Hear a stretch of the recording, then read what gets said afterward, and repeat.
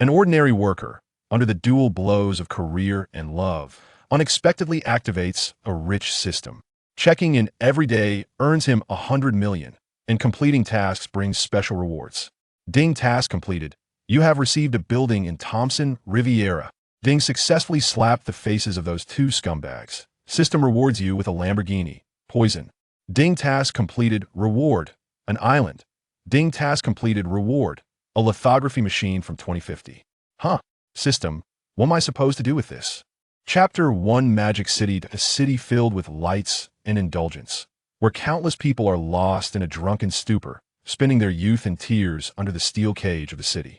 Some hide in corners, saying this place is hell, with no end in sight, while others stand on high platforms, declaring it a paradise, where the ashes of failures nourish the victors under the dim streetlights. Damn the company, damn the stupid leaders. Jiang Lang shouted to the sky in anger. People around him were startled, looking at Jiang Lang with strange expressions, whispering among themselves. Where did this drunkard come from? When did Magic City have such trash, no quality at all? Hurry up and leave. Be careful not to get entangled with such people. But after a while, the entire street was empty except for Jiang Lang. Jiang Lang was slightly stunned, then chuckled bitterly, and simply sat down by the roadside, taking a couple of swigs of beer, his gaze complex as he watched the endless stream of vehicles in front of him. He was a senior this year, working as a procurement officer in a local company. Although his salary was not high, there were plenty of hidden benefits, which everyone tacitly understood. Chapter 2, his phone vibrated with a buzz. Your savings account ending in 1111 has received 100 million renminbi. Current balance, 100,360 renminbi. Construction bank. Jiang Lang rubbed his eyes in disbelief. Really? A small goal. Ding. New task has been issued. Please complete it as soon as possible. People rely on good clothes. Buddhas rely on gold adornments. As a wealthy individual, how can you not even have a decent outfit? Please start your shopping spree. Conditions. 1. Spending must be no less than 50 million. 2. Limited to clothing. Male. 3. Complete within 2 hours. Reward. A building in Thompson, Riviera. Jiang Lang's eyes brightened slightly. Thompson Riviera? This name is familiar to everyone. Anyone who has followed real estate has heard of it. It was once touted as the most luxurious apartment in Magic City. Although it has slightly declined now, it still ranks in the top 10, and saying every inch is worth its weight in gold is not an exaggeration. Moreover, a building? Isn't this going to cost over 100 billion? Jiang Lang was a bit shocked. However, the conditions are a bit harsh, Jiang Lang thought to himself as he hurriedly hailed a taxi and left. Chapter 3, watching Jiang Lang's departing figure, Wei Fakai's expression shifted between gloom and brightness. He gritted his teeth and pulled Zhang Xiaoman to follow. No matter what, he really couldn't believe that Jiang Lang had such strength. Let's go follow him and see what tricks he plays. The people in the store were also surprised. Many salespeople and tourists came out to discuss Jiang Lang's figure. Upon arriving at the Versace store, Jiang Lang showed no hesitation this time. He directly handed his card to the Versace salesperson, his face appearing somewhat cold. He swiped the card to buy all the men's clothing. The female salesperson from Versace was stunned. Business came knocking while people were sitting in the store. Is there such good luck?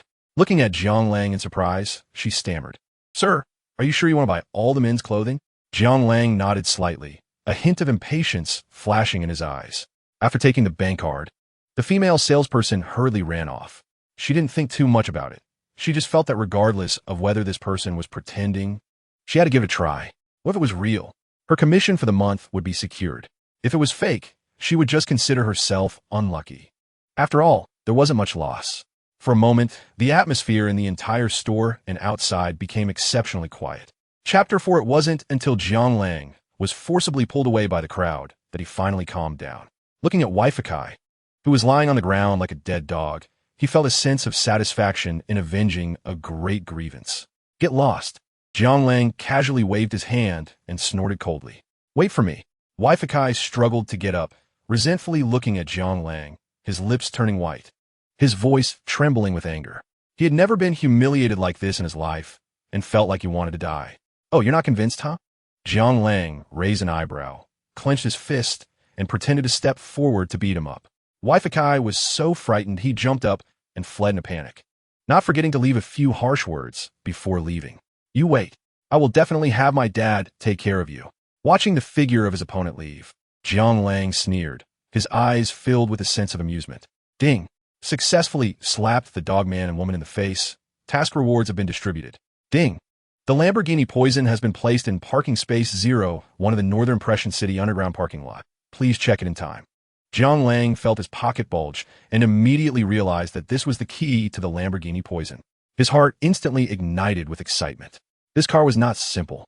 It was a top limited edition Lamborghini, launched to commemorate the 50th anniversary of the Lamborghini brand, with only 14 units produced worldwide, 5 hardtop and 9 convertible versions.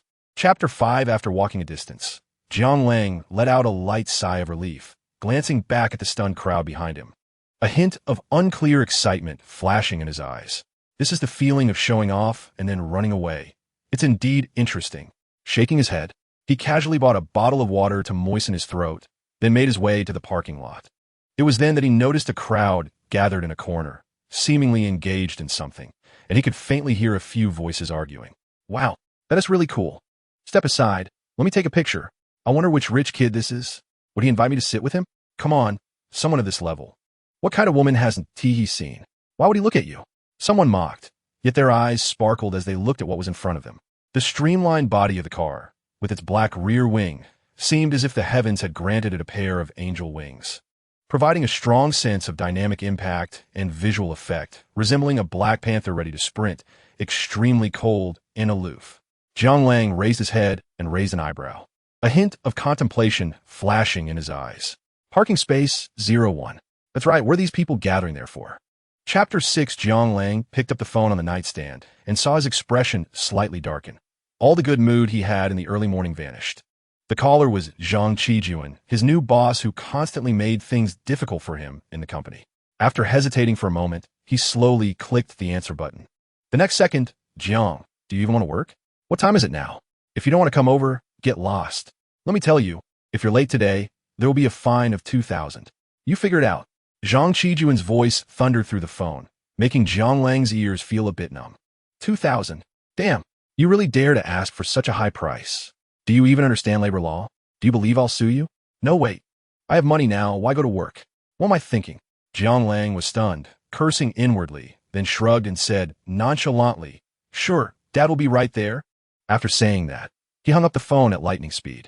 Meanwhile, on the other end, in the Peninsula Hotel in the Magic City, a greasy middle-aged man with a big belly stared blankly at his phone, looking somewhat confused.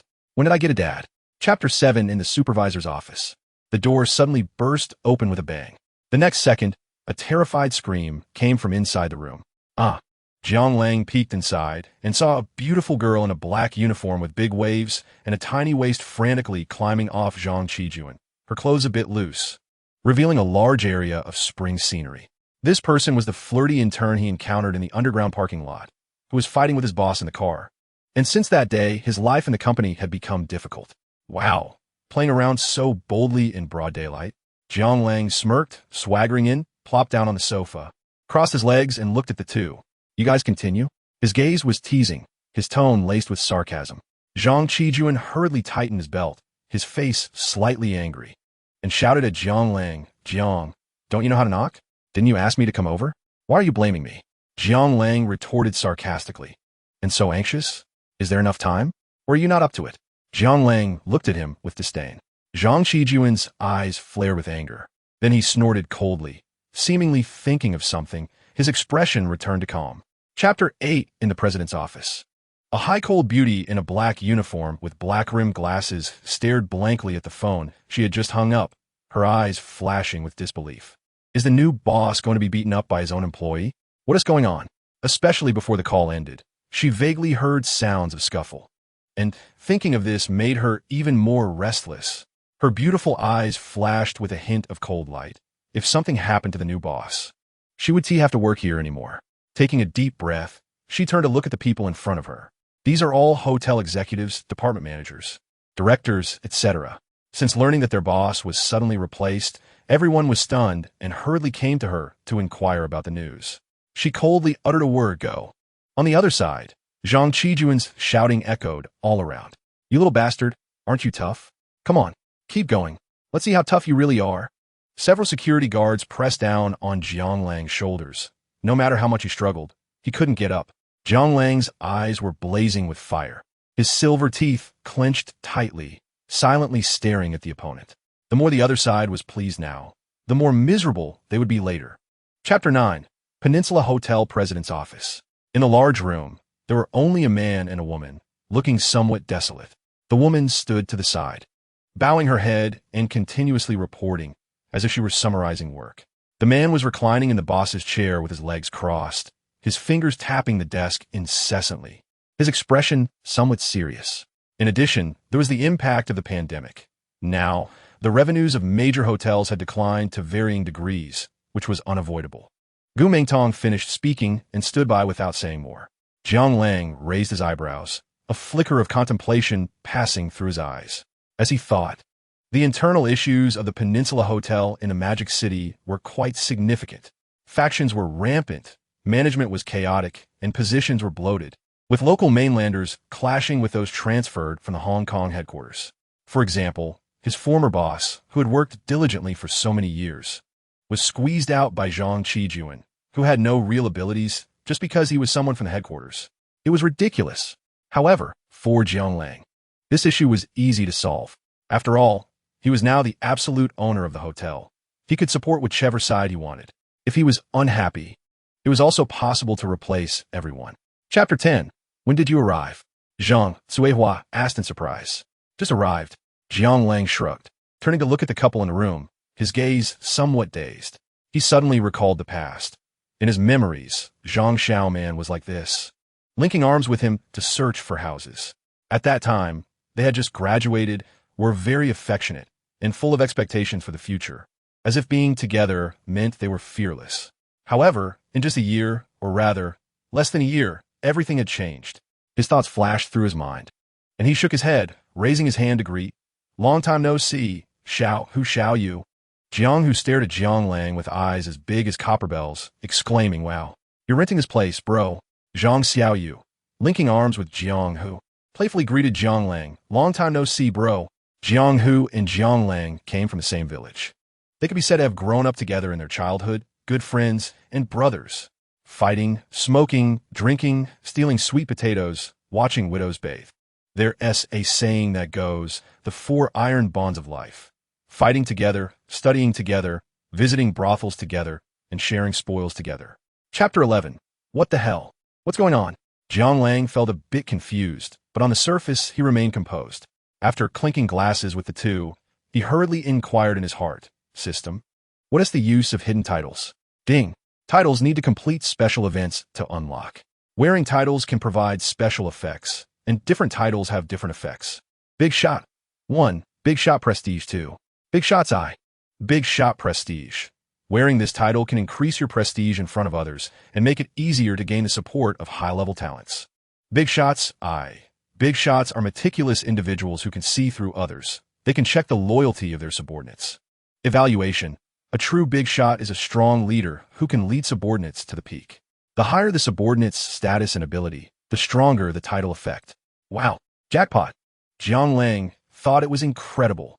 From obtaining the system to now, it had only been 2 days, and he already owned a Tongchun Epine and a 5-star hotel, with assets exceeding 10 billion. He didn't know how rich he would be in the future, but he knew that with increasing assets, he couldn't manage everything by himself. He would definitely need a lot of manpower in the future. He didn't want to live a miserable life of being rich, but having no time to spend it. Chapter 12. After eating, Jiang Lang patted his belly and comfortably lay on the sofa. To be honest, he was a bit bored now, but if he really went out, he wasn't willing. The sun outside was so scorching. What if he got sunburned? Recently, there were so many news reports about people dying from heat stroke. He didn't want to take that risk. After thinking for a while, he took out his phone and started watching live broadcasts. In this fast-paced era, live streaming and short videos have become a part of daily life, and Jiang Lang happened to enjoy watching live streams. In a Tiger Tooth dance area, a sweet-looking female anchor thanked the Big Brother for sending 10 Tiger Tooth #1 gifts, saying, "Love you, moi." Her large waves bounced as she made a heart gesture to the audience. Wow, Big Brother is impressive, throwing out 10,000 like it's nothing. No wonder he's called Big Brother. Unfortunately, another anchor was about to suffer. In a lively chat room, Some eye-catching comments suddenly appeared. No way. Did you see the curtains behind? They're all deformed. It must be terrifying in reality. Exactly. Where did this little black guy come from? Get lost. Chapter 13. In the comments, many old viewers were speaking up for the anchor. This is a bit excessive. What's so good about this song? Change it to another one.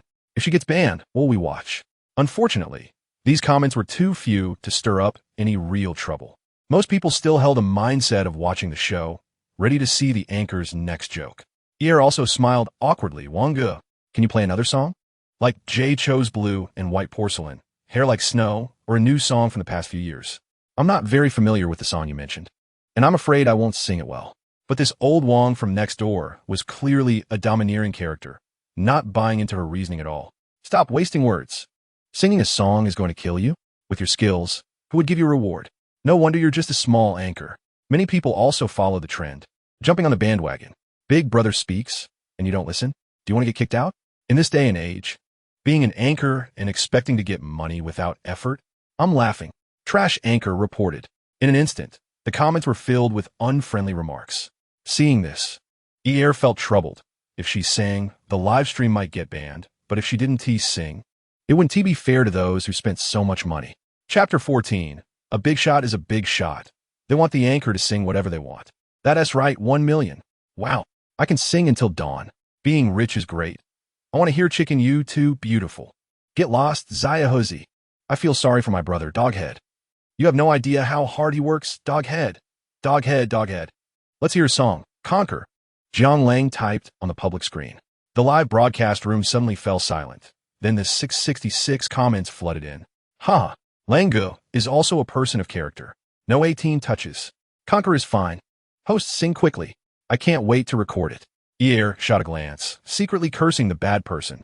To be honest, she never expected that after nearly a year in his live room, Jianghu's #1 wave, he turned out to be a big spender, which really surprised her. Fortunately, she had never looked down on him because of this. Instead, she always treated these few loyal fans as friends. Or this big spinner Woon T have come to her rescue. She cleared her throat, and a heavenly voice resonated from the live room. Just like this, you conquered me, cutting off all escape routes. My mood is solid. My decision is muddled. Chapter 15. As soon as Super Brother got on a mic, he started mocking in a sarcastic tone. Oh my, I thought it was someone important. Isn't this the little trash I just kicked out? What's this? Carrying a dead rat in your pocket? Pretending to be a hunter? You think you're something? The atmosphere in E-Air's live room instantly cooled down, then became furious. Dead rat. ISNT, that referring to Jianghu's #1 wave. This is the big brother of their live room. They brought the slap to their live room. And no matter what, the viewers in the live room were on the same side now, naturally outraged. Damn, what else with this guy showing off? Host, get him. Super Brother spoke again. Let me see. Oh, level 40, not bad. You can show off in this little live room. But do you think you qualify to come in front of me for a sense of presence? Fool. Ear was also angry. How could she not respond when her big brother was mocked? She slammed the table and angrily said, What the hell? Stop wasting words. If you can play, play. If not, get lost. Go home and show your sarcasm to your mom. Damn, the host is so fierce. It's the first time I've seen a host dare to confront a big shot. She has got spirit. I like this personality. I'm in love. Chapter 16. As time passed minute by minute, the heat of Choo Choo's live broadcast surged, while Ear's live room began to gradually quiet down. Even though Ear was trying her best to keep things lively, she was still just a small streamer. How could she compete with the big shots gathered in Choo Choo's room? As the health bars dwindled, everyone began to give up. It's over, it's over. Host, stop struggling. I thought we were going to witness the birth of a new god, but turns out it's just a loudmouth. Could something have delayed it? What the hell? Are you brainwashed? Can you believe this crap? What a waste of my feelings. Everyone disperse. The live room was filled with gloom, while another live broadcast was already celebrating victory early. Jianghu's #1 wave. You can show off but can't come out? Jianghu's #1 wave. Is your big brother scared? If you're scared, quickly admit defeat. Don't waste everyone's time. Over there, move your health bar. It's making us feel unaccomplished. Like a pig with garlic in its nose, you're acting like a big shot. Haha. Choo Choo also started to get lively. Little wave brother. Ridiculous, ridiculous. #1 in Jianghu, but actually a fool. Chapter 17. The heat was climbing, reaching an unstoppable speed to the top of Huagua. Half of the top 10 trending topics were related to this live broadcast event. Sudden big spender. Crazy spending of $50 million overnight. The one true god of the live broadcast world is born. Crazy for love? Or is there another scheme? The secrets between the mysterious big shot and the transparent, small streamer ding. Task completed. Congratulations to the host for obtaining 63 shares of Huya. Wow. Finally completed. Jiang Lang put down his phone and rubbed his slightly sore wrist. He glanced at his private messages and found the backhand had exploded. Countless people wanted to add his contact information, especially some female streamers. Their sweet talk was like honey. Looking at the private photos constantly sent by the female streamers, Jiang Lang shook his head and sighed. Indeed, when a man has money, he becomes bad. It's not without reason. With so many temptations, not everyone can resist. Only a gentleman like me can hold on. After saying that, he casually clicked to save. In the live room, Pierre was already dazed, or rather, she was already shocked silly when Jiang Lang tipped 10 million. Chapter 18. After going downstairs, Jiang Lang was about to get his car when a phone call suddenly came through. Jiang Lang took a glance and a smile appeared on his face, his tone friendly. Hey, Mom, the sun must be rising in the west today for you to call me. He teased. Hi, you little rascal. Can I call you if I have nothing? Zhou Hong's voice chattered away. Jiang Lang chuckled awkwardly and quickly said, Of course you can. You can call as long as you want. By the way, I want to ask you, why did I suddenly have an extra million in my card? Zhou Hong lowered her voice, cautiously as if afraid of being overheard. I transferred it over. Jiang Lang scratched his head, casually saying. The money was sent the day after he received the system. After all, just signing an everyday amounts to $1 billion. 1 million is completely trivial. If it weren't for fearing that the two elderly people at home would worry, he would have wanted to transfer 30 or 40 million directly. However, he didn't expect her call today. Of course, I know it was you who transferred it over. Zhou Hong rolled her eyes and continued. But why did you transfer so much money for no reason? If your little sister hadn't told me, I would still be in the dark. Chapter 19. Time flew by. Before he knew it, it was already 10 p.m. All right, I've understood the situation pretty well. The police officer stopped taking notes and looked at the tall man on his left with a hint of disdain in his eyes. I said, you look all decent. Yet you're learning to play voyeurism? Are you mentally ill?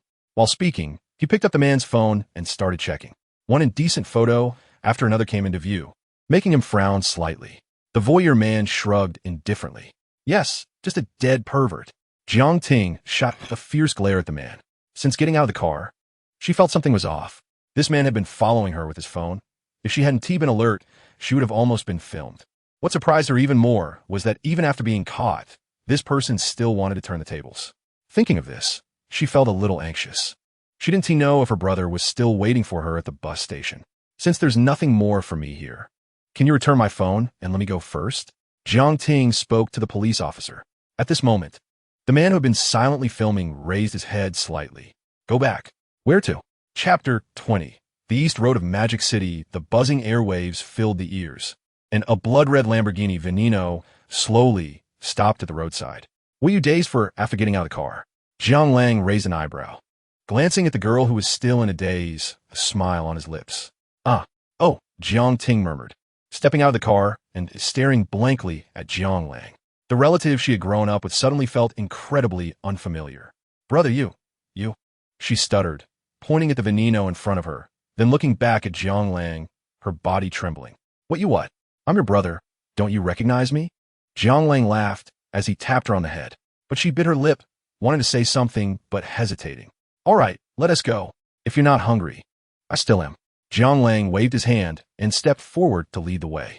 Jiang Ting looked up and saw a building with Renaissance architectural style appear in her sight, featuring a 3-part facade, with the ground floor covered in neat granite and a large iron door in the center.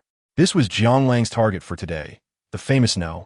18 Bund in the Magic City, covering an area of 755 square meters and a building area of 256 square meters, where world-class luxury clothing, accessories, and jewelry stores gathered on the first and second floors, with an elegant atrium, dazzling chandeliers, and a glamorous scene of wealth. Chapter 21. Meanwhile, on the other side. What are you doing? Jiang Lang was about to reply to ECU's message when he suddenly heard Jiang Ting scream from outside the door. His expression changed, realizing something was wrong, and he hurriedly ran out. In the hall, several people stood scattered around. He immediately spotted his little sister standing alone in a corner, surrounded by a group of men, and he could hear a few arguments. What happened, Jiang Ting? Jiang Lang walked over, looking at her with concern. Brother. He was trying to be a pervert. Jiang Ting felt relieved upon seeing Jiang Lang, her tense body slowly relaxing. She pointed behind Jiang Lang, her eyes filled with anger. Seeing this, Jiang Lang relaxed slightly. As long as you didn't suffer any loss. But my little sister is still as impressive as ever. Just got out of the car and went straight to the police station, and now she's starting again. At this moment, a surprised voice appeared in his ear, somewhat familiar. Jiang Lang, it's you.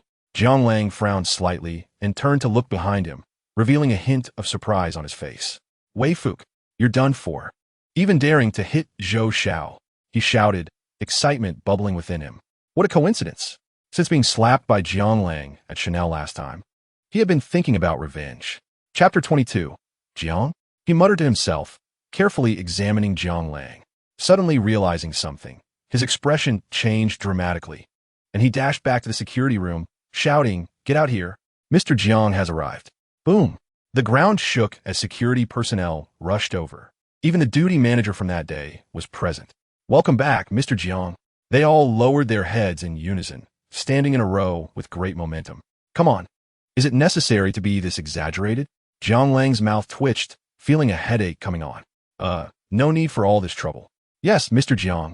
The duty manager approached, a fawning smile on his face. There was no choice. Ever since they learned that a mysterious person had spent over 10 billion to purchase an entire building of Tang Chunyi Pin, the entire property had been buzzing. The boss specifically instructed them to treat this big shot well. Otherwise, if he was unhappy, they could all be dismissed at once. What? You said you need to establish an owner-s committee to change the property management? Please, the whole building belongs to him. Changing property management is just a matter of saying a word. The duty manager said as he gestured for everyone to leave. Pausing, he continued, by the way, Mr. Jiang, this is your rent for this year. Chapter 23. After buying breakfast, Jiang Lang was about to head back when a surprised voice reached his ears. He turned to see a beautiful woman in a beige princess dress appear in his sight, without her black-rimmed glasses, revealing her delicate features. Her bare arms glowing like they were shining. Gu Banming, what are you doing here? A hint of amazement flashed in Jiang Lang's eyes, unable to hold back. I live nearby.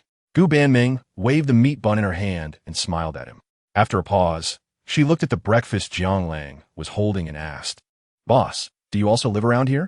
Jiang Lang casually glanced across the street and replied, Yeah, just across the street. Gu Banming looked over, her eyes flashing with a hint of envy. This house was something she dreamed of entering. Unfortunately, with her current income, she could only afford a small apartment nearby. However, thinking about her bet with Jiang Lang, a hint of determination flashed in her eyes. As long as she succeeded, she could also move into the luxurious apartment she longed for. By the way, have you prepared your plan? Jiang Lang glanced at her and asked. Chapter 24. Jiang Ting followed Jiang Lang like a marionette, constantly going in and out of high-end luxury stores. In and out, without any unnecessary words.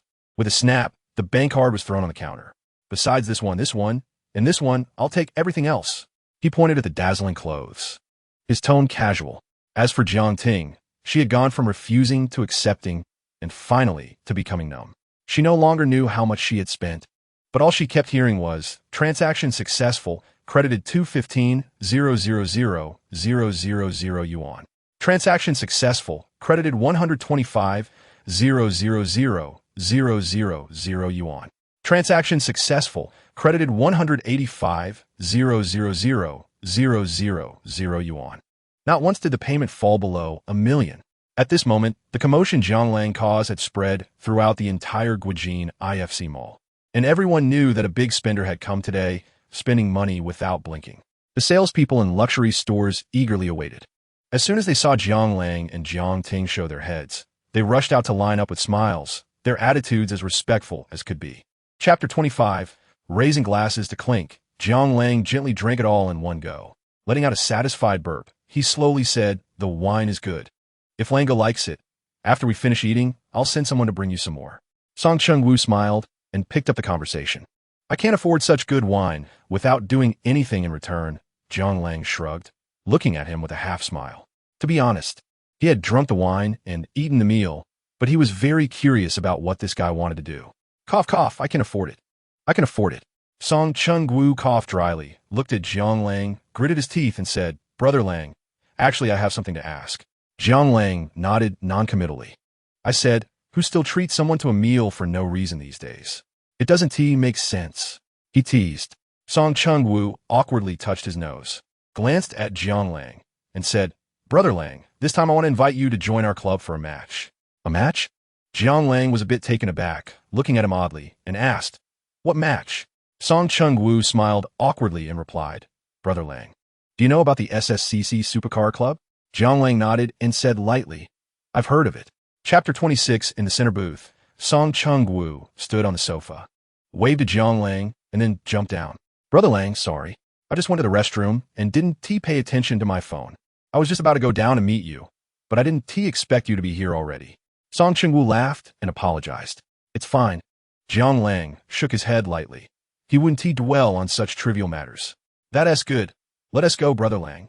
I'll take you over.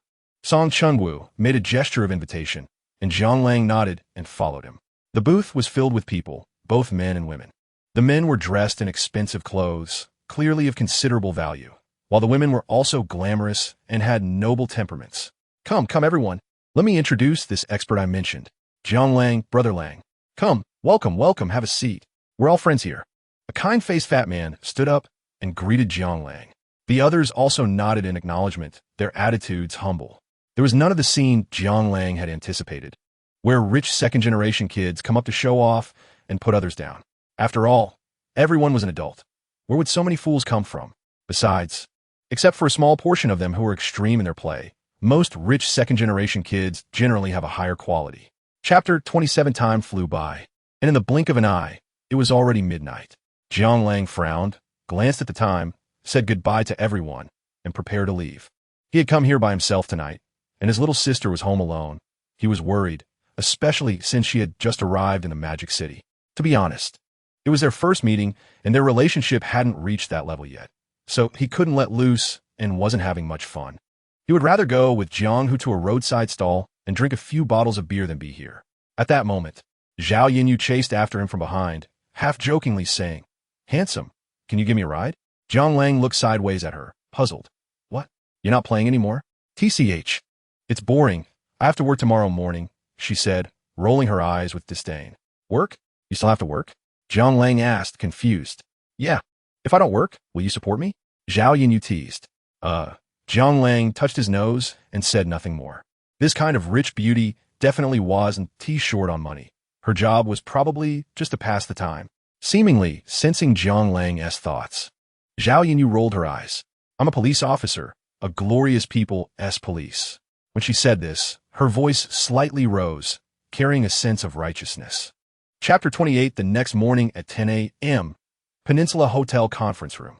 The atmosphere in the conference room was tense, with every seat filled. This meeting had been announced 3 days in advance, leaving countless people anxious and uneasy. New officials take office with 3 fires. No one knew what the new boss would do at this meeting scheduled for today. Gu Banming turned to her assistant and asked, Where is the chairman? Is he not here yet? The chairman asked us to start the meeting first. He has stuck in traffic on the way, the assistant quickly replied. Gu Banming took a deep breath, looked at everyone, and said calmly, Today the company is holding a new senior management meeting, mainly to announce 2 things. At that moment, 3 kilometers away from the Peninsula Hotel, on the street, the sound of honking horns was incessant. Damn, how long is this traffic jam going to last? Jiang Lang leaned out of the taxi, looking at the street ahead packed with cars, feeling helpless. Today was the senior management meeting, and he had even set an alarm in advance. Who would have thought that halfway through, he would get stuck in traffic? He didn't know if the meeting was proceeding smoothly or not. Just thinking about the personnel list Gu Banming had given him made him feel anxious. Chapter 29. In the Peninsula Hotel president's office. In the spacious office, it was silent. Jiang Lang sat in the boss's chair, fingers swirling in circles, looking rather complicatedly at the beauty in front of him. Damn, I thought I was ruthless enough, but I didn't expect this little lady to be even more ruthless. You fired them, fine, but why send them to the police? Remembering what had just happened in the conference room, Jiang Lang's mood was complicated. Not only did she take out everyone on the list without leaving a single one, but even the 2 new proposals were also carried out smoothly. He felt like a mascot, not needing to show his face, just watching Gu Banming decisively handle everything. Shaking his head, he coughed lightly. Since everything is fine now, I'll head back. The hotel is up to you. He was about to leave. In your position, you should manage your affairs and fulfill your responsibilities. As the helmsman, all he needed to do was grasp the overall direction. The rest would naturally be handled by others. Moreover, Jiang Lang was very self-aware. He truly didn't understand hotel management, and making random suggestions was worse than saying nothing at all. However, Gu Banming stopped him.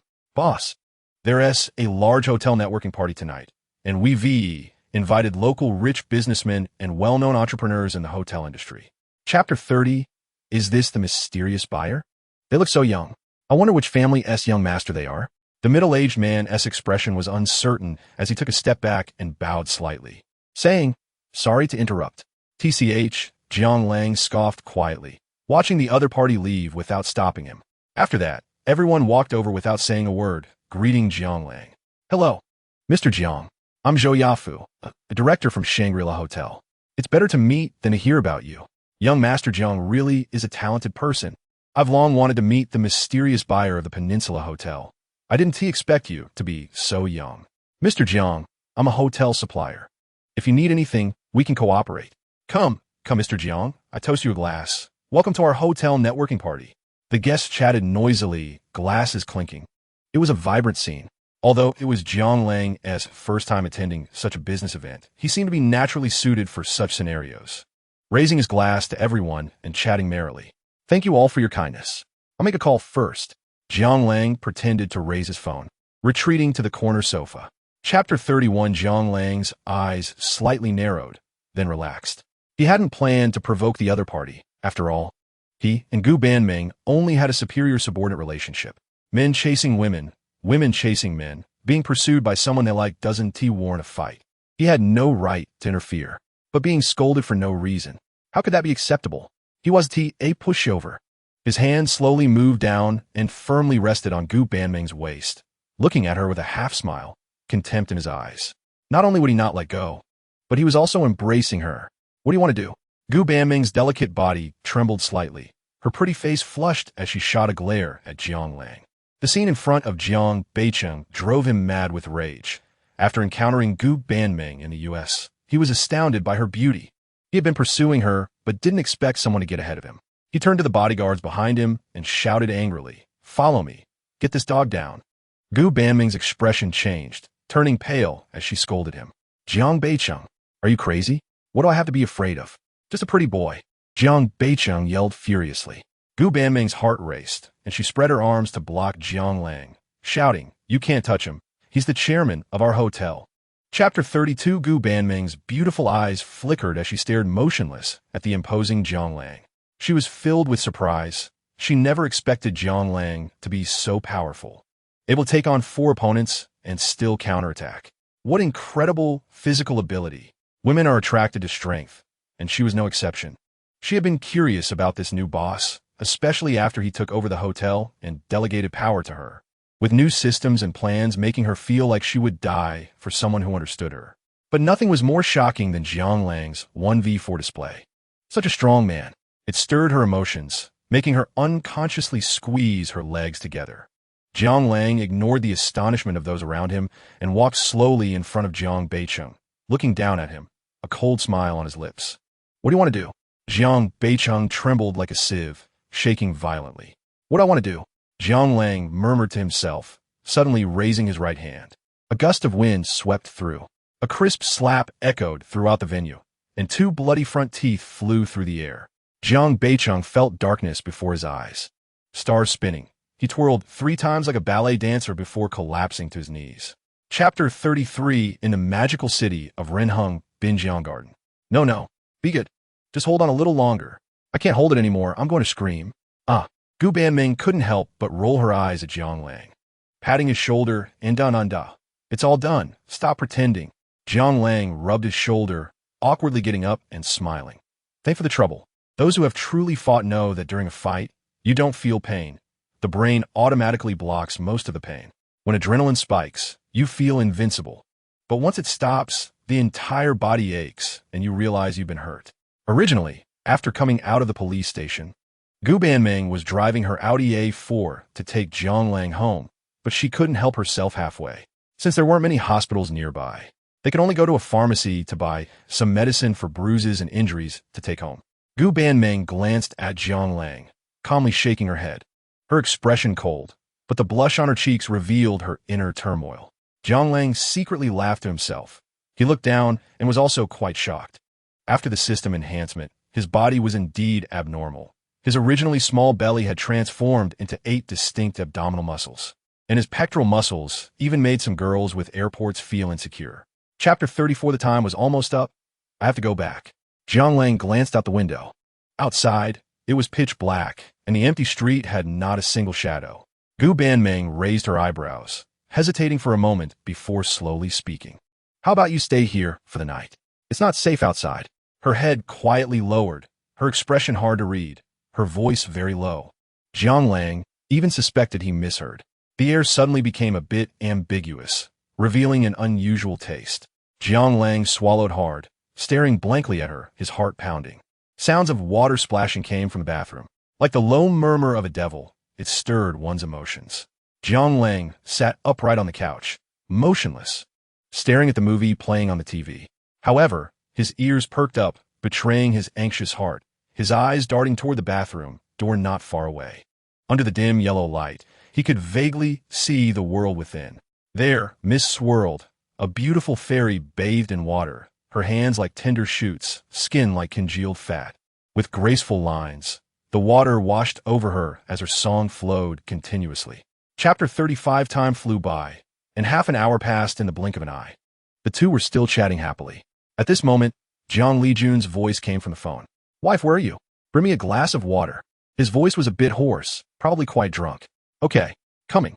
Zhou Hong turned her head to call out, then looked at her phone screen. I'll hang up now. Daughter, if that brat bullies you, tell me, and I'll take care of him. By the way, remember to come down and play when you have time. Okay, Andy. Goodbye. Gu Banming covered her mouth and smiled lightly. Until the call ended, Jianglang lay on the sofa, looking lifeless. So we're just chatting. Why bring up the fact that I wet the bed at 10? Don't I have any pride? Gu Banming looked at him with a half-smile, teasingly saying, Boss, I didn't expect you to still. She didn't notice that because she was wearing a bath towel, she had unknowingly exposed herself. Half of her delicate chest, resembling jade, making hearts race. Cough. Jianglang hurriedly interrupted her. You should sleep first. I'm going to take a shower. After saying that, he dashed into the bathroom. The water flowed slowly, coldly hitting his body. Chapter 36. Wow. A straight line drift? How did you pull that off in real life? That's a technique from games. Expert. Everyone looked at each other, suddenly thinking this. Old one. Isn't this your brother's car? When did he become so impressive? Zhao Zhenglong looked at Song Chengwen with his mouth agape, astonished. Song Chengwen was also at a loss. Scratching his head, suddenly realizing something, his eyes lighting up. Someone else is driving. His voice was very certain. As soon as he finished speaking, the door of the passenger seat of the LaFerrari suddenly opened, and a figure rushed out, covering their mouth. Ugh! Song Chengwu crouched down, vomiting uncontrollably, tears and snot flowing out. What's wrong? Are you okay? Jianglang scratched his head, sounding a bit apologetic. I'm fine, Song Chengwu waved his hand. But before he could finish his sentence, he started to vomit again. At that moment, he regretted his decision deeply. If he had known, he wouldn't have let someone else take the wheel. Although he wasn't a professional racer, he had been around cars since he was young, and he never expected to be scared out of his wits today. Indeed, speed and passion, it's not something everyone can experience. His face showed a hint of bitterness as he shook his head and pushed himself up to stand. Chapter 37. Maximum speed, 311 km/h. What? Zhao Zhenglong was taken aback, turning his head sharply, his face filled with disbelief. 311 km/h, that's the officially announced top speed. But how many people can actually achieve that, especially while cornering? The monitor was also going crazy, shaking his head in disbelief. Moreover, he actually drifted through the corner with one hand.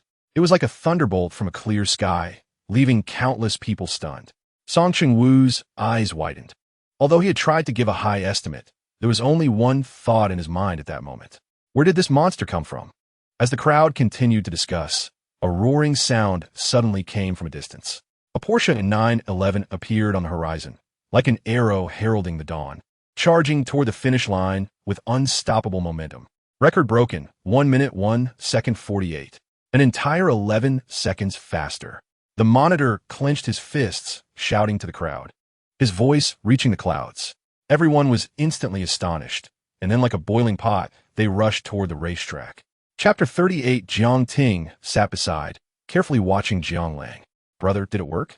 Jiang Lang turned to glance at her, gave an okay hand gesture, and smiled lightly. Yes. Yay, you're the best, big brother. Jiang Ting jumped up, arms wide open. Jiang Lang ruffled her hair, grinning. You're this happy? I'll get you a teacher in a few days. How does that sound? A teacher? Why do I need a teacher? Do I need extra classes for my grades? Jiang Ting pouted, looking confused. It's nothing. Just a teacher to teach you some etiquette. Someone who is a bit more laid back. Not like a girl, Jiang Lang joked. No way. Jiang Ting wrinkled her nose, clinging to Jiang Lang's arm and acting cute. Jiang Lang shook his head, pondering. Where could he find a teacher specialized in etiquette? All right. He also needed the school's contact information. After hesitating for a moment, he picked up his phone and dialed. Hello. Miss Zhao, what are you up to? At work. What's up? Want to ask me out? Zhao Yinyu wiped the sweat from her forehead, glanced at the male officer beside her who was peeking at her, and walked outside while joking. Chapter 39. Jiang Lang thought for a moment, nodded slightly, and simply said, Okay, call me if you need anything. He had no reason to refuse. Plus, he wanted Jiang Ting to make more friends in the city. Otherwise, staying at home alone might drive her crazy. Jiang Ting waved at him cheerfully. All right, brother, bye. As Jiang Ting left, the room became quiet. In the empty hall, only Jiang Lang remained, and a wave of extreme loneliness surged over him. Having too big a house might not be a good thing, Jiang Lang muttered. At that moment, his phone buzzed with a vibration. He picked it up to see a message from ECU. Lang, tomorrow is a holiday. I'd like to invite you to dinner tonight. Is that okay? Jiang Lang raised an eyebrow. He was feeling bored anyway. He thought for a moment and typed back, Sure, I'll come pick you up tonight. After sending the message, he suddenly felt a bit dazed. It seemed like he didn't have a car. Checking the time, it was exactly noon 12 o'clock. He put his phone away and turned to head downstairs. He planned to take this time to pick a car at the 4S store for transportation. On the other side, in the girls' dormitory of the Art Academy in the city. Chapter 40. The crowd was silent. Not even the sound of camera flashes could be heard. Suddenly, a laugh burst out. It was as if a chain reaction had occurred. And the laughter continued. This is hilarious. Coming here to show off? The young man hasn't woken up yet. This isn't a place for you. Any random car here costs tens of millions. Do you think you could buy one with a hammer? Listen to me. Hurry down. Go to the back. There are small cars for 100,000, just right for you. The crowd laughed, as if they were watching a show. Jiang Lang's expression remained unchanged, but the corners of his eyes twitched slightly as he turned to look around, his voice showing some impatience. Whereas the manager, aren't you going to sell any cars at this exhibition? As soon as he said this, it drew even more laughter from the crowd. This is too funny. Still trying to show off. You should leave. You're embarrassing yourself. Manager, come out. We have a big customer here. Someone stirred the pot, wanting to make the scene even livelier. Jiang Lang's expression darkened. He liked those 3 luxury cars, but he didn't want to be treated like a monkey. I'm here to buy a car. What is it to you? Why so excited? He muttered to himself, hesitating whether to leave first when Chapter 41. Ding. Card charged successfully. 12 billion yuan deposited. The harsh sound caused countless expressions to change, shifting between joy and disbelief quite comically. Holy crap, it really worked. I thought he was an idiot. But he is actually impressive. 1, 2 billion? Just like that? Wait, what about that guy who said he'd eat shit upside down? And the one who was live streaming with a fan? Don't run. At that moment, someone rubbed their eyes, staring hard at Jiang Lang, suddenly exclaiming, Wait, don't you think this guy looks a bit familiar? What do you mean? Hold on, let me find out. The person quickly scrolled through their phone, as if searching for something. Found it. ISNT, this the big shot who caused a stir online a while ago. They held up their phone as if showing off something. Oh my, I found it too. The one who spent 50 million on luxury goods almost emptied the luxury store. And this wasn't the first time. Wow. With this time included, in less than half a month, they've already spent over 200 million. I've said enough about being envious. Chapter 42. On the other side, ECU looked at the man in front of her her expression somewhat unpleasant. Biting her lip as she said, "Huang Gaofei, I've already told you I don't like you. Can you stop bothering me?" Huang Gaofei looked incredulous. "Why? I'm so rich. Why don't you like me?" ECU pouted and said nothing more. Huang Gaofei is a new wealthy patron who appeared after her live stream became popular. She has rejected him both openly and subtly several times, but unexpectedly, he clings to her like chewing gum. She does like money, that is true. Or rather, who doesn't like money? However, looking at the acne scars on Huang Gaofei's face, the deep-set dark circles from indulgence, and his body that is as thin as a greyhound, she realizes that she does have some pride.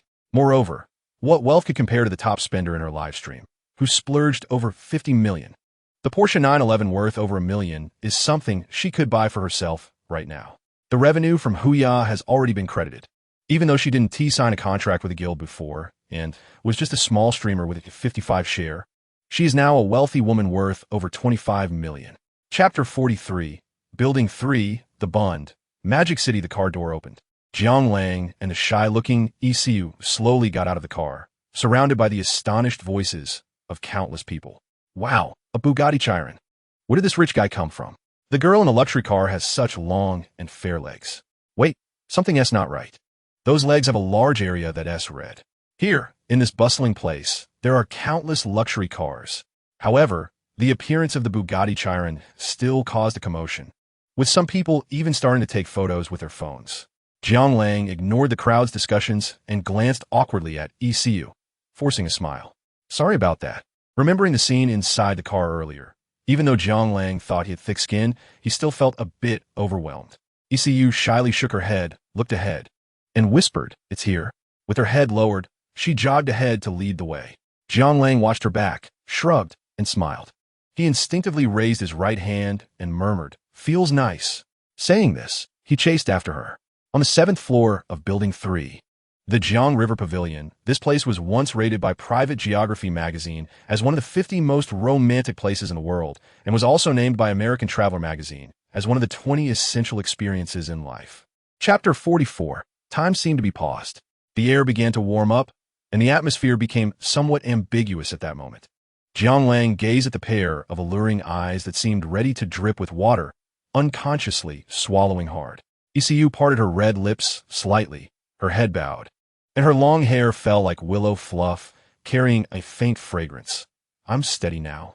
Her voice trembled a bit, showing her nervousness. Jiang Lang suddenly woke up, releasing the soft, indescribable mountain he was holding. ECU let out a soft hum, her cheeks flushed. Jiang Lang bit his lip.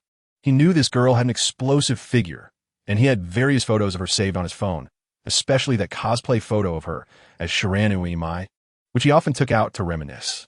But when he actually touched her, the sensation was soul-stirring, something indescribable. He was absolutely sure there was a D cup. ECU's cheeks were red as she looked down at her invisible toes and whispered, "We can go out now." "Okay, let's go," he replied. By the Huangpu River in Magic City, as the lights began to shine, the late autumn breeze brushed over both banks. Chapter 45. The Bugatti Chiron sped down the deserted street. The scenery outside the car window rushed past, leaving a long shadow. "Hey, Xiaosong, are there any people from our club near the BOS bar? Send someone over to rescue someone." "Hey, Miss Zhao, could you take someone to the BOS bar? My sister has been drugged at the bar." "Hey, old Zhao." Jiang Lang was on the phone while stepping on the gas. "Damn it, go faster," he cursed, feeling anxious. On the other side, BOS bar, Magic City. "Damn it, open the door." Jiang Beiqing shouted angrily, kicking the door with a fierce expression. Ever since he was dealt with by Jiang Lang last time, he had been in a bad mood. After finally being let out by the old man, he gathered a few lackeys to come to his bar for drinks. Unexpectedly, he saw two stunning girls singing in the next room, and there wasn't a single man around. Excited, he called for them to come over for a drink. To his surprise, they not only refused, but also called him a toad, which infuriated him. Chapter 46. Jiang Beiqing was also a bit flustered. He didn't expect Jiang Lang, this calamity, to show up. "Damn it, there's no way there with this kid in there." Gritting his teeth, he stood in front and said, "You can't go in." As he spoke, he waved his hand, and the bar security personnel rushed in. Seeing this, the club members were furious and shouted, "Young Master Jiang, what do you want to do? Are you daring to lay hands on us?" Do you think people from the SSCC club are easy to bully? They all cursed, as they were usually the ones bullying others, not the other way around. Jiang Lang narrowed his eyes, ready to speak. Suddenly, a woman's moan came from the bathroom inside the private room. He recognized that voice all too well. It was Jiang Ting's voice, and in an instant, his anger surged, threatening to engulf his rationality. Get lost. Jiang Lang cursed angrily and charged in. Seeing this, the others didn't hesitate. Zhao Zhenglong rolled up his sleeves and cursed. Let us do it. Smash this bastard. Song Chunwen waved his fist excitedly and shouted, go, go, go. Damn it.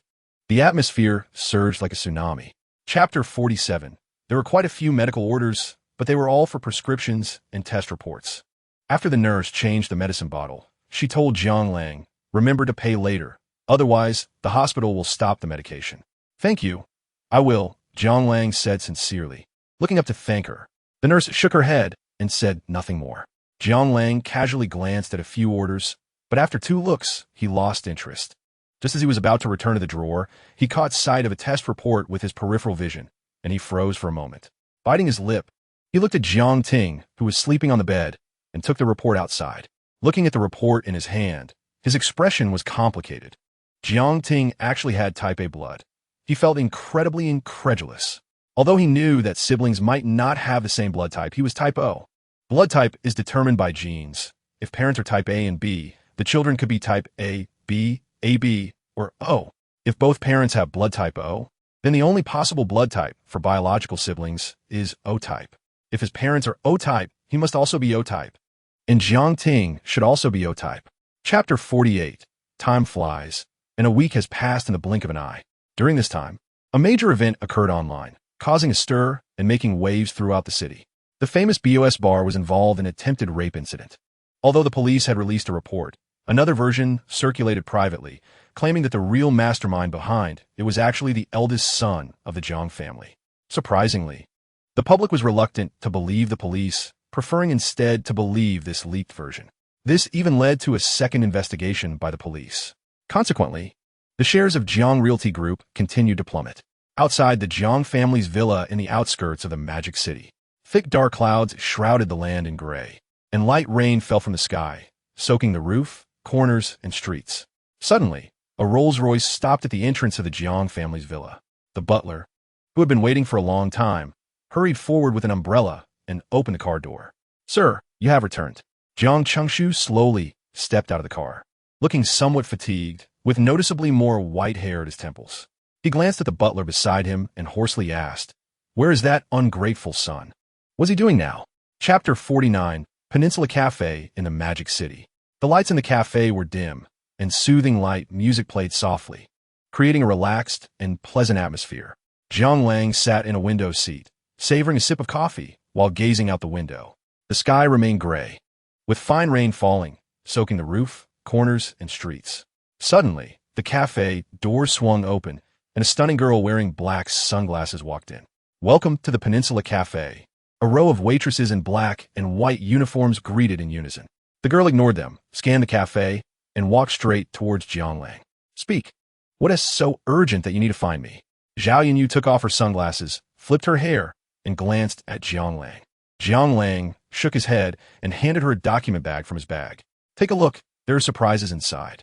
Watching Jiang Lang feign mystery, Zhao Yinyu rolled her eyes and opened the document bag.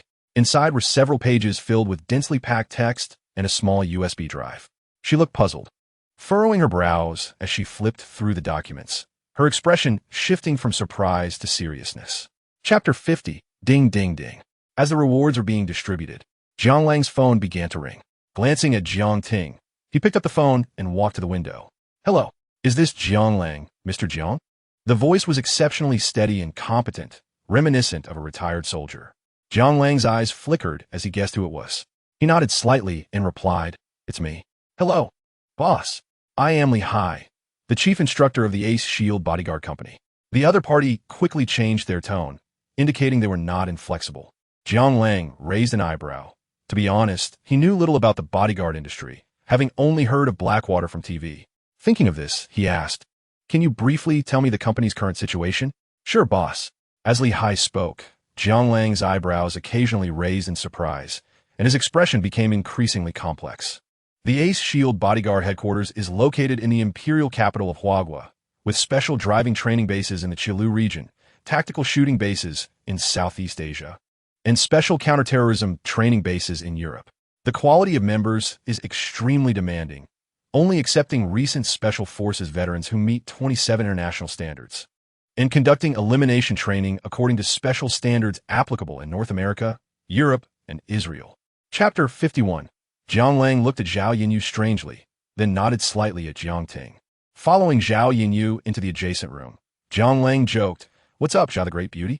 With our relationship, is there anything we can't say? Why do we need to be sneaky?"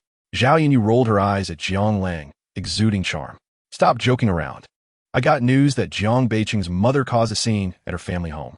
You'd better be careful during this time. I suspect they will come looking for you." Jiang Beiqing's mother? Jiang Lang felt puzzled, frowning as he said, "Isn't she supposed to be in custody? We investigated, and it turns out Jiang Beiqing's mother, Zhang Shaoling, is not aware of what happened back then, and she never meddled in Jiang Realty's management." Jiang Lang scoffed coldly, admitting that he believed this explanation at most 1/10. After being the lady of the Jiang family for so many years, how could she not know? Either the other party was hiding it too deeply, or there were external forces interfering. He turned to look out the window and said lightly, "Who is behind Zhang Shaoling?" The Zhang family in the imperial capital. One of the four great families. The head of the family was the personal bodyguard of a top leader back in the day and is still alive. Chapter 52. Night at the Magic City International Airport. Located in the Pudong New District of Huagua's Magic City, about 30 kilometers from the city center. It is a 4F-level civilian airport and one of the three major composite hubs in Huagua. At the airport entrance, a plane flew through the long clouds. Like a shooting star piercing the night, the roaring sound of its way clear even on the ground. "Look, a plane." Jiang Ting pointed to the sky. Her eyes filled with curiosity. Jiang Lang looked up at the sky, his gaze also filled with longing. Traveling to the stars and pursuing dreams in the sky has always been one of humanity's dreams. With the support of modern technology, humans have begun to master the skies. And airplanes are a familiar mode of transportation. But, to his shame, Jiang Lang had never been on a plane, and neither had Jiang Ting. Most of their knowledge came from seeing them on TV. He patted her shoulder and, half jokingly, half seriously said, "After your college entrance examination, I'll buy a private plane and take Dad, Mom, you, and me. Our family will travel the world." "You're just bragging." Jiang Ting made a face at him. She knew Jiang Lang wasn't short on money, but the busier someone is, the more likely they are to forget promises like this. Chapter 53. Salary? Jiang Lang raised an eyebrow, not too clear about this. He glanced at Lei Dong, whose eyes sparkled with financial eagerness, and asked, "Why don't you tell me how your salaries are calculated?" Lei Dong thought for a moment, pressed his lips together, and said, "When we are abroad, our daily salary can reach $500, and if it's wartime, it doubles. Because our company's commission is relatively reasonable, at least I can earn around 5 million renminbi after a year. Of course, the premise is that you can survive." Speaking of this, he paused slightly, as if savoring something, with a hint of inexplicable nostalgia in his eyes. After a moment, he continued, "As for me, as a first-level security consultant, I have a bit of a reputation abroad, and I earn nearly 3 million a year." Upon hearing this, Jiang Lang nodded slightly. This salary is indeed high, basically comparable to that of top executives in large companies. But thinking about the fact that the other party makes a living by licking blood from the blade, it seems that this salary is not excessive. Lei Dong looked at the unresponsive Jiang Lang, gritted his teeth, and said, "Boss, domestically, you don't have to pay so much." Chapter 54. Hiring a hitman. This speculation suddenly appeared in his mind and wouldn't go away. He gritted his teeth, his lips turning somewhat pale, turned his head to glance at the stunned Jiang Ting, and said in a deep voice, "Call the police." "Oh." Jiang Ting responded in a panic, quickly pulling out her phone. "Boss, something is off." Lei Dong frowned and leaned closer to Jiang Lang to remind him. Jiang Lang nodded lightly, his expression thoughtful. "Jiangbei City? No, it's not possible. He is still in a wanted status, and couldn't he possibly have the energy to deal with me?" Then, recalling what Zhao Yinyu had said to him before, his gaze turned cold. Zhang Shaoling is not the problem. It should be her family behind her. The Zhang family branch in the imperial capital. However, even if you are a descendant of the horse-riding family, what does it matter? Such reckless disregard for human life deserves to die. Moreover, it's just a branch of a collateral family. Jiang Lang instinctively clenched his fists, his face darkening. He knew that, with his current strength, he couldn't take down the opponent, but he would never sit idly by. This time, hiring a hitman has already crossed his bottom line. The next day, a news story surged to the top of the local hot search in Magic City. A small to medium-sized truck appeared in the city center, resulting in 2 deaths. Chapter 55. As soon as she walked in, Jiang Ting couldn't help but exclaim. Even Lei Dong, who was following behind and had seen a lot, had a slightly moved expression. The entrance hall is larger than the living room of an ordinary mansion, with 2 Roman columns giving the entire space a sense of ceremony. The 8-meter-high ceiling makes the living room feel imposing, with a classical fireplace, wooden wall finishes, crystal chandeliers, silk hand-painted wallpaper, and exquisite classical furniture, creating a regal atmosphere that flows through the space. To ensure the ultimate luxury experience for the homeowner, we spent over $100 million just on the renovation, while also retaining many elements of Huagua culture, combining sophistication with depth. For example, this oversized mural in the living room was made by a famous sculptor from Huagua, modeled after the Qingming festival on the river, and just this painting costs over $4 million. The sales manager kept introducing it, her eyes equally excited. This wasn't her first time here, but every time she came, it made her tremble. This is the manner of her dreams. The level of refinement and luxury is comparable to ancient palaces. Thinking of this, she cast a subtle glance at Jiang Lang. If she could be taken in by him, even as a mistress, she would be willing. Chapter 56. Hey, Longzi, have you finished your internship report? It's due tomorrow. The voice of his roommate, Luo Yongkong, came from the other end of the phone. Internship report? Jiang Lang was slightly stunned, then quickly realized. Oh, almost forgot. I'm still a senior in my internship. A standard university student. He raised an eyebrow and asked back, Finished, how about you? To him, this was no big deal. I just need the stamp. I'll find a supervisor after work. By the way, the group said their SA class reunion tonight. Are you coming? I heard your old flame, the beautiful Lu, is also coming. Go to hell, that is not true. Stop spreading rumors about me all day. Jiang Lang laughed and cursed. Lu Hongyi, the school belle of Magic City University, is also his classmate. They originally had no connection, but once during a club event, Lu Hongyi accidentally twisted her ankle, and Jiang Lang took her to the infirmary. Since they were in the same class and the same club, they often met, and after that incident, they gradually became familiar. However, this also led to several disputes with his then-girlfriend, Zhang Xiaoman, who later deleted all contact information when he wasn't paying attention. Chapter 57. Come on. Sit down, Longzi, don't mind those idiots. Luo Yongkong quickly urged Jiang Lang to sit down. Then he pointed at the others, glaring angrily. You bastards, shut up, or I'll call someone to beat you up. Come on, Longzi, it's not easy for us brothers to meet. I suggest we raise a glass. Tang Zhongxi said, raising his cup. Yang Tao is not very talkative, just raising his cup to gesture.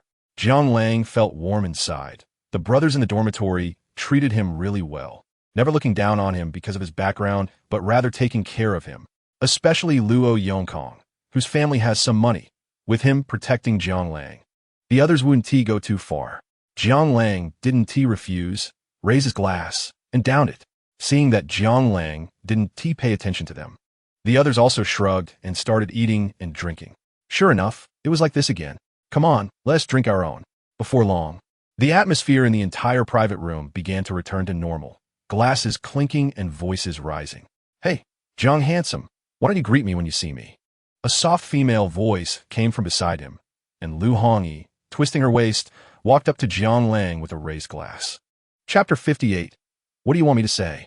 Her voice was light and faint, yet it carried a chilling sense of danger, like a cold wind that had never melted, blowing into one's heart. Zhang Huayu shivered instantly, instinctively looking up. A familiar yet now strangely unfamiliar face appeared before him, with narrow eyes like a cold, poisonous snake staring at him intently. Zhang Huayu swallowed hard, recalling how in school Jiang Lang would not retaliate when beaten or insulted. And mustering his courage, he shouted, Are you looking for death? We'll let you come here. Before he could finish, everyone heard a loud bang.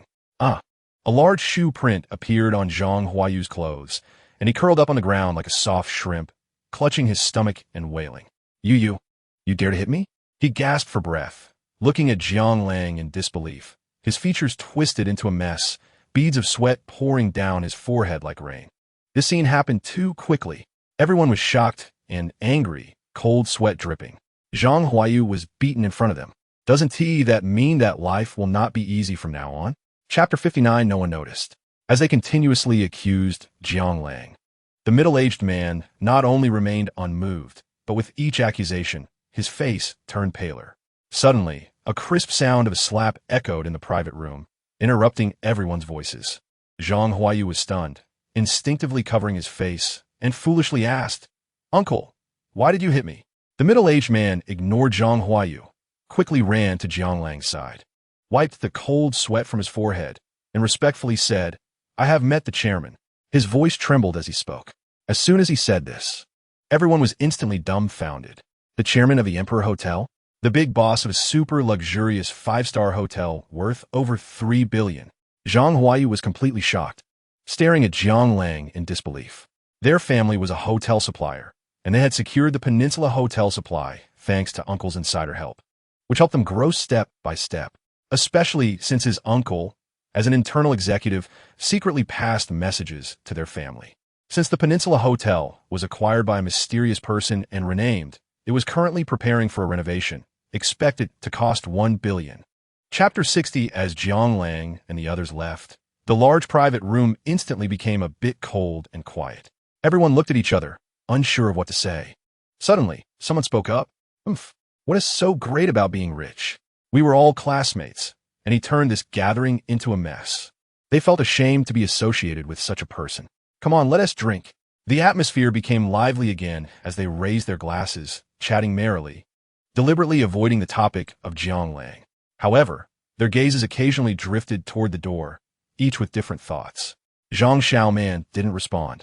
Her expression fluctuated. Her hands hidden in her sleeves clenched and relaxed repeatedly, her eyes occasionally wandering toward the door. She didn't want to admit it, but she truly regretted it. Remembering the moments spent with Jiang Lang, she glanced at the chubby, pockmarked Waifakai next to her, revealing a hint of self-mockery. On the other side, Jiang Lang confidently sat at the main table, looking at the crowd below, raising his glass to invite everyone. Classmates, it's been a long time. I propose we all have a drink together. For those who can't drink, feel free to have tea or soft drinks instead. This is a class reunion. Let's not play any tricks. Chapter 61. Jiang Lang was unaware of what was happening downstairs. The last month's signing resulted in a gift package of luxury cars worth 1 billion, but not all were top-tier luxury vehicles. He sent all cars worth under 10 million, as well as some he didn't like, to the Xinhao Hotel. After all, he didn't drive. It was better to use them as business vehicles for the hotel, making good use of them. A few 100,000 worth of business cars were more than enough to maintain appearances. However, he didn't expect his casual actions would once again slap the faces of many classmates who once looked down on him. At this moment, he was leisurely lying in the boss's chair in the president's office. A pair of delicate hands gently massaged his temples. "All right, what is the matter? Speak up," Jiang Lang said, yawning and groggily opening his eyes. "I'm going abroad tomorrow." Gu Banmeng put down her long fingers, glanced at Jiang Lang, and said calmly, "Going abroad? What for?" Jiang Lang raised an eyebrow, somewhat confused. Gu Banmeng rolled her eyes at Jiang Lang and couldn't help but say, "Boss, don't you care at all about the hotel situation?" Chapter 62. The next morning, a completely black Bugatti La Voiture Noire, resembling a black lightning bolt, sped through the sparse traffic. "Boss, thank you for getting up so early to drop me off," Gu Banmeng joked, looking at Jiang Lang in the driver's seat. "No problem. You're a great contributor to our hotel. Without you, we couldn't do it," Jiang Lang replied with a smile. Gu Banmeng pouted, not saying anything. She turned her head to look out the window, her eyes flashing with some inexplicable colors. The tires screeched against the ground. The door opened, and stylishly dressed men and women stepped out, immediately attracting the attention of passers-by. "Wow, these two are so good-looking. They could definitely be stars. Didn't you see the car? It's a Bugatti La Voiture Noire." A supercar enthusiast looked at the crowd in disbelief, feeling somewhat defeated. What is so great about people? It's all about the car. The world of beauty enthusiasts is indeed terrifying. At that moment, several luxury cars emblazoned with the Emperor Hotel logo caught up from behind and stopped by the roadside. A few well-dressed men and women, clearly workplace elites, stepped out. Chapter 63 on the road to the finance department of Modi University. Wow. Longzi, you're really impressive now. Yeah, that car is so cool. Not just cool. It's ridiculously expensive. The Bugatti La Voiture Noire, their only one in the world, and it sells for over 300 million in the country. Super flashy. Looking at the excited trio, Jiang Lang smiled slightly. If you like it, I'll give you the keys later so you can take it for a spin and feel it. As soon as he said this, the others exchanged glances. Luo Yongkong touched his nose and awkwardly refused. Forget it, it's too expensive. We can't afford it. He wasn't joking. A supercar worth 300 million was something an average person wouldn't dare to drive. His family had some money, considered a minor rich second generation. But the total worth of his family couldn't even buy half a car. Even if Jiang Lang didn't ask for compensation, they wouldn't dare to drive it. They had that much self-awareness. Saying this, he secretly glanced at Jiang Lang, thinking, it seems Jiang Lang's identity is certainly not just that of a hotel chairman. As for Tang Zhongxi and Yang Tao beside him, they shook their heads in refusal without a second thought. Seeing this, Jiang Lang didn't insist. He turned to the willow trees on either side and said lightly, let us hurry up. After we finish our internship report, we'll head back. Chapter 64 Ding. Special task detected, now assigned. Task, honorary alumni. Time flies, and soon you will leave your alma mater. Let all the beautiful and sad memories fade away, and have a grand and joyful farewell. Starting today, you will officially step into society. Conditions: 1. Donate 3 billion to Modi University. 2. Become an honorary alumnus, making Modi University proud of you. Reward: a blueprint from the future in 2055, produced by Modi University. Damn, 3 billion. Who the hell can donate 3 billion directly? Jiang Lang couldn't help but complain, feeling a bit of a headache. Last time I bought 2 villas in Huazhou Junting, but it cost him over 2 billion. Now he doesn't have much money left. Once this 3 billion is donated, he would become a poor man with only a little over 100 million in his pocket. However, the future blueprint for 2055? Jiang Lang raised his eyebrows, genuinely curious. He turned to Wu Yonglong and said calmly, there's no time to lose. Let's apply now. Wu Yonglong scratched his head, looking a bit confused. He could tell that Jiang Lang was about to refuse, but in the next moment, he changed his mind and agreed. Chapter 65. As the president of Modi University. Years ago, he was also an old teacher who taught with books, nurturing students, and had many disciples. When Hu Jimin spoke, everyone naturally dared not act recklessly. I don't know if Jiang, you are aware of the application conditions for our school's honorary alumni? Hu Jimin asked Jiang Lang. Jiang Lang nodded slightly and slowly said, the chairman of Modu Emperor Hotel. I wonder if that qualifies? As soon as he finished speaking, the room fell silent. Apart from Wu Yonglong, who already knew, the rest of the group changed their expressions drastically. Zhou Qingguang even stood up abruptly, shouting in disbelief, impossible, absolutely impossible. You've only interned for a year. Where did you get the money? Their family is wealthy, but just over 1 billion. A single Emperor Hotel could easily crush them. Among the crowd, he found it the hardest to believe. After all, Jiang Lang had suffered so much at Modi University because of him, and now that he was making a comeback, he would surely seek revenge. Zhang Wanru tugged at Zhou Qingguang's hand, confused. Qingguang, why are you so excited? The junior succeeded. You should bless him. This silly girl still didn't understand the conflict between Jiang Lang and Zhou Qingguang. Chapter 66. Time passed by second. In the president's office, there were occasional strange laughs. Students and teachers passing by exchanged glances, puzzled by the usually stern old president's odd behavior today, laughing in a creepy manner. Jiang, are you serious? Hu Jimin exclaimed in surprise, hugging Jiang Lang's arm, his face filled with disbelief. As for Wu Yonglong, he had been stunned for a while, staring blankly at Jiang Lang, looking as if he was questioning life. Aren't we here to apply for honorary alumni? Why suddenly a donation, and such a large amount? Jiang Lang helplessly said, President, I'm serious. 3 billion can be transferred at any time. After a pause, Jiang Lang's expression became more serious. However, I have 2 requirements. Hu Jimin let out a slight sigh of relief. Having requirements was good, as he was afraid there would be none. He shot a glare at the still-dazed Wu Yonglong and scolded, Why aren't you going? Get a cup of tea for Jiang. Oh, and go to my cabinet and get that fine Hong Pao. Wu Yonglong was momentarily stunned, unable to hold back his cursing. Damn, I'm a mentor. How can a mentor make tea for a student? Chapter 67. It's nothing. By the way, why are you here? Are you done with your business? Jiang Lang retorted. I finished a while ago, just wandering around the school. Didn't he expect to find you here? She flicked her hair and spoke softly. Oh, really? Jiang Lang chuckled awkwardly. The atmosphere suddenly became a bit dull, and neither knew what to say. Just then, a noisy commotion came from ahead as Zhang Huayu led a group of classmates, marching towards Jiang Lang. Jiang Lang raised an eyebrow, feeling alert. In the past, Zhang Huayu would gather a group to bully him. But what did he want now? To make a move in public? Was he too bold? Did he want to get back at him for what happened yesterday? He felt confused, but didn't dare to relax, silently signaling to those around him. Suddenly, a few people emerged from the crowd on the playground, quietly surrounding Jiang Lang from a distance. However, to everyone's surprise, as soon as Zhang Huayu saw Jiang Lang, he suddenly knelt down with a thud. Mr. Jiang, please spare us, he cried, tears streaming down his face. Chapter 68, Bugatti Chiron. Inside the car, bang, a pair of hands slammed hard on the steering wheel. Jiang Lang looked out the window, gritting his teeth and cursing.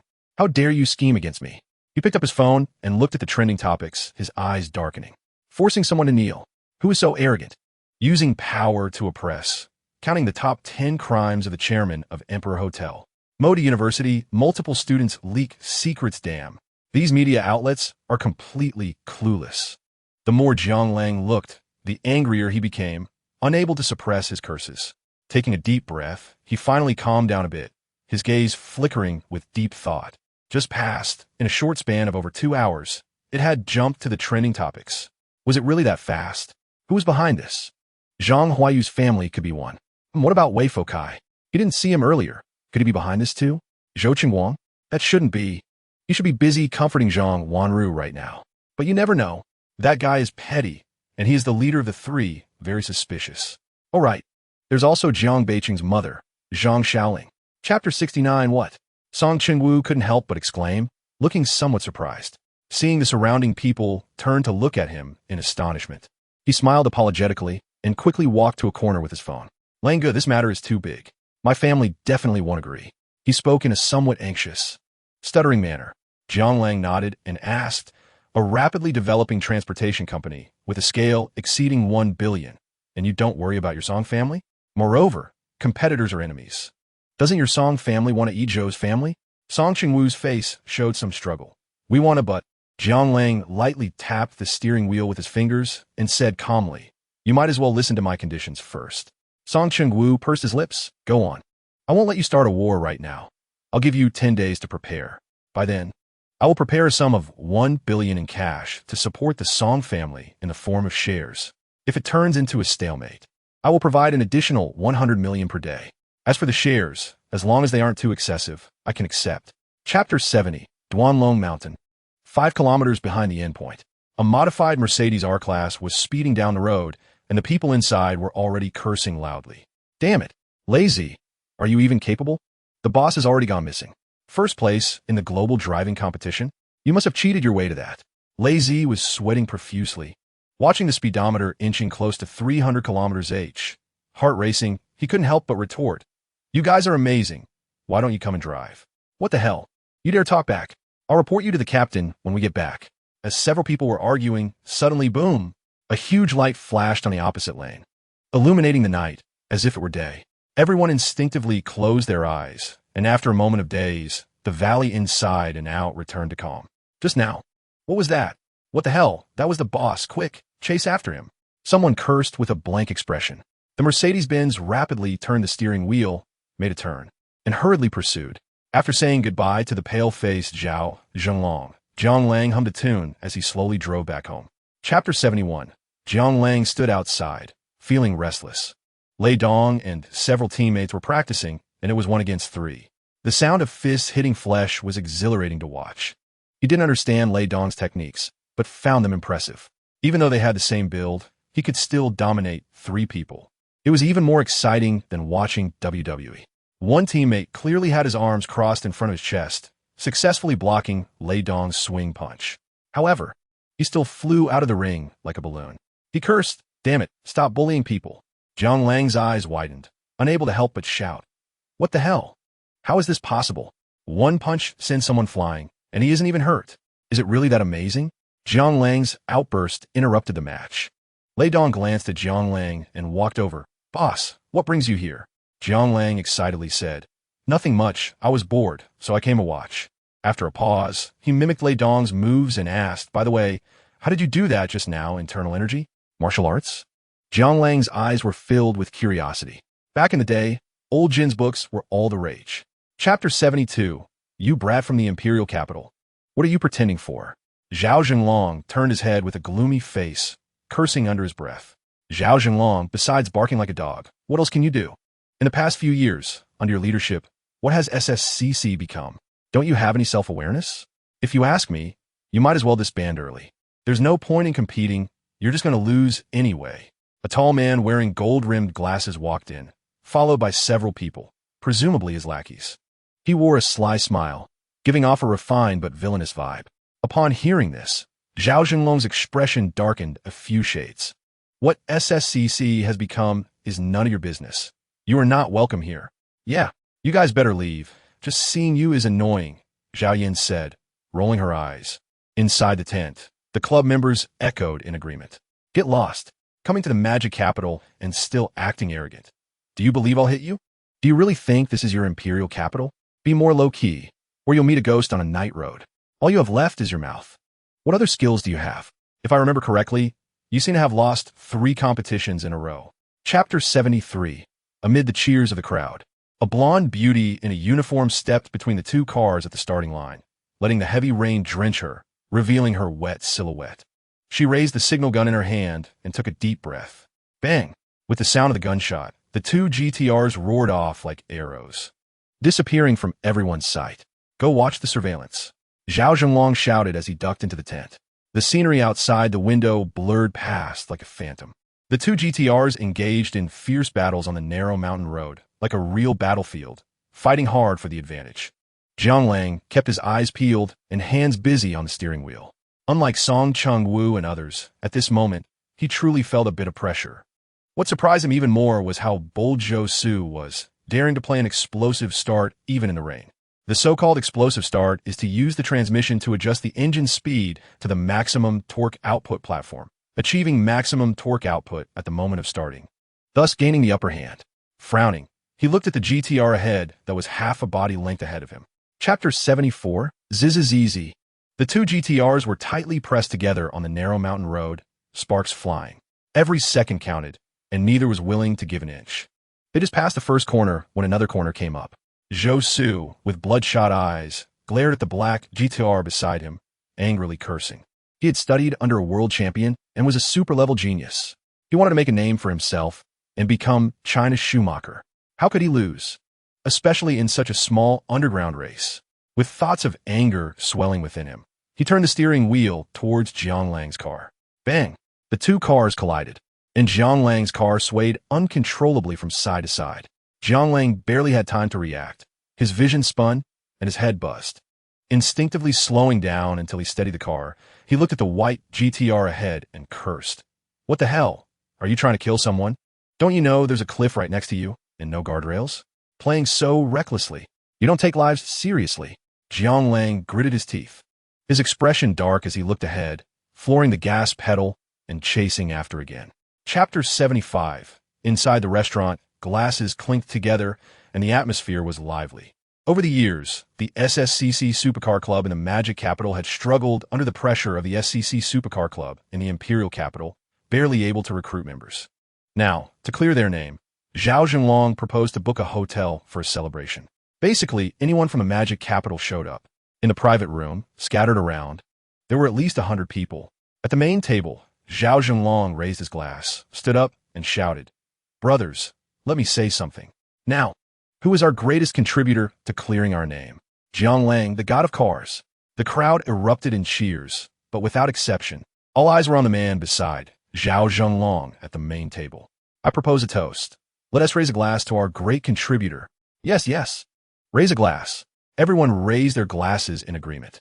Jiang Lang stood up with a wry smile, saying, "Thank you all for your support. We won't leave until we're drunk tonight. Cheers." Clink. The glasses collided, and the atmosphere was festive. After 3 rounds of drinks, people occasionally came over to toast Jiang Lang. Jiang Lang was also welcoming, having grown up in a household where his father often suffered from hangovers after business failures. Chapter 76. The next day, a Huazhou junting. The sun was high, and a lazy beam of light shone into the room. Jiang Lang rubbed his eyes, groaned, and groggily opened them. The door creaked open, and Jiang Ting walked in carrying a steamer basket of dumplings and soy milk. "Brother, you're awake?" She glanced at Jiang Lang and casually placed the bag on the bedside table. "I brought you breakfast and lunch. From Dongjiao Hotel, eat if you feel better." "Okay, I got it." Jiang Lang yawned lazily in response. He had no idea how much he had drunk yesterday. He now felt weak all over and didn't want to move. After thinking for a moment, he asked, "Who brought me back yesterday?" "Sister Xiaoyan." Jiang Ting answered, then disdainfully said, "You don't even know how crazy you were last night when you got drunk, dancing with the big white dog at the door all night. Wow, you're famous in the whole neighborhood this time." Big White, Jiang Lang knew, was the Samoyed dog kept in the security room at the entrance. As she spoke, Jiang Ting took out her phone and mischievously said, "I recorded a video. Do you want to see it?" The corners of Jiang Lang's mouth twitched, a black line appearing on his forehead. "Get lost. I'm leaving," Jiang Ting said, bouncing out of the room. Chapter 77. Wow, wow, wow, a fairy. "Brothers, let's go. Let's go." Sister Zhou, sorry. Zhou, he was a bit surprised, not expecting to encounter a new top-tier streamer on Huya after finally getting a chance to do a PK. She touched her mouth, pretending to be bold, and said, "Aren't I handsome, brothers? How's this wave of benefits? I came to do a PK, but I didn't expect to meet such a beautiful girl." The viewers began to mock. "Shut up, mute bride. Don't disturb us from watching the beauty. If you don't talk, no one will treat you as mute." Actually, Sister Zhou was also pretty good-looking, but unfortunately, she had a mouth, otherwise. Her looks wouldn't lose to the one opposite. Bang, bang, bang. Zhou, he started banging the table again, furious. "What do you mean I have a mouth? You guys are turning on me so quickly? It's not that our side is weak, it's just that the enemy is too cunning." In a live stream, everyone was typing. "Sister Zhou, hello." ECU waved her little hand, sweetly greeting Zhou E. Zhou E looked at ECU as if struck by Cupid's arrow. Holding her chest, she said with a lovesick expression, "Bro, I can't take it anymore. That smile is just too healing." Chapter 78. Zhou E rolled her eyes in frustration. "All right, you want me to be a train, right? I'll go change my clothes first to mesmerize you all." After saying that, she threw a flirtatious glance. "It's just being a train," she thought to herself. "After all, I debuted in a girl group back in the day. Dancing is a piece of cake." As for ECU, she also slightly bowed towards the live stream. "Everyone wait a moment. I'll go change my clothes too." Go ahead, go ahead. We can wait. I'll go first to avoid losing control later." "Damn, are you all that quick?" The room started to get chaotic again. Many viewers were howling and preparing to record. At the same time, as Jiang Lang revealed a total of 200 treasure maps, the heat of the live stream began to soar, instantly topping Huya's charts. His private messages started ringing nonstop. Countless streamers, passers-by, and even guild members were greeting him. Soon after, Zhou E was the first to change her outfit. She wore a bunny girl costume, and perhaps due to the outfit, her curves were accentuated, looking pure yet alluring. Zhou E swayed her hips, flipped her hair, and approached the camera step by step. Chapter 79. Jiang Lang's generous actions. The big shots in Zhou Yi's live stream naturally understood the situation. Likewise, they sent a wave of medical fees to ECU's live stream, and the heat on both sides continued to rise. At this moment, the viewers in the live stream began to stir. "Punishment, punishment, punishment." Zhou E rolled her eyes and said, "All right, if it's punishment, I'm willing to bet and lose." Saying that, she rolled up her sleeves, pretended to spit in her hand, and rubbed it vigorously. Cough, cough. Dear viewers, watch closely. Glancing at the live stream, she took a deep breath, her red lips slightly parted. "Ah!" She mimicked a gorilla's voice, pounding her chest with both hands, just like a real mother gorilla. In the live stream, everyone burst out laughing. "Wow, I'm dying of laughter. A classic moment was born. Tarzan, the real one has arrived." Sister Zhou, stop pounding. There is still a little left. If you keep pounding, there will really be none. Just got beaten by my dad. Seeing this made me laugh. My dad thought I was not convinced and beat me again. Jiang Lang also laughed until his stomach hurt, looking at Zhou E on the screen, unable to help but sigh. Chapter 80. At the Emperor Hotel in Magic City. When Jiang Lang and ECU walked into the restaurant under the Emperor Hotel, the duty manager, standing outside, suddenly widened his eyes. He first rubbed his eyes in disbelief, and after confirming who the visitors were, he hurriedly ran over. Director. However, he hadn't finished his sentence. Cough. Jiang Lang coughed lightly, interrupting him, and then said, we have a reservation. Saying this, he subtly gestured to ECU beside him. ECU said to the duty manager, hello, my last name is E, and I have already reserved a private room online. Ah, the duty manager exclaimed in surprise, looking at the two with a strange expression, his eyes darting around, and then said, hello, please follow me. They walked to the innermost part of the restaurant, where a splendid private room appeared before them. ECU looked a bit confused and asked the duty manager, did you make a mistake? This isn't the private room I booked. The duty manager nodded, respectfully explaining, hello, it's like this. You are the 100th lucky customer of our restaurant today and are entitled to a free upgrade package. Chapter 81 in the afternoon at the Emperor Hotel's presidential suite. The room was chaotic, with clothes strewn everywhere. A beam of light pierced through the clouds and shone lazily onto a bed that was barely clean. Suddenly, the man on the bed wrinkled his nose and opened his eyes. A beautiful face, like the morning glow, appeared in his line of sight, completely unclothed, with long hair cascading down her shoulders. She was excitedly scratching his nose with a fingertip. Upon opening his eyes, he startled her, and she hastily closed her eyes, trying to pretend to be asleep. However, at this moment, with her apricot face and peachy cheeks, she didn't realize that her slightly rapid breathing and the slight fluttering of her eyelashes had already betrayed her completely. Jiang Lang had a wicked smile at the corner of his mouth as he slowly approached her. Little girl, why are you up so early and not sleeping? Jiang Lang's deep, magnetic voice echoed in ECU's ears. As he spoke, he reached out and began to tickle her slender waist. ECU tightly closed her eyes. Her cheeks flushed, and her whole body trembled slightly. Suddenly, ECU shivered, letting out a soft hum. You tickle me. Jiang Lang stopped, glaring at her. Chapter 82. ECU covered her little bottom, feeling wronged as she nudged into Jiang Lang's arms.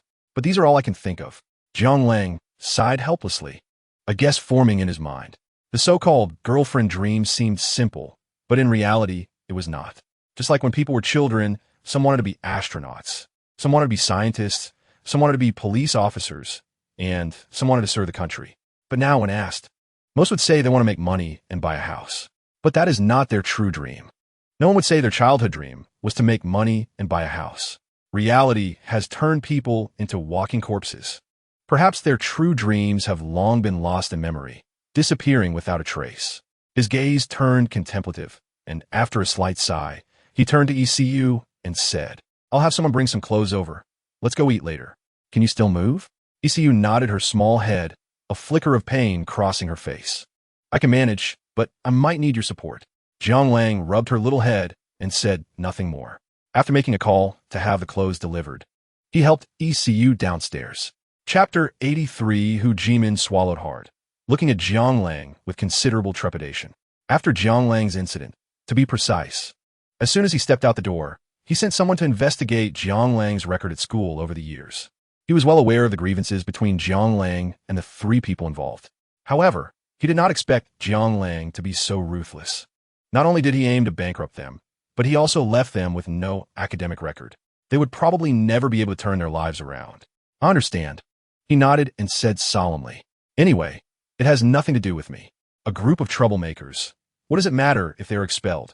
Jiang Lang smiled and gave a thumbs up. It seems the principle is quite reasonable. Coughing awkwardly, Hu Jimin didn't respond further, fearing Jiang Lang would make another demand. Seeing this, Jiang Lang shook his head slightly and said, All right, I'll send someone over later. Once the joint account is established, the first deposit of 1 billion will be ready at any time. That's it, I want to go back. Hu Jimin quickly stood up and said, Then, student Jiang, please take care. After leaving the principal's office, Jiang Lang strolled leisurely to the parking lot. Suddenly, he was startled by a bright sight. Chapter 84. Jiang Lang turned to see Zhou Chengguang furiously chasing him out of the hotel.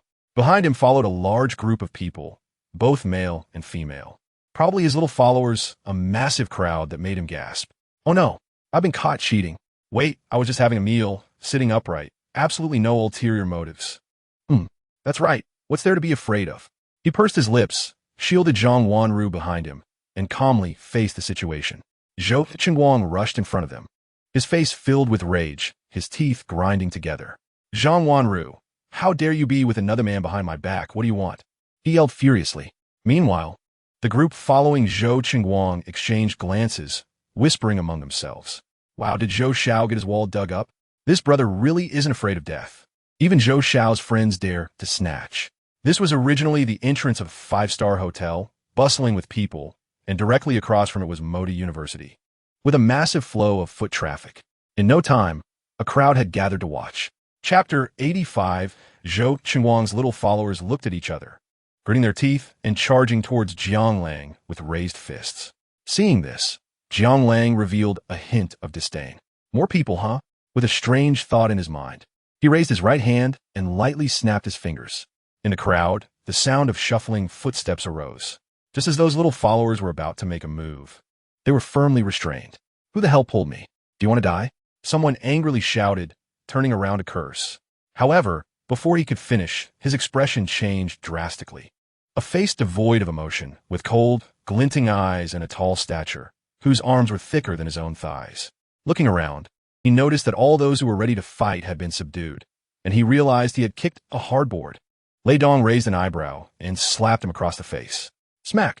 A bright red handprint appeared on his face, making him feel dizzy and his vision blurred. He swayed unsteadily like he was drunk, rubbed his face with his hand, and dazedly asked, "Who are you? Behave yourself, or I'll slap you again." Lei Dong shouted, then slightly nodded at Jiang Lang. Chapter 86, a week later. In Modu, Huazhou Junting, in a villa area, a basement temporarily converted into a fighting arena. Bang! Bang! The sound of muscles colliding was deafening, sending blood racing. Countless bodyguards watched the two men in the ring, their expressions blank. You throw a punch, I throw a punch. Each blow landed with force, like two furious bulls, neither willing to back down. One was their longtime captain, a level 1 security consultant for Ace Shield, quite famous abroad. The other was the big boss of Ace Shield. But everyone knew that their new boss was just a pure businessman, maybe just a bit stronger. But now, looking at Jiang Lang on the stage, everyone realized it was more than just a bit of strength. It was simply outrageous. One punch, and even the captain couldn't withstand it. Am I protecting him, or is he protecting us? In an instant, everyone exchanged glances, some doubting their own lives. The battle in the ring raged on. Lei Dong threw a swinging punch toward Jiang Lang's chest. Bang! Jiang Lang crossed his arms in a defensive stance, while simultaneously raising his right leg, like an iron whip. With a swish, he glanced at Lei Dong. Chapter 87. Although he thought so in his heart, the actions of Song's parents did indeed endear Jiang Lang to them. He pretended to be flattered and hurriedly greeted Uncle and hello. The middle-aged woman came over, helped Jiang Lang with the gift box, and complained, "Since you were here, why bring a gift? Just sit down." "Sure. Sorry for the disturbance," Jiang Lang humbly replied and found a place to sit. After a while, the dishes were served on the table. The few of them ate and chatted, like they were just having a casual family conversation. Jiang Lang picked up a piece of twice-cooked pork and praised, "Aunt, your cooking is really good. This dish is rich but not greasy, with a bright color and excellent texture." Li Wanchuan covered her mouth and giggled, saying gently, "If it's good, eat more." She had an air of a cultured family, resembling a refined young lady, with elegant demeanor, polite speech, and a friendly attitude. On the other hand, Song Zhenghua had a more down-to-earth vibe, sporting a receding hairline and speaking in a straightforward manner.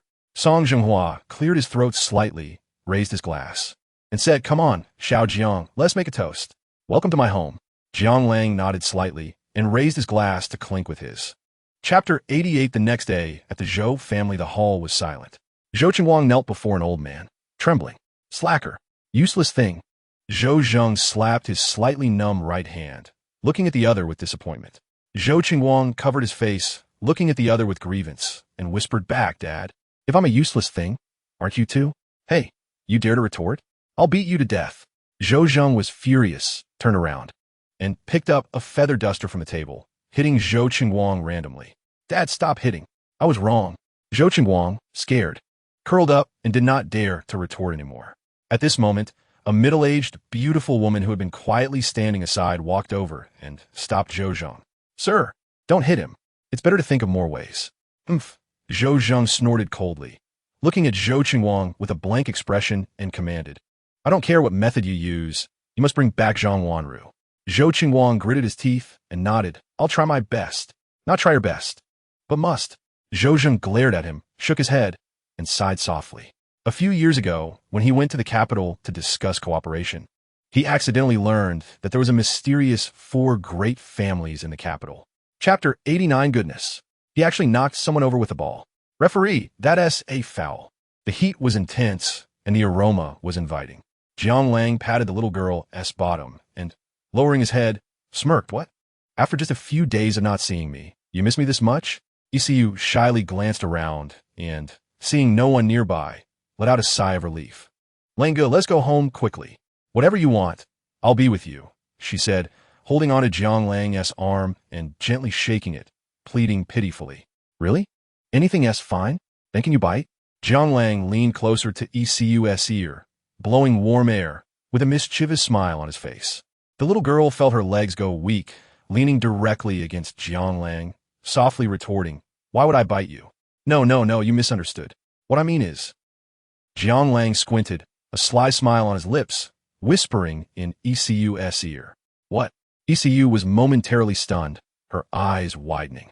Then, her face suddenly turned bright red, as if it was about to bleed. She glared at Jiang Lang playfully, her voice soft. You bad guy. I won't talk to you anymore. Chapter 90 Wow, Langu. I didn't expect you could cook too. ECU looked at him in amazement. According to her thoughts, Jiang Lang was a top-notch rich second generation worth billions, born with a golden spoon. Meals were served to him, and clothes were handed to him. How could he possibly cook? Jiang Lang took off his apron and smiled lightly. It's nothing unusual. You should try it. Oh, ECU nodded. Picking up a piece of stir-fried pork with her chopsticks and putting it in her mouth, her eyes lighting up. Wow, it's so delicious. Jiang Lang's eyes held a hint of mischief, with an expression that was somewhat unwholesome. If it's good, eat more. After all, you need energy to fight. ECU was momentarily taken aback. Then her cheeks flushed. Langu, why are you so thirsty? After a pause, her voice became soft as a whisper. Awkward. Jiang Lang raised an eyebrow and retorted, What do you mean, thirsty? I'm just yearning for beauty. It's human nature. Besides, it seems like a certain little beauty likes it more than I do, right? He looked at ECU with a smile that wasn't quite a smile. ECU's face seemed to turn even redder, as if it were about to bleed. She stomped her little foot, not daring to look at him anymore, and focused on eating. Chapter 91 Sitting in the car. Zhao Yinyu unbuttoned her coat. This young lady Zhao had a hot dressing style. Not sure if she liked to show off her figure or what. Her underwear was always a crop top, black, plaid, semi-transparent, constantly showcasing her small waist. Especially those 2 abdominal muscles that were particularly eye-catching. Good waist, should be quite sturdy. Jiang Lang glanced and secretly commented. Zhao Yinyu was fiddling around in the car, obviously very interested in this top-notch luxury car. You have so many top supercars in your garage. How did you manage that? Zhao Yinyu looked at Jiang Lang with a puzzled expression. The 3 divine cars were one thing. Each model had at least hundreds of units, which was surprising enough. But all 3 of Jiang Lang's were white. However, if you added other cars from Jiang Lang's garage, it would make one unable to stay calm. Not to mention the Lamborghini Veneno at the beginning, which Jiang Lang had already let gather dust. Seeing it made Zhao Yinyu's heart ache, wishing she could scold Jiang Lang for being a spendthrift. As for the others, such as the Silverbird, it was a niche brand that some people hadn't even heard of. There were only a few dozen in the world. Chapter 92 No, you can't do this. Zhou Qingguang's face changed drastically, and he wildly opened his arms to block Jiang Lang, as if that could stop him from leaving. Come on. We're from the same school, and you took my girlfriend. Don't be too excessive. His voice was somewhat nervous, and his face was filled with fear and anxiety. Zhang Huayu didn't want to let Jiang Lang leave either. He could already guess how miserable the days ahead would be, trembling as he followed Zhou Qingguang. We've been classmates for 3 years. Can't you be magnanimous and let us off? We know we were wrong. He looked at Jiang Lang with grief and indignation. Gritting his teeth, he knocked his head a few times. If last time he still had a bit of calculation in mind, kneeling and begging for mercy from Jiang Lang, this time it was more about humiliation and fear, even knocking his head until it bled. Wei Fokai looked at Jiang Lang, his eyes filled with panic. Trembling like a dog that had its spine whipped, slowly kneeling down on the ground. Wolf Master, we really know we were wrong. We're classmates after all. It's not necessary to make it so awkward, right? I'll return Zhang Xiaoman to you. Can you forgive us just this once? Chapter 93. Emergency Room of Zhongshan Hospital in Magic City. Time flew by, and before long it was evening. The red light in the emergency room kept flashing nonstop. Outside, it was a sea of black, all bodyguards waiting for news. Jiang Lang hid in the corridor next to the emergency room, lit a cigarette, and held it in his mouth, looking somewhat gloomy. As for public places and hospitals prohibiting smoking, he wasn't in the mood to care. Right now, he was quite troubled. To be honest, he hadn't expected Zhou Qingwang to come looking for him with the idea of going down together. If it weren't for Lei Dong's timely reaction, tackling him down, this time it would really have been life and death. Damn it, that little bastard was playing so recklessly. Jiang Lang secretly cursed, his face darkening. This served as a wake-up call for Jiang Lang. He couldn't underestimate anyone. When hunting a rabbit, one must use full strength. Once a person falls into despair, anything crazy can happen. He gazed into the swirling smoke, lost in thought. Who gave Zhou Qingwang the gun? If the Zhou family hadn't collapsed yet, a wealthy second generation like Zhou Qingwang could probably get a gun if he wanted to. Chapter 94.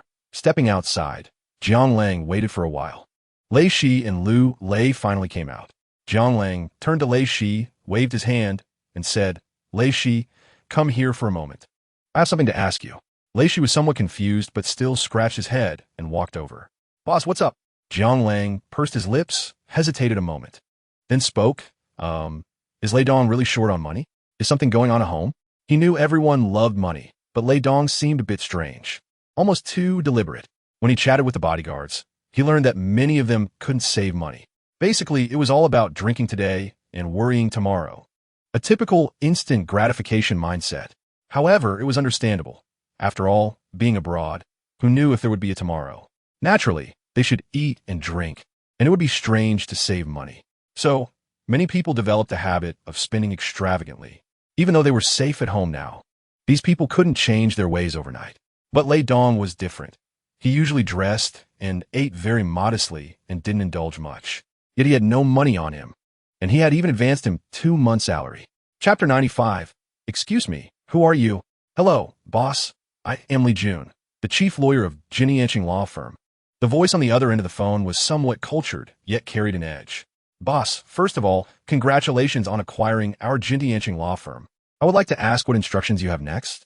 Also, when will you come by to meet, so everyone can get to know you? Jiang Lang raised an eyebrow. I currently have no instructions. Everything can stay the same.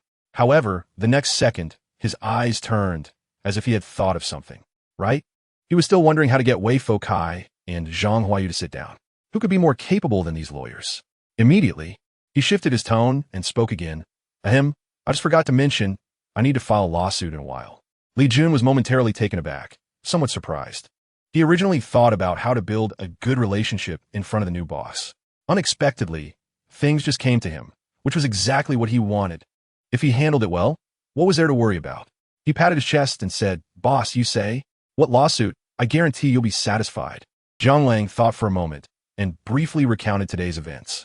Chapter 96. The sound was like muffled thunder and sweat was pouring down. After a loud scream, Jiang Lang lit a cigarette and half lay on the bed. A pair of delicate fingers gently pressed on his temples, and the woman beside him seemed to sense his worries. Softly saying, Wolf brother, what's wrong? It's nothing. Jiang Lang shook his head, offering no further explanation. He casually extinguished the cigarette, turned his head, raised his eyebrows, and grinned. How's the recovery going? Do you want to continue? ECU was momentarily stunned, unsure how to respond, just lowering her head, her cheeks flushed, acting like an ostrich. Seeing this, Jiang Lang chuckled slightly. He hugged ECU and headed to the bathroom, teasing, Let us go wash up first.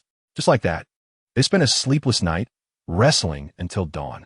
The next day, at the principal's office of Magic City University, Hu Jimin smiled broadly, his wrinkled face somehow managing to squeeze out a flower, which made Jiang Lang feel a little nauseous. He took Jiang Lang's hand and said with a smile, Thank you, Jiang student, for your strong support for the school's educational cause. I would like to express my heartfelt gratitude on behalf of all the faculty and students. Chapter 97. After having lunch, Jiang Lang came out. Mainly because Luo Yongkong and the others had classes in the afternoon, it was pointless for him to stay there. Back at home, Jiang Lang looked at the lush green grass outside the villa, feeling a wave of comfort. He lazily stretched and silently muttered, "System, claim the reward." Ding! The task of becoming an honorary alumnus has been completed, and the relevant rewards have been issued. Please check promptly. As soon as he finished speaking, a set of blueprints from Magic City University, dated 2055, appeared on his desk. Calling it blueprints, Jiang Lang thought it was more like a book, thick and about the same size as a large Xinhua dictionary. He frowned and flipped through it for a while, feeling dazed and overwhelmed. However, even if Jiang Lang didn't fully understand, he could tell. This was a set of future electric vehicle technology blueprints, including battery, motor, and electronic control system.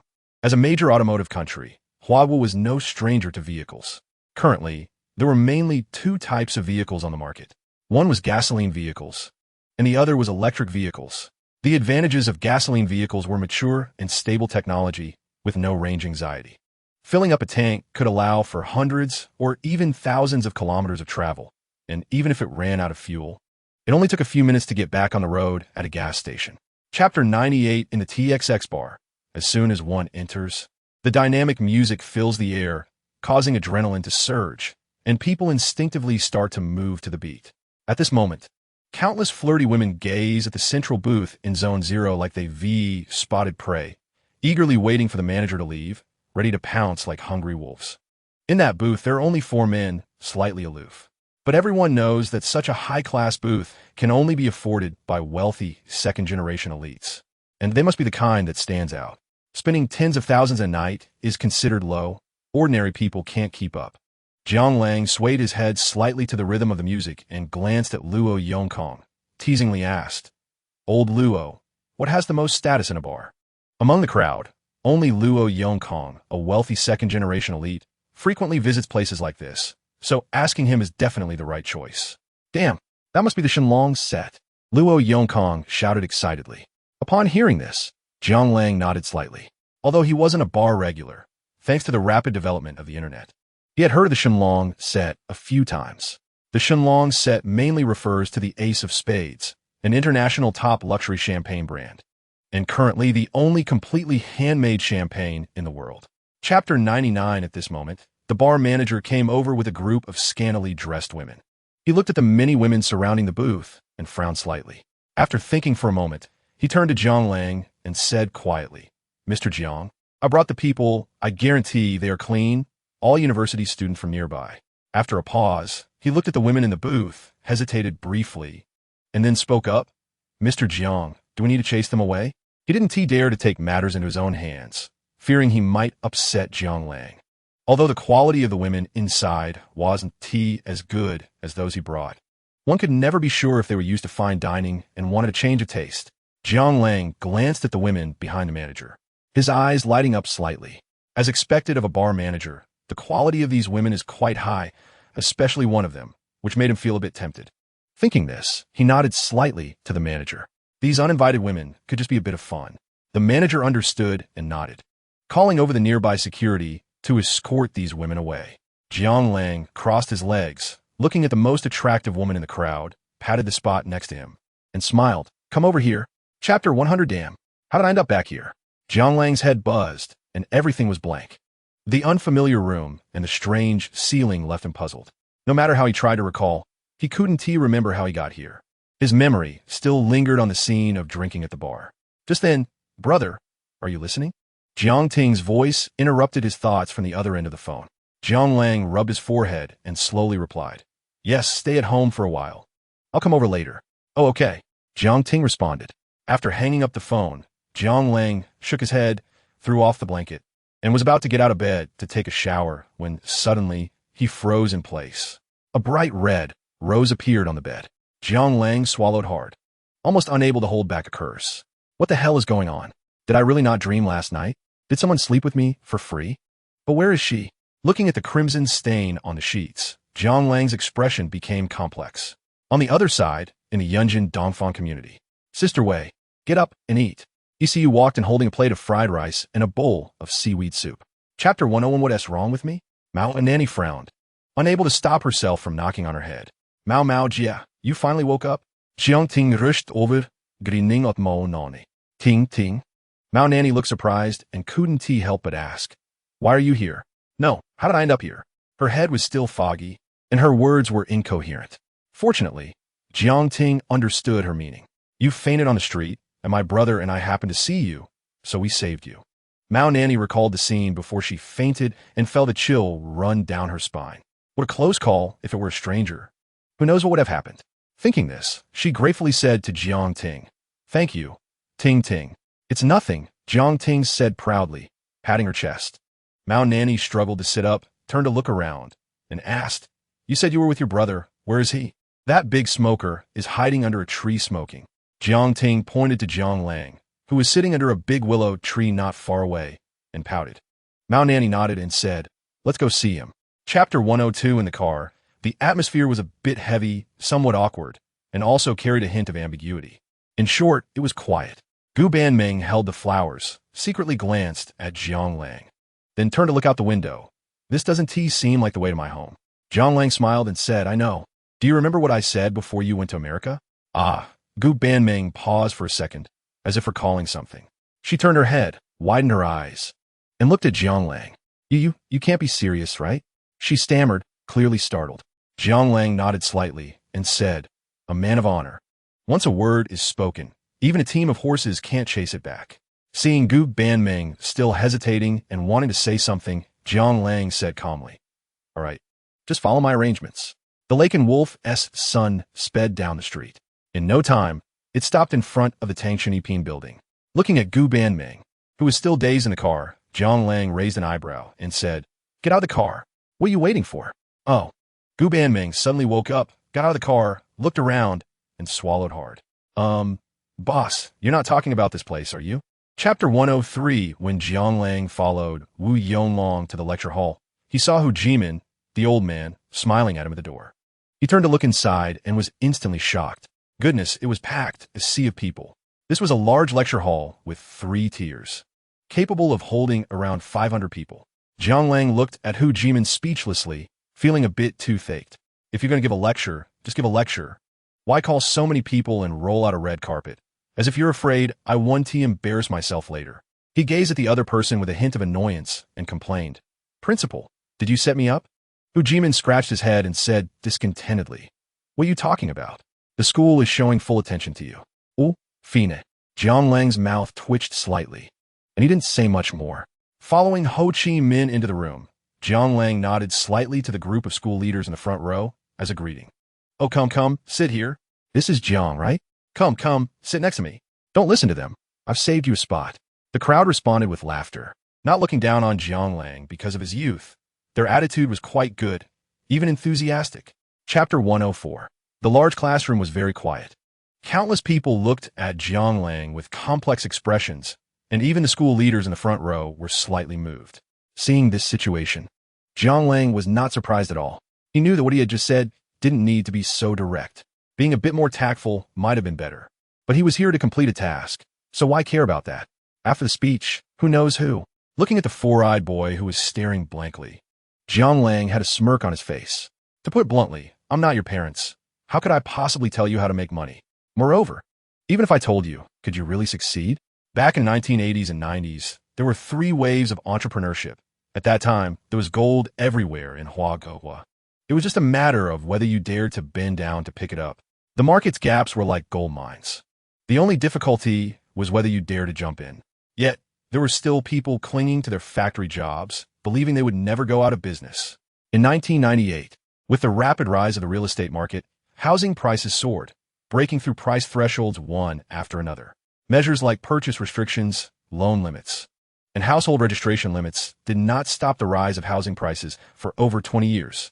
Chapter 105. He had no intention of refusing, nor did he have a reason to refuse, not to mention that it was almost dinner time. He also wanted to make some connections with university professors and teachers as someone who had been in society for over a year. He understood that university professors were not as simple as people thought. One could say they were the ones who had access to the upper echelons of society in their lifetime. To describe it as hidden dragons and crouching tigers would not be an exaggeration. They were teachers at school, but outside they were big shots.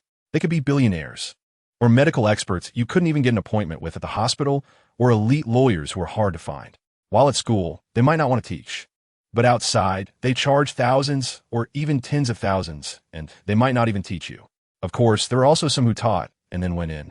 As the chairman of a company and a definite helmsman, he felt it was necessary to make more connections and expand his network. Perhaps one day it would come in handy.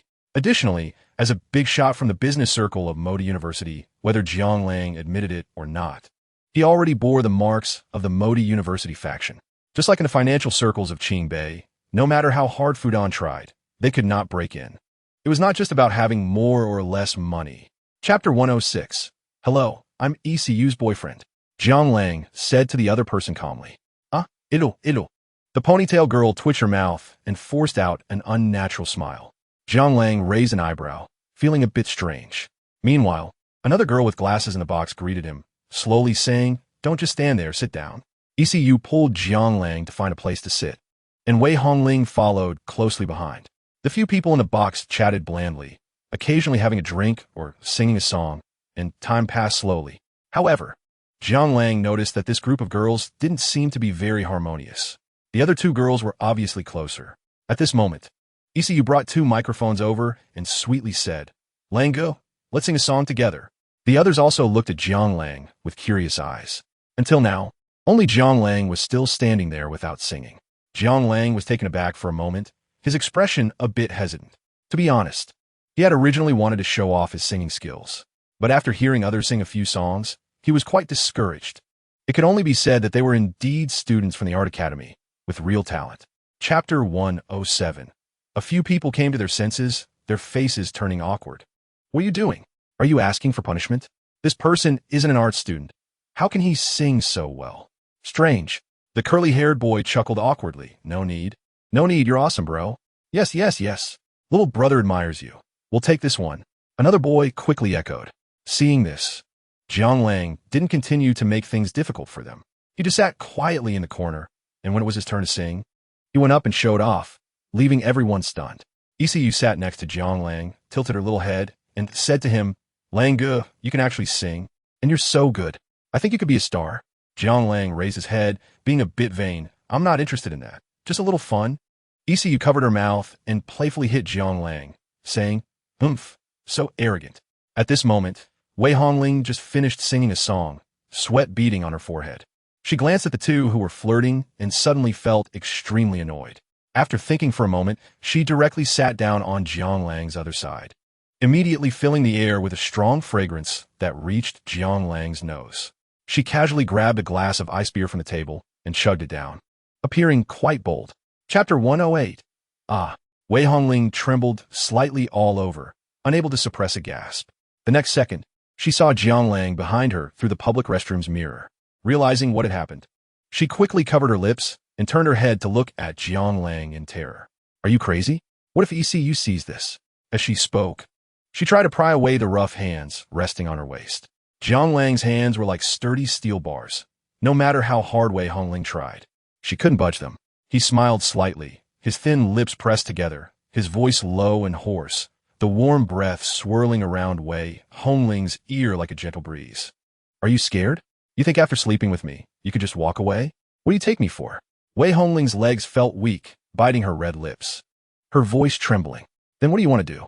Jiang Lang raised an eyebrow, looking at the women's restroom beside them with a smirk, his voice soft, like a demon whispering in her ear. "One turn for each. That's fair. Come with me." Wei Hongling glanced at the direction of the women's restroom, shaking her head vigorously, as if she were about to cry. "I won't go," she pleaded with Jiang Lang. Chapter 109. Oh my God. The blonde boy plopped down on the ground, letting out a surprised exclamation. "You have a problem." He awkwardly stood up while holding his butt and cursed at Jiang Lang. Jiang Lang ignored him, pulled up ECU, and looked at her wrist where she had just been pulled, gently asking, "Are you okay?" ECU shook her head with a grievance and whispered, "I'm fine."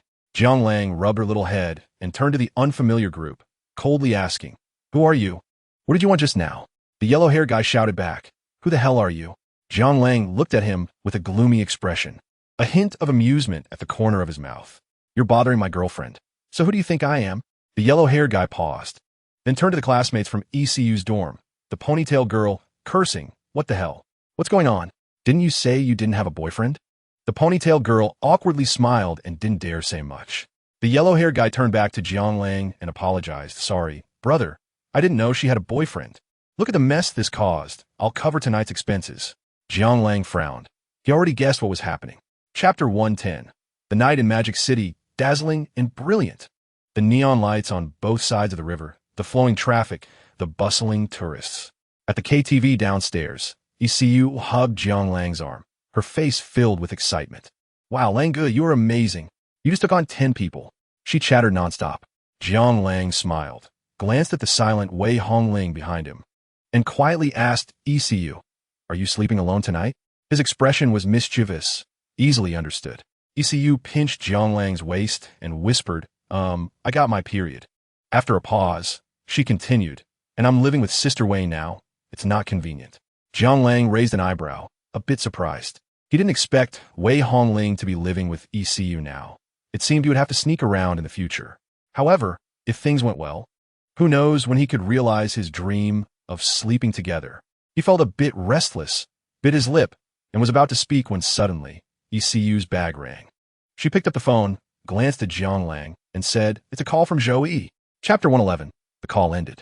Jiang Lang turned to look at ECU, who was standing still, and gently smiled. Why are you staring at me like that? Langge, you are the mysterious major shareholder of Huya? ECU's eyes widened. No wonder you are so generous on the platform. Others' tips go to the streamer and the platform, but when you tip, it's still your own money. No wonder you're so impressive. She felt a bit strange inside, thinking, does this mean she's working for Jiang Lang now? Jiang Lang reached out, pretending to scare ECU. So are you scared? If you dare to mess with me again, I'll blacklist you. His expression was odd, like a big bad wolf seeing a little white rabbit. Uffed. I'm not scared. ECU stuck out her tongue and shook Jiang Lang's arm. Jiang Lang shook his head helplessly, then said to the two, let me call someone to take you back. Since ECU had her period, he didn't need to go. First, he didn't like running red lights, and second, Wei Hongling was living with ECU now. It felt strange to go over. Saying this, he snapped his fingers sharply and quietly stood by the roadside waiting. Chapter 112. Lu Hong swallowed and couldn't help but say, you are the mysterious boss of the law firm? Jiang Lang shrugged and smiled awkwardly. If there are no issues, it should be me. ECU stared at Jiang Lang with wide eyes, feeling extremely shocked. Knowing Jiang Lang was the big boss of the Emperor Hotel was already impressive. But compared to acquiring the Jinnianqing law firm, that was small potatoes. The Jinnianqing law firm, while not claiming to be the top or the oldest red circle firm, is at least unique in Huagua. It has countless talented individuals who deal with the government and courts. In fact, many of them were big shots involved in judicial reforms back in the day. Owning such a law firm can no longer be considered a simple businessman. Instead, it makes one a powerful tycoon who can wield power with money. Jiang Lang bit his lip and asked, so what are you doing here? Oh, I'm working here, Lu Hong said, flipping her hair. Jiang Lang raised an eyebrow and couldn't help but say, aren't you going to school? Our majors aren't even related. Lu Hong pouted and retorted, then why aren't you in school? Chapter 113. Jiang Lang turned to look. A gentle-looking woman in a white dress appeared in view. Her face seemed to bloom like a white orchid, with a smile written all over it. Sister Zhang, what are you doing here? Jiang Lang exclaimed. Zhang Wanru smiled lightly. I was shopping nearby, and I saw your back outside. It looked familiar, and I didn't expect it was really you. Jiang Lang was also a bit surprised, but still said, what a coincidence. We were just about to eat. Want to join us? Zhang Wanru glanced at Lu Hong, who was sitting still, then with a half-smile, said to Jiang Lang, forget it. It wouldn't be good to interrupt your little couple's date. Jiang Lang immediately realized she misunderstood and quickly explained, no, this is my classmate. Don't say that. It would be a misunderstanding. Zhang Wanru's eyes lit up, her expression brightening a bit. But would it be too much of a disturbance? Jiang Lang patted his chest, casually saying, hey, it's just a meal. What's the big deal about disturbance? He stood up and invited her to sit down, then called the waiter over and ordered a few more dishes. Chapter 114. This meal, lunch, passed in playful banter. Jiang Lang had to admit that ancient people really knew how to use words. The idiom "a feast for the eyes" truly had some merit. Having two beautiful women accompany him for a meal made his appetite better, which was quite strange. He secretly glanced at the two very different beauties and could only say that each had their own merits. Zhang Wanru's appearance was gentler, like a big sister from the neighbor's house. especially her rosy red lips, like cherries, naturally red and very vibrant, making one unable to resist wanting to take a bite.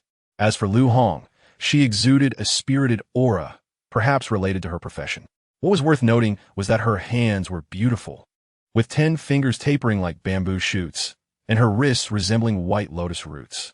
When she held a knife and fork, the tendons and bones on the back of her hands stood out, with clear joints and skin as white as snow, possessing a dynamic beauty. He was thinking wickedly in his heart. Such fiery red lips. Who knows which bad boy will take advantage of them in the future, stammering and sparring with words. Such delicate hands. Who will they serve? Stirring the pot, plucking strings around the pillar for whom? Rubbing the white spiral ball. Chapter 115.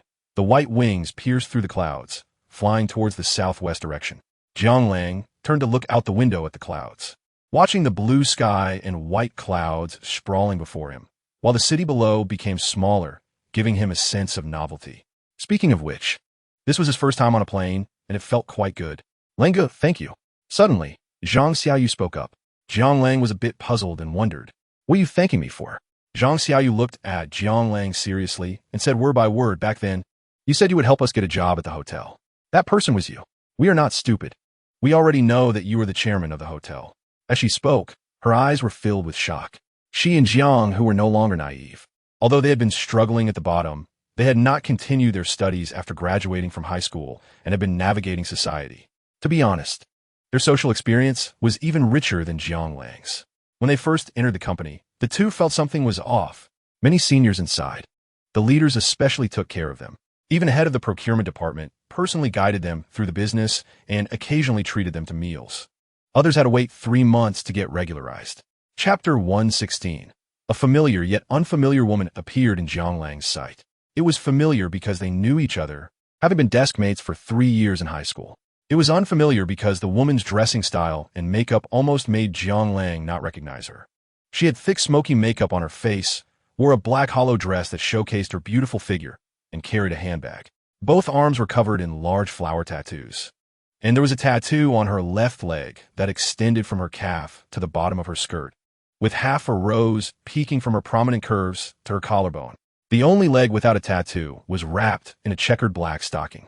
On her feet were a pair of black high heels, one foot revealing 5 glistening toes, while the other was wrapped in black stockings, adding to her allure. To be honest, Jiang Lang was a bit stunned. He was speechless.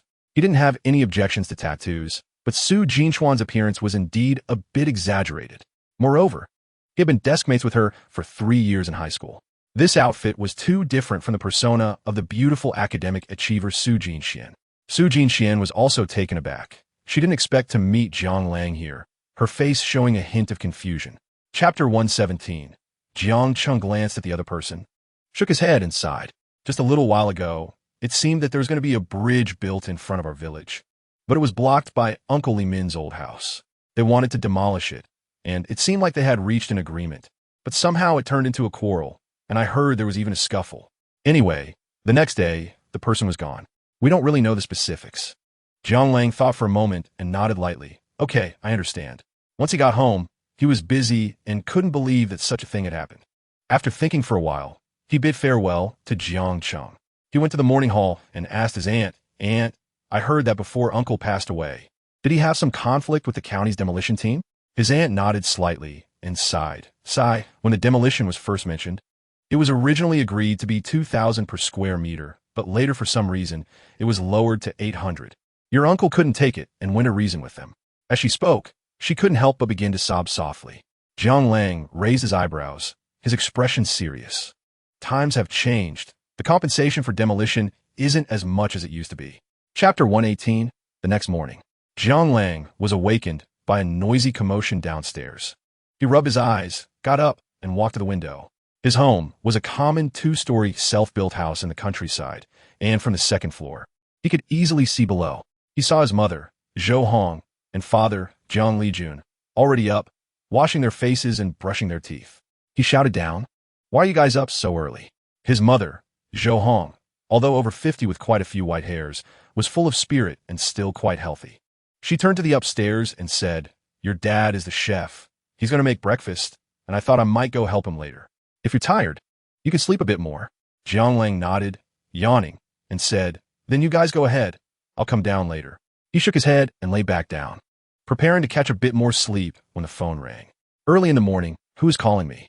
Jiang Lang wondered, pulling out his phone to see that it was actually Zhou Tao calling. He felt a bit surprised. Is it that efficient? "Hello. How's the investigation going?" His voice was lazy, carrying a hint of sleepiness. Chapter 119. Jiang Lijun glared at Jiang Lang, wanted to give him a smack on the head. "You little brat. Are you messing with me?" Jiang Lang dodged to the side and quickly ran behind Zhou Hong, shouting, "Mom, look, Dad is going to hit someone again." Zhou Hong patted his arm and turned to glare at Jiang Lijun. "Look, you've scared your son to this point. Your son has grown up, and you're still jealous, right?" Jiang Lijun glared at Jiang Lang, who was hiding behind Zhou Hong, helplessly saying, "I'm just worried he'll go down the wrong path." Zhou Hong calmly replied, "Your son is already an adult. You don't need to worry so much." Jiang Lang chimed in from behind. "Mom is right. You're just meddling. I definitely won't do anything illegal." Saying this, he pulled out his phone, opened his bank card interface, and handed it over. "Look, I'm really not short on money now. Besides, what wrong path? Earning tens of billions a year. If the police find out, wouldn't they shoot me?" Zhou Hong slapped Jiang Lang and scolded, "What shooting? Stop talking nonsense." Looking at the numbers flashing on the phone, Jiang Lijun hesitated for a moment but still relented. "All right, you're grown up, I won't say more. Just know your limits." Chapter 120. And I am the young master of the Jiang family's main lineage. Jiang Lijun's voice carried a hint of reminiscence and unease. Jiang Lang furrowed his brows. He thought of a question. The Jiang family in the imperial capital, the head of the 4 major families. As the young master of the main lineage, wouldn't he have lived a life of luxury since childhood? How could he end up in Jiangjia village, living incognito? There must be some hidden reason he didn't know about. He couldn't help but ask, what happened later? Jiang Lijun turned to glance at Jiang Lang, his eyes carrying a hint of melancholy. He thought for a moment and slowly spoke, "You have grown up, so there are some things I won't hide from you anymore. Back then, our main branch, which is the legitimate line, had already declined. In the entire 4th generation, apart from me and my elder brother, there wasn't a single male heir. At that time, the 2nd branch had considerable power in the family, with a strong influence and many members. Because of this, a civil strife lasting over 20 years occurred. The 2nd branch devoured the main branch, wanting to replace it and become the head of the Jiang family. Many people died in that civil strife, and to preserve the fire of our line, when I was 16, your grandfather devised a plan to send me into the army, with my records destroyed, allowing me to fake my death and escape." Chapter 121. After bidding farewell to his parents, Jiang Lang returned to his room, staring silently at the ceiling. He never expected that his background was so extraordinary. Jiang Lang, he murmured to himself and suddenly clenched his fists tightly. No matter what, one day he would return to the Jiang family with his father, standing tall and dignified, to visit his grandfather and grandmother, whom he had never met, and to see his biological uncle, Jiang Ting's real father. When his father, Jiang Lijun, spoke to him, there was always a hint of nostalgia in his eyes, and the emotions that revealed were unmistakable to Jiang Lang. He knew the other party missed home.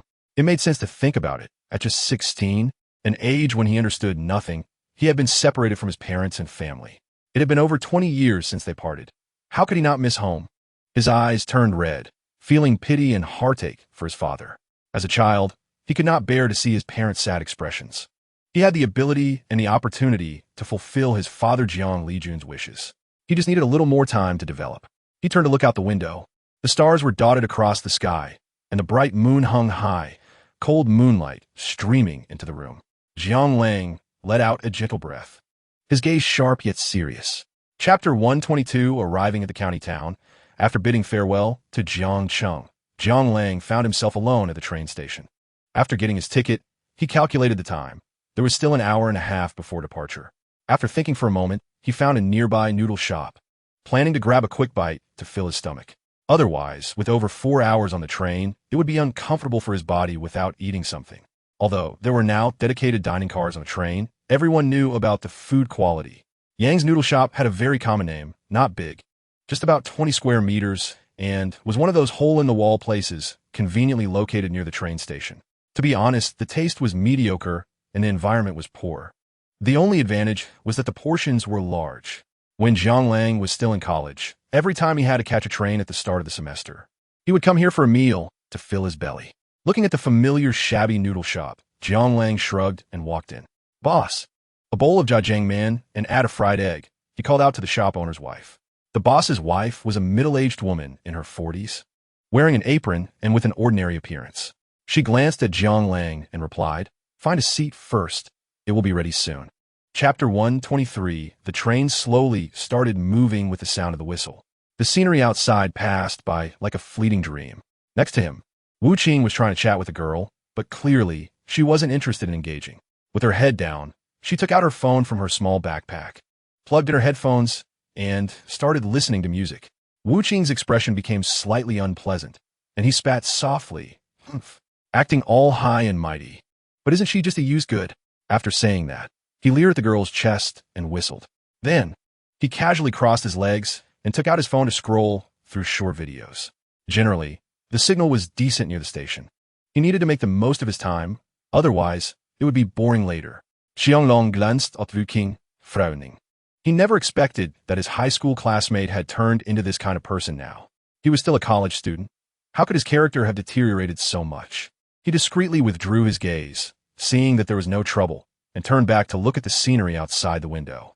Unknowingly, a wave of drowsiness washed over him.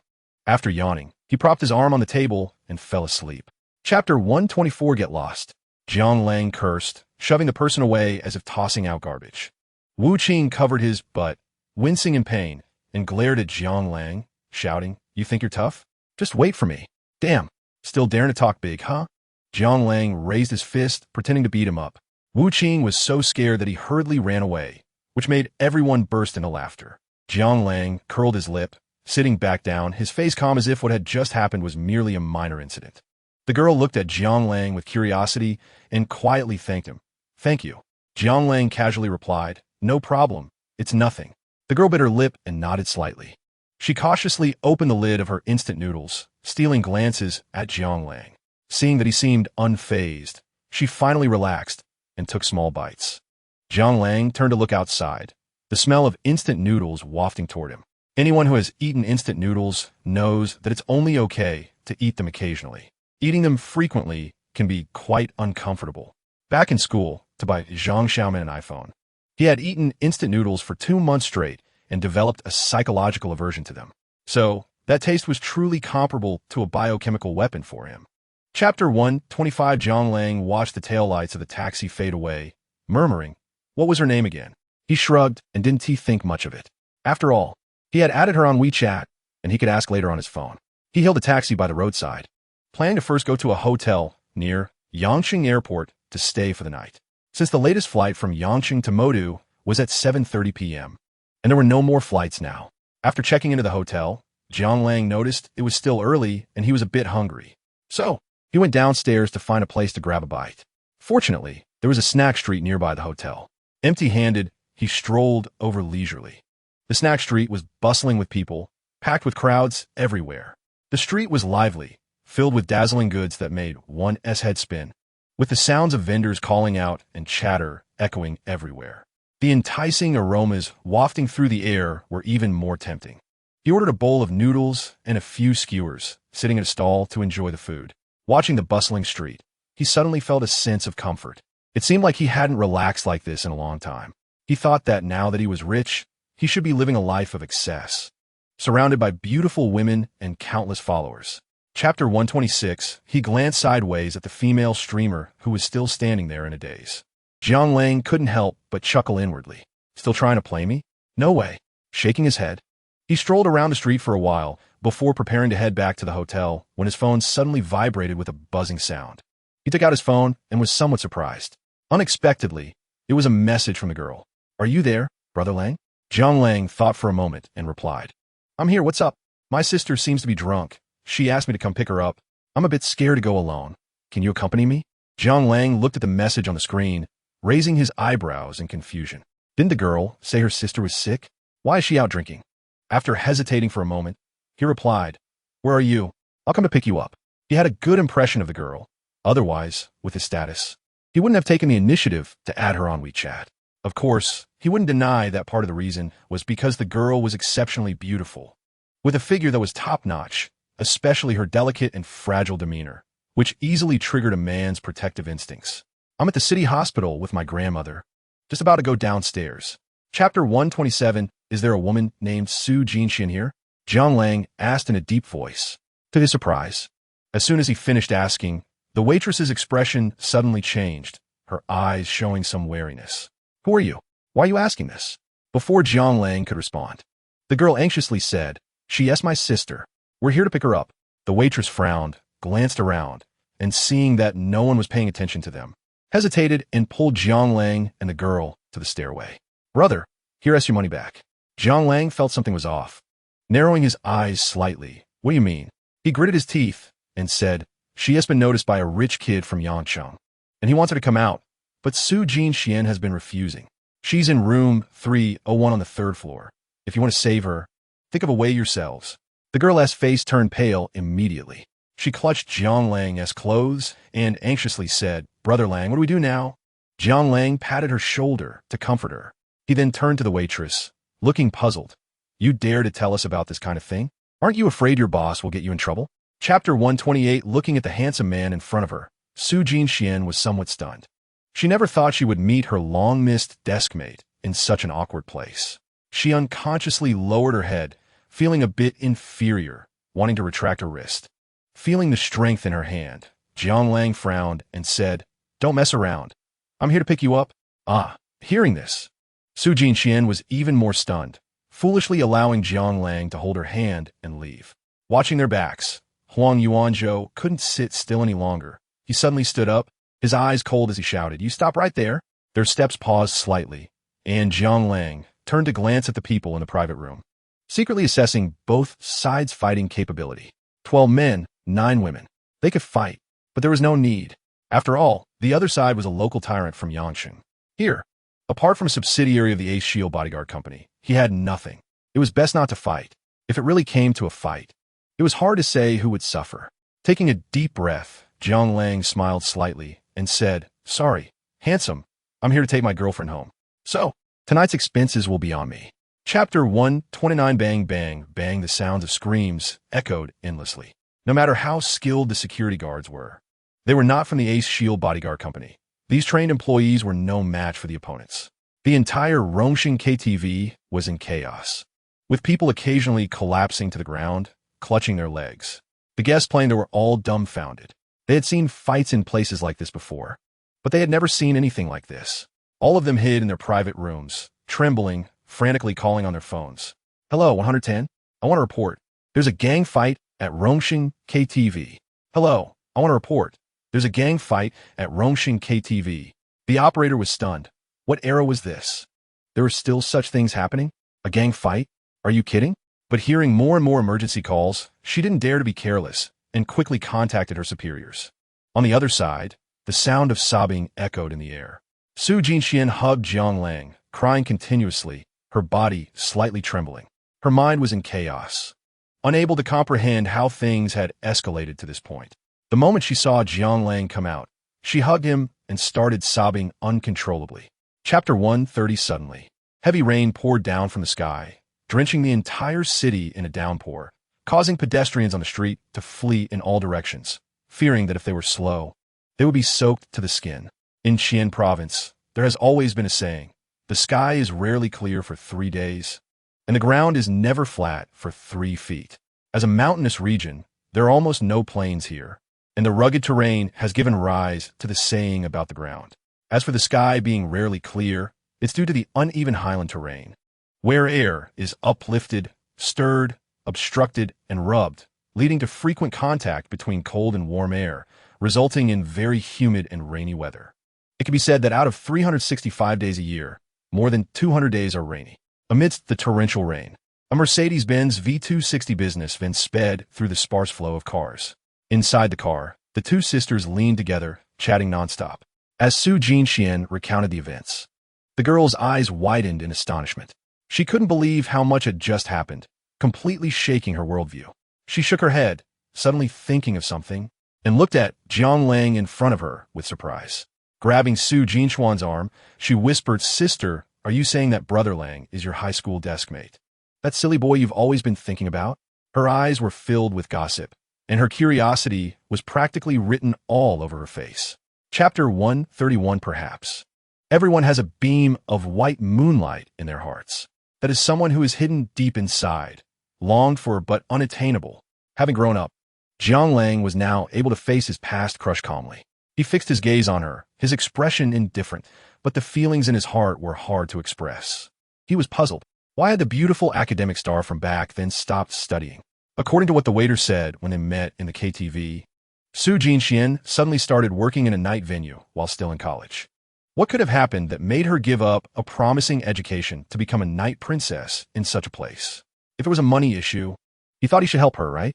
First, he didn't lack that little bit of money, and second, it could be considered a way to give an explanation for their 3 years of best friendship. Of course, there were also some more despicable and lowly thoughts that didn't need to be elaborated on. Facing Jiang Lang's intense gaze, Su Jinxian awkwardly turned her head away and looked out the window.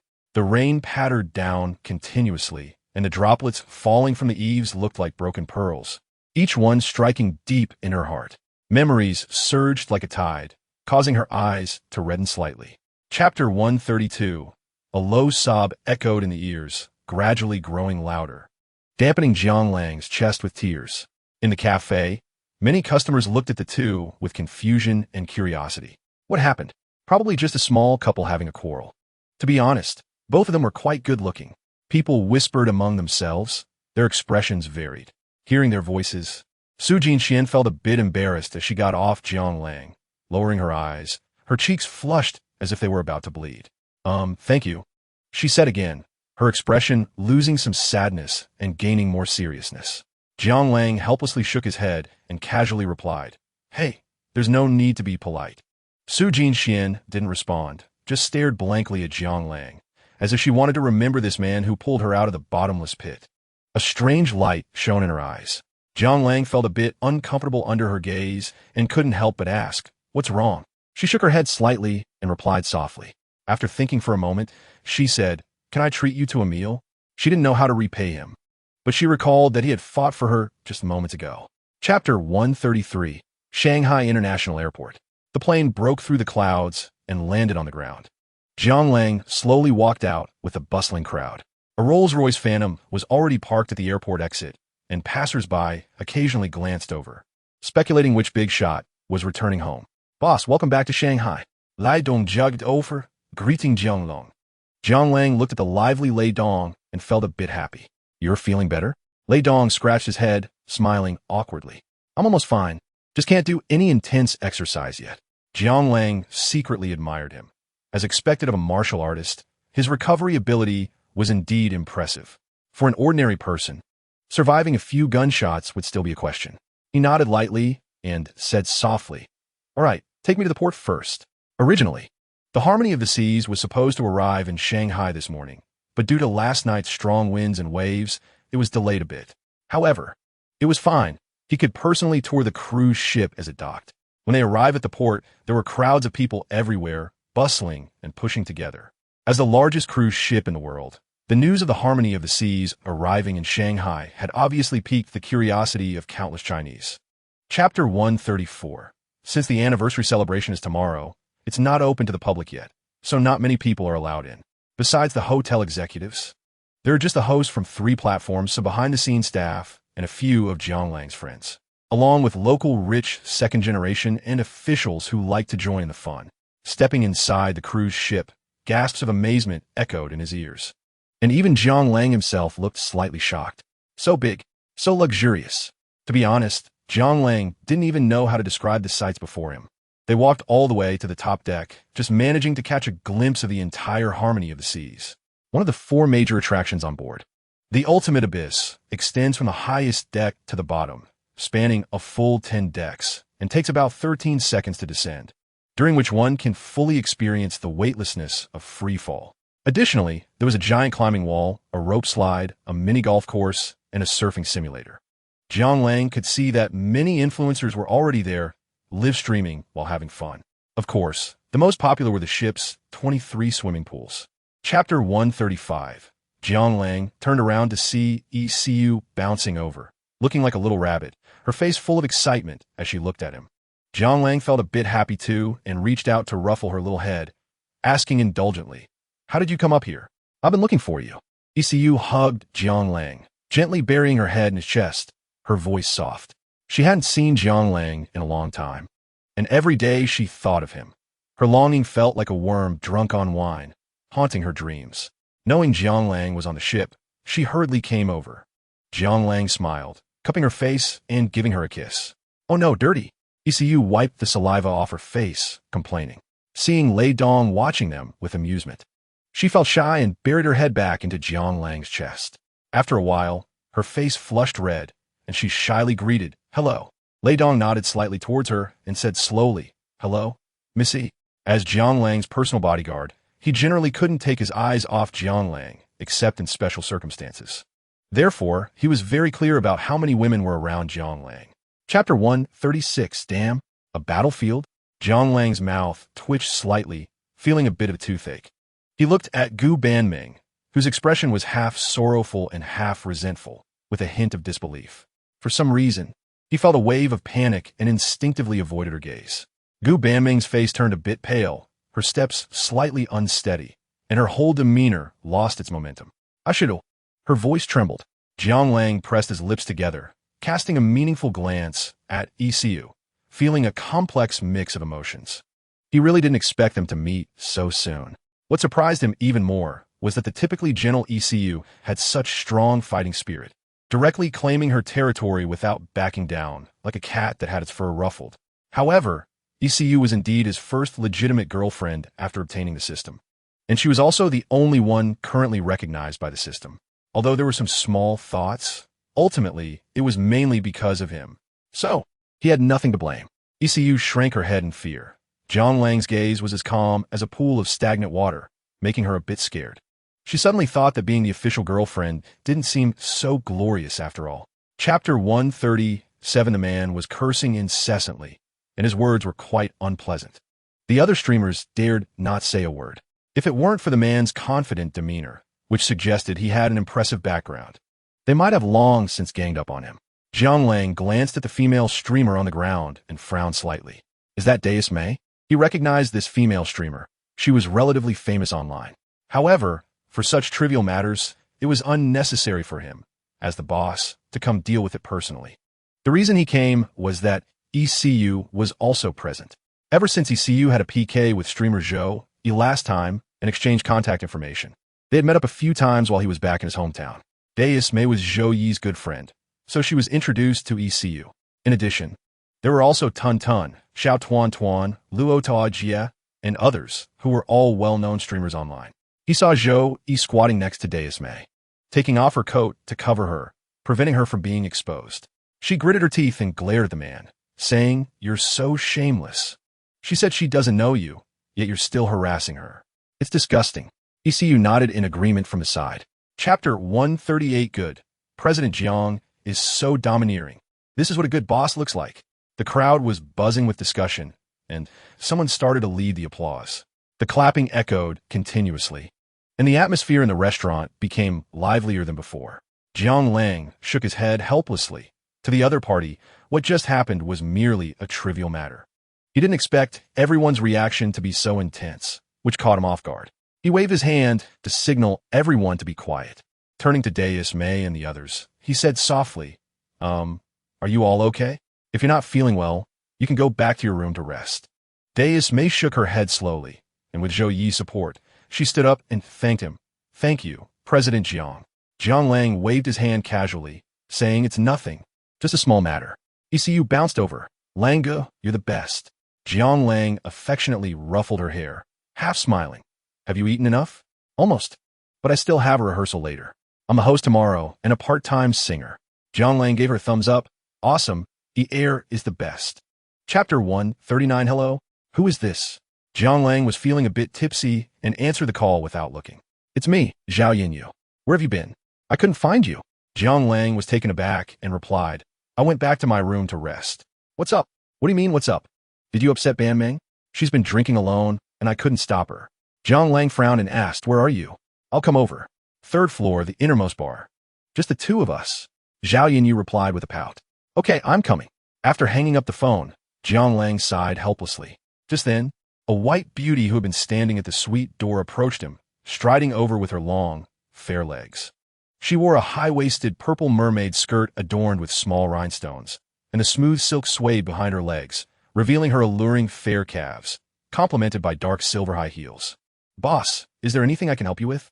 Jiang Lang was momentarily stunned, looking at her in surprise, a hint of amazement flashing in his eyes. In fact, he had seen a foreign beauty waiting at his room door when he first arrived. Chapter 140. The bar was quiet. The dim lighting revealed about 4 or 5 tables, making it feel rather empty. Jiang Lang looked around but didn't see anyone, so he called to ask, "Hey, Miss Zhao, where are you?" "Oh, we're in the private room. A lot of people came to the bar just now, and I found it too noisy, so I brought her in. Room 103. Just come directly." "All right, I'm on my way." Jiang Lang shook his head and walked into the private room. The room wasn't large, about 10 square meters, with a small long table and 2 facing sofas. On the table were some red wine and a fruit platter. The wall lights emitted a faint white glow, mingling with the smell of smoke and alcohol in the air, creating a somewhat oppressive atmosphere. He frowned as he looked at the 2 young girls on the sofa. Gu Banming was already drunk, slumped on the sofa, her clothes a bit disheveled, mumbling incoherently, her cheeks flushed, which made her look somewhat cute. Zhao Yinyu sat beside her, looking at her with a helpless expression. She glanced at Jiang Lang and said with a wry smile, "Finally, you're here." Chapter 141. Jiang Lang looked at Zhao Yinyu in confusion and asked, "What's going on?" "You take care of her. I'm going back," Zhao Yinyu said, scratching her head awkwardly. Jiang Lang was taken aback and retorted, "What do you mean? You're her best friend. Why should I take care of her?" Although he had always believed in his character, being alone with a girl like this made him a bit uneasy. Zhao Yinyu spat softly, her cheeks slightly flushed. "What are you thinking? It's not that simple. Can't you just find another girl to help watch her? This is your boat. Isn't it easy to find a girl to look after her? If not, just call a female waitress." Jiang Lang's eye twitched slightly, feeling a bit exasperated. "Who told you not to be clear about it?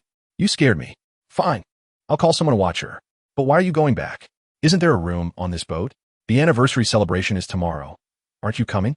Zhao Yinyu wrinkled her little nose, looking helpless. "I don't want to either, but I have to work tomorrow. I can't just skip work." Jiang Long was puzzled.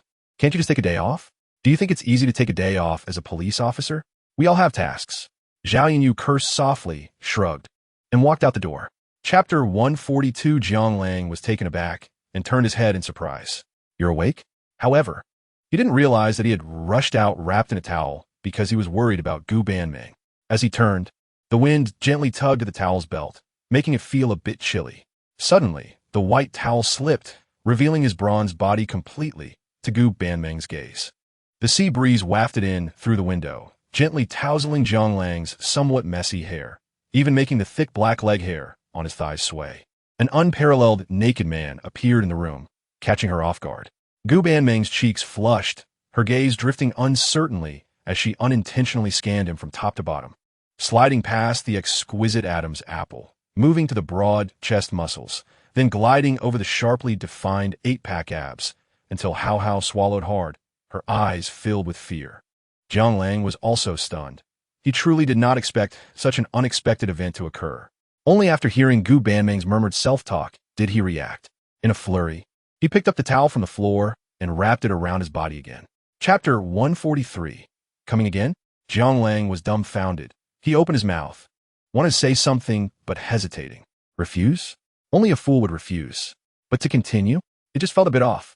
However, Gu Banming didn't care what Jiang Lang thought. She pounced on him, directly straddling his waist. Her gaze was enchanting, like a frisky little kitten. She gently lowered her proud head, entangling her lips tightly with Jiang Lang's. Blood mixed with saliva slid through their mouths, making Jiang Lang feel a bit numb. With an alternative kind of stimulation, his soul was heating up, as if he had reached heaven, floating like a celestial being, as the obstructive clothes fell away piece by piece. Until your period came, a voice filled with disbelief and annoyance rang out in the room. Gu Banming's face turned crimson, her hands covering her chest, gently biting her pink lips, slightly turning her head away, not daring to meet Jiang Lang's gaze, appearing incredibly delicate. It was her first time being completely honest and exposed with a boy, making her extremely uncomfortable and a bit shy. She softly hummed, her gaze flickering. Jiang Lang let out a bitter laugh, pulling his hand out of the muck, secretly thinking. Chapter 144. Jiang Lang felt a warm sensation in his heart. He could tell at a glance that everything on the table was prepared by Gu Banming for him. After lazily stretching and yawning, he rolled out of bed.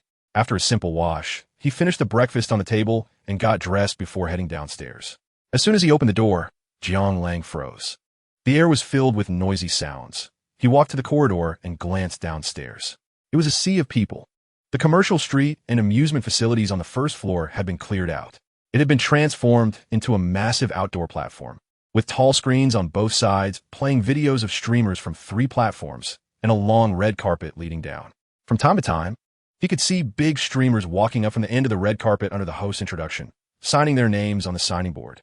Countless tourists were holding their phones, continuously taking photos on both sides, cheering for their favorite streamers, pushing and shoving each other, all with excited expressions.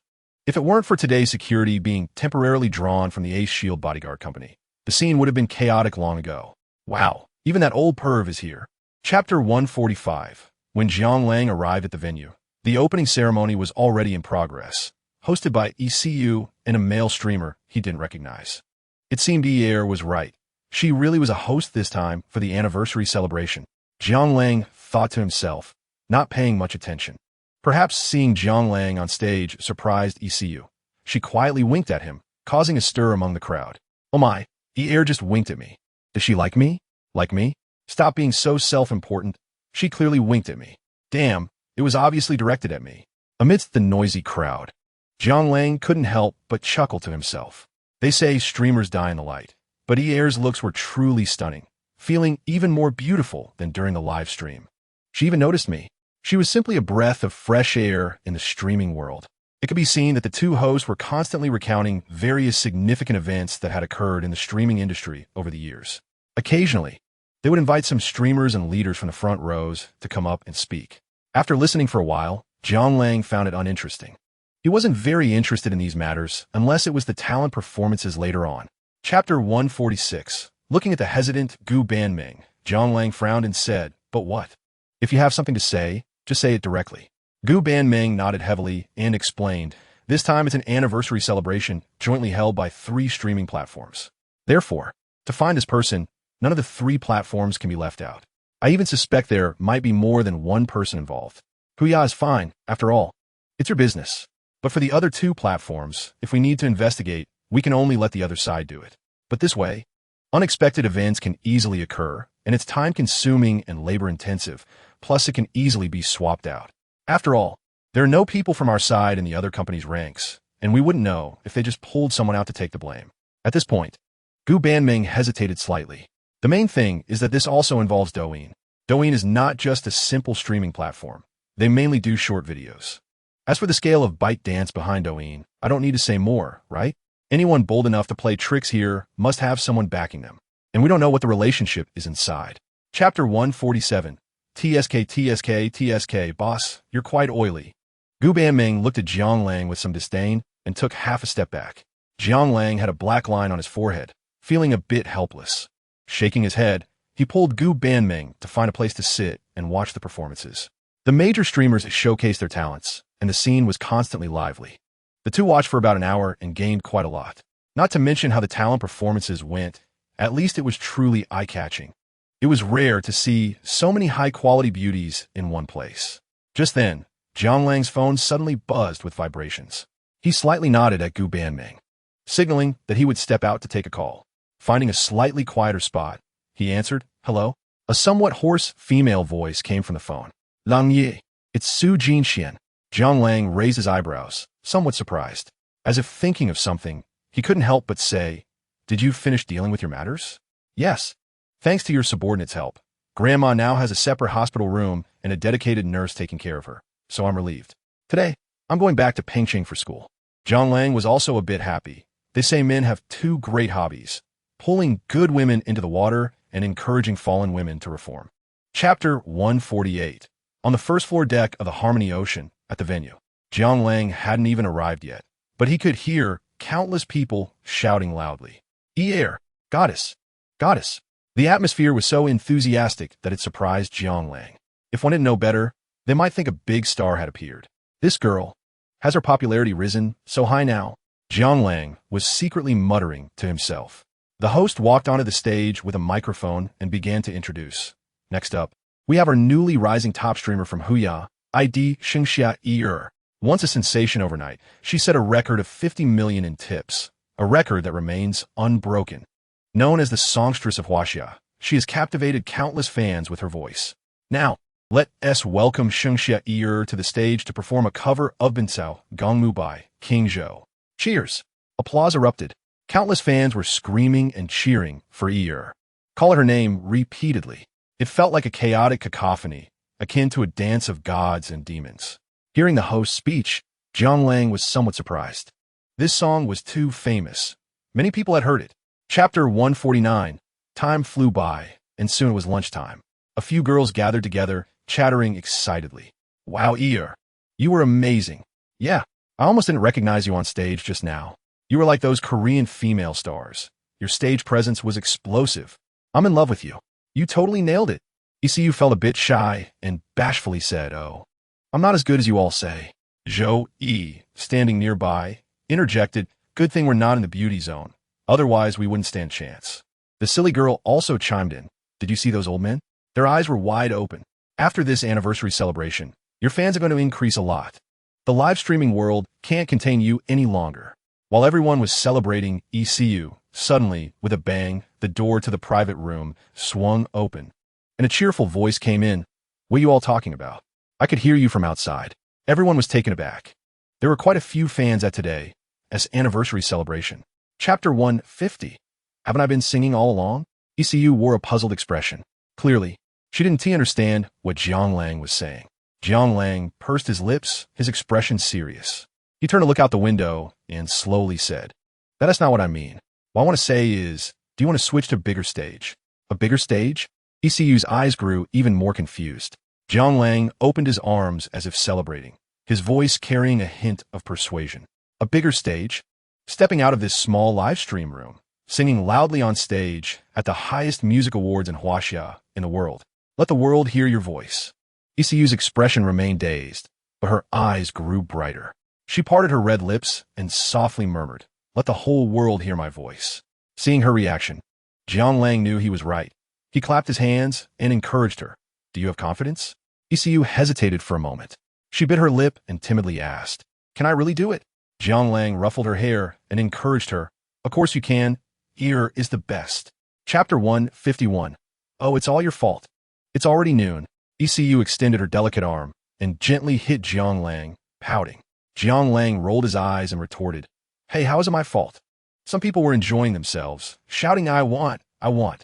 Before he could finish, ECU quickly covered his mouth, her cheeks flushed, and whispered, "Langu, please stop talking." Jiang Lang looked at her mischievously, reaching out to pry her hands away, just as he was about to tease her again. Suddenly, the sound of a ringing phone interrupted their playful banter. Jiang Lang took out his phone and raised an eyebrow. It was actually a call from Gu Banming. After hesitating for a moment, he slowly clicked to answer. "Hello, boss. It's bad. Many people on the ship are food poisoned." Gu Banming's urgent voice came through the phone. Jiang Lang immediately broke into a cold sweat, as if he had sprung from the bed like a spring, scrambling to find his scattered clothes while holding the phone. "Where are you now? I'm coming right over." Chapter 152. At this moment, the topic was already trending on the internet in Huaxia. Valuchat apps forum, and message boards were buzzing with discussions about the incident. Ocean Harmony, anniversary celebration, food poisoning had completely become hot search terms. Wow, over 500 people know. Nearly 700 people have food poisoning. 666. ISNT, the organizer, going to be in deep trouble? Do you think a big platform like that is just going to take it lying down? They have the money to compensate. Those upstairs don't understand, do they? Losing money is one thing, but if someone dies, that is a whole different level of trouble. At this moment, a few comments suddenly appeared, seemingly trying to guide the discussion. Did you notice? The behind-the-scenes person of this Emperor Hotel is so young. Wow, now that you mention it, I noticed. Only 23 years old. Where did he get so much money? I know this hotel is not ordinary. Besides in Magic City, they are building new hotels in places like Imperial Capital, Peng City, and Goat City. I remember, it caused quite a stir here. And I heard the investment was over $1 billion. Chapter 153. Damn it. Do I have to slap you for you to shut up? The person next to him continued to curse. Whatever you say is right, boss. Jiang Lang lowered his head, flattering and trying to please. Anyone who saw him would think he was just a coward. I thought these rich people were so tough. Aren't they just as afraid of death? A mocking laughter came from behind, growing louder. It seemed Jiang Lang's cowardly demeanor gave someone a sense of satisfaction. Jiang Lang kept his head down, secretly complaining. Damn it, who isn't afraid of death? If you put a gun to your mouth, I guarantee your face would turn whiter than your dead parents. But he kept agreeing. Right, I'm just a coward. I can't compare to you big brothers. The laughter echoed throughout the car. Meanwhile, the Magic City Public Security Bureau. A big hand slammed down on the table. 3 days. It's been 3 full days. Now the whole Magic City populace is laughing at us. I don't care how you do it. You must find the owner of the Emperor Hotel as soon as possible. Otherwise, you can all pack your things and get out. A middle-aged man in police uniform shouted loudly, spitting as he spoke. Chapter 154. It's time to eat. We're here. A few scolding voices echoed in his ears. Jiang Lang felt as if he had been kicked hard, causing some pain. He groggily opened his eyes and realized the mask on his face was gone. The sunlight was gentle, and the wind was soft. But after not seeing the sun for many days, he found the light somewhat dazzling, like being illuminated by the strong headlights of a large vehicle up close, causing tears to well up in the corners of his eyes.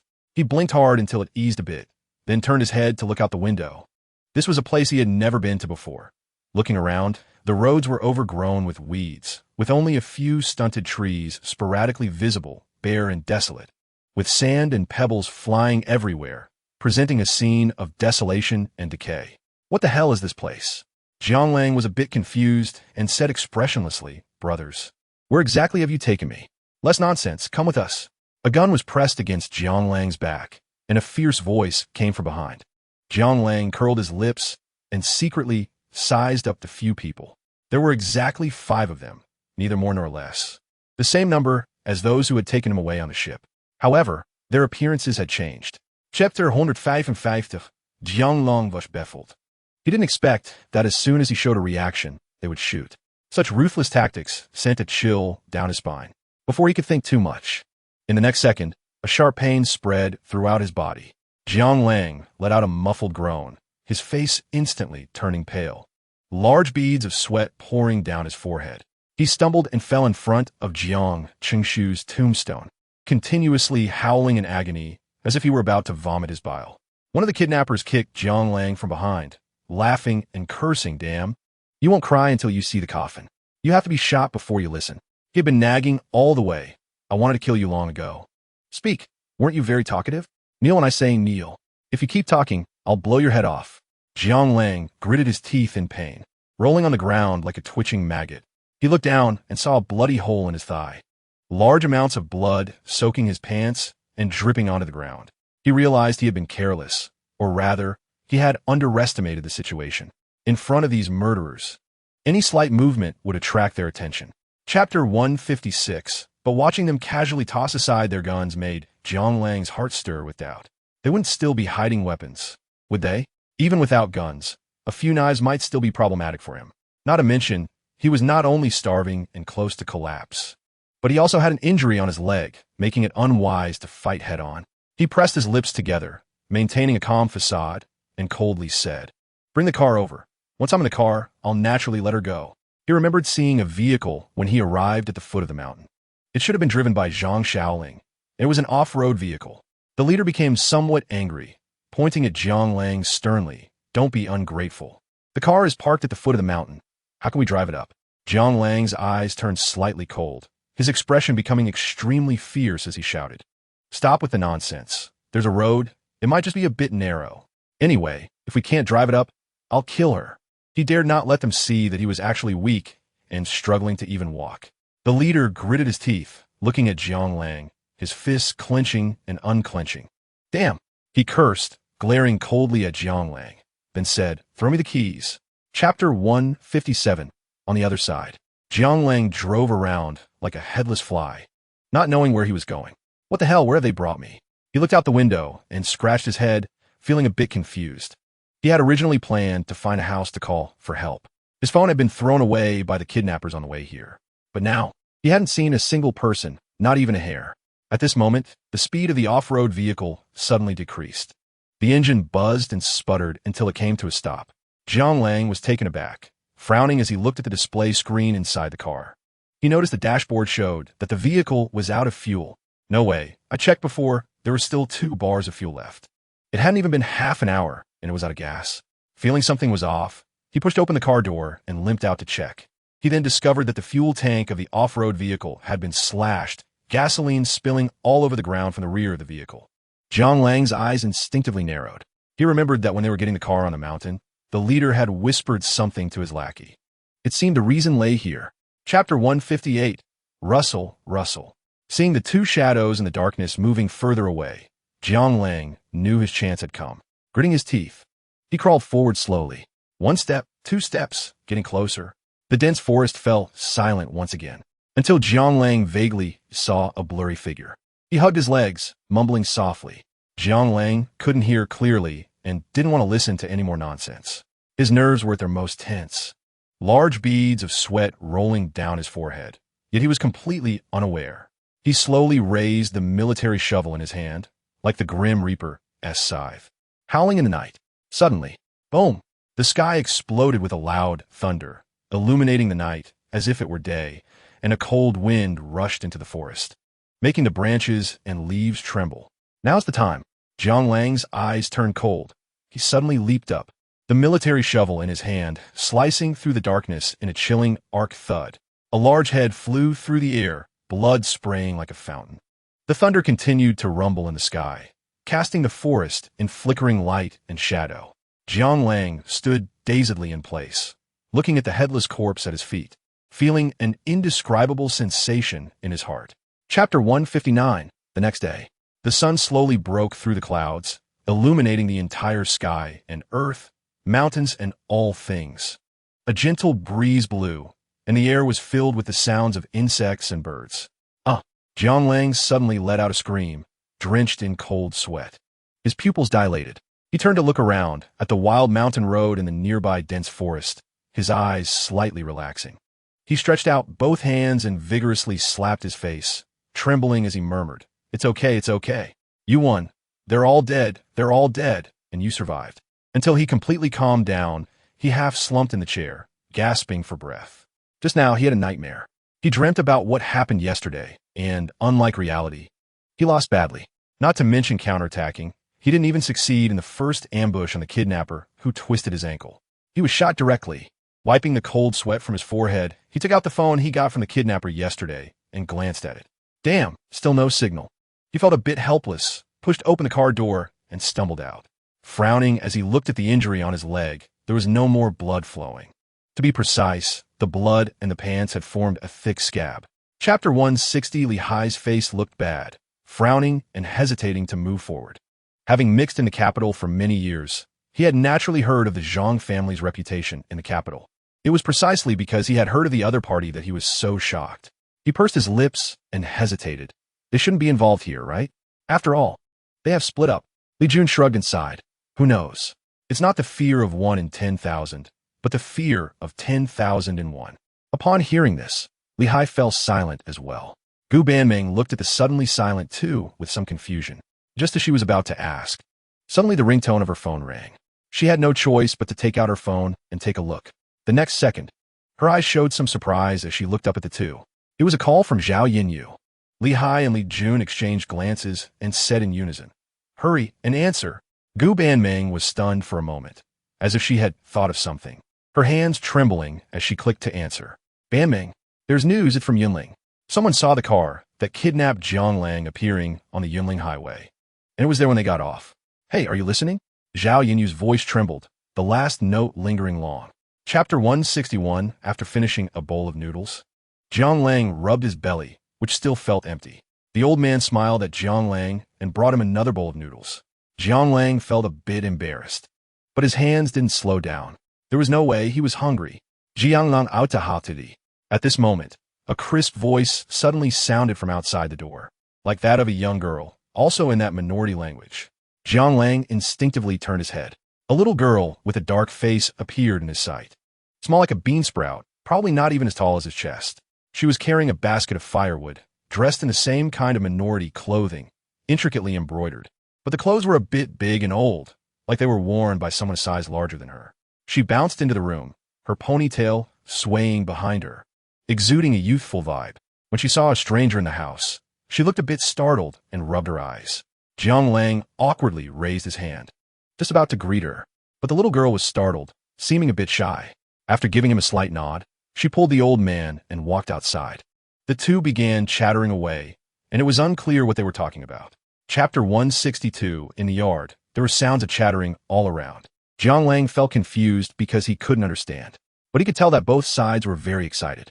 After hesitating for a moment, he slowly got out of bed and opened the door. The early morning in the mountains was very cold, and the sun had not yet risen. As soon as the door opened, a gust of cold wind rushed in, making Jiang Lang instinctively shiver.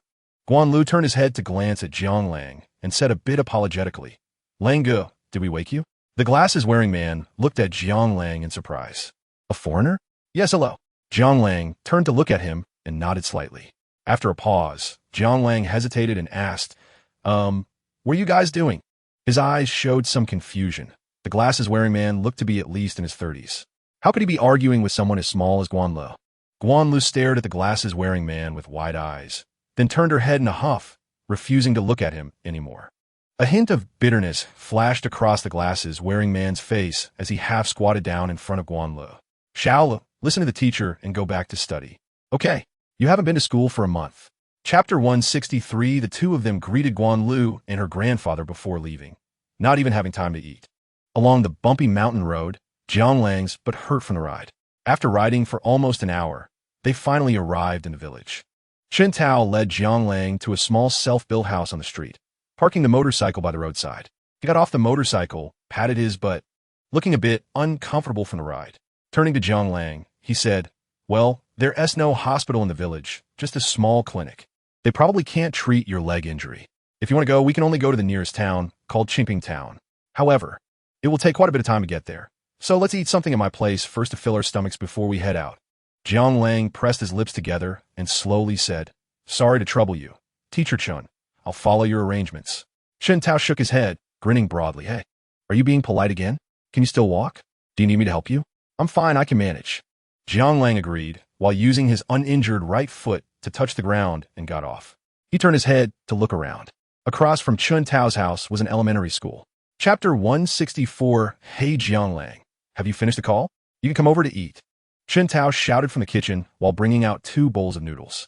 Jiang Lang was softly speaking on the phone, with a smile on his face, clearly very happy. "Okay, I got it. All right, stop crying, or you'll turn into a big spotted cat. Okay, I'll hang up now." Seeing Jiang Lang's expression, Chen Tao teased, "Is it your girlfriend? You look so happy. Your smile is almost reaching the back of your head." Cough. Jiang Lang cleared his throat and intentionally changed the subject. Teacher Chun, is it just you at home? My dad and mom went to help someone work. What about your girlfriend? Hey, with a salary of just $16.80 a month, which girl would look at us?" Jiang Lang's eyes widened in disbelief. "Is it really that little?" Chen Tao nodded, a hint of bitterness on his face. "Yeah. And it's already been 2 months without pay." Jiang Lang fell silent. He had heard before that teachers in mountainous areas had low salaries, but he never expected it to be this low, and it's been 2 months overdue. Going out to deliver takeout shouldn't just be this little, right? Chapter 165. The next day. Early morning. The warm sunlight filtered through the branches and leaves outside the window, lazily shining into the room, dispelling the pungent smell of disinfectant. Jiang Lang groggily opened his eyes in the empty hospital room, where he was the only one. The white walls, light-colored curtains, and a wooden table with a vase on it were all he could see. His left leg, wrapped in white cloth like a zongzi, hung off the bed. What the hell? When did the surgery finish? Jiang Lang was stunned, feeling a bit dazed. In his memory, he only remembered being in the operating room when the doctor asked if he wanted anesthesia. At that time, he confidently patted his chest and said, "It's fine. It's just a bull extraction. Go ahead. If I scream, then I'm not a man." Then there was nothing but screams of agony, tears streaming down his face. It wasn't until that huge dose of anesthesia was injected into his body that Jiang Lang realized how beautiful the world was, and that being tough wouldn't bring any benefits. At this moment, Recalling the amused looks of those beautiful nurses, he felt a sense of social death. Damn it, I absolutely won't brag anymore.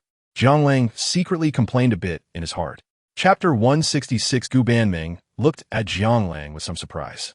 Seeing him nod slightly and give a reassuring look, she said, I'll go outside to make a call. You two can chat slowly. As she spoke, she turned and left with her long legs. Chen Tao was somewhat at a loss. He didn't understand why Jiang Lang kept him there. Rubbing his fingers, he asked with a puzzled expression, Jiang, you want to say? Before he could finish, Jiang Lang interrupted him impatiently. Hi, Teacher Chun. Yesterday, you told me not to be polite. And today you're being so polite. Just call me Jiang Lang or Longzi. That's what my friends call me. Let us just chat casually today. Don't be so formal. Chen Tao scratched his head a bit awkwardly and slowly said, Then I'll call you Longzi. Jiang Lang nodded slightly, thought for a moment, and said, I heard you say yesterday that Guan Li's family isn't going to school because they have no money, right? Upon hearing this, Chen Tao's expression changed. He glanced at Jiang Lang and sighed heavily. Guan Li's situation is too special. His dad and mom are both gone. He was raised by his grandfather alone. Chapter 167. Just as Jiang Lang was lost in thought, a knocking sound came from outside the door. Zhao Yinyu called softly from the door, Boss, the police are here. Jiang Lang nodded slightly to Chen Tao and said quietly, Teacher Chun, could you please step aside for a moment? Chen Tao hurriedly stood up and quickly replied, All right. I'll go out first. After watching Chen Tao leave, Jiang Lang shouted towards the door, You can let them in now. Okay. Gu Banming replied and opened the door. 3 policemen appeared in his line of sight, one of whom he was very familiar with, Zhao Yinyu, the eldest daughter of the Zhao family. Jiang Lang was taken aback and couldn't help but ask, Zhao Yinyu, why are you here too? Zhao Yinyu coughed lightly and said seriously, Mr. Jiang, I am the person in charge of your case regarding the disappearance on the Ocean Harmony. I've come with 2 colleagues to understand the situation. Jiang Lang raised an eyebrow, a playful smile on his lips. Sure, feel free to ask whatever you want. Zhao Yinyu took a deep breath. Please tell us all about the process of your abduction and escape. Chapter 168. At the international airport in Modu, when Jiang Lang stepped onto this land again, a feeling of being worlds apart spread in his heart. Boss, welcome home. Li Hai, Li Jun, and Lei Dong have been waiting for a long time. They, along with the senior executives of the Emperor Hotel, elite lawyers from the Jintianqing law firm, and a group of bodyguards, all shouted in unison. He slowly opened his arms, like a great eagle spreading its wings, embracing the whole world, shouting, Modu, I'm back. Inside the airport, countless people looked at Jiang Lang with astonished expressions, as if they were looking at a madman, whispering among themselves, Wow, is this a movie being filmed? What are these people doing? A gang? Damn, are you crazy? Why are you talking nonsense? Jiang Lang ignored the gazes of outsiders. He turned to his men and said softly, Let us go. Yes. The luxurious Huaxi Junting Villa in Modu was lit and very quiet. The bodyguards surrounded the villa, forming a circle to guard against any threats. In the hall on the first floor, there were a number of people sitting scattered around. Among them were the core leaders of Jiang Lang's forces, such as Li Jun and Li Hai, as well as members of the Song family, who had a vested interest in him, with Song Chengwen and Song Chengwu attending. Chapter 169. Thud, thud, thud. The sound of footsteps coming down the stairs was heard. In the hall on the first floor, everyone suddenly turned around in unison. President Jiang. Boss. Big Brother Lang. Jiang Lang sat down on the sofa, greeting everyone. All right, everyone sit down. Looking at the concerned faces surrounding him, Jiang Lang felt delighted. He noticed that many of them had come unannounced, indicating that ENT made the wrong friends. Perhaps some were there with a gamble in mind. After all, adding flowers to a brocade is not as good as sending charcoal in the snow. Once Jiang Lang successfully overthrew the Zhang family in Modu and became the new king of the Bund, those who fought alongside him would naturally rise with the tide. It could be said that risk and opportunity coexisted. However, Jiang Lang didn't care. Those who came were friends. He couldn't expect them to work for him. Spending money and time without getting any benefits, that would be nonsense. If it were Jiang Lang himself, he wouldn't do it either. Taking a deep breath, he looked at everyone and said with a faint smile, Let me share some good news first. The Zhang family in the capital has clearly stated they won't intervene. So, we can go all out against them. Zhao Xinglong's eyes widened as he looked at Jiang Lang. Chapter 170. The next day. Modu Peninsula Cafe.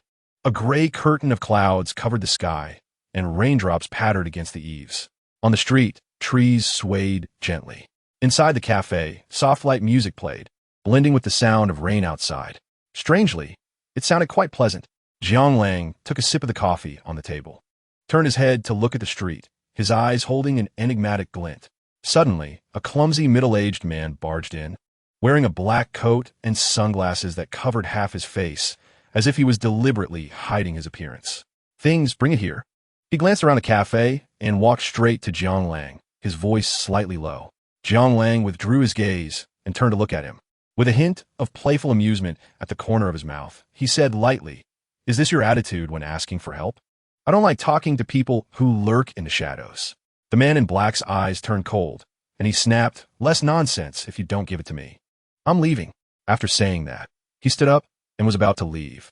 Jiang Lang smiled and gently snapped his fingers. The soft music playing in the cafe suddenly stopped, and the young, beautiful coffee maids slowly retreated to the kitchen, also hanging a notice outside that the cafe was closed for business. Chapter 171. Unfortunately, Jiang Lang's words did not interrupt Zhang Jingguo's cries.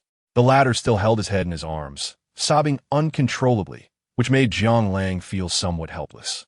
He took a sip of the coffee on the table and turned to look out the window, his expression inexplicable. It had been more than 3 months since he obtained the system, almost 4 months. Unknowingly, he had made a group of friends and dealt with a number of enemies. However, when it came to the Zhang family in Magic City, he had always hesitated, not daring to take ruthless action.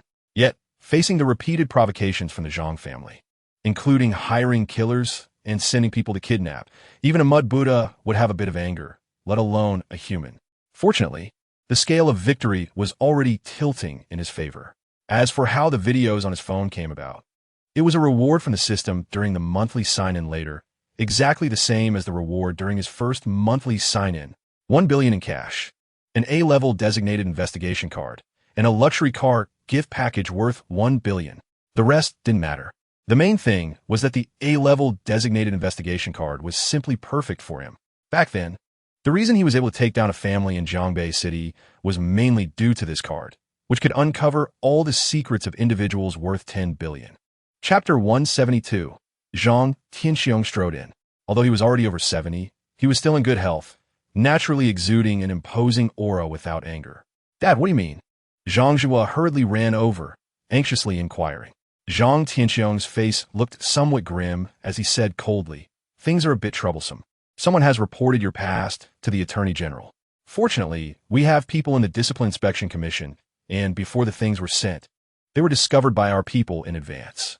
However, during this time, you should go abroad to hide. Wait until I handle it, and then you can come back." Zhang Jingguo's eyes widened, shaking his head vigorously. "I'm not going. There's no place abroad more comfortable than Magic City. Besides, didn't we see that we have nothing to fear? Over the years, we have encountered this before.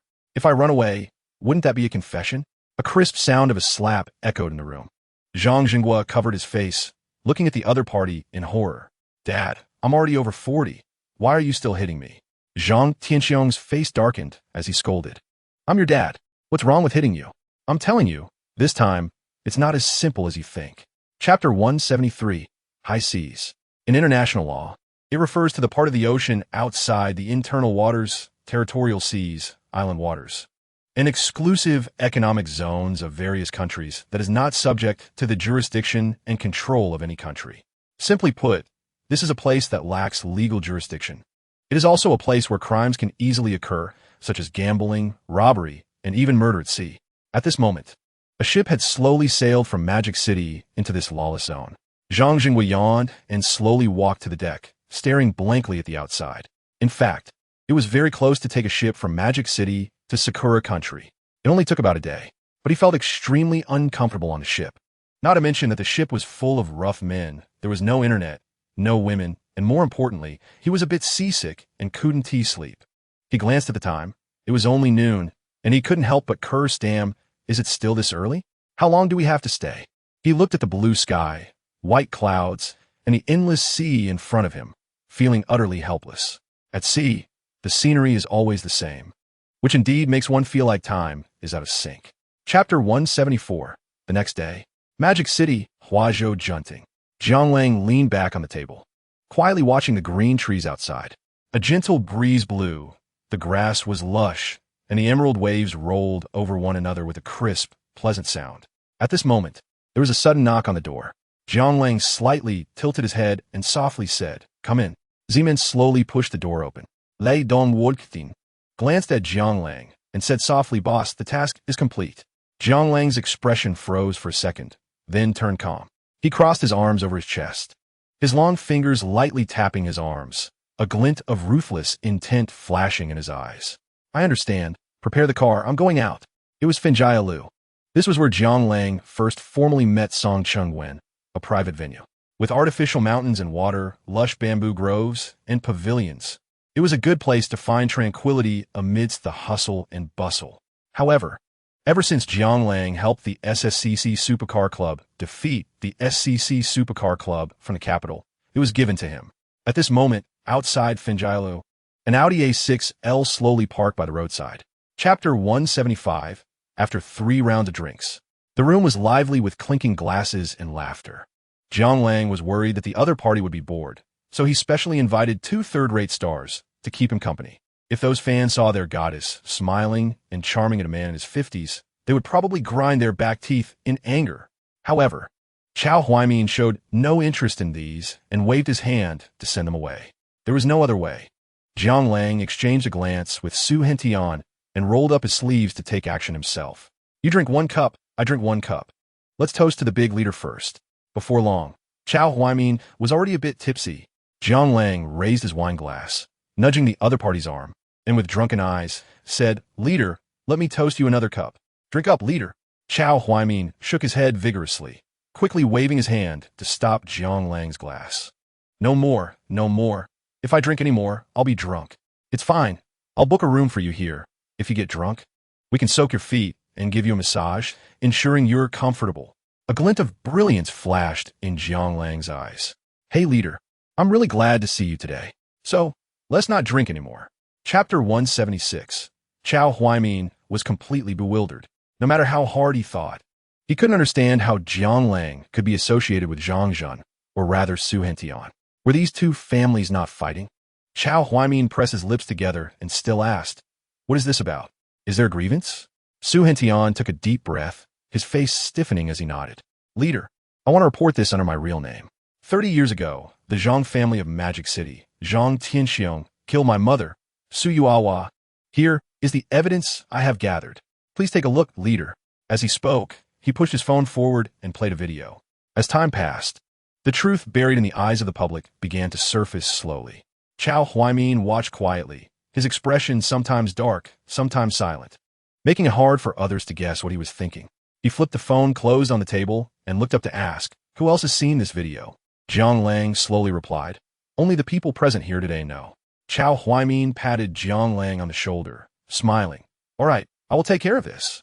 Although there was a suspicion that Jiang Lang was using this matter, he didn't care. With this evidence, it would be much easier to bring down the Zhang family. Chapter 177. What are you talking about? Jiang Lang poked his head out of the car, looking at Gu Banming with a face full of jealousy. "Hey, just because I arrived a bit late, you're chatting with some guy. Don't you think you're neglecting your legitimate boyfriend?" Gu Banming rubbed her eyes, looking at Jiang Lang in disbelief, as if she had discovered a new continent. She never expected Jiang Lang to have such a petty side, and couldn't help but feel a bit pleased. In a good mood, she decided not to dwell on it and waved at the man as if shooing away a fly. "All right, you could go now." "Okay, Ms. Gu." The man quickly replied and stepped on the gas, disappearing in an instant, leaving Jiang Lang looking bewildered. What was that all about? Jiang Lang scratched his head in confusion. Gu Banming walked over with a light step, opened the car door, and sat in the passenger seat, playfully saying, "Nothing much, he just thought your wife was pretty and wanted to add her on WeChat." "Oh," Jiang Lang replied expressionlessly. Gu Banming glanced at him, teasingly asking, "What is wrong? Are you jealous?" Chapter 178. Jiang Ting, what are you doing here? Jiang Lang rolled down the car window and shouted at his little sister, while also pulling the car over to the emergency lane. Jiang Ting paused for a moment, looking up at Jiang Lang with eyes that seemed to shine like she had found a savior. "Brother," she said, ready to step out. However, upon seeing the traffic police blocking her way, her expression immediately fell, and she stopped in her tracks. The traffic officer glanced at the Aston Martin 1-77 parked in front of him and frowned. He knew that someone who could drive such a luxury car was not someone he could mess with, but out of professional duty, he still approached. "Hello, sir. You can't park here in the emergency lane." Jiang Lang smiled awkwardly, pointing at Jiang Ting and explaining, I'm here to help her deal with a traffic accident." The officer hesitated for a moment and then said, "All right, you can step out." Jiang Lang turned to Gu Banming, who looked a bit puzzled, and said, "Do you want to come with me?" She glanced at Jiang Ting outside the window, surprised, shook her head, and said to Jiang Lang, "I'll come over later." Jiang Lang felt uncertain about what she was thinking, so he said, "Okay, I'll go down first." Chapter 179, Magic City Disneyland, as the first Disneyland theme park in China, is a theme park with a pure Disney style that also incorporates Chinese elements. Since its official opening on June 16, 2016, it has been bustling with crowds every day. Especially on weekends, the line to enter the park stretches endlessly. However, for Jiang Lang and his companion, these were not issues. With money, they naturally bought VIP tickets. Although a bit expensive, the benefits were very clear. No need to wait in line, and not just for entry, but also for rides. Additionally, there were VIP viewing areas for the evening fireworks, etc. So many people, Gu Banming said excitedly, linking arms with Jiang Lang. Yeah, Jiang Lang agreed. To be honest, it was also his first time visiting an amusement park. He had dreamed of coming here as a child, but unfortunately his family was poor at that time, and they couldn't afford it. Even when he got to college, he still had no money. Although he often did part-time jobs, he was just a lovesick fool back then, spending all his earnings on his ex-girlfriend. Now, he had the chance to fulfill his childhood dream. Chapter 180, Little Sister, what are you doing here? Jiang Lang asked in surprise. Jiang Ting rolled her eyes. Didn't I tell you? We're also here to play at Disneyland. Jiang Lang was momentarily stunned, his expression a bit confused. Did you? I think he did. He vaguely recalled something, but couldn't remember clearly. Jiang Ting ignored her brother's bewilderment and turned to Gu Banming with a sweet smile. Nice to see you again, sister-in-law. Gu Banming felt a bit shy and awkward, murmuring, how about calling me Mingjie instead? Calling me sister-in-law feels a bit strange. All right, I'll call you Mingjie then. Jiang Ting nodded and turned to Jiang Lang, saying, brother, how about we eat together? Jiang Lang had no objections. After all, he wanted to see what Jiang Ting's friends were like. After all, these people were friends Jiang Ting made only after coming to Magic City, so who knew if they were good or bad? However, since they came to Disneyland mainly to accompany Gu Banming, he glanced at her, following her lead.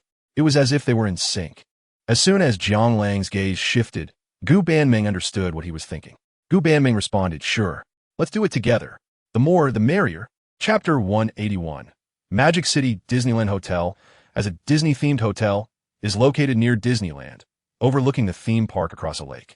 At this moment, in a luxury park view room, Jiang Lang lit a cigarette, wearing shorts, with his legs crossed, sitting by the window, watching the bustling traffic below. The sound of running water from the bathroom occasionally reached his ears, stirring his emotions. Jiang Lang turned to take a glance inside. The room was filled with steam, the soft yellow light casting a gentle shadow on the frosted glass. Jiang Lang suddenly felt a bit dry and coughed lightly twice. He picked up the water on the table and gulped it down. Logically speaking, he was no rookie, but at this moment, he felt like a young man about to experience forbidden matters between men and women for the first time, a bit impatient. He even had an impulse to rush into the bathroom to investigate. No, stay calm. I've been through this before. Just as he was lost in thought, the bathroom door suddenly opened. A stunning figure emerged from the steaming bathroom. Jiang Lang's eyes widened in surprise. A beauty stepping out of the bath, a woman like water. Chapter 182. Wow. As soon as these words were spoken, Jiang Lang instantly stood up. A real man would never say he was incapable, let alone when a woman said it. That was a blatant provocation that ignited Jiang Lang's explosive temper. Jiang Lang took up arms again, vowing not to return home until he had made the enemy cry out for mercy, tears streaming down their face. After a passionate battle, Jiang Lang lay on the bed, rubbing his old waist and sighing inwardly. The ancestors truly did not deceive me. There are only overworked cows, not ruined fields. Looking at Gu Banming, who had become increasingly charming, now leaning in his arms, her fingers drawing circles on his chest, he suddenly wanted to complain. Why do I feel like I've turned into a weakling despite being enhanced by the system? This doesn't make sense. Or is it that women are naturally stronger in that aspect? Or is Gu Banming exceptionally gifted? He helplessly shook his head, rubbed her head, and asked, "So, are you hungry? Let's go get something to eat." Gu Banming nodded and tried to struggle to get up. Suddenly, a flash of pain crossed her face, and she returned to Jiang Lang's embrace.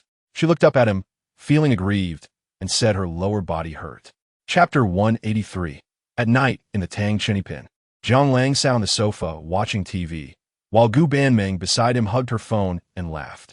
Right now, she was chatting with Jiang Lang's parents. He didn't know why, but his dad and mom seemed to have taken a liking to Gu Banming. They were chatting happily, as if they were one big family. Instead, Jiang Lang felt like the outsider. "Little Meng, if Jiang Lang dares to bully you in the future, just tell Uncle. Don't think I'm old now. I can still pack a punch. Don't be afraid. Annie still has that feather duster that once made Jiang Lang jump around. Uncle Andy, stop teasing me." Jiang Lang listened to their conversation, rolling his eyes helplessly. "I am tired. Just end this. There's no place for me in this family anymore." Fortunately, after chatting for a while, they hung up. Gu Banming, with her long legs, hopped right into his arms. "Langge, did you hear that?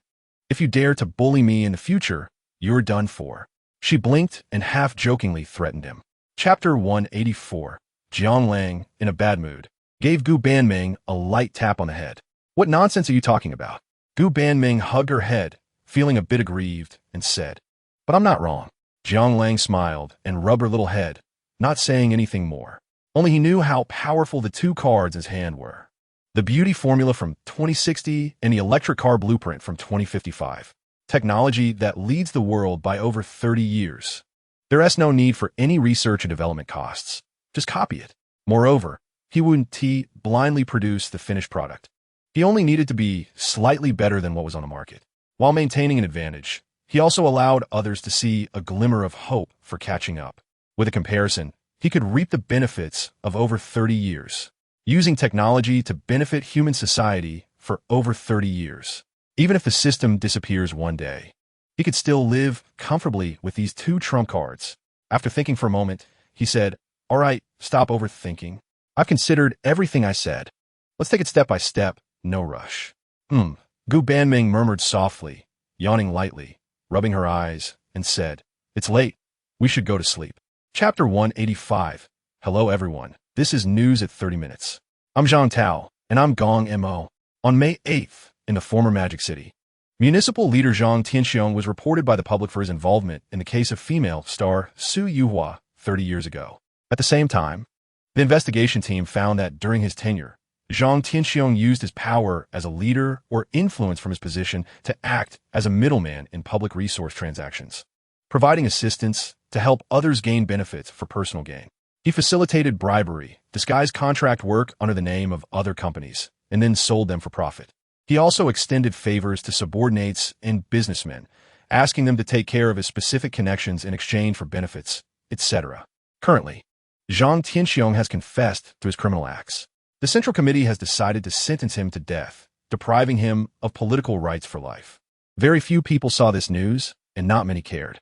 After all, ordinary people were more interested in celebrity gossip. Even if they saw this, they would only applaud and cheer, saying, "Another big tiger has fallen. Huagua is awesome." Chapter 186. Jiang Lang raised an eyebrow after downing his drink with Zhao Zhenglong. He turned to look around and asked curiously, "By the way, where's your sister? Compared to these flashy girls, I'd rather chat with Zhao Yinyu. After all, semi-permanent is no match for pure natural." Zhao Zhenglong shrugged and casually said, "I don't know. She said she had something to do and wouldn't come today." Jiang Lang nodded, indicating he understood. After a pause, he continued, "Well, I'm done for today. Let us get together another day." Saying this, he was about to leave. "Lang, go wait." Zhao Zhenglong hurriedly stopped him. Jiang Lang's footsteps immediately halted as he looked at him in surprise, asking, "What is up?" Zhao Zhenglong rubbed his hands together, grinning awkwardly, and said, "Actually, I have a task today." Jiang Lang felt a spark of interest and teased, "Task? Who has the clout to give orders to you?" "Zhao, the young master." "All right, tell me what is going on." Their commotion also caught the attention of others. "Hey, sit down and drink. Lango, you rarely come out to socialize. Are you leaving already?" Chapter 187. Jiang Lang opened his mouth but didn't continue to argue. In fact, he knew that Gu Banming was right. In private, anything goes, but at work, one must demonstrate professional qualities. Especially when the other party is the group president of a hotel, so many people are watching this position, laughing and joking, or clinging to him all day like a little girl, won't win everyone over, even if everyone knows that Jiang Lang is backing her up. Others may not say anything on the surface, but who knows how they discuss it behind her back. He shook his head and said, "All right, let's head down." I suppose the others are waiting impatiently. In the banquet hall, the atmosphere was lively, with glasses clinking and excitement in the air. After a few rounds of drinks, Jiang Lang was feeling a bit tipsy, mainly because so many people came to toast him. Even if he just sipped a little, it was hard to handle with so many people. "Come on, Jiang, I toast you a glass." Song Zhenghua raised his glass, signaling to Jiang Lang. Jiang Lang glanced at him and, gritting his teeth, drank it down. There was no way around it. The Song family had put in a lot of effort to bring down Zhou Qingwang's family. He couldn't be heartless, so he had to give some face. Chapter 188. In the same way I help you, you will also have to work for the Jiang family in the future. This is truly a mutual advancement and retreat. As soon as these words were spoken, the atmosphere instantly became tense. Zhang Donghua took a deep breath, gritted his teeth, and asked Jiang, "How will this exchange of interests work? I will establish a new company and release 30% of the shares for you to enter. As for whether this company can make money, you can rest assured. But I will only accept a share-for-share exchange." Jiang Lang raised an eyebrow and spoke confidently.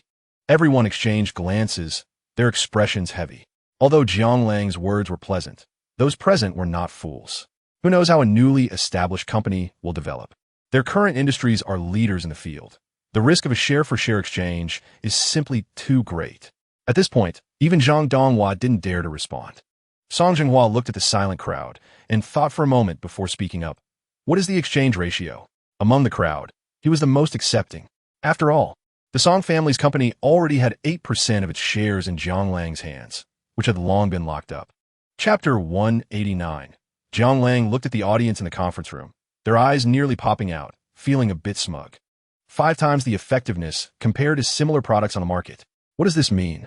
Even those who don't understand the industry know that once it hits the market, it could disrupt the entire sector. This is a crushing advantage in hard power, utterly unavoidable. He smiled and said, "Of course, talk is cheap. I have brought the finished product today. You can take it back to try." Saying this, he winked at Gu Banmeng. Gu Banmeng nodded slightly, pushed open the hidden door of the conference room, and brought out the items. While distributing the items, she said, "In addition to the finished products, I also brought the experimental reports, including various data, product comparisons, and required materials for everyone to see." The crowd stared at the pile of skincare products on the table and the experimental reports beside them, dumbfounded. This was clearly well prepared. One by one, they frowned and began to browse through the materials. Soon, they became increasingly excited, their eyes shining brighter. If the experimental data is true, they can already see a new beauty giant rising. Chapter 190. Half a month later, the sound of muscles colliding echoed on the large platform outside the villa. The passion of men burning bright. "Go, Captain! Hit him! Kick his butt!" The crowd below shouted, lively and noisy. "Oh no, I'm done." Lei Dong stepped back, panting heavily. Jiang Lang raised an eyebrow, retracting his fist that he was about to throw. With a half smile, he looked at him. "Captain Lei, is your body too weak? Can't handle it?" Lei Dong rolled his eyes, not wanting to engage with Jiang Lang. Ever since Jiang Lang returned, he had been training martial arts with him for 5 hours every day. He wondered, does a wealthy person really need to practice martial arts? It feels like he is just too bored. The key is, he can no longer beat Jiang Lang. After all, he has trained his whole life. Just thinking about it is enough to hit him hard. Seeing Lei Dong's gloomy expression, Jiang Lang chuckled lightly and said, "All right, starting tomorrow, I will practice on my own. You don't need to be my sparring partner anymore." "Really?" Chapter 191. The Oriental Pearl Sky Restaurant. Located at a height of 267 meters in the upper half of the second sphere of the Oriental Pearl, it is the largest and highest revolving restaurant in Asia. Renowned both domestically and internationally, it offers a diverse menu featuring Southeast Asian cuisine, Japanese dishes, Chinese delicacies, and Western flavors, covering an area of 500 square meters, accommodating up to 350 guests for dining. With a 360-degree transparent glass observation corridor, the design allows for a complete rotation every 2 hours, enabling diners to enjoy exquisite food while appreciating the beautiful scenery of the Huangpu River. At this moment in the restaurant, countless onlookers, filled with envy, jealousy, and hatred, stared at a corner. A blonde, blue-eyed beauty was elegantly enjoying the dishes on the table. Her movements were graceful, resembling a Western princess stepping out of a movie, exuding an air of nobility. However, what made others grind their teeth in anger was that the man in front of this beautiful woman didn't even glance at her, devouring the food on the table as if he had a vendetta against it. Damn, such a beautiful foreign beauty. Can't you be a bit more refined? Don't you understand gentlemanly manners? Chapter 192. Mr. Jiang, please don't be angry. We could discuss this. AI Lan Citizen chased after Jiang Lang, blocking his path, panting heavily. Jiang Lang frowned, his expression grim, and coldly said, Miss AI, it's not a matter of whether I'm angry or not. It's that your offer is truly insulting. Please, don't stop me anymore. AI Lan Citizen hurriedly explained, since you're not satisfied with the offer, we can renegotiate. Jiang Lang smirked, looking at her with a hint of amusement. Then he coldly said, No need to negotiate. I'll help you with the price, 1 billion pounds. If you can accept it, I'll sell. If not, don't bother me again. Just like that, goodbye. With that, Jiang Lang silently gestured and walked past AI Lan Citizen. He is a businessman, that's for sure. But he's not just any ordinary businessman. The insulting offers from others make him furious. After all, it's them who need him, not the other way around. Not only do they want to pay less, but they even want to lower the price. Do they really think he has a good temper? Alan Stevens' face looked anxious as he tried to stop Jiang Lang, wanting to say something. But he was surprised to find that, at some point, a few young men in black uniforms had emerged from the crowd and blocked her way. Chapter 193. Hearing Jiang Lang's impatient voice, Wei Hongling finally came to her senses. She felt a bit wronged, her eyes slightly red, holding her phone, her voice trembling. Can you come pick me up? The sound trembled with a hint of crying. Jiang Lang raised his eyebrows, feeling something was off, and couldn't help but ask, What's wrong? Where are you? Wei Hongling stammered. I am at the Colorful Era KTV. They said there's a role suitable for me and want me to come for an interview. Actually, they want to exploit me. That's the truth. They even took my phone. Luckily, I brought an extra one. I'm hiding in a bathroom now. I'm scared, so I thought to call you. Her words were halting, but the general meaning was clear enough. At the same time, a notification sound rang in his mind. Ding. Special mission detected. Now issued. Mission, rescue. 100 years of cultivation to share a boat. 1,000 years of cultivation to share a bed. No matter what, you have shared a fleeting romance. As a wealthy man who has had women, you are not someone any petty person can covet. Chapter 194.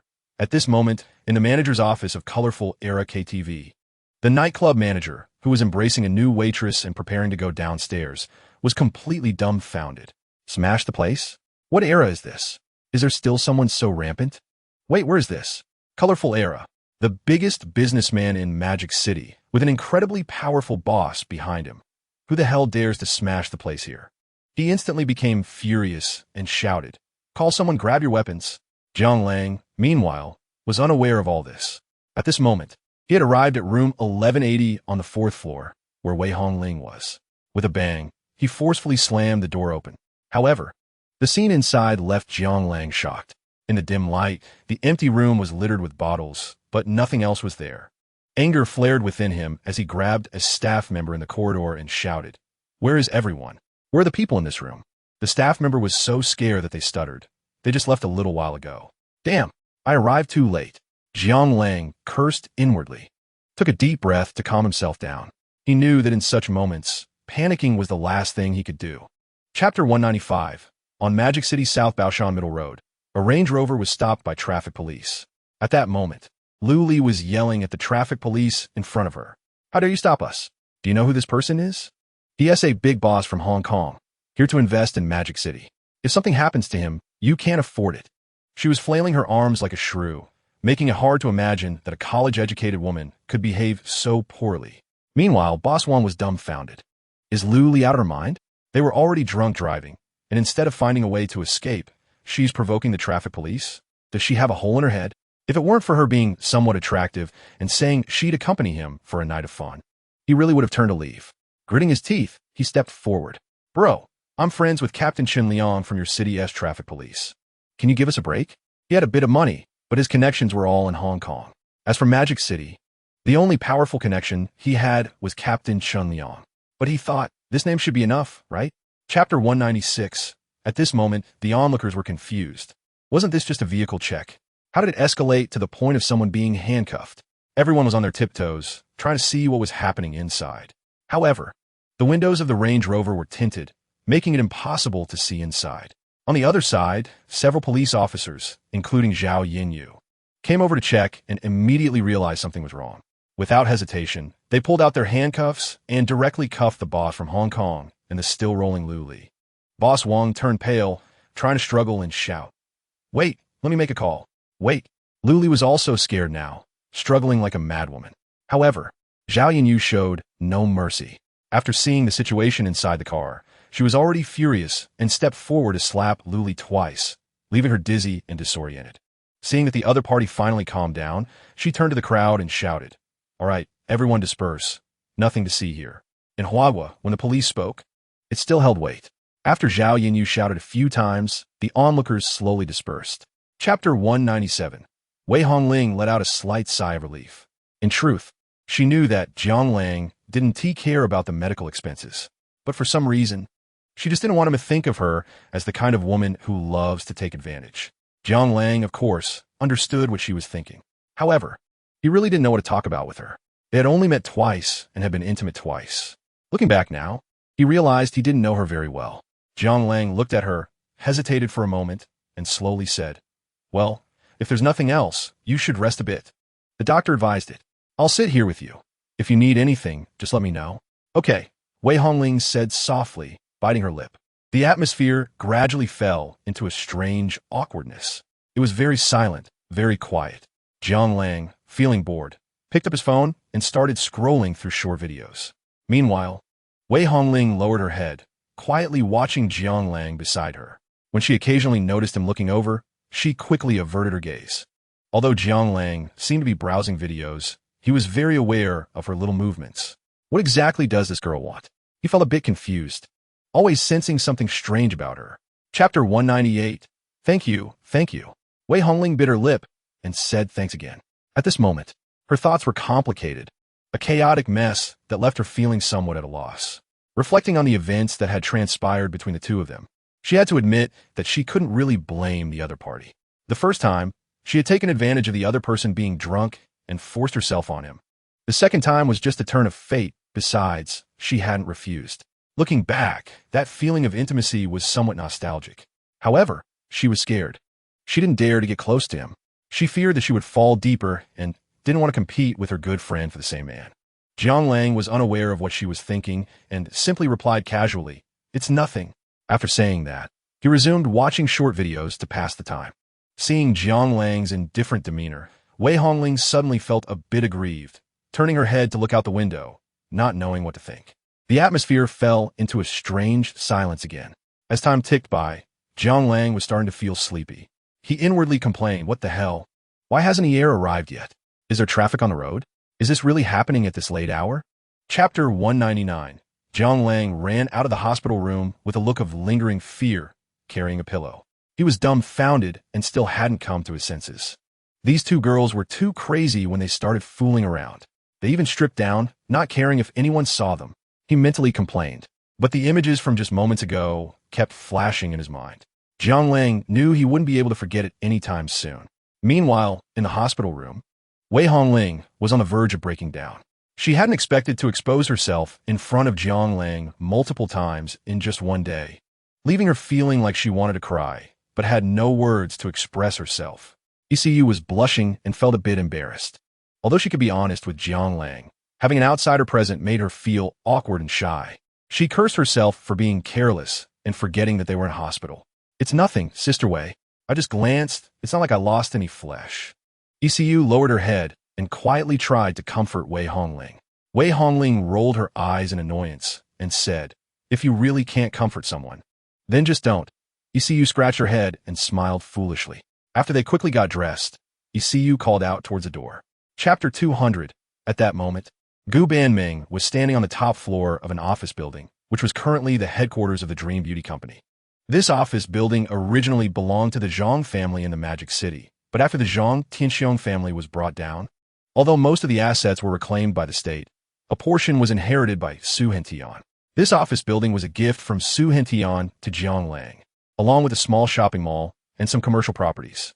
In total, it amounted to just over 10 billion. It could be said that this was both compensation for Jiang Lang and his token of allegiance. After all, he was also afraid that Jiang Lang would turn against him, which would be disastrous for him. Anyway, he had inherited just over 30 billion. As long as he didn't squander it, he could live comfortably for life. It was like a bankruptcy disaster relief. At that moment, in the top office, besides Gu Banming, several other shareholders had also sent representatives over. They included Zhao Zhenglong from the Zhao family, Song Chengwen from the Song family, Li Qinghai from the Li family, and Lu Dong from the Lu family. Li Qinghai and Lu Dong were also among the founders of the SSCC in the Magic City, and they had grown up with Zhao Zhenglong and Song Chengwen. Jiang Lang had met them a few times, so he was somewhat familiar with them. As for Zhang Donghai, he sent his eldest daughter, Zhang Shiyao, over. Chapter 201. The two of them walked to the elevator area. The passing staff looked at Jiang Lang with surprise. Who is this? Such a big shot. The president personally receiving him? Feeling the murderous gazes from the crowd, Jiang Lang joked, "Look, it's only been a few days, and you have so many fans already." He once again felt the power of beautiful women. Back at the Emperor Hotel, he could vaguely sense other people's unusual gazes. He didn't expect that here. There was no attempt at concealment at all. Gu Banming first pursed her lips and smiled lightly. When she noticed someone looking their way, she straightened her face and said seriously, "Boss, let us go up and talk." Jiang Lang nodded in agreement. The two took the elevator to the president's office, where Gu Banming finally relaxed and threw herself onto Jiang Lang. Jiang Lang rubbed her head and said with concern, "You've worked hard these past few days." "Not hard." Gu Banming nuzzled against his chest and then looked up to kiss him on the cheek. For some reason, she found it increasingly hard to let go of Jiang Lang. Just one day apart felt like 3 autumns. Chapter 202. Downstairs, Zhao Zhenglong looked at Zhang Xiao, whose face had turned incredibly red, and was puzzled. "Zhang Xiao, what is wrong? Why is your face so red?" "It's nothing," Zhang Xiao instinctively replied, her expression somewhat dazed. "Come on, don't say it's nothing. Look at your face. It's as red as a monkey's butt." Zhao Zhenglong muttered. Zhang Xiao came back to her senses and glanced at him, her face slightly pale. "If you can't speak properly, just shut your mouth." Zhao Zhenglong, seeing Zhang Xiao's unfriendly expression, retracted his head and mumbled, all right, I'll keep quiet." After a pause, he started talking to himself. "By the way, where did Lang go? Why hasn't he arrived yet? I need to make a call and ask." Saying this, he took out his phone. Upon seeing this, Zhang Xiao's expression changed instantly, and she hurriedly shouted, "No, you can't call." She stepped forward and snatched the phone from him. Zhao Zhenglong was dumbfounded, looking at her in disbelief. "What the hell? Zhang Xiao, are you crazy? Did I provoke you?" Zhang Xiao, blushing with anxiety, shook her head and said, "You just can't call." Chapter 203. Today, I would like to introduce our company's newly launched Beauty No. 1 skincare set, which includes 7 items. Just like the commonly found products on the market, it contains a facial cleanser, toner, essence, serum, eye cream, lotion, and cream. Although the functions are the same, the skincare set developed by our company has effects that surpass similar products by 3 times. A male reporter raised his hand and asked, "President Gu, sorry to interrupt. You said the effects surpass similar products by 3 times? Are you joking? Or is it compared to some third-rate products?" As soon as these words were spoken, the audience burst into laughter. The effect is 3 times greater than similar products, and no one would believe it. Although the beauty industry does not invest as much research funding compared to other industries, it is still significant.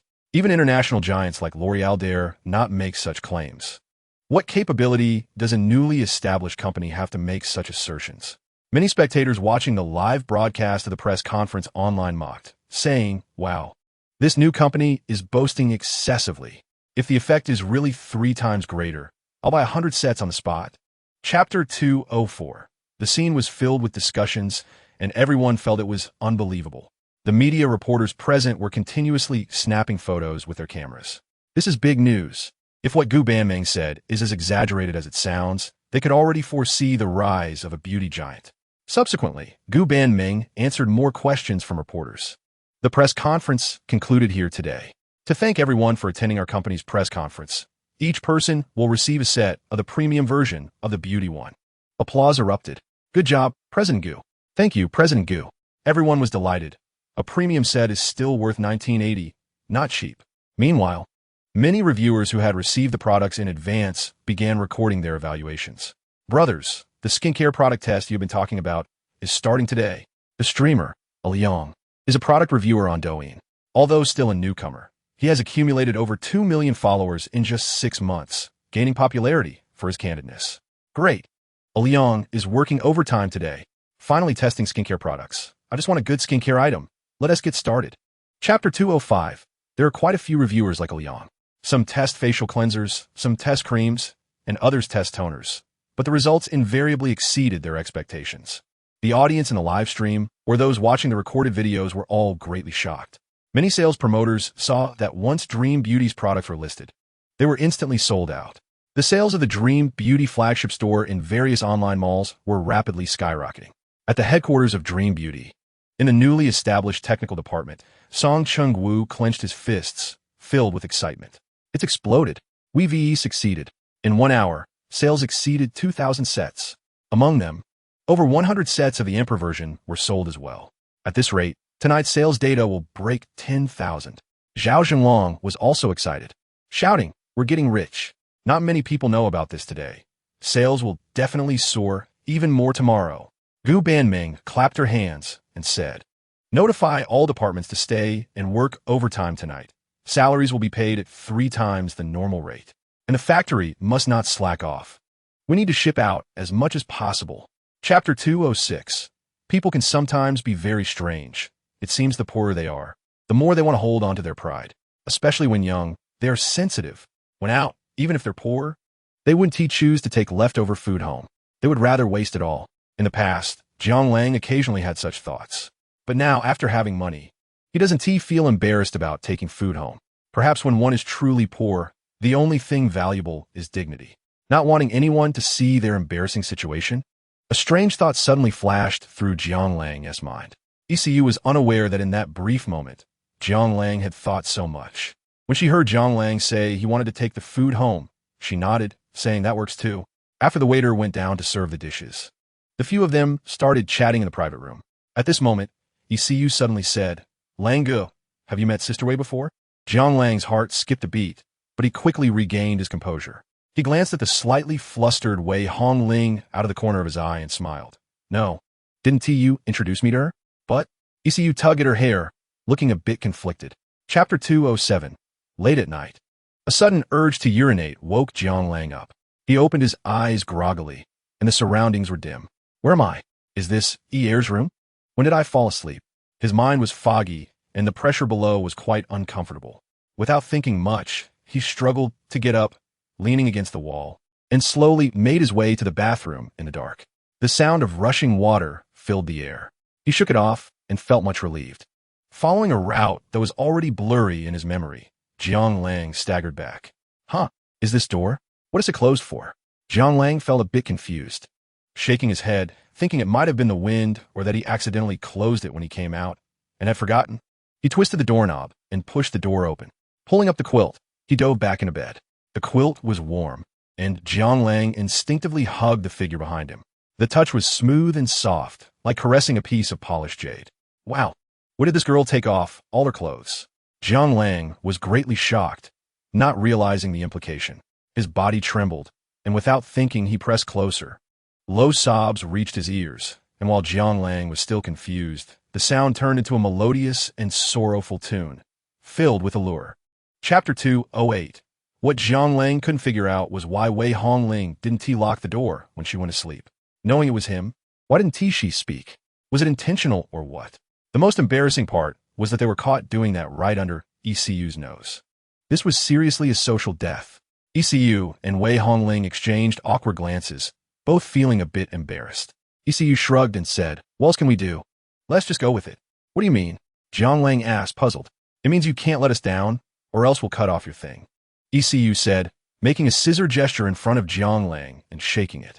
Jiang Lang was stunned for a moment, then exclaimed in surprise, "Really?" ECU nodded, glancing at Wei Hongling, her expression slightly gloomy.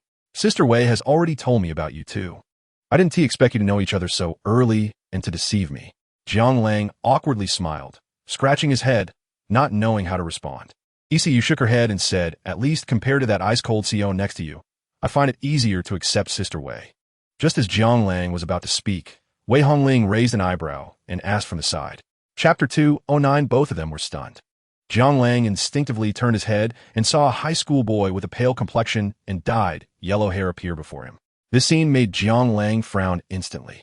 Jiang Ting saw the newcomer, and a flicker of disgust flashed in her eyes as she coldly said, Mao Jinyu, what do you want? Mao Jinyu glared fiercely at Jiang Lang before turning his head to look at Jiang Ting. Tinger, didn't you say no dating in high school? Who is he?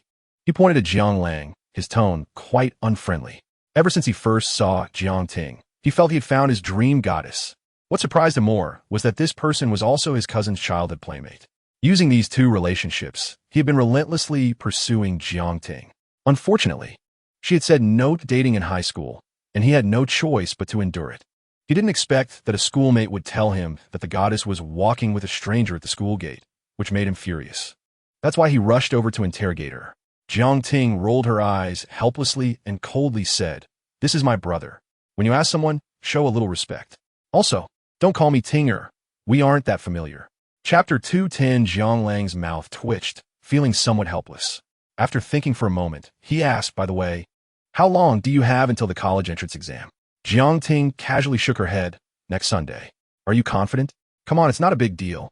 My little brain, not to mention Tsinghua or Peking University, at least top-tier schools in the country. I can pick at random. Jiang Ting proudly lifted her head, her face full of confidence. Looking at the self-satisfied Jiang Ting, Jiang Lang helplessly shook his head. Forget it. I should have known better than to ask. Ever since they were young, every time the topic of grades came up, his little sister had always hit him hard with her achievements. He didn't expect that she still hadn't learned her lesson.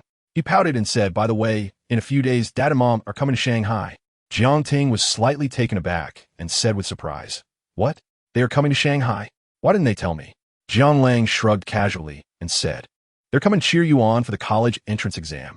To be honest, for the Jiang family, whether she passed the exam or not was actually no longer important. As long as Jiang Ting was willing, Jiang Lang could send her abroad to study and receive the best education. Jiang Ting excellent. Whoa, Mom and Dad are so nice. Chapter 211. To Jiang Lang's surprise, the zookeeper immediately noticed Jiang Lang and Jiang Ting among the crowd. You two, are you willing to come? Jiang Ting raised her hand, her head bobbing like garlic. Willing. With such a good opportunity, Jiang Lang naturally wouldn't refuse.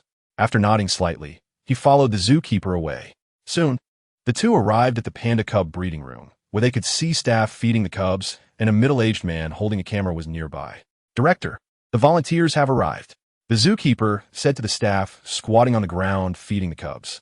The director looked up, glanced at the two behind the zookeeper, his eyes brightening slightly, and walked over after putting down the panda cub. Hello, you two. I am Zhou Ping, the director of the Shanghai Wild Animal Park. Thank you for coming to help take care of the pandas today. The two quickly waved their hands in a polite manner. Jiang Ting looked at the panda cubs in the temperature control box with curiosity. Wow, look how tiny it is. Jiang Lang turned his head to take a look. It looked like a little meatball, all red, with its eyes still closed and not much fur on its body, looking very small, not even the size of a palm. Chapter 212. After Jiang Lang finished calculating, everyone was stunned. Reflecting on his experiences since gaining the system gave him a somewhat dreamlike feeling. Damn, what am I even doing? Struggling for nothing? With this much money, I should be enjoying life. Jiang Lang put down his phone, propped his chin up, and appeared lost in thought. But what should he do now? Chasing girls? Forget it. He hasn't even finished with the few beauties he knows. It's better not to provoke other women. Although he knew that as long as he wanted, countless girls would climb into his bed. But he was a bit greedy. Not only did he crave other people's bodies, but he also wanted their hearts. He always felt that sex without emotion, aside from quenching thirst, would only leave him feeling more empty. Buying a car? Forget it. The cars in his garage were gathering dust.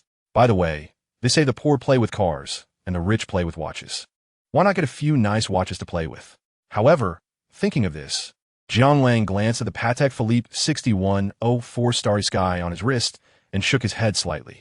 Suddenly, Jiang Lang's eyes lit up with an idea. Of course, he could help his girlfriend achieve her dreams. Why couldn't he achieve his own dreams? Chapter 213. The air suddenly became tense.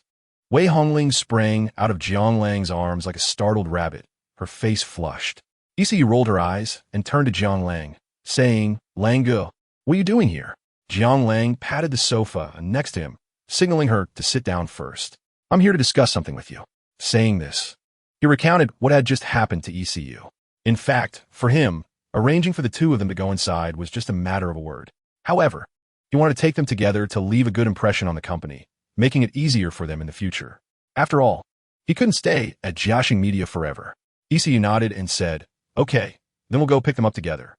After a pause, she added, "By the way, Lang Ge, if I join Jiaxing Media, why not be live streaming anymore?" Jiang Lang pondered for a moment and said, "I will notify Huya to terminate your contract. After that, you can live stream whenever you want without any time limits. As for the breach of contract fee, you don't have to worry about it." "Uh-huh."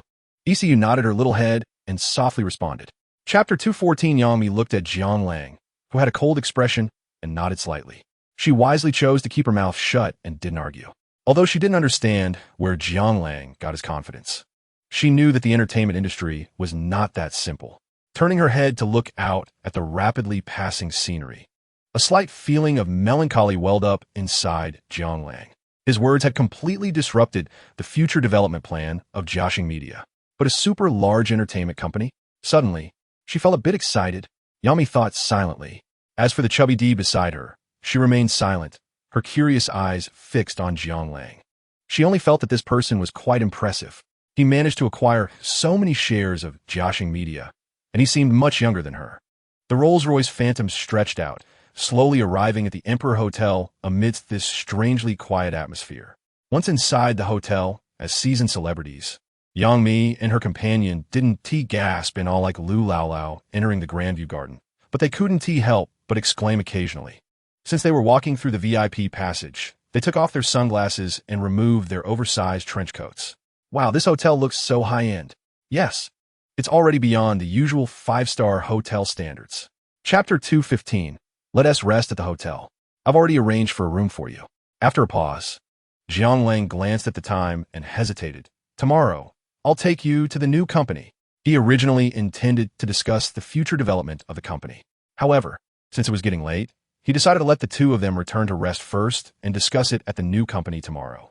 Hearing this, Yang Mi and Chubby D exchanged glances and nodded slightly. "Okay, boss."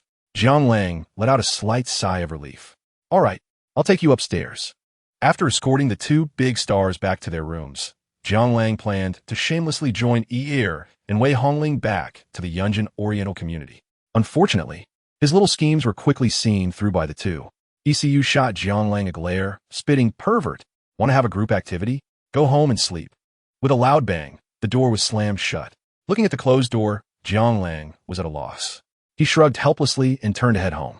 The next day, in a certain office building in Qudong, Magic City. Wow, this place is huge. It's quite nice, but unfortunately, it's empty and too quiet. Once the company's team moves here, it will be lively. Chapter 216. There is something else. You've heard of Dream Beauty, right? Yang Mi looked at Jiang Lang with some confusion. "Of course I've heard of it, but boss, why are you suddenly bringing this up?" She naturally knew about Dream Beauty, a rising beauty company that had been making waves online recently. As female celebrities who were always at the forefront of fashion, they were particularly sensitive to this matter. Jiang Lang nodded slightly, saying, "This company is also mine." "What?" Yang Mi exclaimed, her eyes wide open.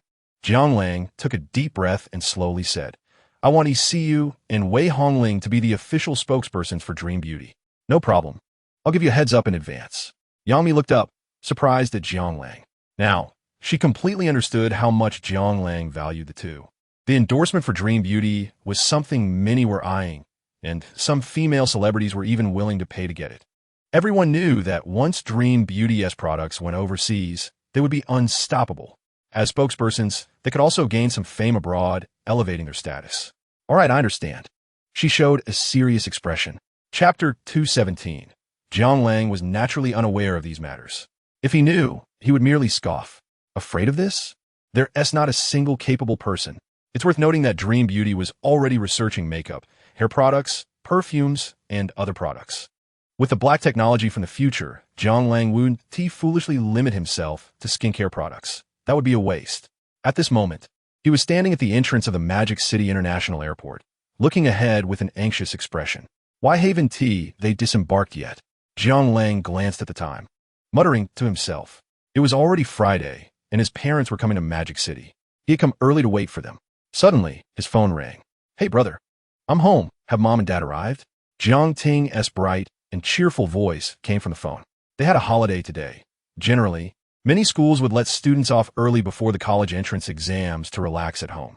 Jiang Lang smiled, holding the phone, his expression light. They'll be landing soon. Just watch some TV at home for now. Oh, okay.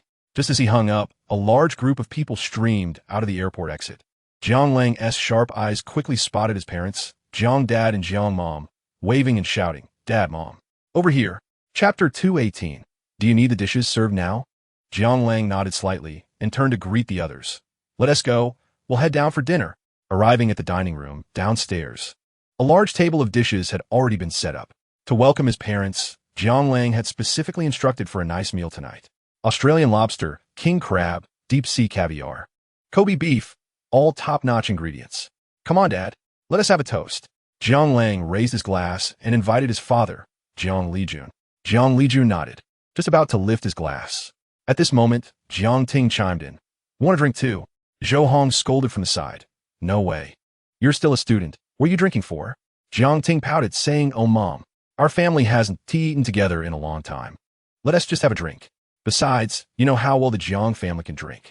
Hearing this, Zhou Hong hesitated slightly and turned to look at Jiang Lijun. However, she found Jiang Lijun was also turning to Jiang Lang. Sensing their gazes, Jiang Lang was slightly taken aback. He realized that, unknowingly, he had become the pillar of the family. Chapter 219. The surrounding air suddenly went still, as if it had solidified. Everyone froze in place, looking at Jiang Ting in disbelief. No matter how hard they racked their brains, they couldn't understand how such a pretty little girl could act so violently in public, leaving no room for a reaction. That slap made them all feel a bit of sting on their faces. Wow, these young people, so violent. This girl, one can't judge a book by its cover. The middle-aged woman covering her face looked at Jiang Ting in disbelief, her anger making her tremble. I want you dead. It's one thing to hit my son, but you dare hit me too. The middle-aged woman screamed hysterically, raising her right hand to return a slap to Jiang Ting.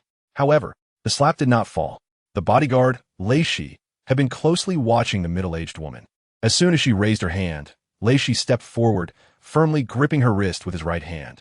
Get lost, he growled, pushing her away. The middle-aged woman fell to the ground, her hair disheveled, staring in shock at Lei Shi. She recognized him.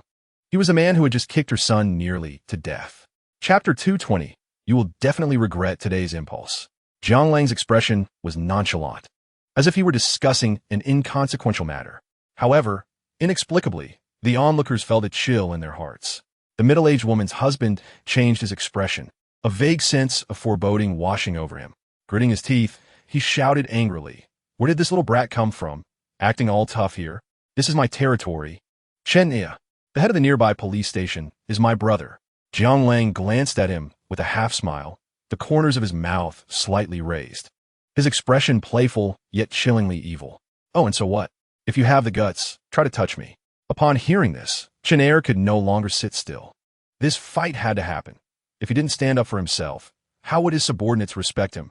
Others would say Chen Ia was just a paper tiger, unable to handle a young man in his 20s. Grinding his teeth, he roared, Come at me. Jiang Lang's face turned cold, his eyes narrowing slightly. Chapter 221. Back at home. Zhou Hong still looked worried.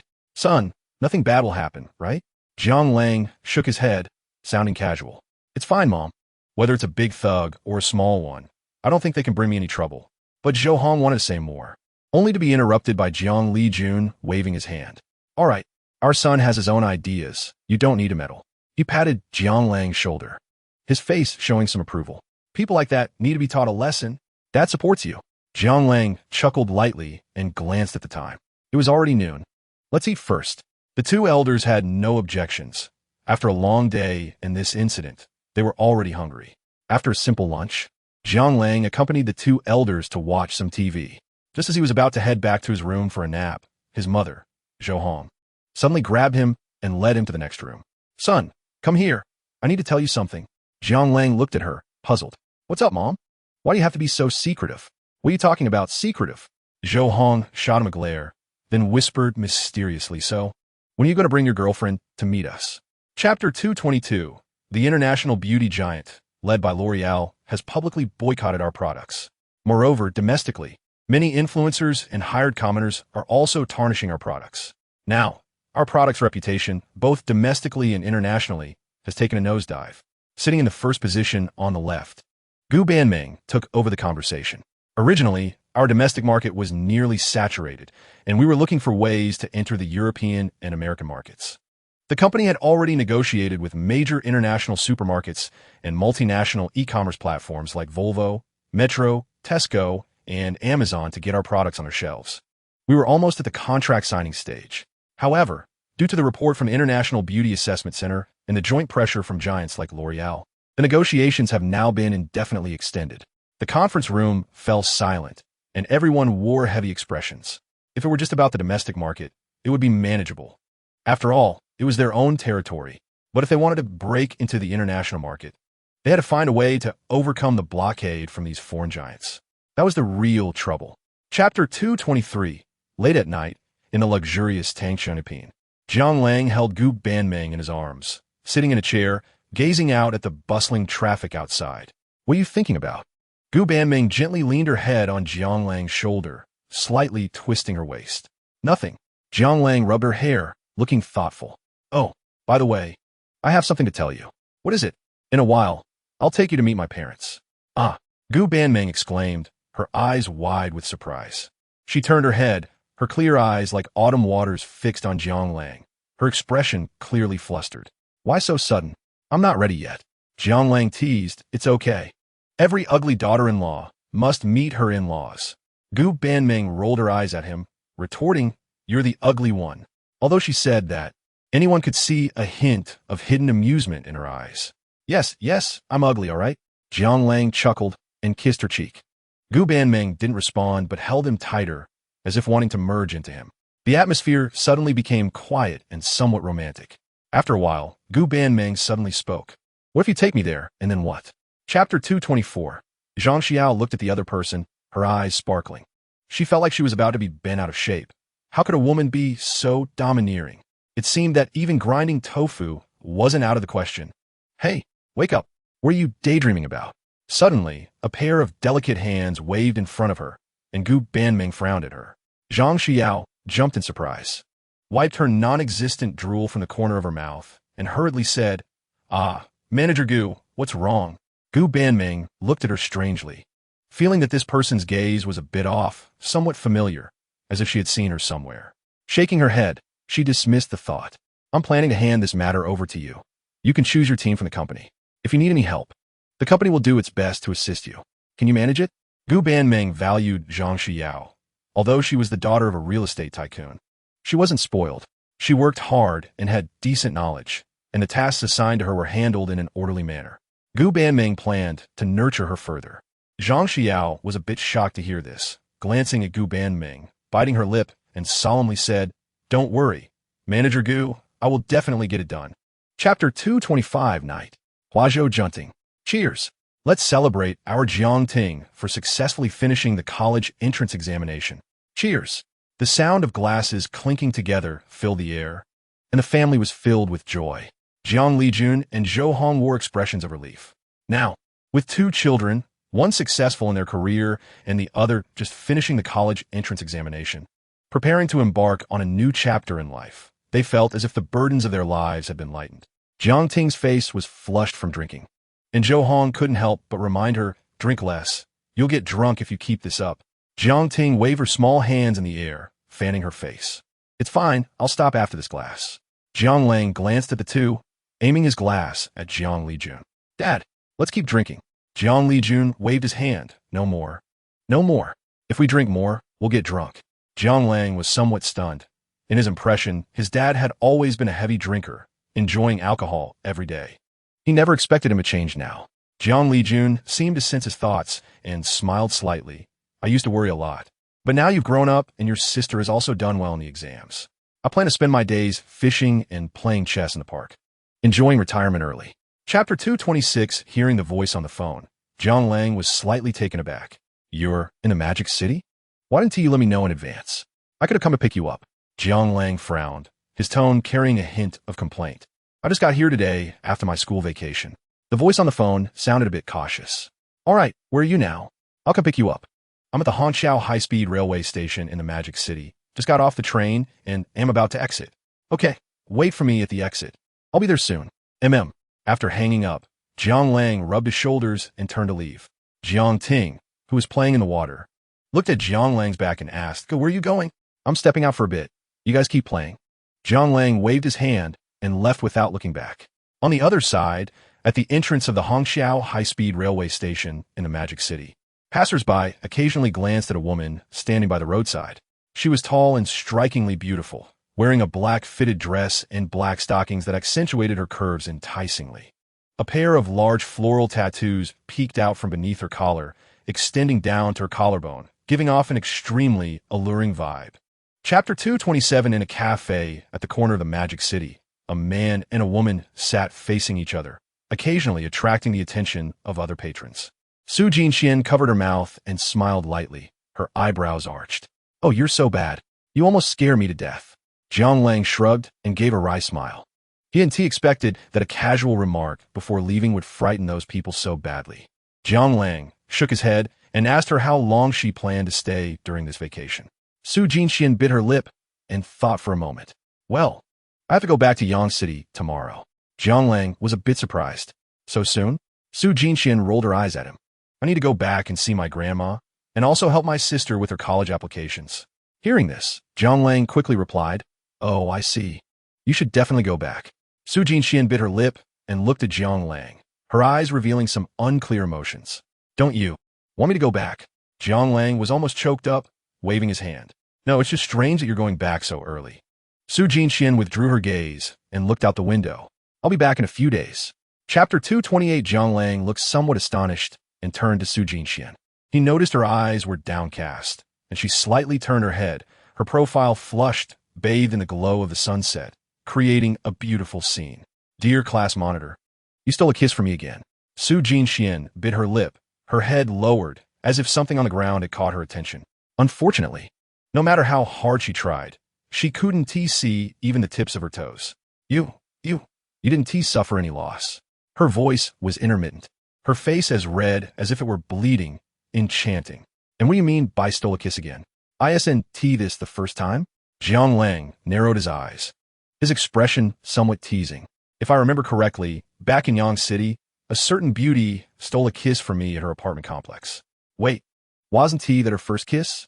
His mischievous teasing reached Su Jinxuan's ears, making her ears burn with embarrassment. Anyway, you didn't lose out. Jiang Lang pretended to be serious, saying, what you did is called going against a woman's will. In ancient times, it could get you sentenced. Su Jinxian rolled her eyes at him, clearly aware he was teasing her. Chapter 229. But seeing the way he patted his chest, looking so earnest, Jiang Lang couldn't help but smirk. Wow, you're patting so hard. Aren't you afraid it LL burst? Just then, the photo vendor approached, handing over 2 photos.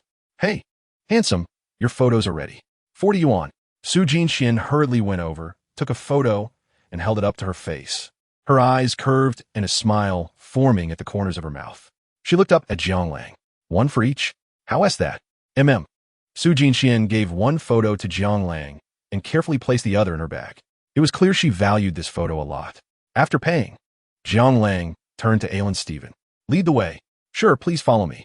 Chun Ji's Private Kitchen, a rather ordinary name, located in a small alley on the Bund. This, and this. Oh, and please bring me a bottle of white wine. After placing the order, Alan Steven smiled at Jiang Lang apologetically. Don't judge this place by its appearance. The food is really delicious. It's a hidden gem. Jiang Lang raised an eyebrow but didn't reply. Chapter 230. Seeing Su Jinxian's shocked expression, Jiang Lang also felt a bit impatient. He nodded slightly and took a small spoonful.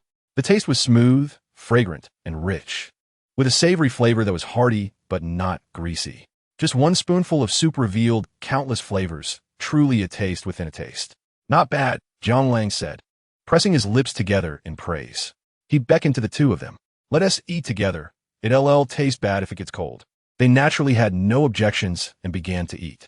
After reaching a cooperative understanding, Jiang Lang no longer kept a straight face, and the atmosphere improved quite a bit. He even joined Alan Stephen for a few drinks. Mr. Jiang, we'll be friends from now on. You're welcome to visit America. I'll personally be your host. Alan Stephen blushed, raising his glass to invite Jiang Lang. Jiang Lang didn't hesitate, raising his glass to gently clink with hers. Bang! Alancy Fong put down his wine glass, sticking out his tongue and fanning himself. Wow, this liquor is too strong. It's even higher than the whiskey from our country. Su Jinxian introduced from the side. That's right, whiskey is usually around 40 degrees, while the alcohol content of Baijiu can reach 53 degrees. So, overall, Baijiu is higher in alcohol content. Chapter 231. Su Jinxian was startled and hurriedly looked toward the door. What do you want to do? Jiang Lang stood at the door, the corner of his mouth twitching slightly. Your sister has been calling you. Probably something urgent. Do you want to answer it first? Was he trying to cause trouble or spy on anything? It was just that since Su Jinxian went to take a shower, her sister Su Jinlin's calls had been coming in. Jiang Lang didn't want to get involved. After all, he didn't know how to explain after answering. He couldn't say, your sister is taking a shower, call back later. If someone asked about their relationship, how could he answer? Boyfriend and girlfriend? That seemed inaccurate. Friends with benefits? Lovers? That didn't seem right either. There was no choice. Jiang Lang just let the phone keep ringing without answering. To his surprise, no one picked up, and the calls kept coming in, not even pausing for a minute. It had only been less than 10 minutes since Su Jinxian went into the bathroom, and there had already been around 30 calls. Jiang Lang was worried there might be something urgent, which is why he came and knocked on the door. Su Jinxian was taken aback and quietly opened the bathroom door, revealing half her face and gently extending her hand. Chapter 232. Su Jinxian jogged forward and asked Su Jinlin, little sister, where's grandma? Is she okay? Su Jinlin looked at Su Jinxian with tearful eyes and slowly shook her head. I don't know, grandma is still inside. They say women are made of water. As soon as the two met, without saying much, they embraced each other and cried. Jiang Lang glanced at them and sighed softly. He couldn't say he understood their feelings, but he could empathize. The death of their parents had already hit them hard, and Su Jinxian even gave up her studies because of it. But now, even their only grandmother was about to leave. The grief in their hearts was something outsiders could not comprehend. He opened his mouth, wanting to offer some comfort, but didn't know where to start. At that moment, the door to the intensive care unit suddenly opened. A male doctor in a white coat, accompanied by several nurses, pushed a gurney out covered with a white cloth, where a person's outline could be vaguely seen. The male doctor looked at the two of them, saying, we did our best. I'm sorry. Both sisters trembled, staring at the gurney, their bodies frozen. Doctor, what do you mean? Chapter 233. Upon hearing this, Jiang Lang was momentarily stunned. Meanwhile, Su Jinxian blushed and lightly glared at Su Jinlin. What nonsense are you talking about? Stop it. Su Jinlin stuck out her tongue and didn't say anything more. Only she knew that she had said that on purpose. Her sister liked Jiang Lang, and, judging by his expression, he probably had some feelings too. She just wanted to bring them together. Otherwise, looking at the two of them, who knew when they would clarify their relationship, Jiang Lang shook his head helplessly and said, let us go ahead and arrange for you two to rest. Okay. They walked out of the airport and came to the roadside. A Rolls-Royce Phantom was already parked there, and Lu Lei was standing nearby, looking around. When he saw Jiang Lang and the others, his eyes brightened, and he quickly jogged over with a respectful expression. Boss, welcome home. Jiang Lang replied lightly, turning to watch the two get into the car. Once in the car, Jiang Lang instructed Lu Lei, the usual place, take us to the Emperor Hotel. Okay, boss. The car slowly drove away from Shanghai International Airport. Upon arriving at the hotel, Jiang Lang personally took the two sisters to check in. Chapter 234. Not familiar with the area, after the initial excitement of arriving in Shanghai faded, Su Jinlin felt an inexplicable sense of insecurity, appearing somewhat lost. Jiang Lang glanced at her, as if he could guess her thoughts, and smiled gently. After your sister finishes freshening up, I'll take you two downstairs for breakfast. The food is quite good. Then I'll take you to see your new home in Shanghai. Jiang Lang's voice was warm and friendly, like a sunny big brother, instantly making a good impression on Su Jinlin. Su Jinlin looked at Jiang Lang, her gaze momentarily dazed. Then she shook her little head and softly said, Ah, that sounds good. After a pause, she fixed her gaze on Jiang Lang, her small hands on her stomach, spinning in circles. Thank you so much, Langge. We really don't know how to repay you. Her face showed some struggle, and her words came out awkwardly. Before she could finish, Jiang Lang gently tapped the table, interrupting her. He casually shook his head, looking unconcerned. Oh, it's all small matters. The main thing is, your sister will be the head of my new company in the future, so I have to treat you well. Chapter 235. Wow, what a beautiful house. Su Jinlin buzzed around the room like a headless fly, frequently exclaiming in amazement. Su Jinxian stood in the middle of the living room, looking around with excitement in her eyes. Jiang Lang breathed a sigh of relief and walked to the balcony to look outside. Directly across was the beautiful Huangpu River, with cars bustling below, full of life. It was a good place to find tranquility amidst the noise. He turned to the two and asked, "So, what do you think? Isn't this place nice?" The two sisters exchanged glances. For them, this place was not just nice. It was almost like paradise. "Thank you," Su Jinxian said sincerely, looking at Jiang Lang. Jiang Lang furrowed his brow, shaking his head helplessly. He had already heard countless thank yous during this time, and his ears were almost calloused. Sitting on the sofa in the living room, Jiang Lang glanced around at the furnishings, which were basically all set. "The rest, you can buy yourselves. I want to accompany you. This is a fully furnished apartment, ready to move in with all the necessary furniture." However, Jiang Lang also knew that girls still had a lot of little things to buy, but he was too lazy to continue accompanying them. Chapter 236. When Jiang Lang's call came in, the heads of several major families were all dumbfounded. Why is there suddenly a new company being opened? But as the saying goes, practice makes perfect. After experiencing the success of Dream Beauty Company, everyone was itching to get involved. These days, with the heat rising again, the newly launched products have also achieved tremendous success, leading to skyrocketing sales. Meanwhile, after breaking through the blockade of giants like L'Oreal, the products began to be exported overseas. The members of the Chamber of Commerce are now counting money at home every day, and those who exited when Jiang Lang formed the chamber are now regretting it immensely. However, this time, Jiang Lang's asking price is indeed quite steep. The few families in the chamber are feeling tempted but also hesitant. Last time, Jiang Lang said the minimum share was 10 per family, binding them in a profit exchange. Although the companies of several families are worth over 100 billion, the differences in size lead to some complications in the shares given up. The largest Zhao family even offered 14.8. This time, Jiang Lang said the minimum is 20. That means the shares given up this time will likely be even higher. But putting aside whether this new company can actually make money, even if it can, Chapter 237. Bang! The door suddenly opened. The two people inside were startled. Zhao Yinyu turned her head to see Jiang Lang enter, her eyes filled with disbelief. "Lang Ye, what are you doing here?" Jiang Lang had a surprised look on his face, as if meeting an old friend. "I was next door and heard your voice, so I came to take a look. I didn't expect it to really be you." Bai Qijuan looked at the two, his brows instinctively furrowing. "Do you know each other?" Jiang Lang looked at Bai Qijuan, nodded slightly, walked up, and extended his right hand. "Hello, I am Xianglong." Bai Qijuan did not extend his hand, only coldly looking at him.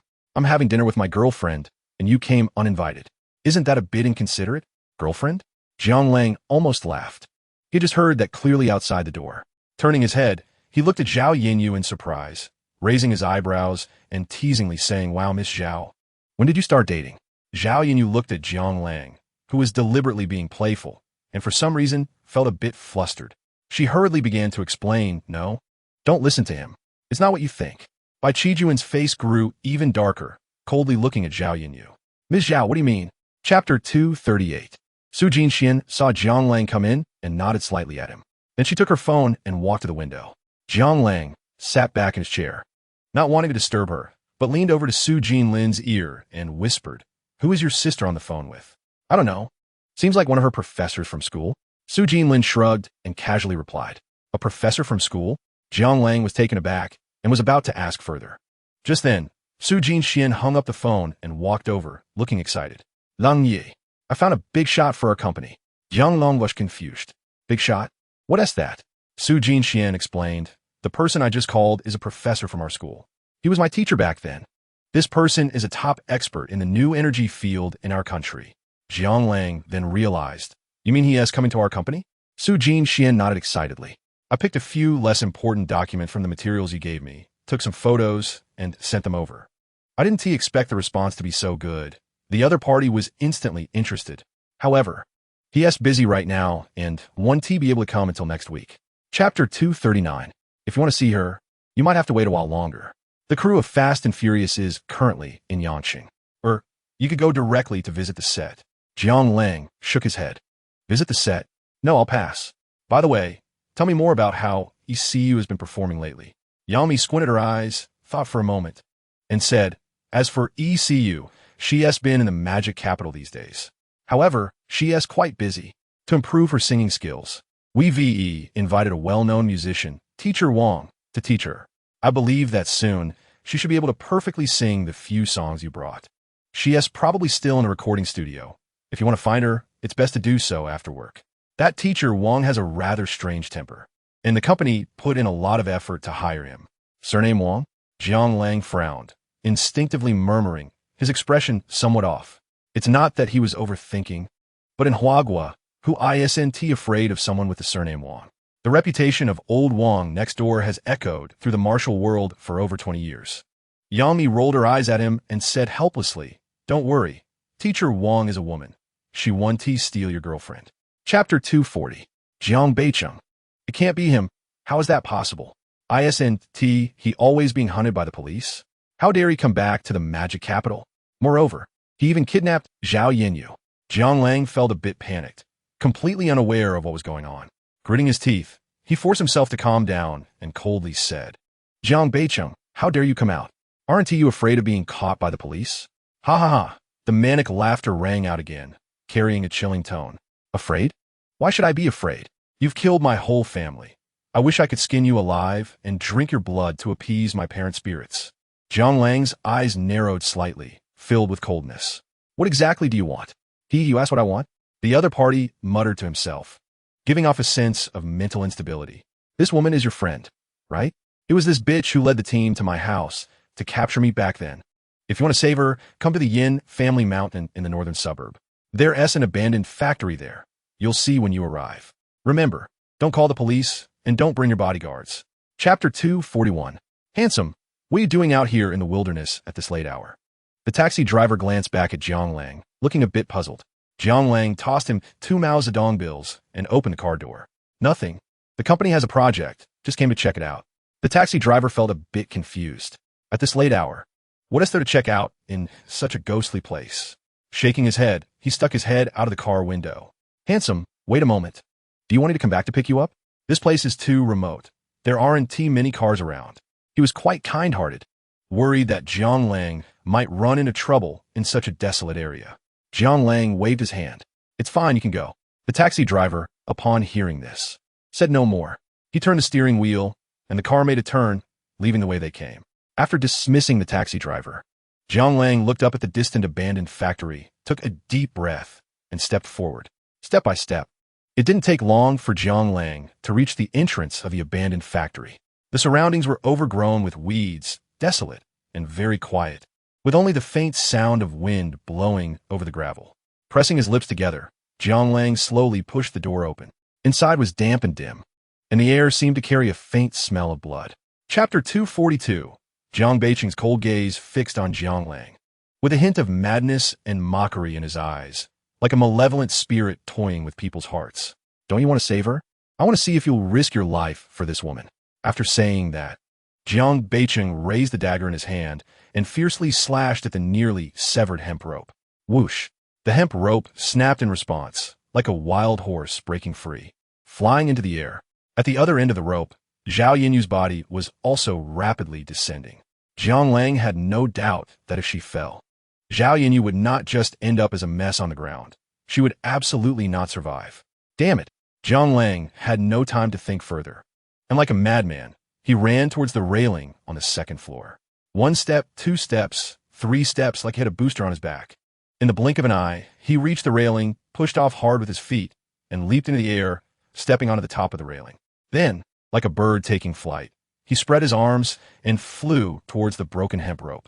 His hands sparked as they struck, arms, palms, and chest becoming a bloody mess. And most of his clothes were torn to shreds.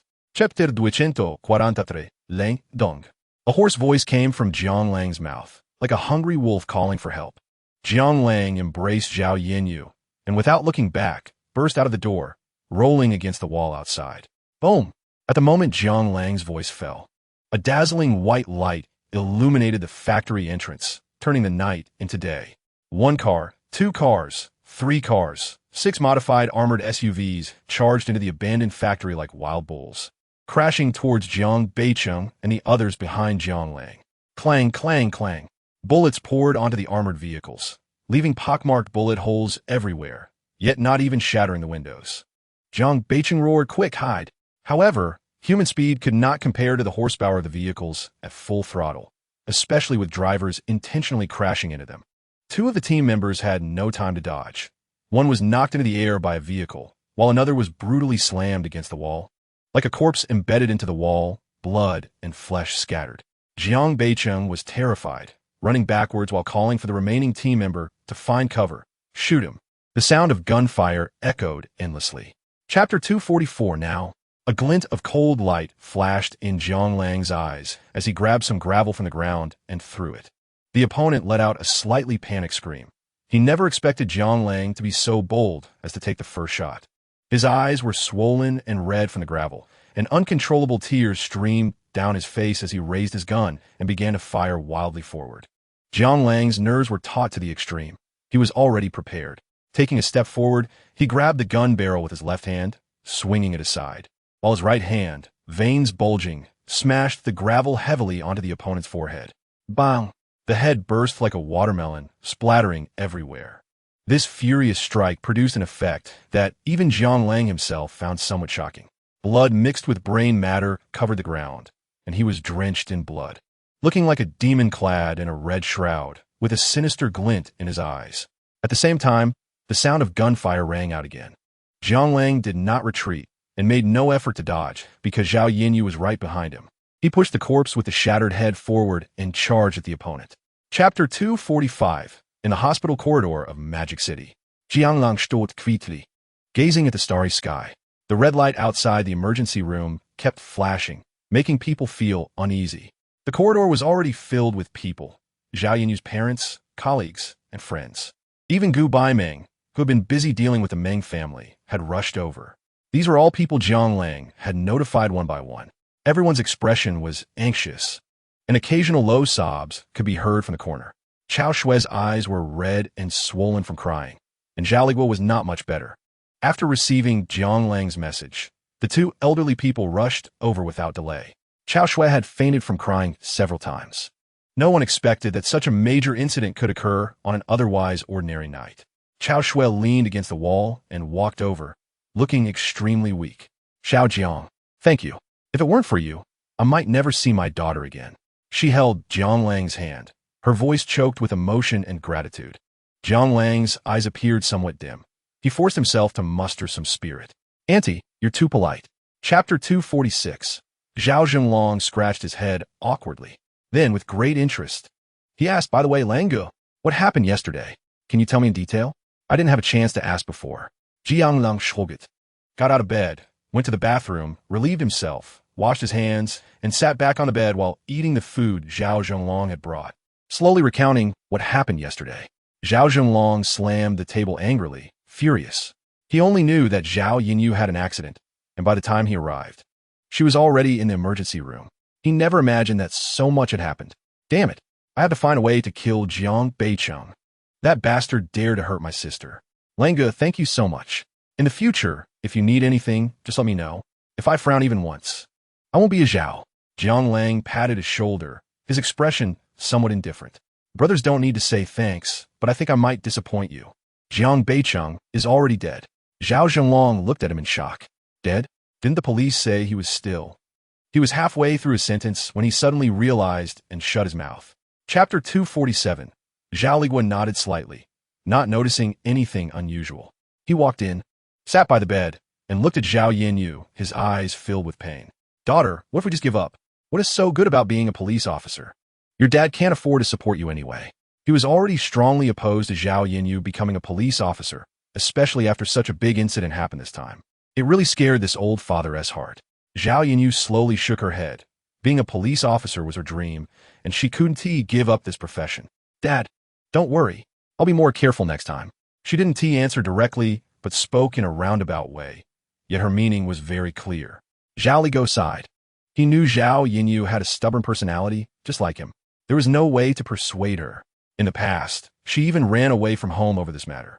He turned to Jiang Lang and called out, Xiao Jiang, come sit. Don't just stand there. Jiang Lang nodded, found a stool, and sat down to chat awkwardly with the two. After a while, Zhao Yinyu started to feel drowsy. Her injuries were still too severe. Jiang Lang promised Zhao Yinyu that he would come back tomorrow, and only then did she feel at ease enough to sleep.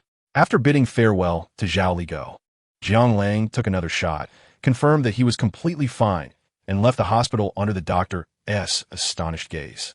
Chapter 248. Jiang Lijun couldn't help but clench his hands tightly, looking up at Jiang Lang with a hint of disbelief in his eyes. Really? Son? You're not lying to me. Seeing his father so happy, Jiang Lang smiled faintly and nodded slightly. Machem, so what are you going to arrange for me to do? Jiang Lijun rubbed his hands, looking a bit embarrassed. Seeing the other party so eager, Jiang Lang sat back on the bed and patted the spot beside him. Dad, you sit here first, let me think. All right, I'm not in a hurry. You can think slowly. As Zhao Lijun shifted his butt to sit beside Jiang Lang. Jiang Lang nodded and fell in a deep thought. Thinking seriously, his dad's abilities were actually not bad. Back then, he was able to single-handedly establish the city's first leather shoe processing factory, which already indicated his capabilities. His ability, vision, and courage were not lacking. If it weren't for the fear of being discovered by the Jiang family from the capital, he wouldn't have sold the factory at such a low price. It was also because of that incident that his dad fell into a slump. With so many skills, but nowhere to apply them, he could only numb himself with alcohol. Now that his dad wanted to find something to do, it probably also meant he didn't want to resign himself to fate and wanted to prove himself. Chapter 249. It's fine. I'm in good health. Jiang Lang's voice was gentle, slightly soothing. That's good.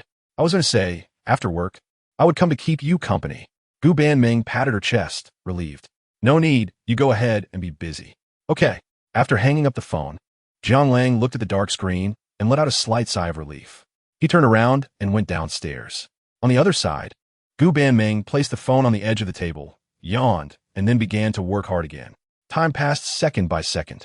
She didn't know how long it had been. Gu Banming, stretching lazily, revealed a graceful curve that looked particularly enticing in the air. Shaking her head, she reached for the coffee on the table, intending to take a sip, but she found that the cup was already empty. Gu Banming frowned, raised her wrist to check the time, and realized it was already 2 in the morning. Is it already this late? She felt a bit shocked, and then shouted towards the door, Zhang Xiao, bring me another cup of coffee. She planned to stay up for another half an hour to recheck the product authorization plan for overseas markets for tomorrow. But Gu Banming found that she had called several times, and there was no response from outside the door. Chapter 250. I know everyone has been working hard during this time. As a startup company, our products are booming, and everyone is happy.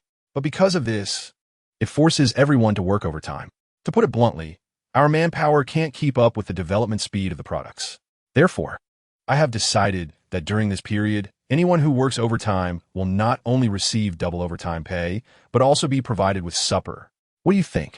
The crowd was silent for a second, then a thunderous applause erupted. Good. Chairman, you're the best. Chairman, you're mighty. Jiang Lang smiled and raised his hand to signal everyone to be quiet. So during this time, thank you all. After we finish our meal and supper today, you can go back and rest. Tomorrow, get plenty of rest to work hard. Once the company's staff increases and gets on track, everyone can relax. Additionally, everyone present here can take home 2 sets of our company's skincare products for free. Whether you give them to your girlfriend, relatives, or keep them for yourself, it's all fine. The applause was even more vigorous than before. Chapter 251. I just came out of the company. What's wrong? Jiang Lang found an excuse and brushed it off. Oh, it's just that Mao Nanny and the others are about to arrive.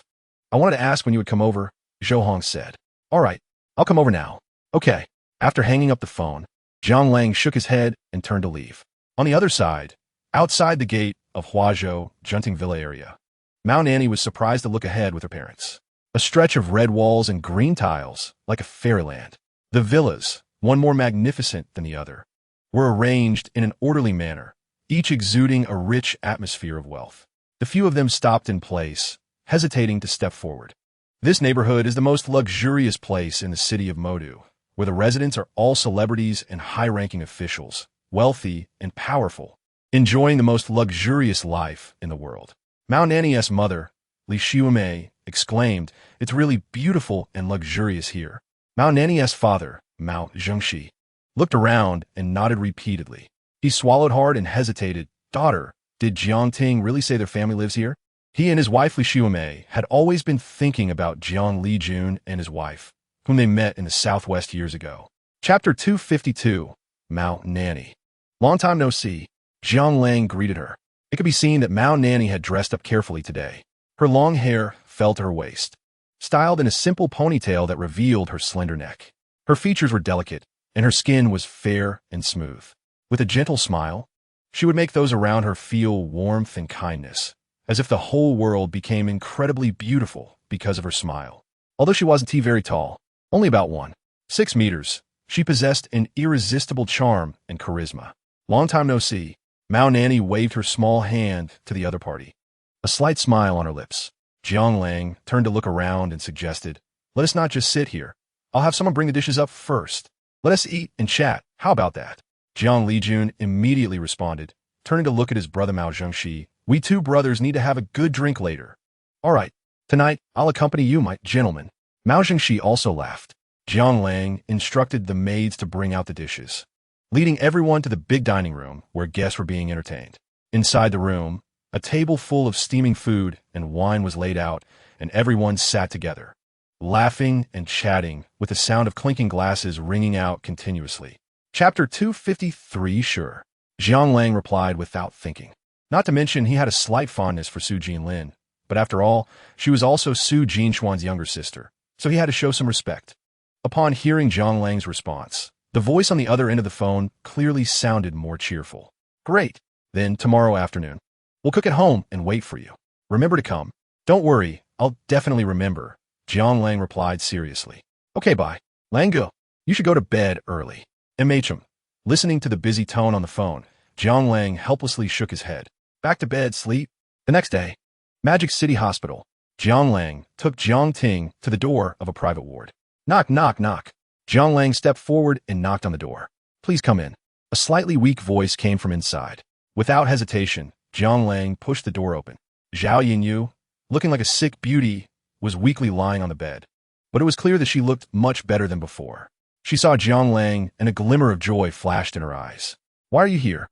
she asked in surprise. "Well, didn't I promise to come see you in a few days?" Chapter 254 in the car. "Yeah, right. We're not coming back for dinner." "Okay. I know. My brother is with me, so you all can rest assured." After hanging up the phone, Jiang Ting turned her head to look at her older brother.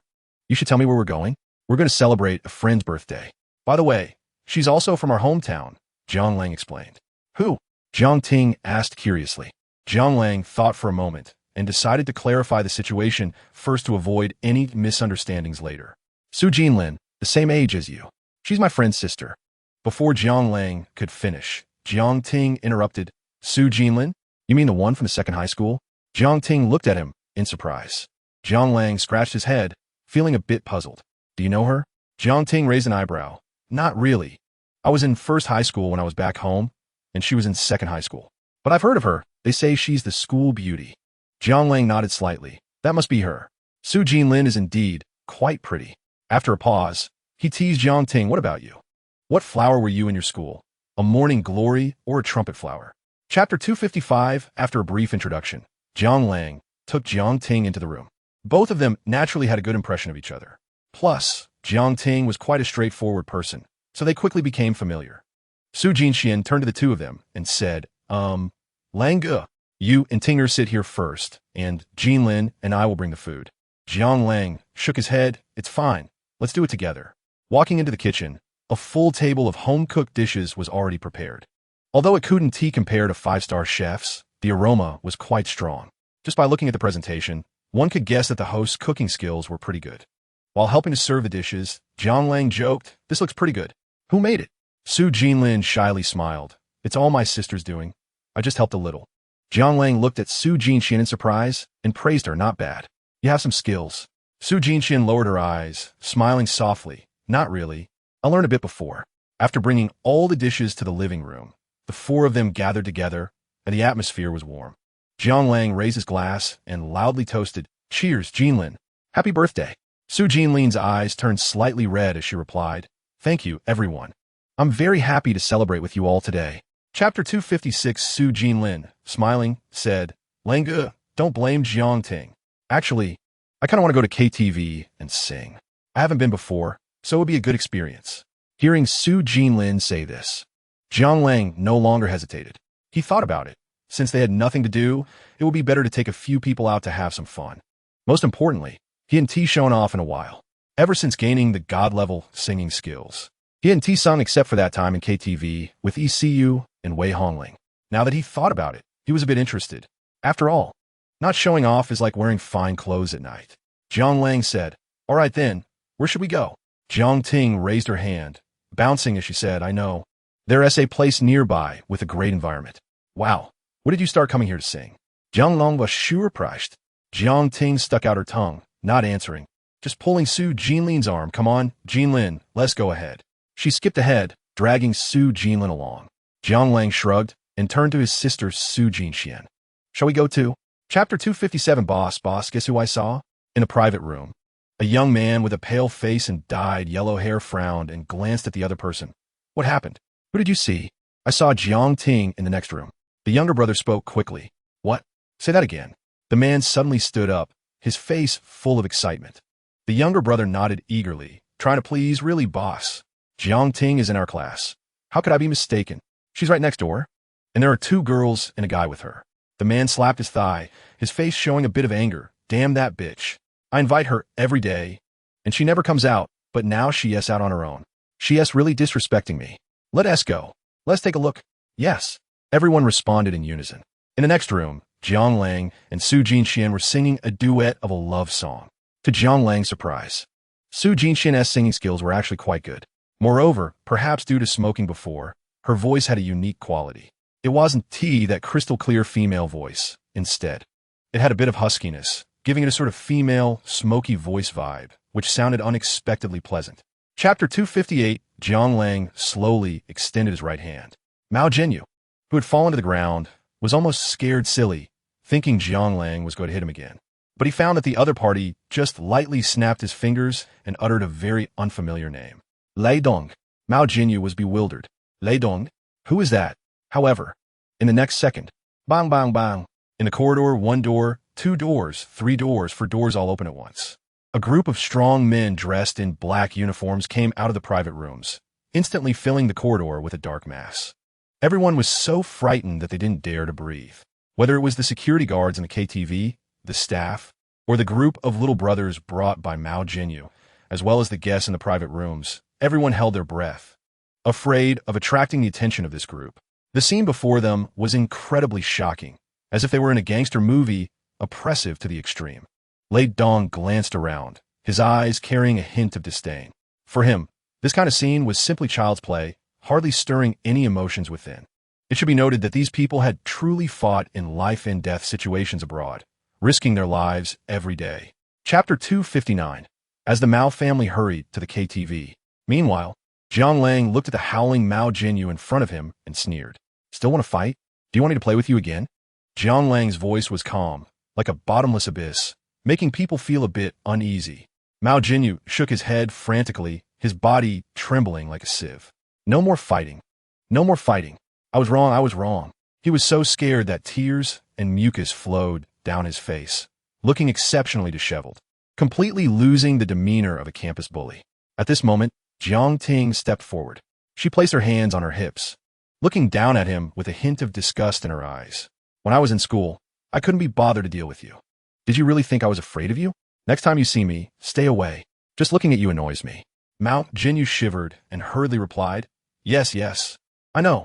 Jiang Ting rolled her eyes and then turned to look at Mao Jinyu's group of little brothers. Seeing Jiang Ting's gaze, these people were so scared that their souls almost left their bodies, each one squeezing back, as if that would prevent Jiang Ting from noticing them. Chapter 260. Mao Jingdong was dumbfounded.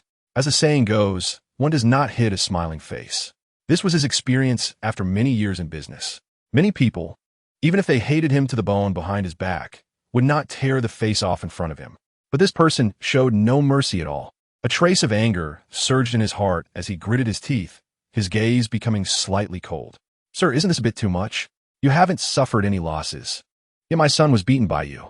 Jiang Lang smiled at him. What? Do you want to confront me? His expression was calm, as if he were discussing something trivial. Mao Jingdong couldn't hold back any longer. It was as if his dignity was being trampled underfoot and being pushed to a dead end. Slapping himself? With so many employees and customers around. If he did that, would anyone respect him in the future? Would he still be able to do business? If you hit me, it will be my fault, he yelled angrily. Then, just as his words fell, a crisp slap echoed through the air. Mao Jingdong covered his face, completely stunned. He hadn't expected Jiang Lang to act so quickly. He hadn't even reacted before being slapped. Chapter 261. As Jiang Ting continued to speak, the faces of Mao Zhengxi's family grew increasingly grim. Good heavens! He had harassed Jiang Ting at school for a long time, and today, on someone else's birthday, he even kicked the door.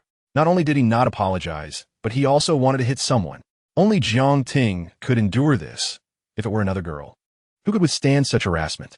And coincidentally, her brother was also present today. If not dealt with, who would? Thinking of this, the few of them looked at the already scared Mao Jinyu with disdain. All of this trouble was caused by this guy. At this moment, Jiang Ting spoke again. Besides me, there are many other female classmates in our school who have also been harassed. The most notorious incident was last year when a junior sister got pregnant. You relatives must know about it, right? I can't stand such scum. So can you let us pass? Jiang Ting's tone carried a hint of distance and dissatisfaction. The few of them looked awkward, instinctively making way. Mao Nanny didn't even dare to look Jiang Ting in the eye. Her cousin was harassing her childhood friend, who was now her close friend. She couldn't bear to stay any longer. Jiang Ting turned to Jiang Lang. Let's go. This place is so boring. Chapter 262. While eating birthday cake, the smiles on everyone's faces became more pronounced. Jiang Ting eagerly leaned over to Su Jinlin, quietly asking, "What wish did you make just now?" Su Jinlin was taken aback for a moment, secretly glancing at Jiang Lang, a hint of affection rising in her eyes. At this moment, Jiang Lang raised an eyebrow and glared at Jiang Ting. "Little sister, wishes can't be spoken out loud. If you do, they won't come true." Saying this, he placed the cake he was holding on the table. He didn't like eating cake, mainly because he disliked the layer of cream on top. After 2 bites, he found it very greasy. Jiang Ting wrinkled her nose, eating the cake while quietly retorting, "You're such a bore." Jiang Lang was momentarily at a loss for words, shaking his head with a helpless smile. Seeing that everyone had eaten enough, Jiang Lang took out a gift box from his pocket and handed it to Su Jinlin. "For Jinlin, this is a gift for you." Su Jinlin was a bit surprised and quickly accepted the small gift box. "Thank you." Jiang Ting and Su Jinxian leaned over curiously, with Jiang Ting unable to help but exclaim, "Brother, you wooden-headed fool, you actually know how to give gifts now. What's inside?" The corners of Jiang Lang's eyes twitched slightly as he glared at them. Chapter 263. We are from the admissions office of Shanghai Jiaotong University. May I ask if you are home? We would like to invite you to join our college. Jiang Lang said lightly into the phone, "Sorry. Please hold on a moment. I'll go call someone." There was a moment of silence on the other end of the line, clearly not expecting that someone else would answer. They quickly replied, "All right, thank you." Jiang Lang responded while walking to the hallway on the 2nd floor, calling down, "Little sister, stop practicing. The admissions office is calling." In the living room on the 1st floor, Jiang Ting, who had been learning etiquette from Uncle Fu, paused for a moment upon hearing this. She then looked at the elderly man opposite her and quickly said, "Teacher, I need to take a phone call." "Go ahead," he replied. "I just need to take a break." Uncle Fu rubbed his waist and sat back on the sofa. Jiang Ting nodded, turned, and quickly ran upstairs to answer the phone. "Hello, is this you?" "Yes, I am Jiang Ting." The following words were not clearly heard by Jiang Lang. He had already walked downstairs, picked up a cup of tea, and handed it to the other party. "For Uncle Fu. Thank you for your help during this time." Uncle Fu didn't dare to be presumptuous and quickly took it, taking a small sip. Chapter 264. Gu Banming was somewhat dazed, feeling a sense of disbelief inside. Did she just gain Jiang Lang's father's recognition? While her heart was fluttering, she seriously said, "Okay, Uncle Jiang, I'll follow your arrangements." "Well, then I'll head back first." Jiang Liju nodded and turned to leave. He just wanted to go home early and see his precious daughter. 620 points. She could get into Qingbei. If this were back in their hometown, he would have been notifying people to come for a banquet. Even the big yellow dog at the village entrance could eat its fill. On the other side, Jiang Lang made another phone call to his mom, Zhou Hong. Ever since Dad, Jiang Lijun, started working at the hotel, Mom had been bored and spent every day with Li Xiumei, either playing mahjong or shopping. Those days were quite enjoyable. The call connected, and a noisy sound came through. Hit the wall, self-draw. Pay up, pay up. Jiang Lang's mouth twitched as he said, Mom, are you playing mahjong with Aunt Li again? What's wrong? I'm at home, and you complain about my nagging every day. I go to play mahjong, and you still want to say something? Zhou Hong's tone carried a hint of impatience. Jiang Lang raised his eyebrows. He didn't dare to respond to that. Chapter 265. Jiang Lang found it somewhat amusing. Did his parents want to have grandchildren? Shaking his head, Jiang Lang replied lightly, All right, I'll ask her when I get back. If she's free, I'll bring her tomorrow. Zhou Hong laughed so hard she couldn't close her mouth, repeatedly saying, Yes, that's how it should be. You've been dating for so long, and I haven't even seen her yet. Jiang Lang shook his head helplessly, secretly thinking to himself if one day Dad and Mom found out he had more than one girlfriend. Hiss. Just thinking about that scene gave Jiang Lang a chill. No, I need to think of a way to move out. This place isn't suitable for long stays. Who knows when it might get exposed? While Jiang Lang was deep in thought, a pair of somewhat aged hands waved in front of him. Son, what are you thinking about? I called you, and you didn't respond. Jiang Lang came to his senses, glanced at his mother in front of him, and shook his head slightly, nothing. Then he discreetly changed the subject. Come on, Dad, let's have another drink. The next day, early morning. Ding. Congratulations, host. Task.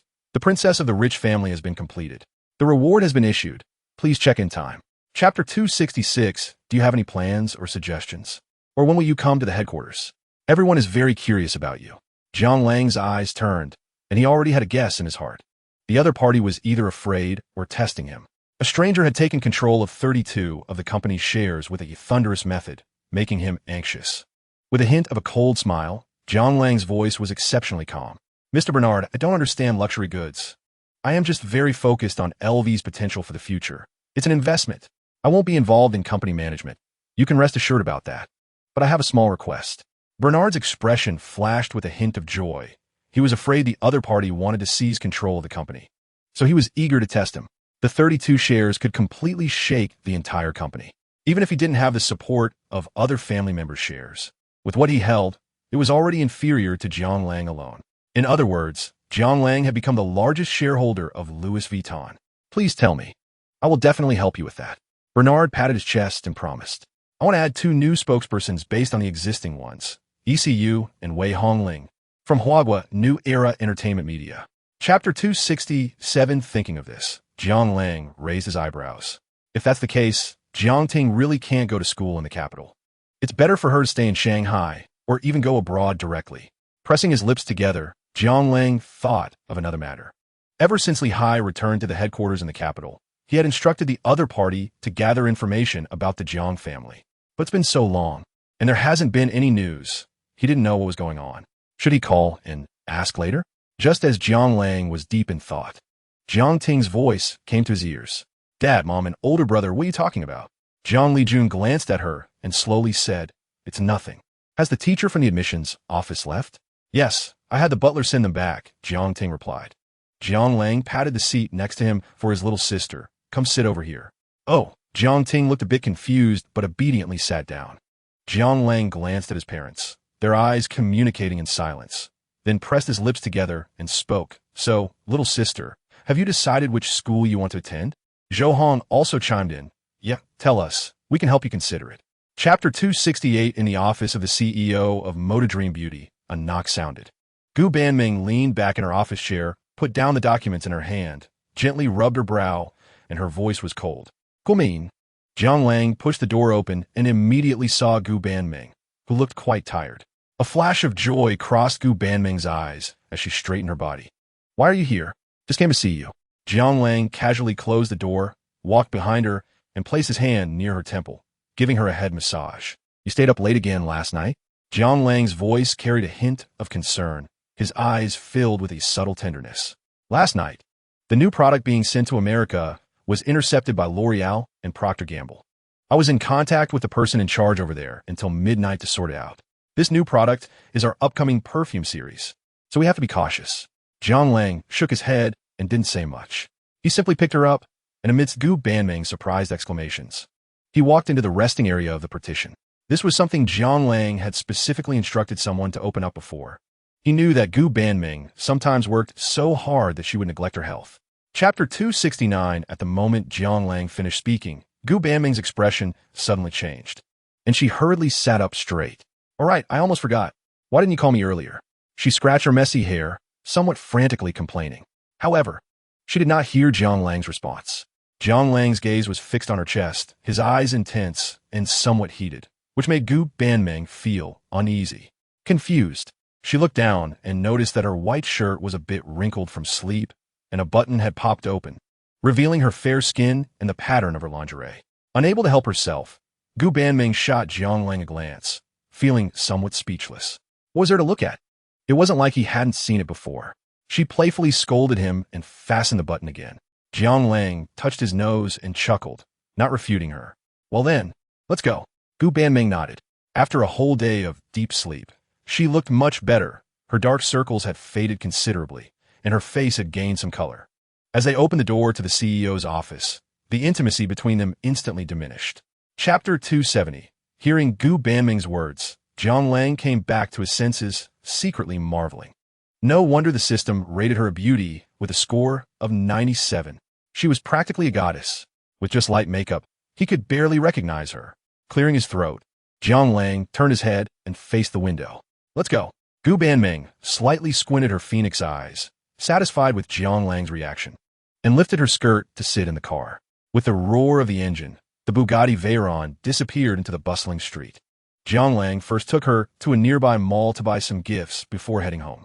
Arriving at the Huazhou Junting, in the villa's prime location, Jiang Lang led Gu Banming and casually tossed the car keys to a patrolling bodyguard to park the car. Standing on the lush green lawn in front of the villa, Gu Banming looked around, her eyes filled with awe. She knew that Jiang Lang's new place was certainly extraordinary. Otherwise, he wouldn't have moved out of Tang Chenipin. But she never expected him to live here, especially in the top villa of Huazhou Junting. Jiang Lang, however, found it nothing special. He was already used to it. It was just a 5-acre property with an indoor area of 2,800 square meters, worth over $1 billion, complete with a swimming pool and a large lawn. Chapter 271. Upon entering the upstairs, Jiang Lang called out, "Dad, where are you?" "Here." Jiang Lang followed the voice and found the two of them in the study next door. Jiang Ting was sitting at the computer desk, while Jiang Lijun stood behind the computer, seemingly busy with something. Jiang Lang Vaikitin, puzzled. "What are you guys doing?" "Nothing. I just asked Jiang Ting to help me look up some information." Jiang Lijun turned to glance at Jiang Lang and asked. Jiang Lang looked at the computer screen, which displayed a pile of information about hotel operations and management, and couldn't help but feel a bit amused. "Dad, if you have something to ask, just tell Gu Banming. There's no need to make it so complicated. If you don't ask a professional, are you going to trust what you find online?" Jiang Lijun shook his head. "I already know all of this. I'm just browsing. By the way, I plan to hire a headhunting company to bring in a vice president to assist me with management. What do you think?" He was currently ambitious and felt like he was experiencing a second spring in life. If it weren't for Jiang Lang saying he was bringing his girlfriend home today, he probably would still be holed up in the hotel. Recently, Zhou Hong had complained several times. Chapter 272. Zhou Hong quickly spoke up, "You can stay here tonight. There are plenty of rooms." Gu Banming gently shook her head and politely declined. "No, Aunt Hong, I have something to do later and need to go back." The reason was made up, but she really didn't plan to stay overnight at Jiang Lang's house. She knew that if it weren't too far, it was best not to spend the night at her boyfriend's place for the first time. Even if she had to, there needed to be a proper reason. Looking too eager would inevitably lead others to underestimate her, especially since she hadn't officially moved in yet. Zhou Hong didn't insist further, her gaze towards Gu Banming becoming increasingly satisfied. "All right, I won't keep you then. Son, make sure to safely take Xiao Meng home, understood?" Zhou Hong turned to Jiang Lang and instructed. Jiang Lang raised his hand and playfully saluted. Zhou Hong shot him an annoyed glance and then looked at Gu Banming. "Be careful on your way." "Yes, I will, Aunt Hong." Gu Banming nodded slightly, glancing at everyone. "Goodbye, Aunt Hong, Uncle Jiang, and Xiao Ting. Goodbye. Bye." Chapter 273. Sitting in the VIP lounge, Jiang Lang was chatting with several girls on his phone. Gu Banming, have you taken off yet? Jiang Lang, almost preparing to board. Gu Banming, Zhao Yinyu, are you going to America play? Jiang Lang, yeah. How did you know? Zhao Yinyu, I saw Jiang Ting's moments. Xiang Long, besides her. There were messages from numerous beauties like Su Jinxian, Su Jinlin, ECU, and Wei Hongling. Su Jinxian discussed work with him, insisting he return within a month at the latest, as the first car will be produced by then, and hoped he would come see it. Su Jinlin reminded him to be safe. The little girl seemed to have something on her mind lately, which Jiang Lang wasn't quite clear about. ECU mentioned she had started recording an album and would send in the first song once it was done. Wei Hongling, while filming, took a moment to send a photo from the set, saying she would finish in a month and hoped he would come to Guangzhou to pick her up. Jiang Lang felt overwhelmed, as if he couldn't keep up with everything. Man, being a playboy isn't easy. Just replying to messages is already a big hassle. Chapter 274. Emma Watson looked somewhat incredulous. She was the youngest international superstar in the world, with countless fans and admirers. Just a signed photo could fetch hundreds of dollars. Yet this man in front of her merely glanced at her before turning away. This left Emma Watson with a strange feeling. Was this a case of wanting to entice her? During this time, she had come to China to relax and learn this term. Hesitating for a moment, she curiously asked, "Hey, don't you recognize me?" Jiang Lang replied casually, "Emma Watson, British actress, currently the world's youngest international film star." He stopped there, not continuing further. Hearing his words, Emma Watson felt a spark of curiosity. As an international superstar, she was never short of men trying to curry favor, with countless people surrounding her like stars around the moon. But Jiang Lang's demeanor was as if he treated her like an ordinary passerby, which intrigued her greatly. Is this the mysterious Eastern man? Emma Watson thought to herself as she looked at Jiang Lang, her red lips slightly parted. You are quite interesting. Chapter 275. Wow. My brother is impressive. He can chat with international superstars. That's incredible. Jiang Ting thought to herself. She naturally recognized Emma Watson when she was a child. Jiang Lang had taken her to watch Harry Potter, and she was instantly captivated. Her favorite was the girl who played Hermione Granger. She could even say that she was now a fan of Emma Watson, following every show the actress was in. She never expected to meet her on a plane one day. Jiang Ting's reaction made Emma Watson breathe a sigh of relief.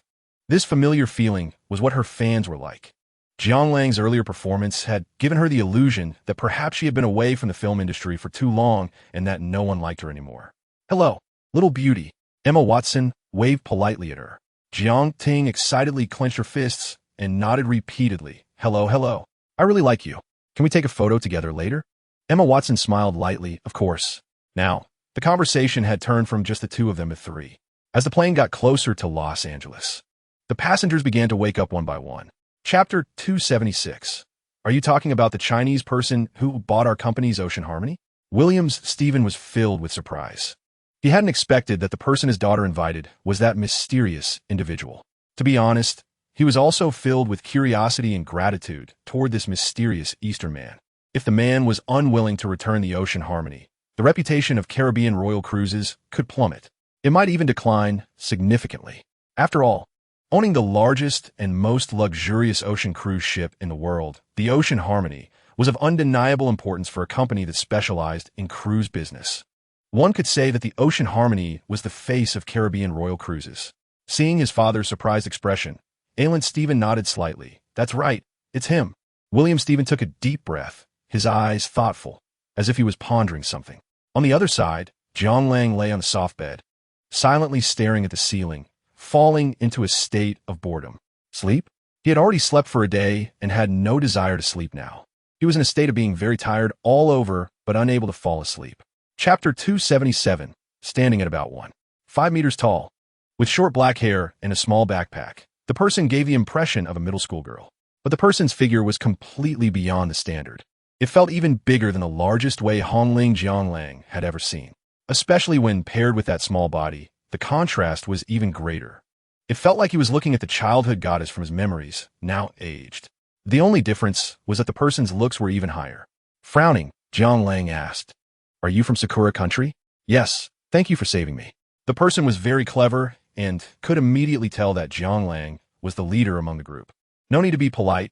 Jiang Lang lightly shook his head and turned to look at the opposite side. In just a few seconds of conversation, the homeless man had already been subdued by the bodyguards. He was limping, half kneeling on the ground, continuously howling. Jiang Lang didn't pay much attention. For him, such small characters no longer stirred any waves in his heart. After instructing Lei Dong to handle the follow-up matters, Jiang Lang took Jiang Ting and turned to leave. Watching Jiang Lang's back, the girl felt anxious. Chapter 278. This foreign guy is very friendly. He stood on the side, continuously pouring drinks, even explaining the history of cocktails to Jiang Lang, enjoying the breeze, tasting the drinks, and looking at the scenery outside the building.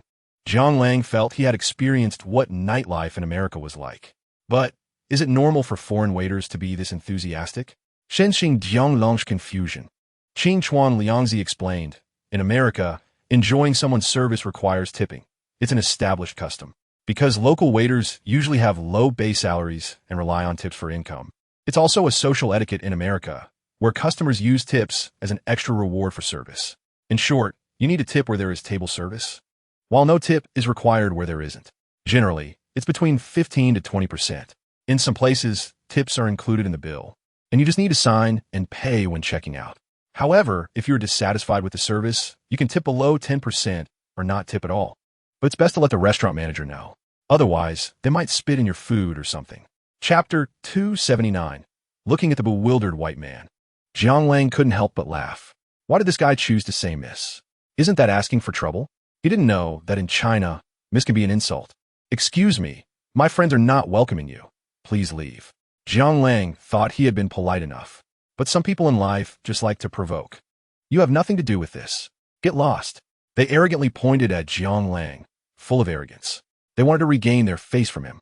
From his years of experience, these Asian men were all cowards who wouldn't dare to bother white people. But this time, it was clear they had picked the wrong person. Jiang Lang's gaze turned cold, like a thin line. I hate it when someone points a finger at me. Be careful, or I might break your finger. The two white men were clearly angry. They hadn't expected that in America, a country dominated by white people, a little Chinese man would dare to confront them. So what if I point? All you Chinese are trash. Chapter 280. It's nothing. Jiang Lang lowered his head and shook it gently. He said with a frown, Jiang Ting. I'm your brother. Is there anything you can't tell me? Jiang Ting pursed her lips and slowly spoke. Brother, I just think that the guy earlier was too rude. Calling us Asian monkeys and easy girls. I can't quite understand. Jiang Lang was somewhat surprised. He hadn't expected that Jiang Ting was upset about this. He lightly tapped her on the head and said, I thought you were thinking about something serious. Is this all? The long and short of it is that the economy determines the form.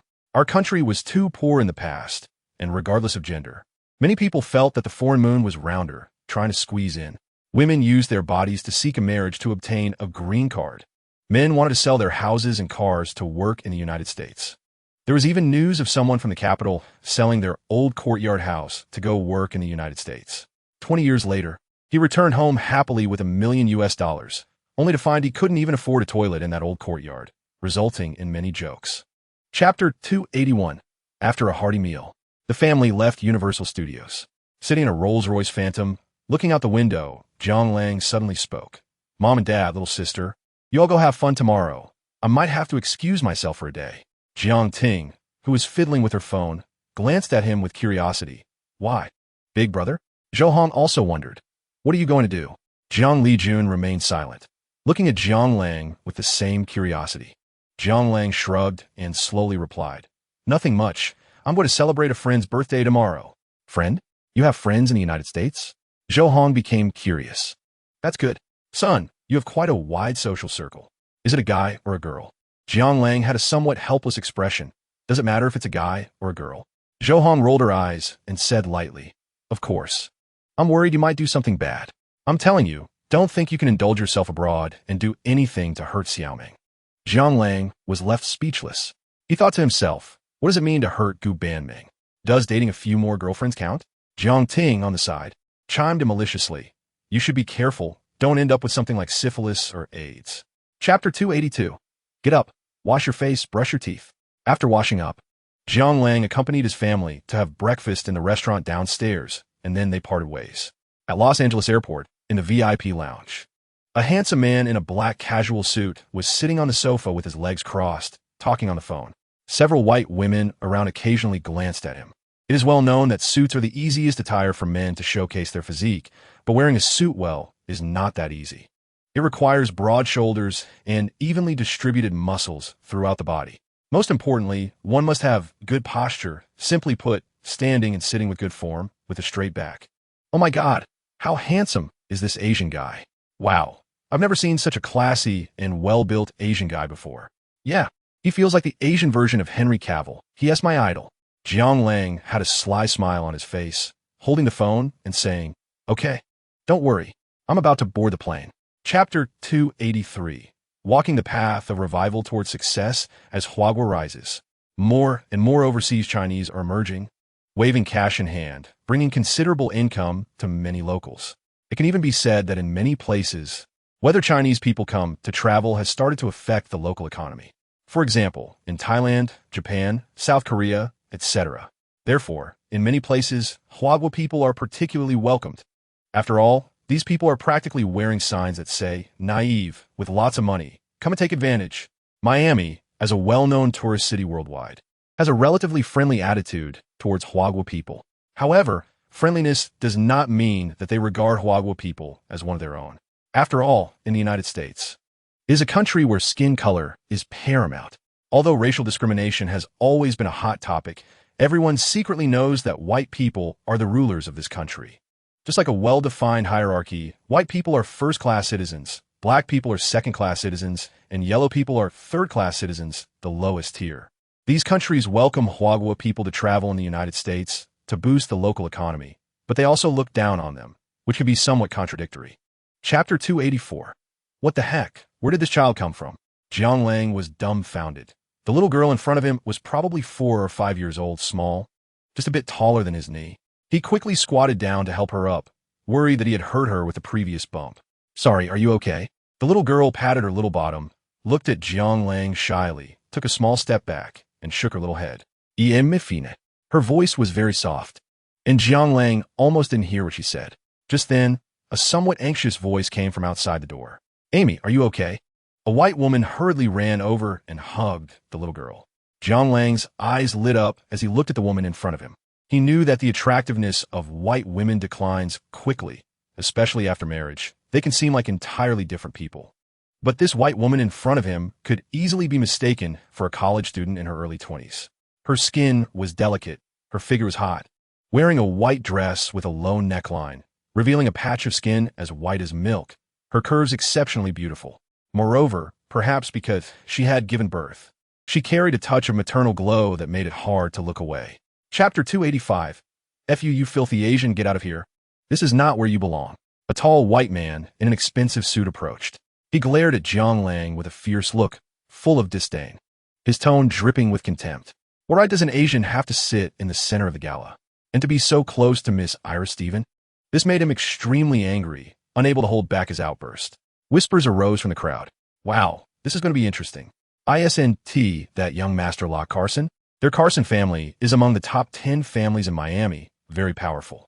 This Asian guy is done for. I don't know how he managed to offend young Master Locke." "You don't know?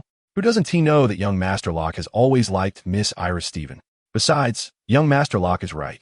Why do these yellow-skinned inferior people have a right to attend our white people's gala? It's simply outrageous. If I were him, I would definitely be begging for mercy right now." The conversations around him did not affect Jiang Lang. He merely furrowed his brows and coldly looked at the man. Chapter 286. Oh my God, what is the relationship between this Asian guy and Miss Iris? She actually stood up for an Asian. Could it be that this man is Miss Iris's lover? Damn it, young Master Locke, he has been hit by him. Is she planning to betray us, white people? Many people looked at the two with strange expressions, but their voices were deliberately lowered, clearly fearful of the power of the Stephen family. If the Carson family is ranked in the top 10 in Miami, then the Stephens are undoubtedly number 1. Moreover, it's not just in Miami. One could even say they're the most powerful family in the entire state of Florida, a notable presence throughout America. They own the world's second-largest cruise company, Royal Caribbean Cruises. The number of ships under their banner is countless, but just one ship, the Harmony of the Seas, cost nearly 100 billion RMB to build. Additionally, they also own various industries including logistics, hospitals, and schools. In fact, they even have a private bank belonging to the family on their home turf, which can be said to be financially powerful. Aside from their immense commercial achievements, there are countless members of the family holding high-ranking positions in various government departments. Several governors of Florida have been members of the Stephen family. Chapter 287. La Carson kept begging for mercy. However, Iron Stephen had no intention of continuing the conversation. After all, he was just an heir of the Carson family, not worth her concern. If it weren't for his family, which also operates in Miami, he wouldn't even have the qualifications to attend. With a casual wave of her hand, she instructed the bodyguards in the mansion to escort him out and then sat down with Jiang Lang. Jiang Lang did not stop her actions, nor did he want to. He was not one to repay kindness with kindness. He believed in repaying grievances. If Iron Stephen didn't take action, he would find a way himself. Sitting in his seat, Iron Stephen glanced at Jiang Lang apologetically, saying, "I'm sorry, Mr. Jiang, for making you witness this." Jiang Lang calmly shook his head, saying, "It's nothing. You're too polite." Beside them, Ivy Stephen held her daughter and watched the two with great interest. She had guessed from the beginning that Jiang Lang's identity was not simple. After all, she had once been the young lady of the Stephen family. Although she was now married, her insight remained. For a yellow person to attend a Stephen family banquet was indeed quite difficult. Chapter 288. Jiang Lang was initially taken aback and then couldn't help but almost curse. What the hell? The system is back online? He had almost forgotten when he last received a task. If it weren't for the daily reward of 100 million remaining unchanged, he would really think that the system had some sort of bug. But seriously, did you take that little joke seriously? And also, are the task conditions for real? Looking at the completion conditions on the panel, Jiang Lang felt a bit of toothache. He patted his chest and told the little ghosts in front of him, "You are the king of music in the new era." Damn, such terrible lines. How did the system come up with that? Moreover, he had to face a group of little kids. The corners of his mouth twitched slightly. After hesitating for a moment, he straightened his chest and slapped his right hand hard against his chest. "I am the king of music in the new era." His voice was resonant, and his expression was incredibly serious. As if infected by Jiang Lang's momentum, the little kids widened their eyes and stared at him. "Wow, the music king. So awesome. So awesome. Is the piano that difficult? Can you play it?" The little kids shouted and surrounded Jiang Lang. Chapter 289. When Jiang Lang gently lowered his long fingers and stood up, he turned around to find everyone frozen in place, unable to regain their senses for a long time. "Wow, is the power this great?" Jiang Lang's expression was calm, but he was secretly amazed. The piece he had just played was not from this world. It came from a parallel world, part of a 10-year cultural gift package, including piano music. Originally titled Fur Elise, he didn't know who was the first to clap. Soon, thunderous applause erupted, countless hands clapping red, faces filled with excitement. "Oh my God, it's so beautiful. What piece is this? I've never heard it before. This is simply a master-level performance. Among the world's top 10 pianists, he will definitely have a place. I've discovered that I've already fallen for him." The applause thundered, and Jiang Lang's brilliant performance captivated everyone present. Even many white girls were constantly throwing him flirtatious looks. It could be said that the situation had completely reversed. Just moments ago, not many people liked him, and now, if Jiang Lang just beckoned with his finger, those girls would probably willingly join him in bed. Chapter 290. Iron Stephen also came back to her senses, her fair fingers trembling as she pointed to herself. Her voice filled with surprise and tremors. "Is this piano piece for me?" Jiang Lang held her hand gently and kissed the back of it, a mischievous smile on his lips. "Of course, beautiful Miss Iron Stephen." Iron Stephen's face flushed slightly. She lowered her head gently, her voice becoming soft and light. "Thank you. Thank you. I like it very much." The cries of excitement echoed around them, and at this moment, everyone understood. The most dazzling jewel of Miami was about to be taken away by this Chinese man in front of them. The problem was they couldn't accept it. The grand piano was placed on the stage, and if anyone had the ability, they could just go up and play. But with Jiang Lang's outstanding performance as a precedent, there were hardly any who dared to step forward, let alone now. Everyone could only look at Jiang Lang with envy, jealousy, and hatred, feeling like their teeth were about to shatter. "Sigh, we really can't compete. A piano master so young. We can't accept it. This person is simply a freak." Chapter 291. Jiang Lang raised an eyebrow and turned to look. A young man who somewhat resembled La Carson stood there. "Is this a provocation?" "Ivy Stephen, who had been standing beside Jiang Lang, quietly explained. This is Darren Michael, Locke Carson's cousin. He deliberately wants to make you look bad, to take revenge for his brother. Jiang Lang pressed his lips together and nodded slightly. These big families are really annoying, always having connections everywhere. If it's not someone in this department with a leadership position, it's someone in that company as an executive, feeling like everywhere you turn, there's someone related to them. And here we go again. Just dealt with a Locke Carson. And now there's a Darren Michael. However, it's also because of this that these families are growing stronger and stronger. The people around were also starting to make a fuss. Firstly, they wanted to embarrass Jiang Lang a bit. And secondly, they were genuinely curious about the gift he had brought. Alan Zidi Finn stood at the bottom of the platform, feeling somewhat caught in a dilemma. She could chase away a Locke Carson, but not everyone else. Most of those present were connected to the Stephen family. Otherwise, they would have come tonight. If she acted on her temper and indiscriminately drove people away, she feared that her identity as the heir would be stripped away the next day. Chapter 292. When Jiang Lang returned to his seat, the situation had completely changed. He didn't need to actively socialize. Countless white men and women approached him with their glasses raised. They generously expressed their admiration for Jiang Lang, and his pockets were filled with business cards. In fact, a few extremely attractive white women even secretly slipped a room key into his pocket. Everything felt so natural, contrasting sharply with Jiang Lang's earlier solitude at his seat. Glasses clinked together, and the atmosphere was particularly lively. At that moment, Jiang Lang had Alan Zidi Finn on his left and Iversti Finn on his right, making others envious. Suddenly, there was some commotion at the entrance of the venue. Mr. William, you finally arrived. Mr. William, long time no see, you look so young. Compliments rang out from the crowd. An impeccably dressed old white man in a black suit appeared before Jiang Lang. This person was none other than the head of the Stephen family, William Stephen. Beside him was a plump, middle-aged woman. Chapter 293. Following the maid in front of him across the lawn of the villa, Jiang Lang looked around and found that the other party was right. There were indeed not many people left in the entire villa. As he walked, he only saw the servants of the Stephen family, and the few remaining guests were also preparing to leave. Turning his head to glance at the maid's graceful figure, Jiang Lang hesitated for a while before slowly speaking. Hello, I'd like to ask if anyone entered my room last night. He wanted to clarify who had attacked him last night. Hearing Jiang Lang's words, the young maid looked surprised. She turned around and said firmly, Mr. Jiang, that absolutely could not have happened.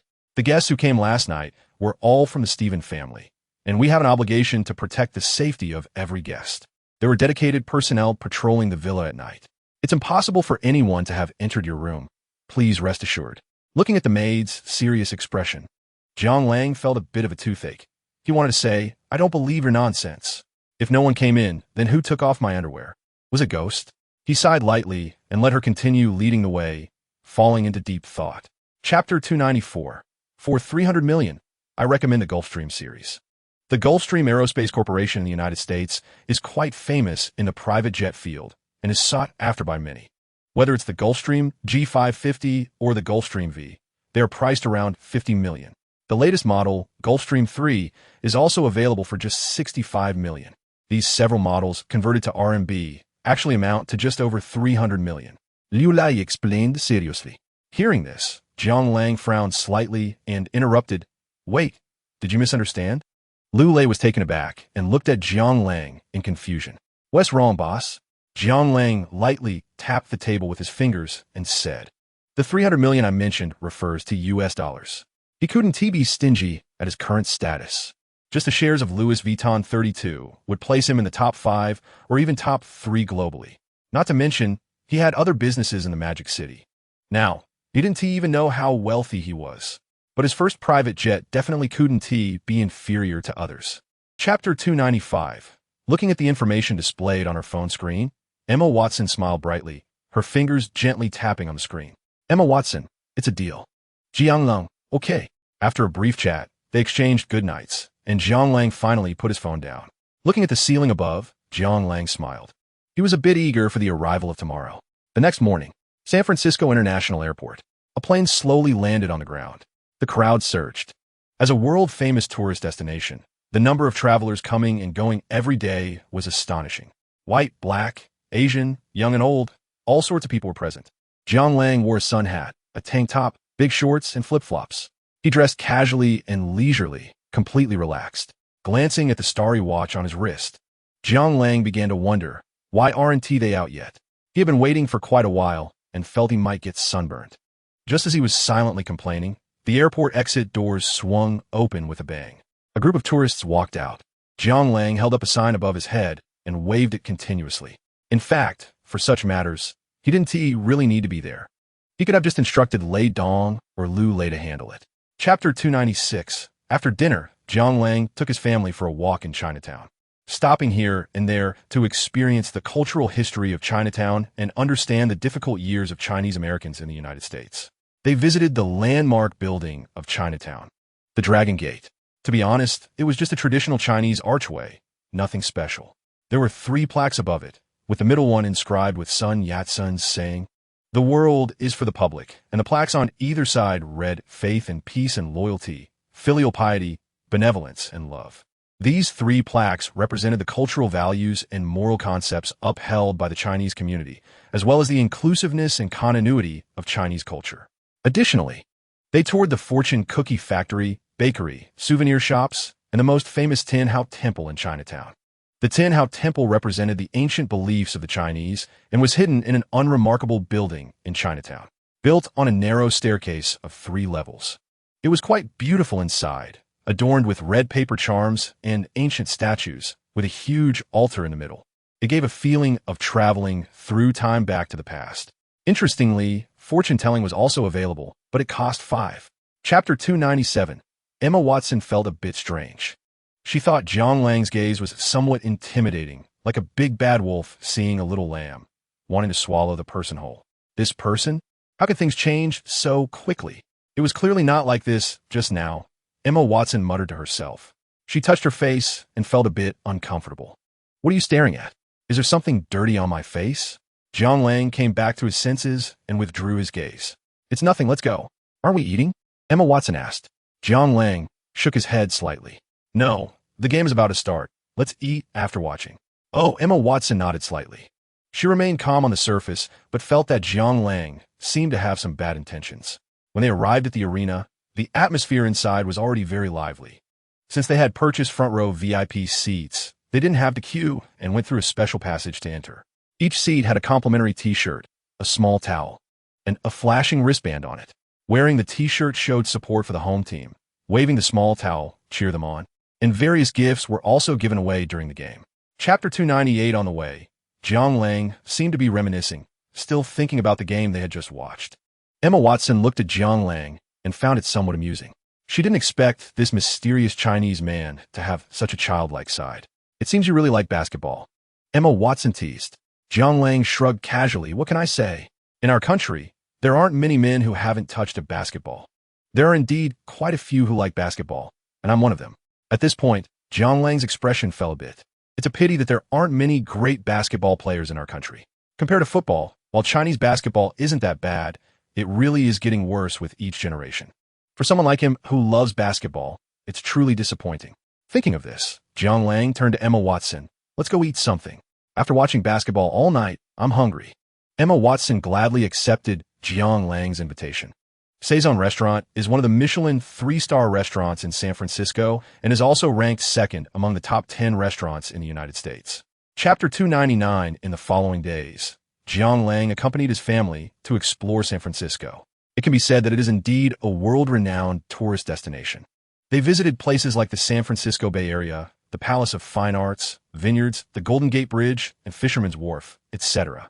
And every night, whenever there was a game, Jiang Lang would sneak away to watch it. The result was a 4-0 sweep, with the Cavaliers being eliminated. Even though LeBron James put up terrifying stats of 34 points, 10 assists, 13 steals, and 1 block in the finals, they still had no power to resist. There was nothing to be done. The Warriors were just too strong. Especially the 2017 Warriors made Jiang Lang feel that this team should be the strongest in NBA history. The Bulls, led by Jordan, the Lakers during the Shaq and Kobe era, the many dynasties could not compete with them. At that time, Jiang Lang clearly remembers saying, "When you score over 30 points in a single quarter and still trail by more than 10 points, you must be facing the Warriors." San Francisco International Airport. Inside the airport, it was bustling with people, making it particularly lively. Dad, Mom, and little sister, I'll take you to here. Jiang Lang looked at his family, his voice softening. Chapter 300. Arriving at the airport, a silver-white airplane appeared in sight. The streamlined fuselage reflected a chilling metallic sheen that belonged solely to machinery, giving an inexplicable sense of intimidation. Jiang Lang glanced at it and felt immensely satisfied. David Carr beside him began to introduce Mr. Jiang. The plane in front of you is the retired Air Force One of the former president. This presidential aircraft, built on a Boeing 747, weighs 400 tons, is 70 meters long, 20 meters high, and has a top speed of 1,014 kilometers per hour. The cost of the aircraft was about $600 million. And if you include subsequent military modifications, it could even reach $3 billion. David Carr had a hint of confidence on his face, clearly feeling proud of this Air Force One. After a pause, he looked at Jiang Lang. The main thing is that although it has been retired, some basic military-grade safety equipment on the plane has not been removed. For example, electronic jamming devices and illumination flare launchers, etc. Moreover, the entire fuselage has been modified, and the exterior is covered with armor plating capable of withstanding the shock waves from a nuclear explosion. All the windows are fitted with bulletproof glass, and when the plane is on the ground, even the most accurate sniper cannot shoot through this glass. Chapter 301. Watching the other person's back. Jiang Lang sat down on the sofa in the cabin. He lit a cigarette, putting one in his mouth and offering another to Lu Lei. Then he crossed his legs and began to puff smoke, looking relaxed and content. Lu Lei glanced at Jiang Lang and couldn't help but ask, "Boss, if we lower the price by $30 million, would the other party agree?" According to the current exchange rate, that's almost 2 small goals. He now earns an annual salary of $1.5 million under Jiang Lang. But to earn that much money, he figured he would have to work himself to death. And even then, he probably wouldn't earn it. Jiang Lang smirked slightly, smiling but not responding. However, his gaze was calm and confident. Boeing is impressive. It's a dominant company in the aviation field. Once they get through the pandemic and this tough time, he believes their market value will rise again one day. But the other party is currently struggling. As Lu Lei said, many people are eyeing this retired plane of the former president. But why hasn't anyone made a move? It's simply because they want to acquire the plane at a lower cost. To be honest, if he weren't about to return to his home country soon, you want to drag it out a bit. Chapter 302. Hello. Who is it? Hello, it's me, Jiang Lang. The voice of Alan Stephen came through. Jiang Lang rubbed his forehead, somewhat puzzled. Alan, why are you calling so late? I can't sleep, and there's no one to chat with. Where are you? Want to go out for a drink? Alan Stephen pouted. Sorry, I'm in Chicago right now. Can't come over. Jiang Lang apologized. Alan Stephen's expression fell slightly, and his tone carried a hint of disappointment. You went to Chicago? When are you coming back? Jiang Lang thought for a moment and replied, in a few days. I'll be heading back to China then. Oh, then I'll hang up first. See you. Bye. At the Stephen estate in Miami, Avril Stephen was holding her little daughter. Glancing at her sister with curiosity, what's wrong? You look a bit off. Alan Stephen glanced at his sister and shrugged helplessly. He was no longer in Miami. Now he was in Chicago and would be returning to China in a few days. Iweir Stephen's eyes flashed with contemplation. Then he nodded calmly. Chapter 303. Upon hearing this, Jiang Lang fell silent. He suddenly recalled a phrase he had seen online earlier. This phrase was quite similar to what Su Jinxian had just said. Good medicine isn't good merchandise. It's the medicine that works immediately but causes problems once you stop taking it that is the real good medicine. With a silent sigh, Jiang Lang asked, what do you mean by that? Su Jinxian was silent for a long time before she spoke. Just one battery is enough. Boss, you need to understand that taking half a step forward is genius, but taking a full step forward is madness. If our electric vehicle's range is so exaggerated that it can run tens of thousands of kilometers on just a 10-minute charge, what kind of shock would that cause? Can our company still survive? It would leave no room for other car companies. Wouldn't others be forced to fight us? Besides, Jiang Lang frowned slightly and said lightly, continue. Su Jinxian took a deep breath and said, our battery still lacks several special materials, so we can only install one battery. What does that mean? Jiang Lang instinctively straightened up. There are some special materials needed for the batteries. Although our research team has been studying them, they can't be fully replicated. Chapter 304. Lei Dong, mom, little sister, Su Jinxian, and several teams of private bodyguards. Jiang Lang let out a sigh of relief. The scene he was most worried about had not occurred. If Gu Banming, ECU, and the others had all come, it would have been a chaotic battlefield, and a fight would probably have broken out. Indeed, being a scumbag is not easy. Fortunately, he was smart and had given advance notice to only let Su Jinxian come. Calming his nerves, Jiang Lang slowly walked down. He first nodded slightly to Su Jinxian and then turned to his mother. Mom, why are you here too? Didn't I tell you to rest at home? Where's Dad? Zhou Hong waved her hand casually.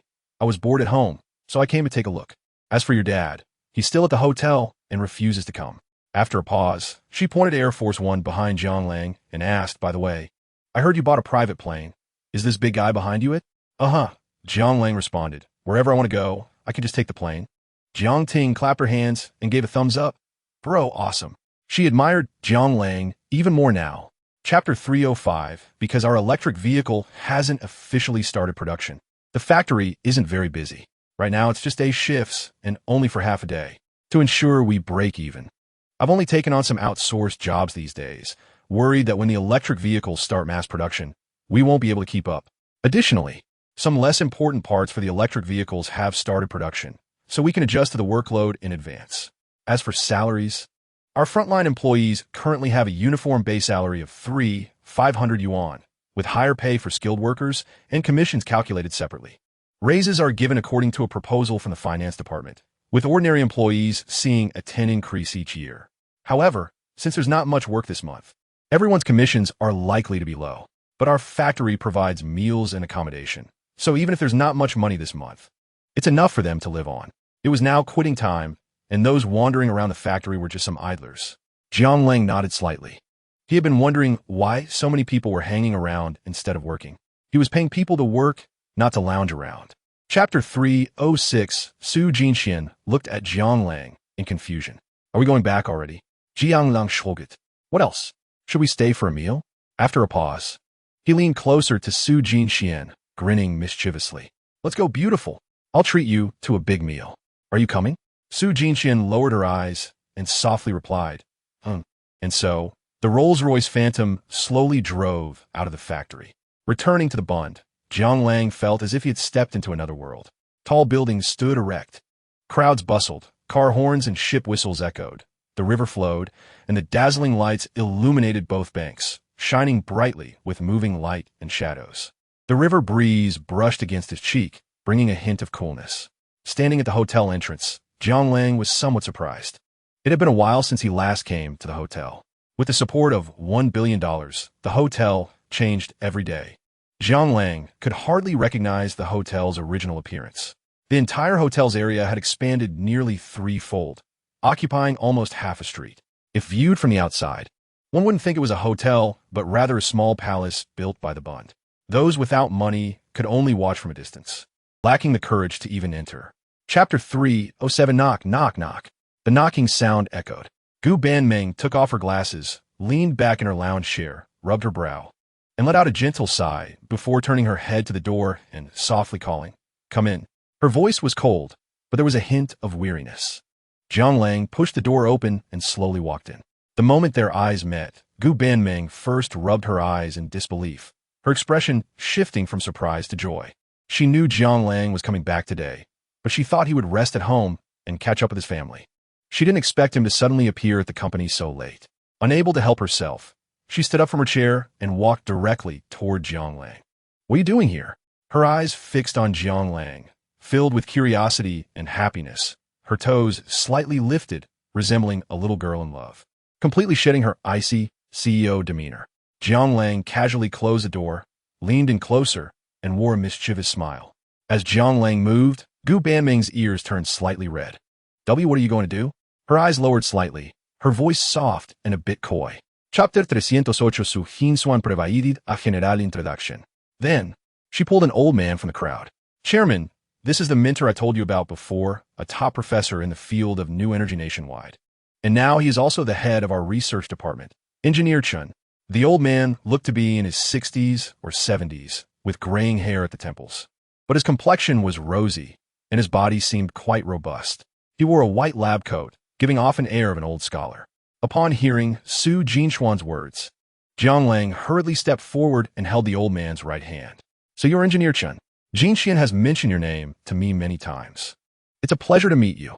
Jiang Lang respected such researchers.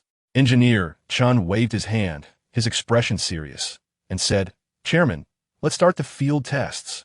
All right. The reason for the field tests is to promptly identify any safety hazards and whether the quality and performance meet the strict standards and requirements before formal production. The first electric vehicle was subjected to rigorous testing to uncover as many flaws as possible. First, performance testing was conducted, including engine power, torque, acceleration, and braking performance. Chapter 309. Watching the backs of the departing crowd, Jiang Lang smiled and turned to Su Jinxian. Let's go to the office. I have something to discuss with you. Su Jinxuan nodded slightly. In the president's office of the headquarters building, it was silent. Su Jinxian stood obediently beside him, curiously watching Jiang Lang, who was deep in thought in the boss's chair and couldn't help but ask, Brother Lang, didn't you say you had something to discuss? Upon hearing this, Jiang Lang slowly opened his eyes, lightly tapping his fingers on the table. After a moment of hesitation, he slowly spoke, starting tomorrow, the factory will fully enter production mode. This quarter, I need to see 20,000 vehicles launched into the market. By next year, I want to reach a scale of 100,000 in the first half of the year. It's not that Jiang Lang was being harsh. He had checked that the current market leader in the electric vehicle sector, Tesla, delivered over 200,000 vehicles in a single quarter. He wouldn't underestimate them, but with the blueprint for the future in hand, if he couldn't even surpass them, how could he change the dominance of gasoline vehicles? A target of 100,000 in 6 months was already his minimum requirement. Su Jinxian frowned slightly, pondered for a moment, and then nodded slowly. Okay, I will find a way. Jiang Lang glanced at her and reassured, don't worry, if funds are short, I will find a way. You can also contact other shareholders for help. Chapter 310.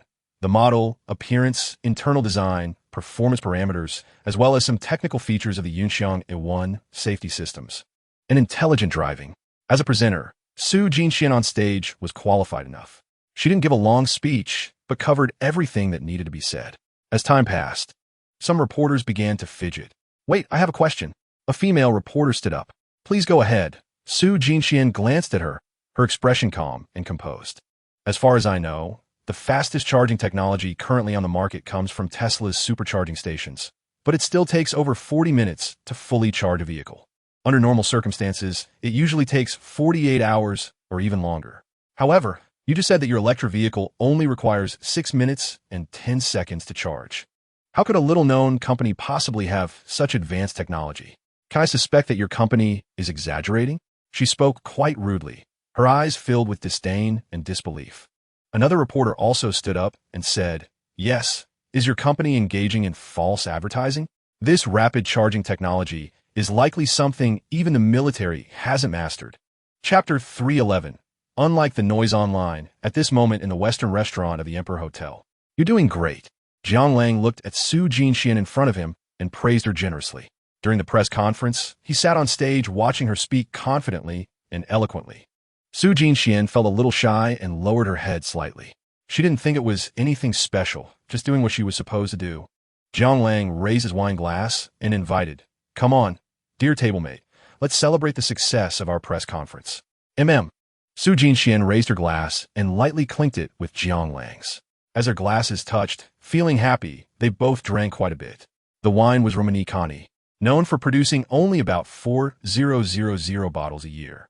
A bottle costs around 170,000. However, what surprised Jiang Lang was that Su Jinxian actually got drunk. It was a sudden drunkenness that caught him off guard. Looking at Su Jinxian, who was half leaning on his shoulder, Jiang Lang's expression was astonished. She tilted her body, half resting in his arms, her face slightly flushed, a drunken smile on her lips, her eyes hazy and carrying a hint of allure. Like a little cat yearning for comfort. Jinxian. Chapter 312. Ding. Congratulations, host successfully captured the 5th 9-point girl. Girlfriend, Su Jinxuan. Occupation, female president of Yunxiang Company. Hobbies, reading. Body, 90. Appearance, 91. Personality, rational type. Emotional points, 91. Ding. Successfully captured a 9-point girl. The host receives a random future black technology blueprint, 50 years. Ding! Would you like to open the blueprint? Wow, a black technology blueprint. Feels great. Just don't know what good things it will yield. Moreover, Su Jinchuan's affection level has directly exceeded 90. Not bad. Jiang Lang thought to himself, speaking to the system in his mind. System, don't open the blueprint for now. Keep in the system space. The cold mechanical voice sounded again.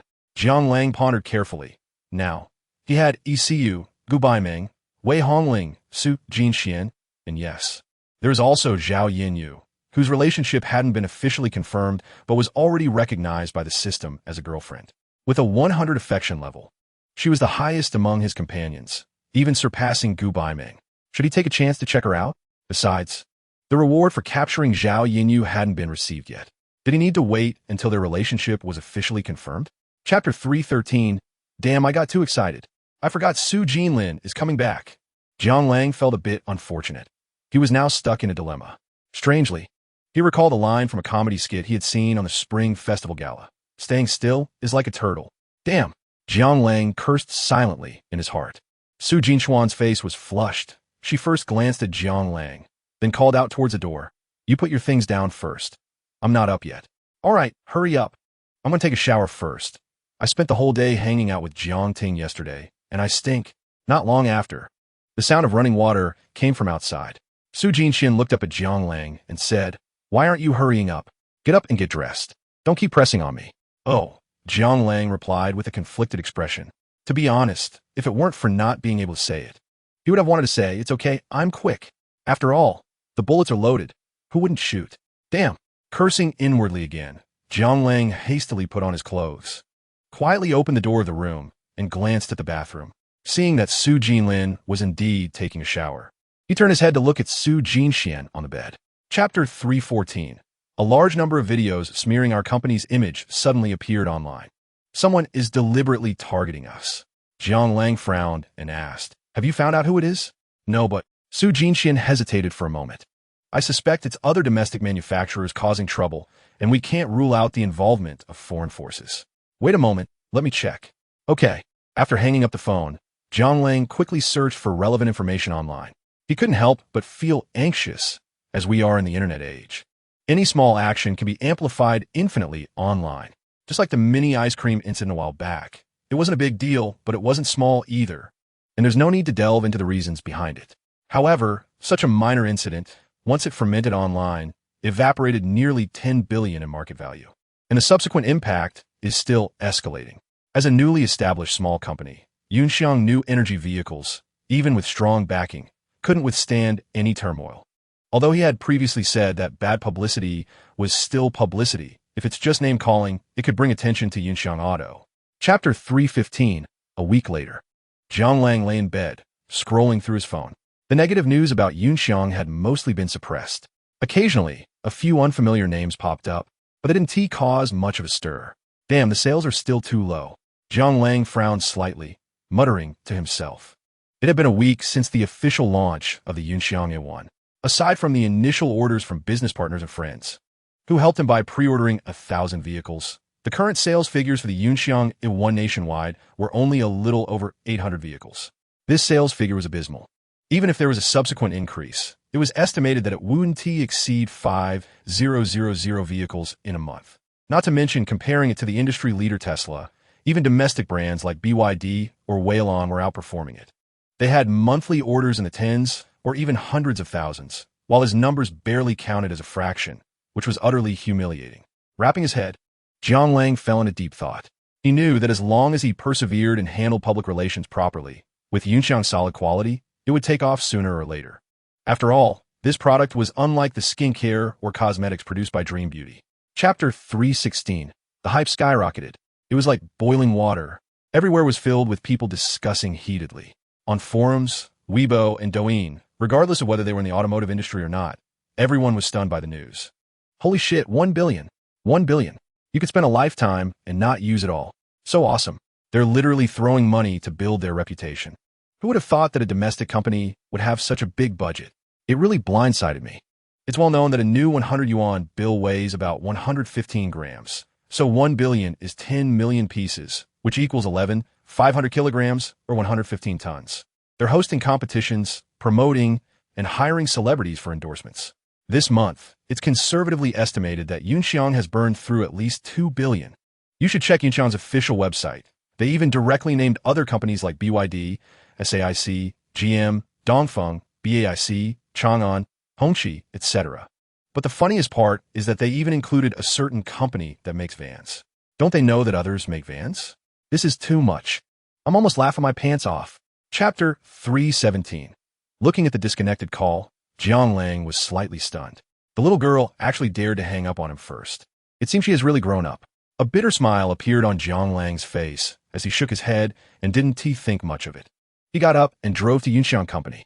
After checking the sales figures, he found that, as he had suspected, the sales had indeed started to increase. In a good mood, he switched to the top-of-the-line luxury version of the Yunxiang A1 and took it out for a spin.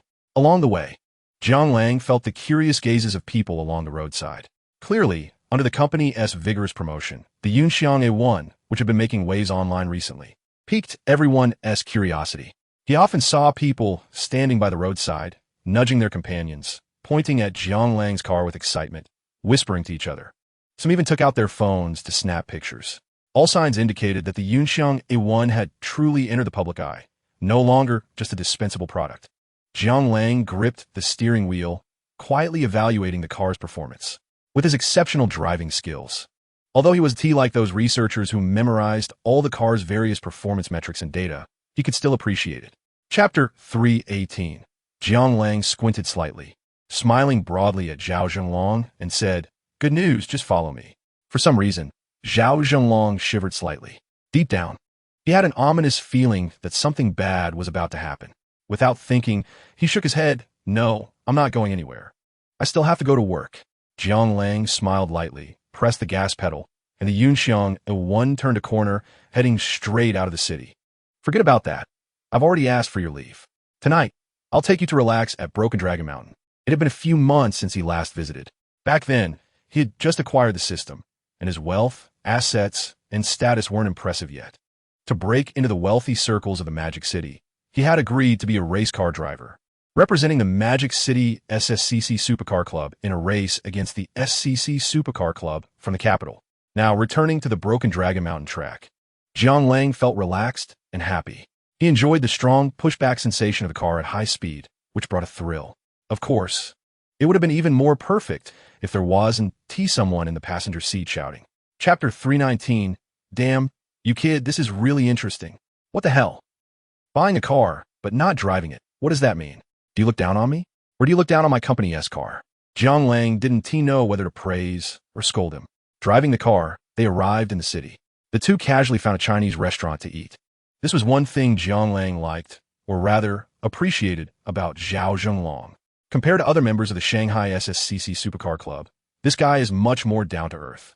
He can sit in a high-end restaurant in a suit and tie, or he can wear shorts and sit by the roadside eating spicy hot pot, completely unrestrained. This is very much in line with Jiang Lang's taste. Because he is like that himself, you could say they're kindred spirits.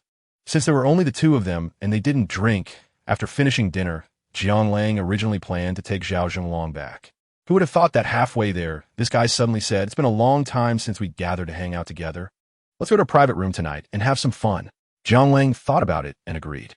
After all, it had been a long time since he had gathered with this group of old friends, and since he had nothing to do that night, it was fine to go out and play.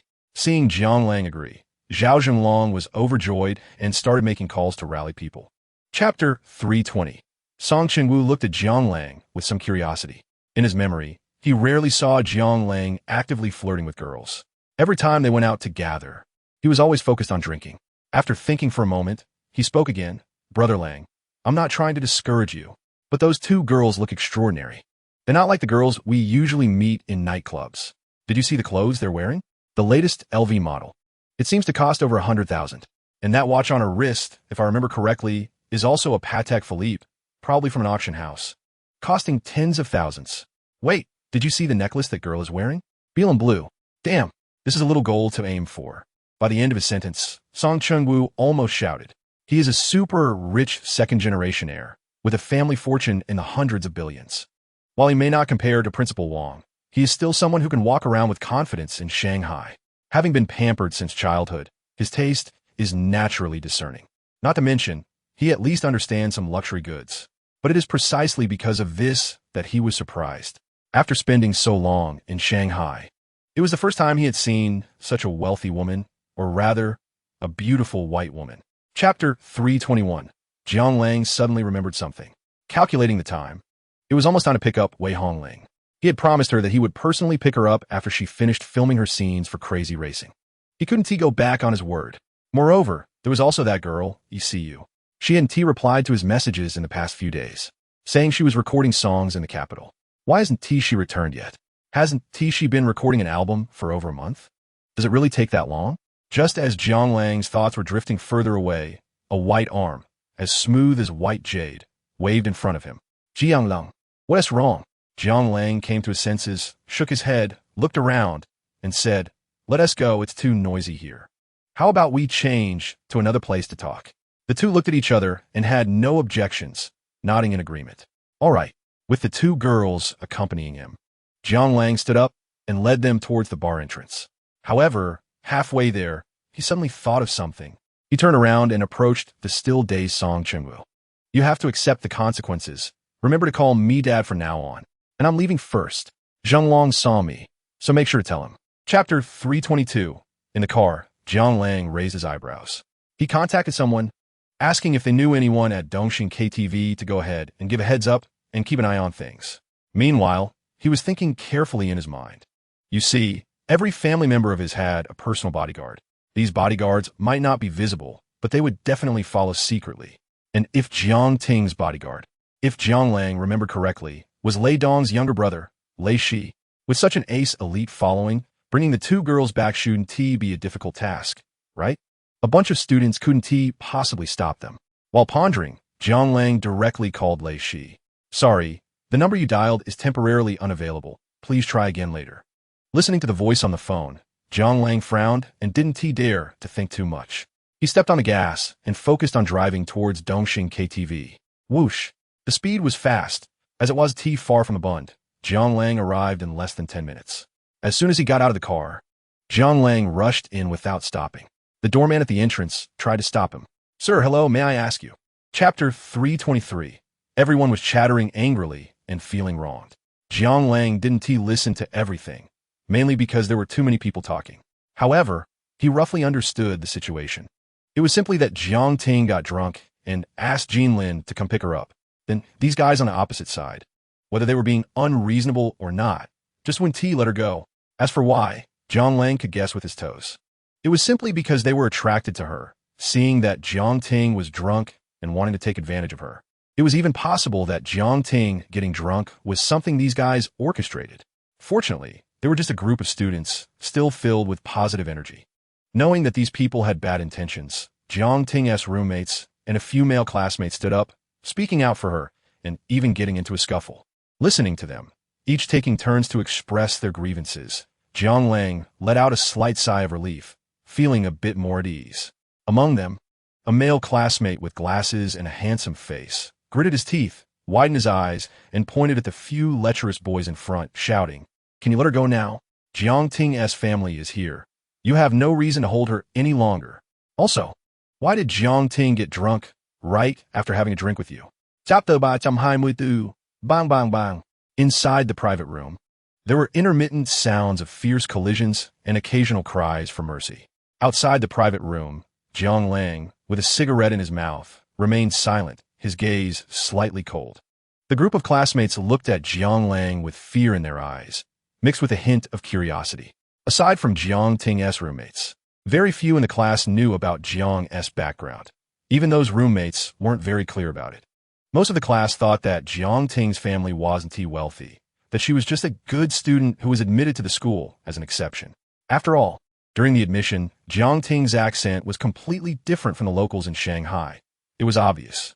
However, no one expected that such an outsider would have such a powerful background. They didn't regard the few local rich second-generation heirs in their class at all. Every time they heard the screams coming from the private room, they would occasionally shiver, feeling a deep sense of panic. Compared to the few rich second-generation kids who used to bully others in class, They were witnessing for the first time what true lawlessness and unrestrained behavior looked like. Among them, a man wearing glasses with a refined appearance swallowed hard. Chapter 325, What Did You Promise? Jiang Lang furrowed his brows and thought for a moment, but found he couldn't remember anything. He couldn't help but speak up. If you have something to say, just say it directly. Don't play riddles with me. Jiang Ting shot a glare at the other party before softly saying, Have you forgotten? Lei Dong's family has a pair of twins suffering from leukemia. Back then, they took a bullet for you, and you promised to help them get their daughter treated. I accidentally heard about it a few days ago. It seems the twins' condition has worsened. So, I called Sister Xiaoyan, and she said there are experts in this area at the hospital, and I should bring them in early. That's why I gave him a few days off to go to the capital to pick them up. Upon hearing this, Jiang Lang fell silent. At that moment, he even felt a bit embarrassed. Although he was in a superior subordinate relationship with Lei Dong, it did not change the fact that the other was his lifesaver. He always claimed to remember the other's kindness. But the matter at hand made Jiang Lang feel too ashamed to speak. Taking a deep breath, Jiang Lang said solemnly, This matter, I owe you one. Of course. Just look at who I am. Diang Tsing Petshiest, smiling politely. Chapter 326. The next morning, at dawn. Shanghai International Airport. Jiang Lang held a bouquet of flowers. Standing at the airport entrance, gazing into the distance. People were coming and going around him, with some young girls occasionally looking at Jiang Lang with curiosity. Wow, that guy's so handsome. He's holding roses. Is he waiting for his girlfriend? That's so romantic. Some even want to take out their phones to snap a picture and post it online. Hearing the whispers around him, Jiang Lang remained unmoved. He glanced at the time, a hint of anxiety flashing across his brow. Why haven't they gotten off the plane yet? Is something wrong? Thinking this, a series of footsteps suddenly sounded at the airport exit. Jiang Lang quickly raised his head and stood on tiptoe to look. The continuous crowd surged out like waves, stretching endlessly. However, even so, Jiang Lang could spot that familiar figure at a glance. She stood out in the crowd, dressed in a black coat over a white short skirt, and her beautiful legs looked particularly enchanting beneath the skirt, topped off with a pair of sparkling crystal shoes. To be honest, ECU always dressed quite fashionably. Chapter 327. This night felt particularly unusual. Thunder rumbled as rain began to fall at some point, drenching the entire street with its gentle patter. Inside the room, piercing screams filled the air, quickening the heartbeat. It felt like a roller coaster speeding downhill from the highest point in the clouds. Jiang Lang's mind went blank. The entire world seemed to transform into a white ocean, enveloped in loneliness. Until a few seconds later, the world regained new awareness. A clear song rang out again, like a warrior's battle song, always bringing courage. It made Jiang Lang keep climbing, overcoming one high mountain after another, seeing the vast grasslands. The next day, Jiang Lang gently stretched, groggily looking around. The empty room felt somewhat desolate, with only him inside. The lingering fragrance in the quilt reminded him that someone had been there last night. He took out his phone and glanced at it. It was 10:23 a.m. In WeChat, there was a message from ECU. ECU, Lange. I'm heading to the company first. I'm about to release an album and have been quite busy these days. After I'm done, I'll come back to keep you company. Moi. Chapter 328. Jiang Lang instinctively turned his head, his eyes brightening slightly. A beautiful woman in a black long dress appeared in his line of sight. With straight bangs and long hair cascading down, the collar of her dress was half open, revealing her delicate collarbone and an air of cool elegance. For some reason, Jiang Lang thought of a phrase, skin as smooth as cream, face like white jade. The person before him was none other than their class monitor and the campus belle of Shanghai University, Lu Hongyi. Oh, long time no see, Lu Beauty. Jiang Lang walked over, waving to greet her. Lu Hongyi chuckled lightly. It really has been a while. How have you been lately? Jiang Lang shrugged, casually saying, Just the same, going with the flow. Lu Hongyi lightly scoffed, teasingly saying, The famous king of the Bund is just going with the flow?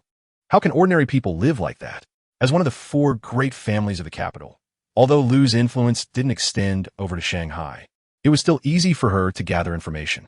Moreover, Jiang Lang's conflicts with the Zhang family of Shanghai had been quite notorious, making it hard for her not to know. Jiang Lang felt a bit embarrassed.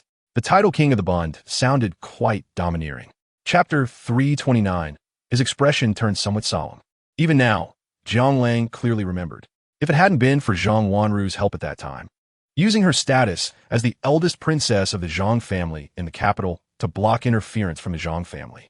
He really wouldn't have had the confidence to take down the Zhang Tianxiong family. Now, he wanted to take this opportunity to find out about Zhang Wanru's news.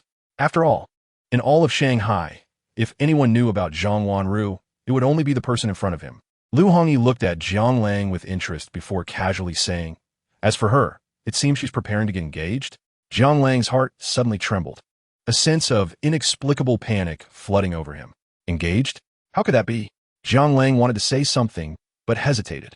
Lu Hongyi lowered her eyes, thought for a moment, and continued, "I think it's the eldest son of the Huang family, but she seems unwilling. I don't know the specifics. Don't you have her number? If you have any questions, just ask her directly." Jiang Lang's lips revealed a bitter smile. "Well, she deleted me on WeChat and blocked my number." Lu Hongyi looked surprised, as if Jiang Lang's response was somewhat unexpected. "Blocked you?" Chapter 330. For some reason, he thought of a saying, "When you become strong, you'll find that everyone around you is good." This was something a favorite male actor of his said during an interview, which sparked quite a discussion at the time. Perhaps, during student days, things weren't that complicated, but he still clearly remembers that in the past, there weren't so many people revolving around him. It's not that he holds grudges or is petty, but looking at the many boys surrounding him, Jiang Lang suddenly felt a bit disgusted. He wasn't sure how much of this was genuine and how many were sincere. Reflecting on the various events he had encountered during this time, Jiang Lang silently sighed. Indeed, once a person becomes strong, you don't need to please anyone. On the contrary, a whole bunch of good people will surround you, and even a fart would smell sweet. When you're weak, not only does society look down on you, but even your closest ones might look down on you. And you might even feel like you were a mistake. In this era where people laugh at the poor, but not at the prostitute, without money, even breathing feels wrong. In short, it's just one saying, when you are strong, the whole world will treat you kindly. Chapter 331. All right, Jiang Lang said with a smile. The two took their cameras and went to a slightly secluded corner. 1, 2, 3. Cheese. No, this one doesn't look good. Let's take another. Hey, raise your head a bit. Smile, yes, just like that. The two were playfully taking photos. Besides their selfies, there were also pictures Jiang Lang took of Lu Hongyi alone. Naturally, the scene in front of them was seen by others in the class. Wow, look at them. Are those two in a relationship? Seriously, they really look like a couple. I said before that our class leader has ulterior motives towards Jiang Handsome, and now it's confirmed. I also think so. Everyone knows that our Lu School beauty has never shown a good face to any boy, but she treats Jiang Lang exceptionally. If it weren't for Jiang Lang being with Zhang Xiaoman before, they might have. At this point, the person suddenly realized and looked back awkwardly. There stood Zhang Xiaoman under a tree, staring blankly at Jiang Lang and the others. She had no friends around her, no one to talk to, and not a single classmate wanted to take photos with her. Chapter 332. At the Fengshan Pavilion of the Emperor Hotel in Magic City. The room was filled with gasps of awe. Wow, this room is so big. Forget just our class. 3 more classes would fit in. Damn, look at this on the wall. It's actually a genuine work by Qi Baishe. Just this painting alone must cost a few million. No way, so expensive. What do you expect? All these tables and sofas are high-end imported goods. Just the stuff alone is worth over $1 million. A knowledgeable person started to introduce. At this moment, a knocking sound came from outside. "Hello, the dishes are ready. Can we bring them in?" Jiang Lang then instructed from outside. "Okay, bring them in."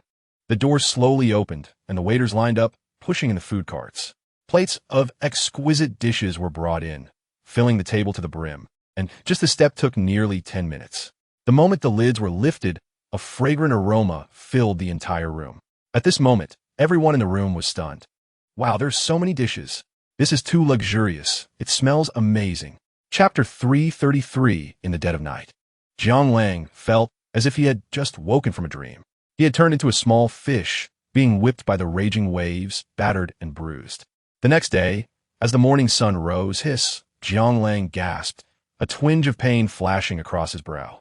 He struggled to blink his eyes and turned to look around. A strange room, a strange ceiling. What did I get drunk last night? And why does my body hurt so much? Jiang Lang rubbed his brows, trying to wake himself up. He tried to recall what happened last night, but found he couldn't remember anything. Forget it. I want to think about it. Jiang Lang cursed under his breath, got up and took a shower, feeling much better afterward. Softly lying back in bed. He didn't want to move at all.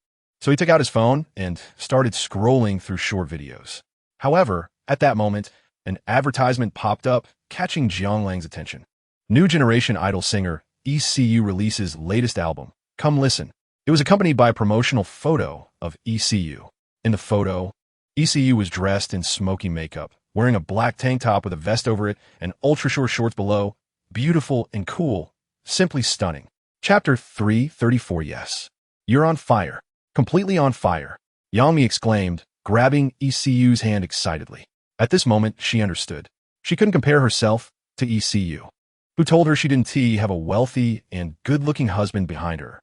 The key was that ECU was so talented. ECU felt her head buzzing. She couldn't comprehend how she became famous in just one day. She thought back to the time she spent at the company practicing singing every day, then going to the capital to learn, still practicing singing. Finally, she just sang the songs. It hadn't even been 2 months. How could she have become famous? Others who wanted to be famous worked hard for years, and wouldn't dare say they were in the industry without at least 2.5 years of effort. She realized it was all thanks to Jiang Lang. In all of Huagua, there were so many people good at singing, yet very few could become famous. It wasn't because they weren't good enough, but because they lacked good songs. A good song can sustain a lifetime. All the songs in her album were completed by Jiang Lang. She merely sang them once. If someone else had sung them, they could have achieved the same level. Thinking of this, she couldn't help but smile, with a hint of infatuation on her face. Chapter 335. Meanwhile, Jiang Lang lay in bed, leisurely listening to music, feeling a bit apologetic. Suddenly, his phone buzzed with vibrations. He discovered it was a VX message from Lu Hongyi. Lu Hongyi, 134XXXXXXXX. This is my cousin's number. You can ask her if you need anything. By the way, don't mention that I gave it to you. Jiang Lang raised an eyebrow, instinctively sitting up. Zhang Wanru's number. He let out a soft sigh and lightly tapped the screen with his fingers. Jiang Lang. Thanks, I'll treat you to a big meal another day. Lu Hongyi. You better hurry. Who knows when I might go back. Jiang Lang. Okay, just as I was about to end the chat. Jiang Lang suddenly thought of something and tapped the screen again. Jiang Lang. By the way, do you know who sent me back to my room yesterday? Lu Hongyi me. Jiang Lang. Then why did I wake up feeling like my whole body was in pain, as if I had been beaten up? Lu Hongyi. You were too drunk. You fell several times. How could a weak girl like me help you up? By the way, you even hugged old Wu's big bald head and gave him a kiss, saying it was to thank him for taking care of you over the years. Chapter 336. Hiss, what should I buy? Looking at the dazzling array of products, Jiang Lang fell into a dilemma over choices. To be honest, he rarely bought gifts for girls. Choosing a gift was indeed a bit of a brain teaser for him. Especially when it came to gifts for rich girls, he had even less experience. The last time he went to the Steven family and bought a gift for AI Lawn, he had asked Lei Dong to help pick it out. At that time, he just said one thing, pick the expensive ones. And boy, they really didn't hold back. Now that he thought about it, Jiang Lang's heart was bleeding. At this moment, a salesperson standing at the entrance of a jade shop brightened up when she saw Jiang Lang. Jiang Lang waved his hand and called out to her. Jiang Lang was slightly stunned and instinctively turned his head. Ed Faobai, the person in front of him, was indeed his classmate from university. He had some impression of her, not because she was good-looking, but because the dorm leader Luo Yongkong had pursued her, and he had helped deliver love letters. Unfortunately, the feelings were one-sided. But Jiang Lang really didn't expect to run into her today, just a day after their gathering. LV Bei walked up, flipping her bangs. Chapter 337. Holding 3 bags. She walked into the store with ease, leaving everyone else looking confused. The female manager still hadn't come back to her senses. She had seen wealthy people before. After all, those who came to buy jade definitely had some money. But Jiang Lang's demeanor was too casual. He paid for nearly 10 million worth of items in less than a minute with his card. It felt like he was just buying groceries at market. No, when others go to the market, they still haggle and weigh things to feel at ease. Meanwhile, LV Bei had already shared what just happened in the class group, causing another round of astonishment. Wow, he treated everyone yesterday and didn't even know how much he spent. And today, he spent nearly 10 million? This is insane. People are just too rich. Spending the price of a house in one day. 10 million if I were back home. That would be enough for me to live comfortably for the rest of my life. No, I only need 5 million. I only need 2 million. Damn, you guys are even competing over this? Can you give others a chance to live? Is this the life of the wealthy? I admit, I'm feeling envious. Chapter 338. The rich island hot spring farm opened in 2013, covering a total area of 227 acres. The fishing center has a water area of 100 acres. With greenery in the woods, enclosures of 80 acres, vegetable planting and fruit picking of 40 acres, and a 3,000 square meter farmhouse, offering fishing, tourism, green dining, rural entertainment, card games, hot springs, etc. It's a comprehensive, ecological leisure farm. In short, the place is big enough with plenty to do. Plus, the environment is nice. It has even been rated as one of the top 10 resorts in the Magic City. As for the specifics, Jianglang wasn't very clear, as he found all this information online. By the time he drove here, the sun was gradually setting, approaching dusk. The afterglow of the sunset scattered across the entire farm, with flowing water and fish swimming about. Everything was so beautiful it took one's breath away. It gave a sense of washing away the dust of urban noise.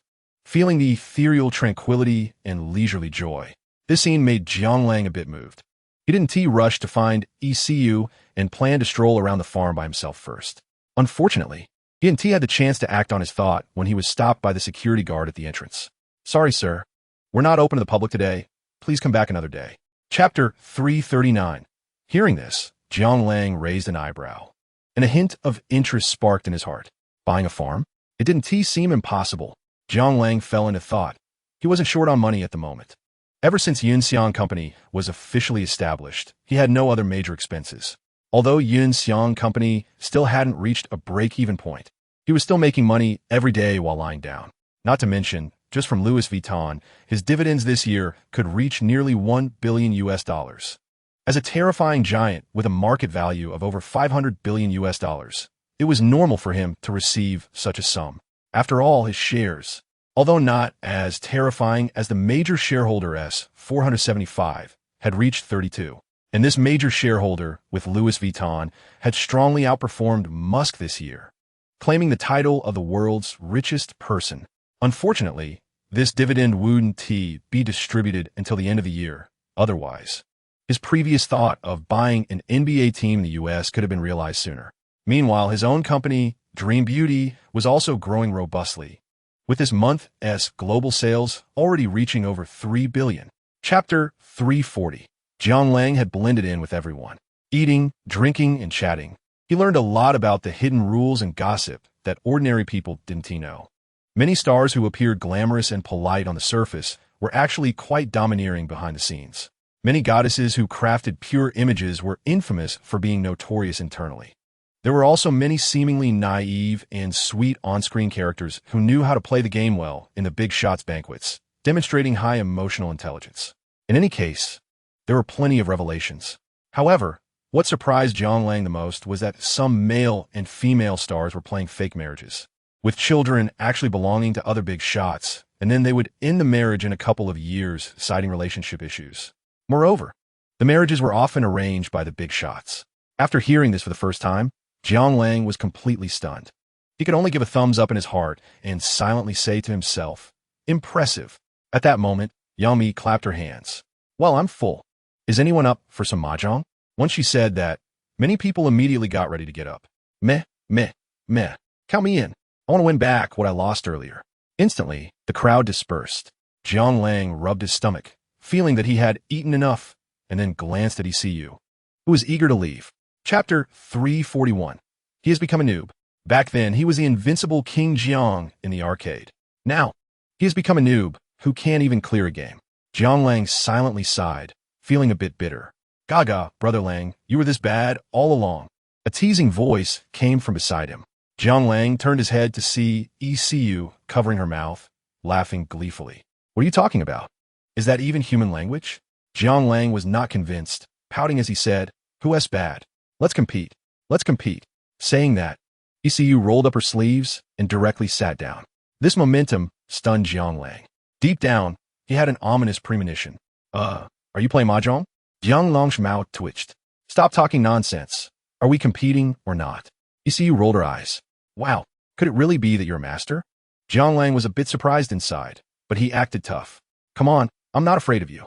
After saying that, the battle began. After selecting character roles, the screen switched to the arena. Jianglang chose his usual 3 characters, Mai Shiranui, Iori Yagami, and Shizuru Kagura, his favorite game characters. However, to Jiang Lang's surprise, ECU picked exactly the same characters. Chapter 342. Jiang Lang let out a sigh of relief, lying on the bed and lighting a cigarette. As the saying goes, a smoke after the deed is like a fairy's joy. Not to mention anything else, at least one should give a halftime break. Otherwise, how would he deal with lumbar muscle strain? ECU was affectionately lying in Jiang Lang's arms, nudging his chin like a little cat. She couldn't sleep, especially thinking about leaving tomorrow, making her restless and eager to spend the remaining time with Jiang Lang. Jiang Lang stroked her smooth back and suddenly thought of something. Sitting up straight, this movement startled ECU. "What's wrong, Brother Lang?" She rubbed her eyes, her voice a bit lazy. Jiang Lang smiled and did not explain. He rolled out of bed, rummaged through the scattered clothes on the floor, found his jacket, and then dug into the inner pocket. A delicate blue gift box appeared in Jiang Lang's hand. "Here, this is for you." Jiang Lang casually handed the gift box to ECU. ECU's expression was a bit dazed, her eyes slowly widening as if stars were twinkling inside. "Am I?" Her voice was a bit anxious, carrying a hint of disbelief. Chapter 343. The birthday party was held as scheduled. At the venue, glasses clinked, soft music lingered in everyone's ears. "Happy birthday." Gu Banming raised a glass of red wine and slowly walked in front of Zhao Yinyu, smiling. She looked beautiful today, her makeup exquisite, and wearing a gorgeous black backless gown that perfectly showcased her curves. From the side, it emphasized her cool temperament while also giving a sense of mystery, neither overshadowing nor simply agreeing. Like a black snow plum blooming on Tian Shan, elegant yet a bit cold. "Thank you," Zhao Yinyu responded softly, a smile on her face as well. The two were very good friends, and she was happy that the other could come. After saying that, their wine glasses clinked gently, producing a crisp sound. Zhao Yinyu took a sip of the wine, turned her head to look around, and her eyes flashed with a hint of anxiety. She also looked beautiful today, like Gu Banming, choosing a black tone, and both wore long dresses. However, hers was not backless but a deep V-slit long dress, with a side slit reaching up to her thigh, her fair and long legs subtly visible beneath the skirt, looking incredibly alluring. Chapter 344. Outside the villa gate, 2 men and 1 woman stood at the door. Jiang Lang, Jiang Ting, and the butler Fu Bo, who came to greet them. Jiang Lang wore a black casual suit with a tie and a flashy white shirt underneath, looking steady yet a bit carefree. Beside him was Jiang Ting, dressed in a white dress, looking like a little angel. After leaving the airport, Jiang Lang had Lu Lei take him home first, also picking up Jiang Ting. Jiang Ting had a good relationship with Zhao Yinyu. They often kept in touch, and Fu Bo was also Jiang Ting's etiquette teacher back then. For both emotional and logical reasons, Jiang Ting had to come. Additionally, Jiang Lang had figured out keeping everything hidden wasn't a solution. He had to bring her out to see the world. At this moment, both of them were looking dumbfounded at the grand entrance. On the left and right, servants were lined up in 2 rows, bowing and performing a 95-degree bow. It was just like the scene in some female-oriented novels or brain-dead TV dramas where a domineering CEO returns home. Jiang Lang's mouth twitched slightly, and beads of sweat involuntarily formed on his forehead. What the hell? Who came up with this terrible idea? Don't they think it's embarrassing? It feels like I'm suffering from second-hand embarrassment. Jiang Ting swallowed hot, glancing curiously at Jiang Lang beside her. Her eyes filled with curiosity. Is this the welcome ceremony of a big family, brother? Chapter 345. 3 women and 1 man sat together, chatting casually. This scene was clearly visible to everyone present. Hey, comparing people makes one feel inferior. With Zhao's young lady on the left and President Gu on the right, it was truly enviable. The key was that the younger sister was also quite good-looking. In the future, she would definitely be a pure campus beauty. If one could win over President Jiang's sister, wouldn't that be walking sideways in Modu? Wow, you really dare to think. Aren't you afraid President Jiang will kill you? I estimate that, let alone 100 billion, without 1,000 billion net worth, they wouldn't even look at you. So amazing? What do you think? The title of King of the Bund wasn't just blown out of proportion. It was hard-earned by the Jiang family with strength. People around whispered, their eyes curious and envious as they looked at Jiang Lang and his group. At that moment, Zhao Zhenlong walked over, swaying with a wine glass in hand. It was clear he was quite drunk, staggering as he walked. Lang, when did you arrive? I was just about to call you to ask if you had arrived. I just got here not long ago. Jiang Lang hurriedly supported him, explaining. Chapter 346. Time passed by minute. In the blink of an eye, it was already past 9 p.m. Zhao Ligua glanced at the time and then said to Jiang Lang, "All right, we won't disturb you young people. Have fun, and we'll head back to rest." After saying that, he nodded slightly to the other few people. People understood silently, whispered goodbye to Jiang Lang, and turned to leave. Seeing this, Jiang Lang let out a slight sigh of relief and plopped down on a chair. In fact, sometimes chatting with these old men was quite interesting. But if it went on for too long, it became a bit unbearable. Mainly, these people were cunning old foxes. If one wasn't careful, they could easily be led astray. At that moment, only Gu Banming was beside him. During the previous casual chat, quite a few guests had arrived, and Zhao Yinyu had gone over to greet them. As for Jiang Ting, she was happily following Zhao Yinyu around, looking here and there, as she didn't want to stay there listening to her older brother and those old men bragging. Lighting a cigarette and putting it in his mouth, Jiang Lang looked around at the comings and goings of people, thinking to himself that maybe it was time to slip away early. Staying seemed pointless. Chapter 347. Looking at Gu Banming's unfriendly expression, the man instantly sobered up significantly. He chuckled awkwardly and quickly excused himself. Gu Banming shook her head helplessly and took out her phone from her bag.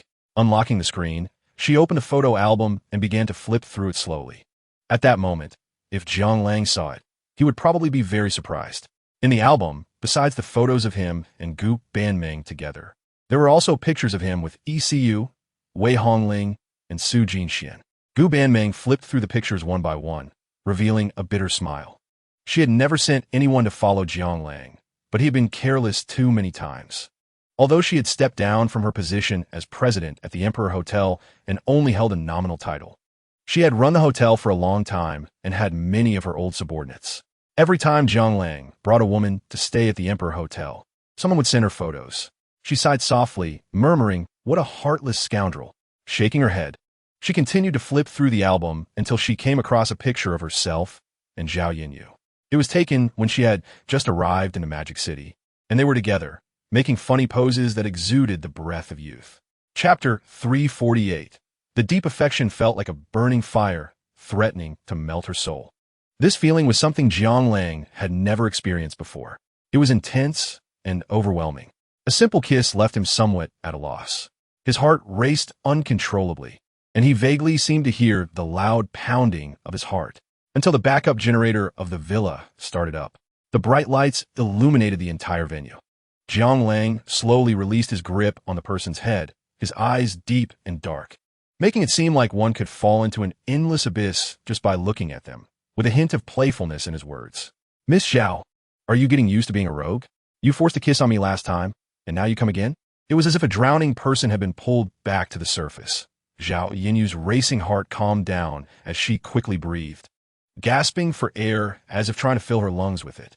Taking a deep breath, Zhao Yinyu looked at the man in front of her. Her eyes filled with emotion. She didn't want to continue like this. She wanted to express her feelings, whether Jiang Lang accepted them or not. The secret weighing on her heart made it hard for her to breathe, driving her almost insane. Chapter 349. Gu Banming crossed her legs and covered her mouth, laughing softly. "A scoundrel? Well, you're not wrong. He really is a scoundrel. But do you still like him?" Gu Banming's gaze carried a hint of playfulness and self-mockery, as if mocking Zhao Yinyu for being blind to the truth, while also mocking herself. She thought that for a girl like Zhao Yinyu, who grew up in a privileged family, to endure the shame of sharing a man with her best friend was already quite commendable. But if she knew that Jiang Lang had more than one girlfriend, she probably wouldn't foolishly throw herself at him anymore. However, what Zhao Yinyu said next was beyond her expectations. "So what if he's a scoundrel? I like him, and that's enough." The corners of her mouth curled up slightly, but there was also a hint of bitterness, giving off a contradictory impression. Gu Banming was surprised and asked, "You don't mind?" "I do mind very much, but I can't bear to leave him." Zhao Yinyu smiled bitterly.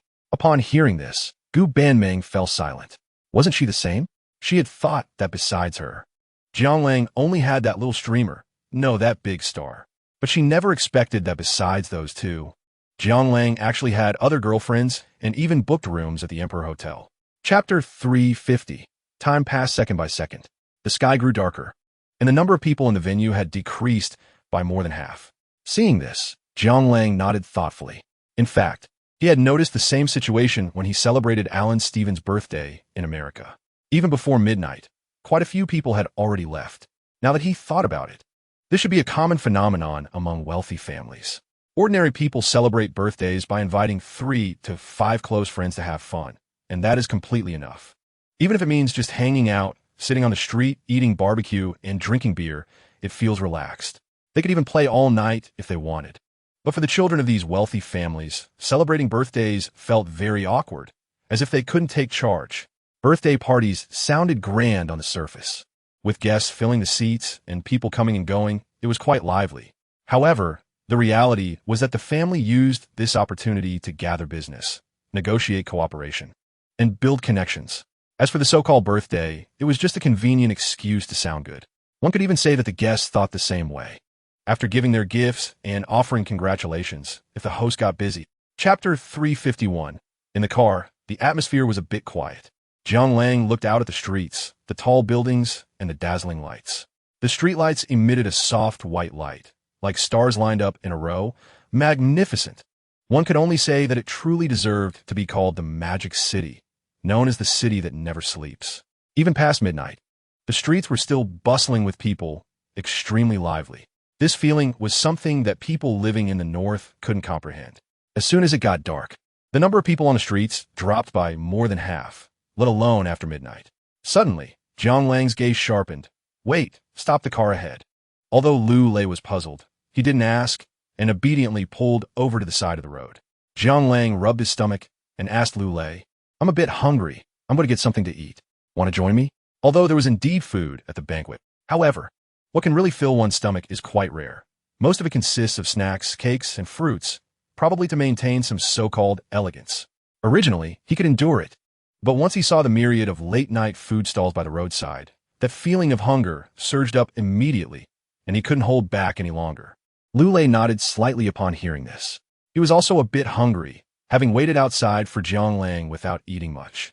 Chapter 352, Looking Up.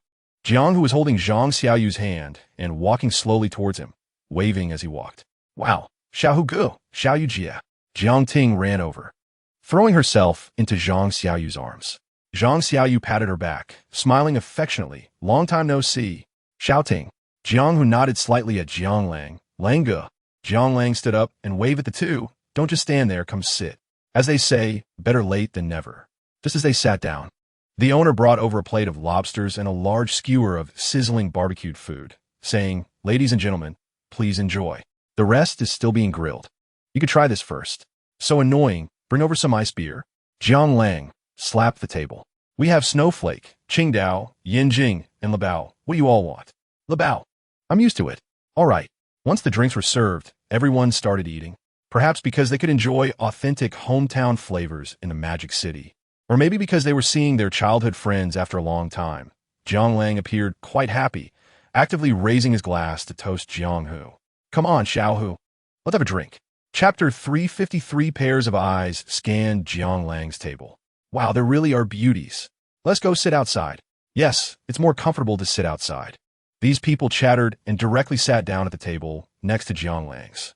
Their gazes were uncomfortable, as if sizing up some kind of prey. Not to mention Jiang Ting and Zhang Xiaoyu. Even the several big men with Jiang Lang felt a bit uneasy. Seeing this, Jiang Lang's brows furrowed even deeper. However, he didn't say anything. It wouldn't be realistic to shout and fight just because someone commented on the beauties sitting next to him. Besides, he wasn't that domineering. But if these people made any excessive moves, he wouldn't mind letting them know why the flowers are so red. Turning to look at Jiang Ting and Zhang Xiaoyu. Both of their faces showed some displeasure. Zhang Xiaoyu was a bit better. Having already started working, she would hide any emotion she had. But Jiang Ting, wow, her sleeves had already rolled up. If those people said anything unpleasant, she would probably march over with a beer bottle in hand. Chairs flew around. The buzz-cut guy transformed into a graceful arc, rolling several times on the ground until he slammed into the wall, finally stopping. This was still Jiang Lang deliberately holding back his strength. There was no way. This buzz-cut guy was just too skinny. He looked like he weighed less than 100 pounds, and Jiang Lang was genuinely afraid he might kick him to death. At this moment, the buzz-cut guy's crew was dumbfounded. The originally noisy scene instantly fell silent. They never expected Jiang Lang to act without any warning, feeling that compared to them, he was the real thug, completely disregarding the rules. The buzzcut guy clutched his stomach, groaning in pain. In that moment, he felt like his intestines were about to burst. And in a daze, he seemed to see his great-grandmother. "Damn it, hit me." Gritting his teeth, he glared at Jiang Lang with a fierce expression. Hearing the buzzcut guy's words, his subordinates finally snapped out of it, roaring as they grabbed beer bottles and benches, charging towards Jiang Lang. However, faster than them was Jiang Hu, who had been standing beside Jiang Lang. Jiang Hu, true to his name, charged into the crowd like a fierce tiger descending the mountain, aggressively pushing through. Bang, bang, bang. Countless fists struck him, yet he remained silent. Chapter 355. Jiang Lang crossed his arms and waited with anticipation. The disdain in his eyes was evident. The buzzcut guy was feeling uncertain, while warily eyeing Jiang Lang. He was nodding and bowing as he spoke into the phone. "Yes, it's at Lombwa Street. Brother-in-law, hurry up." After hanging up, he felt a bit more confident. "Just wait. My brother-in-law won't let you off." He clutched his chest, shouting at Jiang Lang. That kick from Jiang Lang still had him reeling, and his chest was still aching. "Then hurry up. I want to go back to sleep." Jiang Lang rolled his eyes, found a table to sit down, and took out a cigarette from his pocket. After handing one to Jiang Hu, he lit it with a flick of his lighter and started smoking, completely ignoring the other party, acting just like an arrogant young heir. The buzzcut guy pointed at Jiang Lang, trembling slightly. He was truly furious, having always had things go smoothly for him. This was the first time he encountered such a situation. The key was that, for a moment, he had no way to deal with Jiang Lang. More than 10 people couldn't beat 2. Who could he complain to about that? Chapter 356. Guangzhou, also known as Yangcheng, was historically referred to as Panyu. It is the central city in southern China, a super-large city and one of the 4 super first-tier cities, thanks to its excellent ideological, political, and cultural environment. Along with its developed industrial production, as one of the 3 major regional centers, Beijing, Guangzhou, Shanghai, countless outsiders come here every year to make a living, spending year after year. Therefore, some workers unable to find jobs in the East Coast region can go south to Guangdong to find positions where they can establish themselves. There's a saying that has been around for a long time, which goes, people from the imperial capital see everyone as inferior, while people from the Magic City see everyone as country bumpkins. As one of the 4 super first-tier cities, from a certain perspective, Guangzhou's inclusiveness is much better than that of some world-class city clusters that look down on the poor and favor the rich. Although Jiang Lang's business is concentrated in the Magic City, as an outsider struggling in the Magic City, he really thinks this saying holds some truth. At this moment, at Guangzhou Baiyun International Airport, a large private jet, resembling a palace in the clouds, slowly landed at the airport. "Boss, we have arrived in Guangzhou." Liu Lei walked over from the cockpit, gently whispering in Jiang Lang's ear. Jiang Lang rubbed his eyes and lazily yawned. Chapter 357. Looking at the elderly man before him, Jiang Lang smiled brightly, took the man's hand, and sat down. "Brother Zhang, don't just praise me. You're making me feel embarrassed." Cool me. Let us sit down and chat while we eat." Jiang Lang's attitude was very humble and friendly. The person in front of him is quite extraordinary. His name is Zhang Xingye, and he is a senior brother of Chao Huaimin. Moreover, like Chao Huaimin, he currently holds the position of chief prosecutor. One is stationed in the Magic City, while the other is based in Guangzhou. Therefore, when Jiang Lang arrived in Guangzhou, he did not go directly to find Wei Hongling, but came to visit this elder in advance. After all, in Huagua, the position of chief prosecutor is already quite significant. To put it simply, it is akin to a high-ranking imperial envoy in ancient times, holding the imperial edict and inspecting the land on behalf of the heavens. It is a person of great importance who can directly access heavenly hearings. In ancient times, to hold this position, generally, only high-ranking officials of the 3rd grade or above could do so, and sometimes even princes and royal family members would be appointed, which made it quite prestigious. The difference is that today's chief prosecutors, unlike in ancient times, have a time limit. They often stay in one place for over 10 years. And although they are not the visible heads of the city or hold any position in any department, their influence remains substantial. Chapter 358. Xiao Ling, what are you doing? A mature, beautiful woman with a bit of authority in her walk approached, twisting her waist. Nothing much, Sister Yi. Wei Hongling hurriedly put her phone away and replied sweetly. Gao Yi glanced at her, teasingly saying, "Look at you all flustered, chatting with your boyfriend?" "No way," Wei Hongling said, clinging to her arm in a coy manner. This woman in front of her, named Gao Yi, is an actress who plays the role of the sister-in-law, Chun Shooting, in the drama Biao. In the show, her portrayal of a decisive and ruthless gang sister-in-law is incredibly vivid, and her acting skills leave Wei Hongling in awe. From time to time, Wei Hongling seeks advice from this senior sister on acting. In just over 2 months, their relationship has become as close as sisters. Wei Hongling bit her lip and asked, "Sister Yi, why are you here?" Gao Yi rolled her eyes. "Did you forget? The crew is wrapping up tonight, and the director said he would treat everyone to dinner. Let us go. Don't keep them waiting." Wei Hongling nodded slightly. Being a newcomer, she must not act like a diva. Chapter 359. Wei Hongling patted her heavy chest and said firmly, "Don't worry, I've got this." She had thought it through. Gao Yi acts well, is beautiful, and has been in the entertainment industry for many years, so her emotional intelligence is not to be underestimated. If she could bring Gao Yi into the company, it would definitely be a profitable venture. Moreover, she also wanted to help Jiang Lang with something. Gao Yi hesitated for a moment, but finally spoke. "But I have a year left on my contract and would have to pay a penalty." Wei Hongling frowned, about to say something when the door to the private room suddenly opened. Director Su entered with a tall man in casual suit. Just looking at him, he seemed even more handsome than some popular young stars, and more importantly, he was the rare tough guy type in the entertainment industry. Director Su leaned forward, looking at him with a flattering expression. Even someone completely ignorant of social nuances could tell who was of higher status between the two. "Who's this guy?" "I don't know. I've never seen someone like him in the entertainment industry." "Look at Director Su. He looks like a sycophant. This guy is quite handsome." Chapter 360. Wow, Hongling. Your boyfriend is actually the chairman of New Era Entertainment Media Company. Gao Yi was both excited and thrilled at this moment. Wei Hongling chuckled. "Is that okay?" Gao Yi looked at her with envy in her eyes. Everyone in the crew knew that Wei Hongling had an extraordinary background. But apart from the director who already knew the details, no one expected her background to be this strong. Now she finally understood why one word from her could change the director's mind. No wonder she could guarantee that she could get into New Era Entertainment Media Company.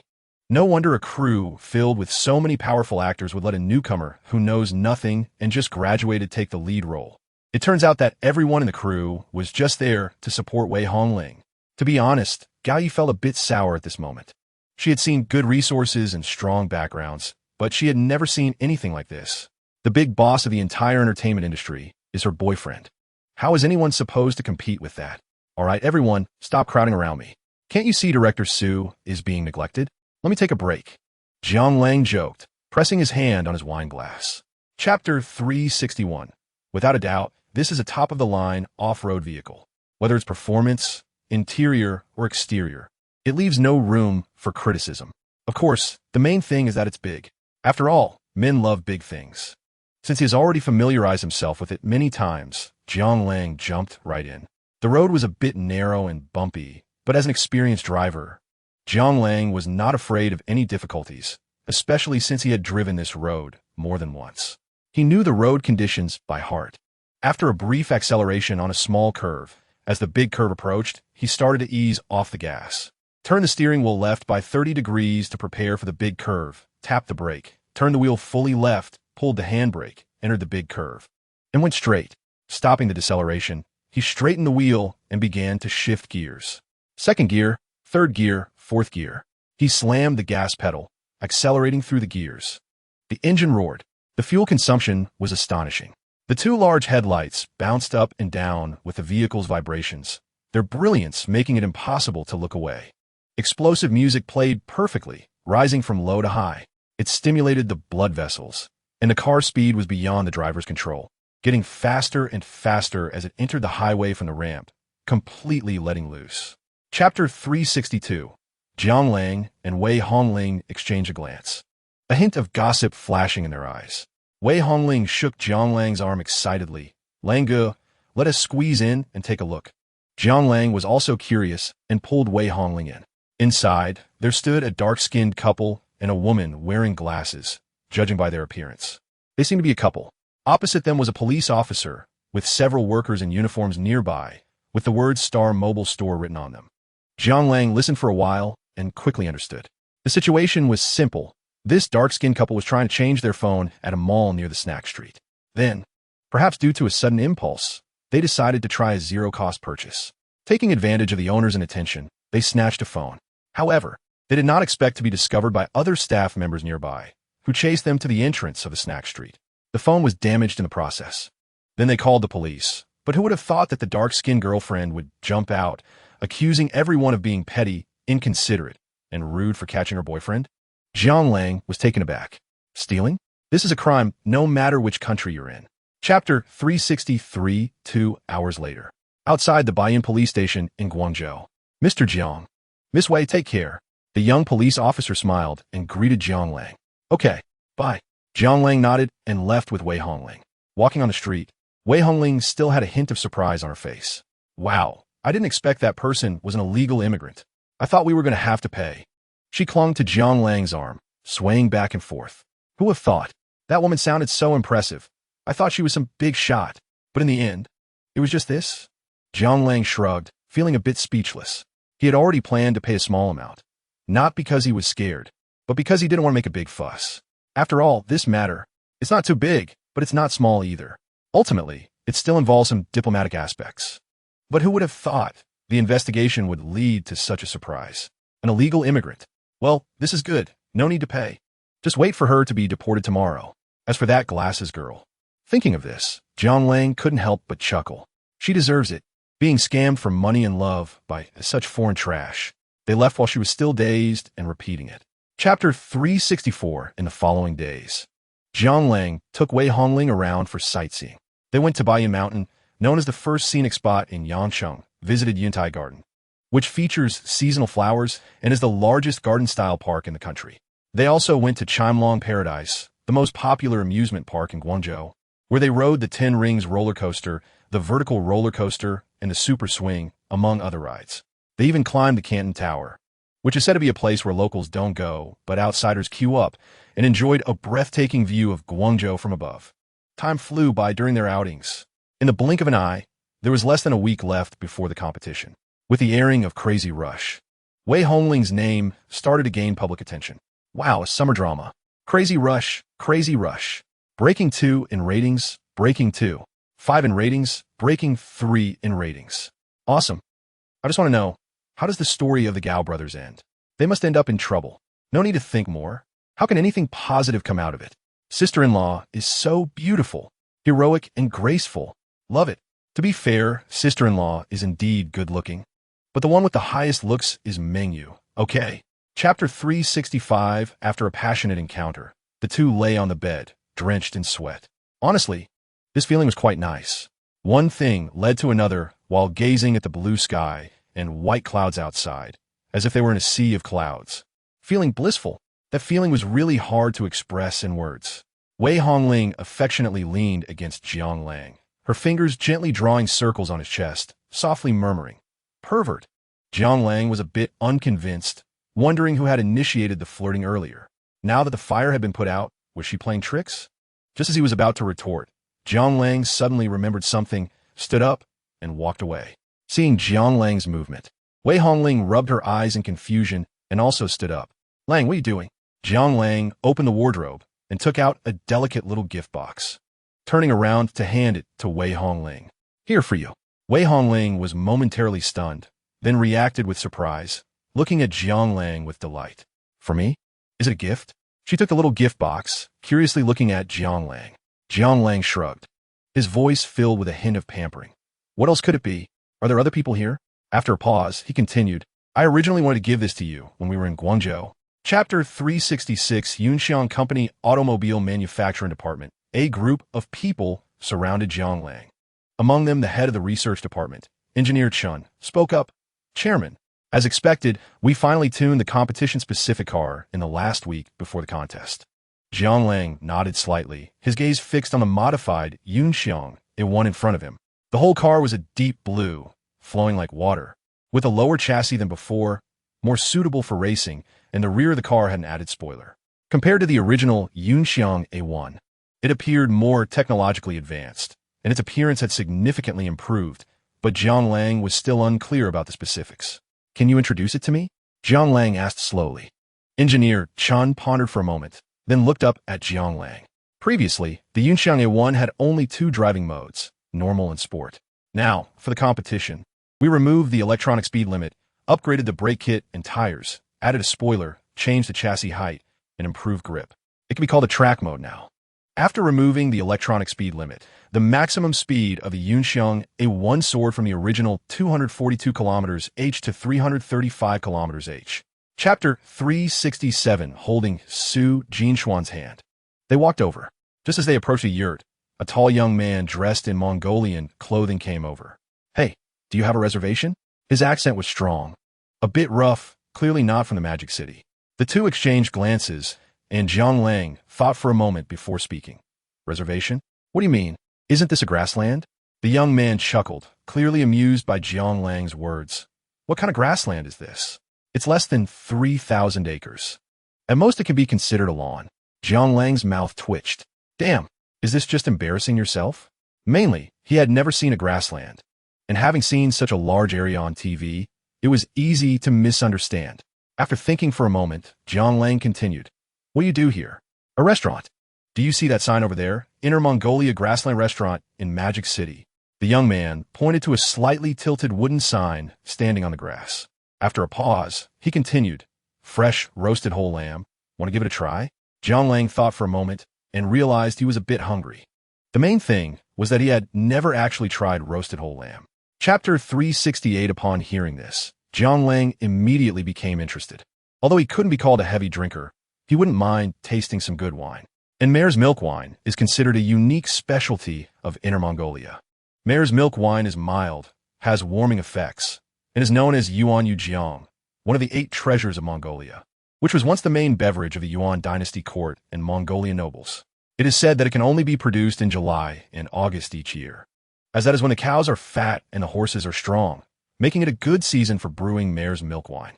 Women collect the mare's milk in bags and stir it, and after a few days, the cream separates and ferments into wine. Nowadays, in the Magic City, if you can drink authentic horse milk wine, Jiang Lang naturally won't refuse. With this in mind, Jiang Lang nodded slightly. All right, please bring some over.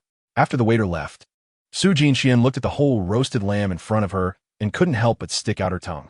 There's so much. Can we finish it? It's fine. If we can't finish it, we'll pack it up.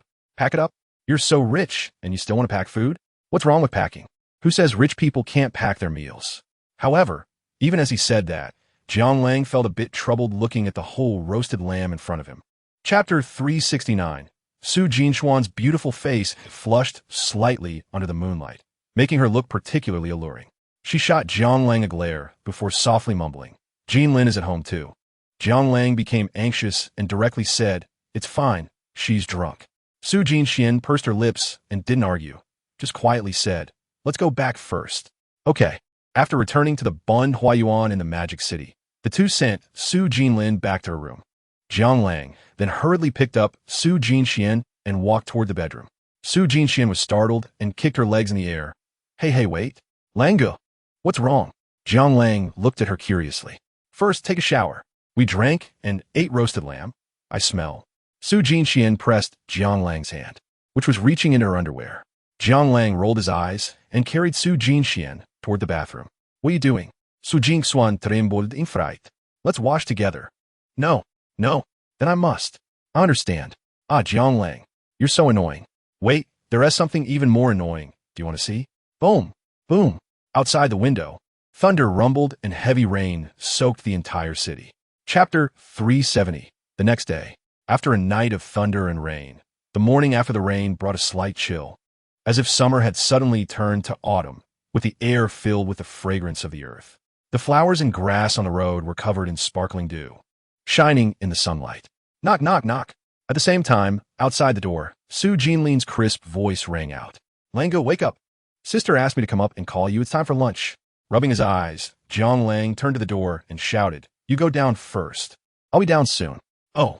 Stretching lazily and yawning, Jiang Lang slowly walked into the bathroom, quickly washed up, and turned to go downstairs. In the living room, Su Jinxian was wearing an apron, bringing out the freshly cooked dishes from the kitchen. Her sister Su Jinlin was holding bowls and chopsticks for eating. Home-style stir-fried pork. shredded pork with green peppers, and cabbage tofu soup. Typical home-cooked dishes. Jiang Lang leaned over and sniffed lightly. Wow, it smells so good. Su Jinxian flicked her hair and smiled shyly. All right, eat quickly or it'll get cold. Su Jinlin watched the two, her eyes flashing with an inscrutable expression. Chapter 371. The moment the name Schumacher was mentioned, the heat in the live broadcast room skyrocketed. Simply put, if there is anyone in the world who can be called a racing god, it's this person. Regardless of whether they understand racing or not, when racing is mentioned, the first name that comes to mind is Michael Schumacher. Just like how someone who doesn't play basketball thinks of Michael Jordan when basketball is mentioned, Schumacher is the Jordan of the racing world. He may not be the undisputed racing god, but his influence is absolutely enough. As a German Formula One driver, in his 16-year career, he almost broke every record, winning the championship 7 times and becoming the greatest F1 champion of modern times. The audience in the live broadcast room became excited, and Wang Bingbing also spoke up, since everyone is saying that. Let's welcome the racing god Schumacher to make a grand entrance. Subsequently, an elderly, slightly hunched German man slowly walked into the live broadcast room. Hello everyone. I am Michael Schumacher. He smiled and greeted the audience.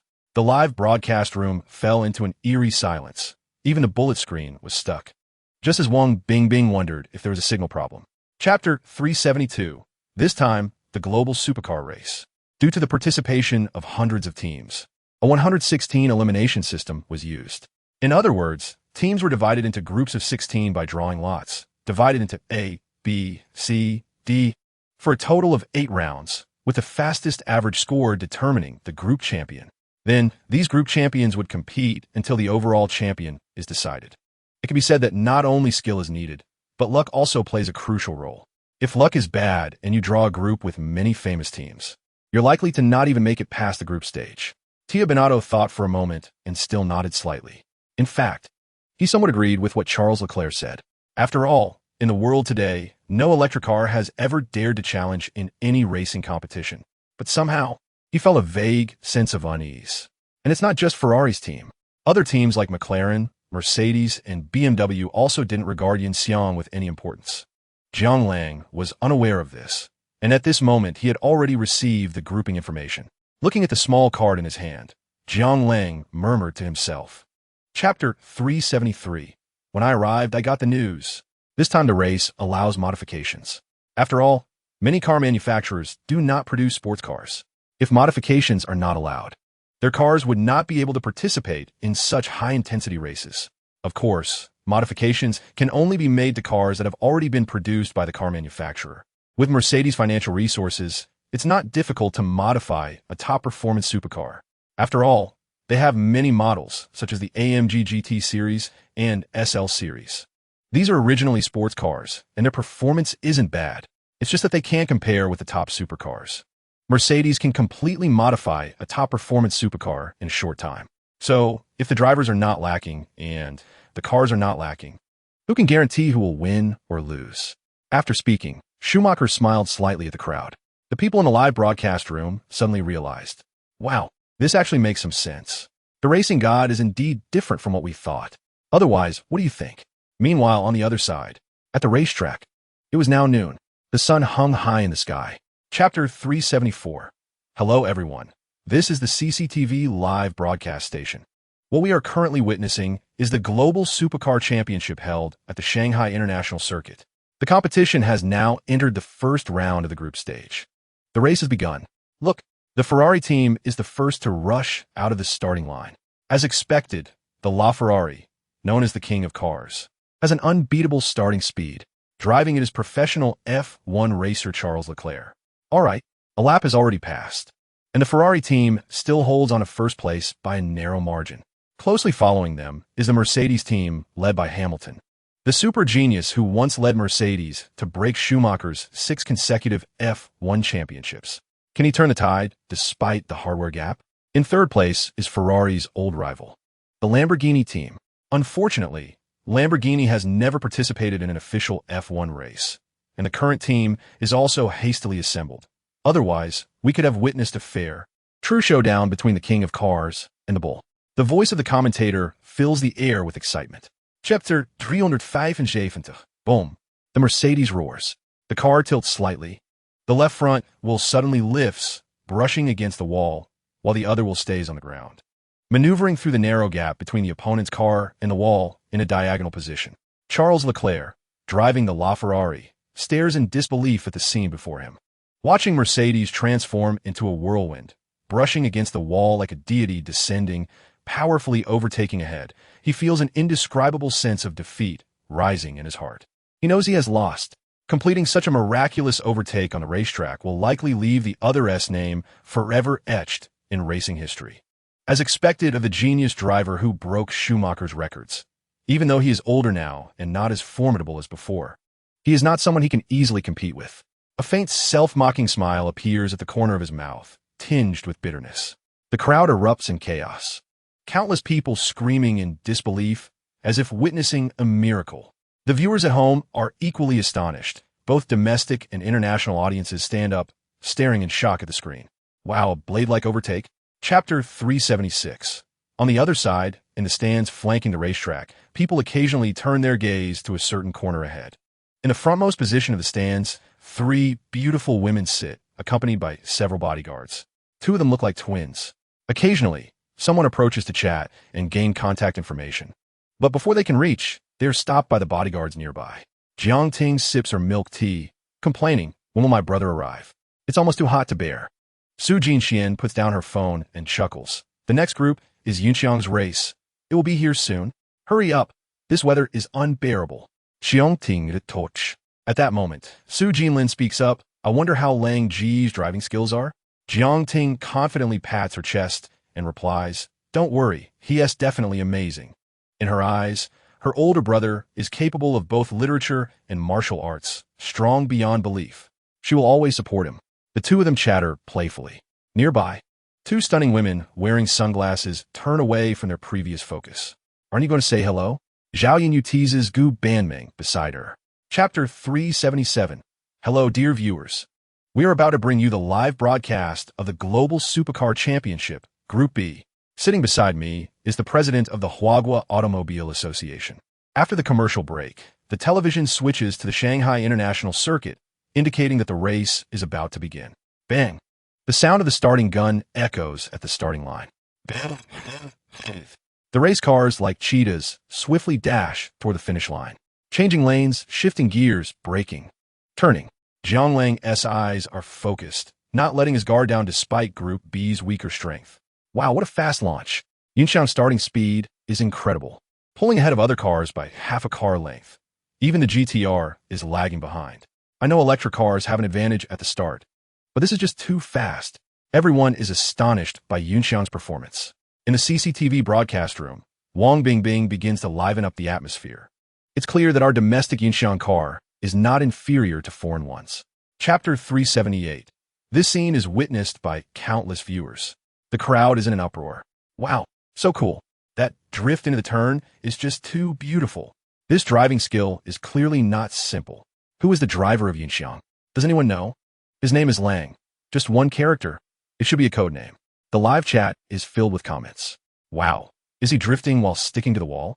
Not leaving any gaps, taking the shortest route. When I play racing games, I can't even manage a 100-wall drift. This person is incredible. Who is this folk hero with such strength? Even Schumacher, who had been seated, couldn't help but stand up and applaud. It's worth noting that even when the Mercedes driver executed the iconic blade-like overtake, he wasn't as shocked. What a cool wall drift into the turn. This drift is perfect. Wang Bingbing is stunned, watching the explosive comments in the live chat, unable to help but ask, is wall drifting really that impressive? I thought the blade-like overtake was cooler. Chapter 379. Lango, are you okay? Lango, are you hurt? The members of the Shanghai SSCC Supercar Club rush over, chattering anxiously.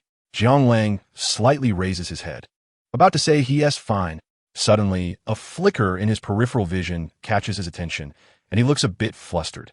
Gu Banming, Zhao Yinyu, and Su Jinxian have all come over. He is not afraid of others, but he hasn't resolved the matter between Gu Banming and Su Jinxian yet. Please don't start fighting. Jiang Ting runs in front of Jiang Lang, her expression as if she is about to cry, her voice trembling. Brother, are you okay? I'm fine. Jiang Lang shakes his head, smiling lightly. Then, He turns to look at the others behind him. Each of their faces is filled with deep concern, warming Jiang Lang's heart slightly. Gu Banming glances at Jiang Lang, and, seeing that he is indeed okay, her expression returns to indifference. She breathes a sigh of relief and then looks at Su Jinxian, who appears somewhat worried. She was seeing the other person up close for the first time, and she couldn't help but feel a sense of amazement in her heart. This woman is so beautiful. Cherry lips, a small upturned nose, an enchanting figure, and a gaze that is both charming and somewhat stubborn. Chapter 380. Watching the door close again, Lei Dong's figure disappeared from sight. Jiang Lang lightly tapped his fingers on the table, staring out the window, lost in thought. In fact, he had been pondering for the past few days about who wanted to deal with him. After thinking it over, he could only think of one person, or more accurately, one family. The Zhang family from the imperial capital. It's not that Jiang Lang is bragging. In this small area of Shanghai, he really isn't afraid of anyone. After all those who held grudges against him have already been dealt with thoroughly. Those who are still unconvinced are either singing in prison or have long since turned to dust. Therefore, the only ones with a grudge against him and the ability to deal with him are from the Zhang family in the imperial capital. After all, he personally severed the Zhang family's branch in Shanghai. There is animosity between them. However, it was forcibly suppressed by Zhang Wanru. He silently watched the view outside for a long time, until the sun was about to set. Jiang Lang sighed lightly, took out his phone, and slowly dialed Zhang Wanru's number. Sorry, the number you're dialing is not in service. Please check and try again. Chapter 381. I want to hold my grandchild soon. Zhou Hong looked at Jiang Lang, speaking each word clearly. Jiang Lang was taken aback for a moment. Then a bitter smile appeared on his lips. Damn, so that's why you're waiting for him. He knew that these old folks, once they have free time, start thinking about when their children will get married and have babies. But he didn't expect his mom, Zhou Hong, to be so eager. Just not long ago, he had brought Gu Banming home, and now she was directly urging him for a child. Mom, I'm still young. What's the rush? Besides, I haven't even gotten married yet. Where would the child come from? Jiang Lang said helplessly. Zhou Hong rolled her eyes. I don't care. There are people in the village the same age as you who are already holding grandchildren. While I'm still young, you should get married and have kids sooner. Who knows? I might even help you take care of the grandchild then. Jiang Lang argued. That's not the same. Mom, I was still in school back then. I just graduated this year. How could I get married so early like others, let alone have kids? His mom was about to say something else when his father, Jiang Lijun, interrupted from the side. All right, establish your career and start a family. It's not easy for our son to succeed. While he's young, he should work hard. Chapter 382. Hearing what AI, Wire, and Steven said, Jiang Lang felt a bit interested. To be honest, he had been in Shanghai for so long and had never taken a boat on the Huangpu River. When he was studying in Shanghai, every time he went to the Bund for part-time work, he would see those rich second-generation kids on boats, drinking champagne, playing around with young models on the river. It would be a lie to say he wasn't envious. With this thought, he turned to Jiang Ting next to him, his eyes containing a hint of inquiry. Jiang Ting naturally noticed Jiang Lang's gaze and nodded slightly. She had never played on the river either, and she was indeed curious, but more so, she wanted to know the relationship between these two women and her brother. How come she had never heard of them before? Seeing Jiang Ting agree, Jiang Lang turned to the two white sisters, smiling lightly. All right, since we have nothing to do, let's play together. Great, come with us. The two led the way ahead. Jiang Lang and his sister followed behind. Jiang Ting glanced at Jiang Lang and then at the two white sisters.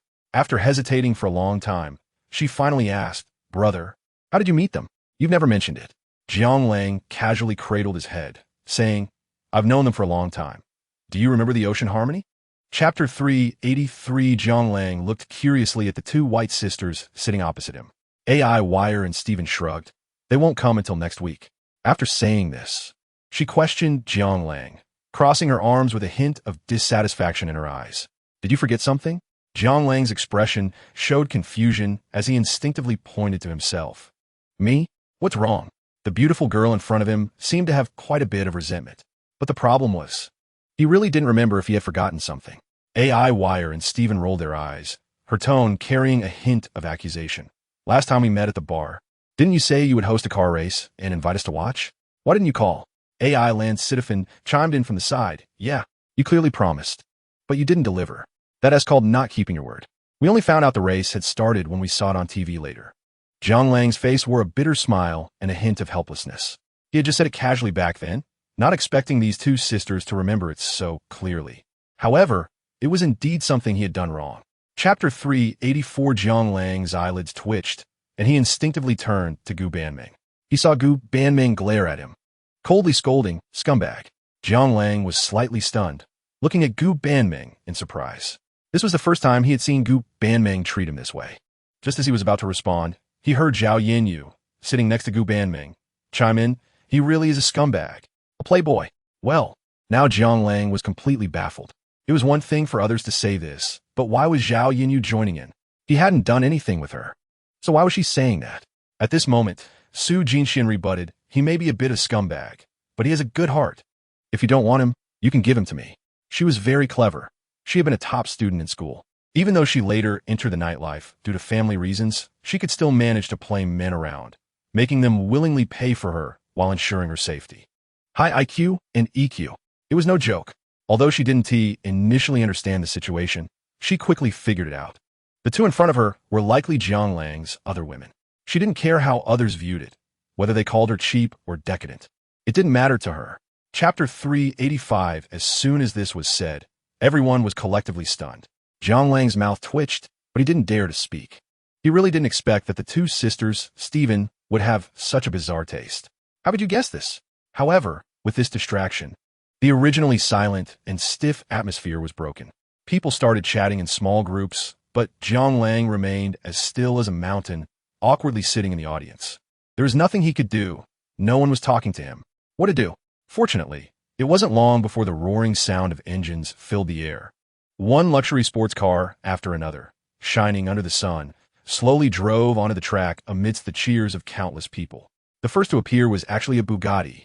This is my favorite sports car. The Bugatti in front is just famous for the car itself. The racing team is actually quite trash. I suggest you switch to a better team early on. Go to hell, I just like it.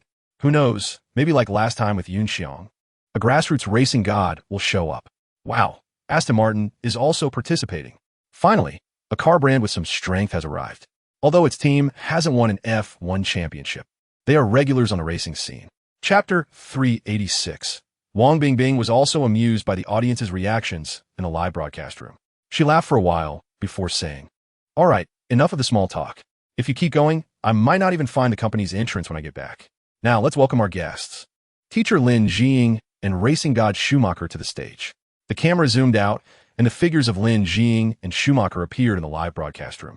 "Hello everyone, I am Lin Jing." Lin Jing waved his hand and greeted the audience in the live broadcast room. As an older generation star, he doesn't have the arrogance of today's traffic stars, making him seem approachable and comfortable. "Hello, friends in Huahua." Schumacher also greeted the live broadcast room. His voice was quite awkward, with a heavy accent, clearly having just learned it in the past few days. As soon as the two appeared, the heat in the live broadcast room began to rise, especially Schumacher, who is truly the only living racing god.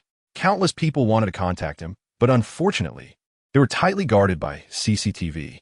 With him around, CCTV's traffic would definitely not be low. In the live broadcast, it was evident that many foreign friends' accounts had joined.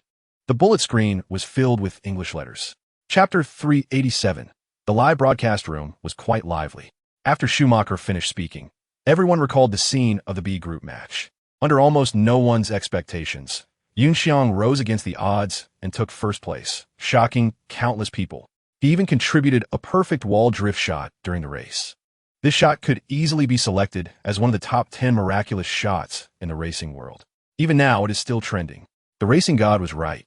Never underestimate the heart of a champion. The saying that racing is about people, not cars, is quite interesting. Looking at the densely packed bullet screen in the live broadcast room, Lin Jing's mouth twitched slightly. A very ominous premonition surged in his heart again. No, could it be that I guessed wrong again? But there's no reason for that. He appeared calm on the surface, but his mentality was beginning to fray. If he guessed wrong again, the title of Toxic Milk would truly be firmly engraved on him. Meanwhile, the race was about to begin. Bang! The gunshot rang out, and a thick smoke rose in the air. The roaring sound of engines echoed like thunder, exploding in all directions. Chapter 388. To be honest, Zhang Lang was somewhat surprised that the Aston Martin driver dared to make such a bold move, forcing an overtaking maneuver without the conditions to do so.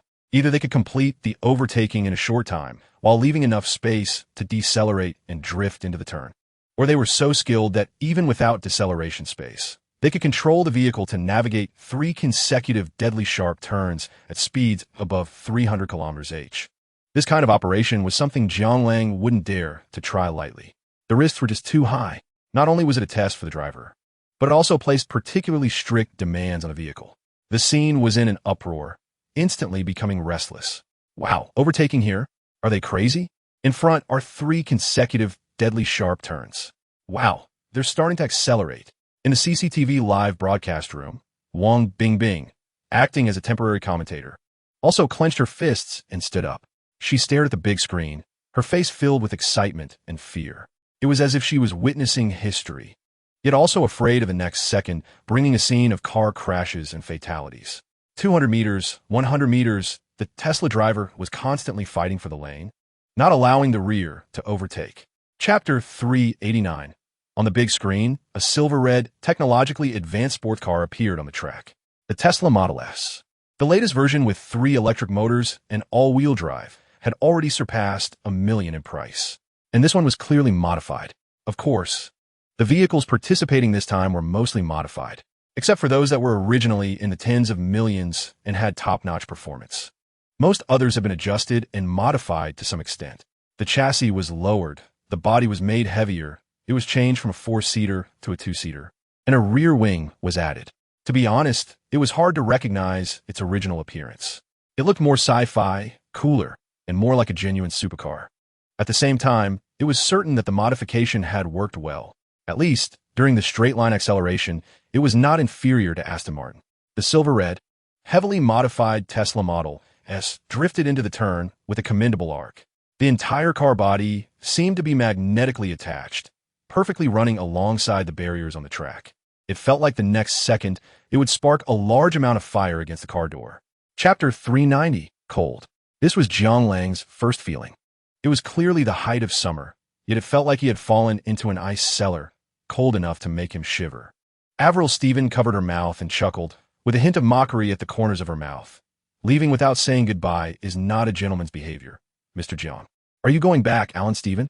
Su Jinshin asked. Lang Gu, the race isn't over yet.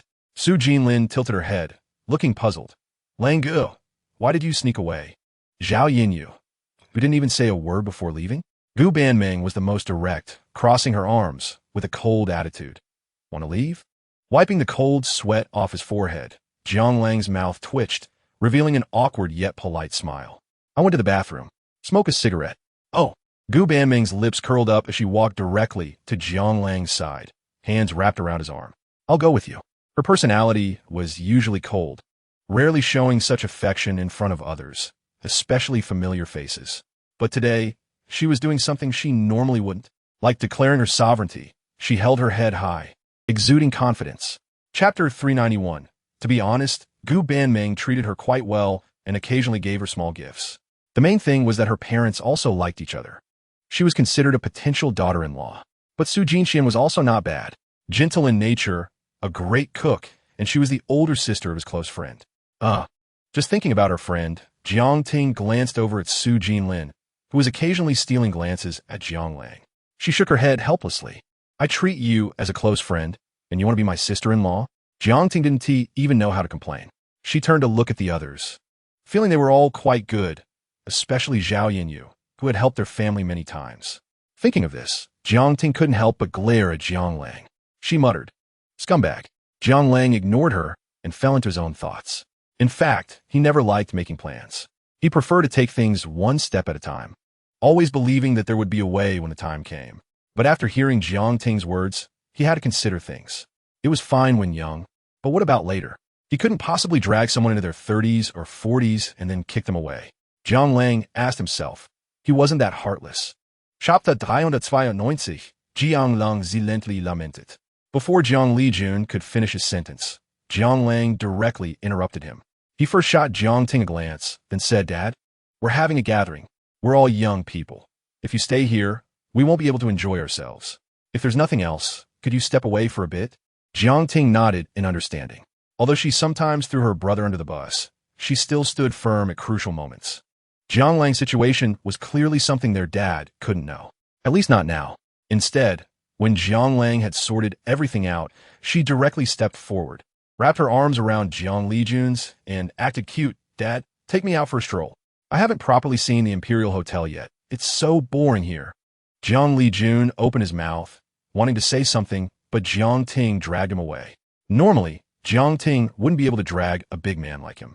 But who told Jiang Lijun to dote on his daughter? He didn't dare resist at all, fearing he would hurt Jiang Ting. Before leaving, he could only instruct the waiter to bring the dishes out quickly. Inside the private room, there was a dead silence. Only Gu Banming looked smug, crossing her legs and leisurely picking up a glass of red wine from the table, taking a light sip. Chapter 393. Jiang Lang felt slightly surprised. Ever since taking down the Zhang Tianxiong family, the chief instructor of the elite shield bodyguard company had returned to the capital. Before leaving, Jiang Lang had instructed him to find out the current situation of the Jiang family in the capital. Later, Jiang Lang tried calling him, but no one answered. He had been busy and almost forgot about it. He didn't expect that the other party would call him proactively now. Without much hesitation, Jiang Lang slowly clicked the answer button. "Hello, boss, it's me. Li Hai. I know, what's up? I have some leads on the information you asked me to investigate." Li Hai's voice was still steady. Jiang Lang instinctively sat up and said in a deep voice, "Tell me." About 50 years ago, the Jiang family in the capital experienced an unprecedented internal strife that lasted many years. I couldn't find out the specifics, but after that incident, the Jiang family was severely weakened and has since fallen out of the ranks of the four major families.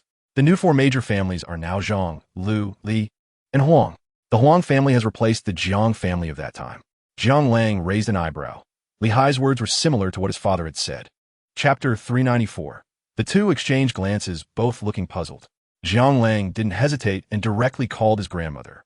The phone was the one Jiang Lang bought for the two elders during his internship. It wasn't a big brand. Just one of those basic button phones costing a few hundred yuan, commonly referred to as a senior phone. However, this type of phone was indeed suitable for older people. Today's smartphones are very smart, but for some elderly folks, they're too flashy and complicated to understand. The phone kept ringing, but no one answered. Jiang Lang made several calls, not just to his grandmother, but also to his grandfather. Watching the unanswered phone, Jiang Lang's brow furrowed instantly. He looked towards the exit where the personnel passage was about to close. Without hesitation, he walked over to the ticket inspector next to the exit. He wanted to ask if something had happened to his grandparents. Why were they not out yet? And the passage was closing. As staff at the high-speed train station, they had internal communication methods, so asking them would be reliable. If nothing else, he could ask them to help find out.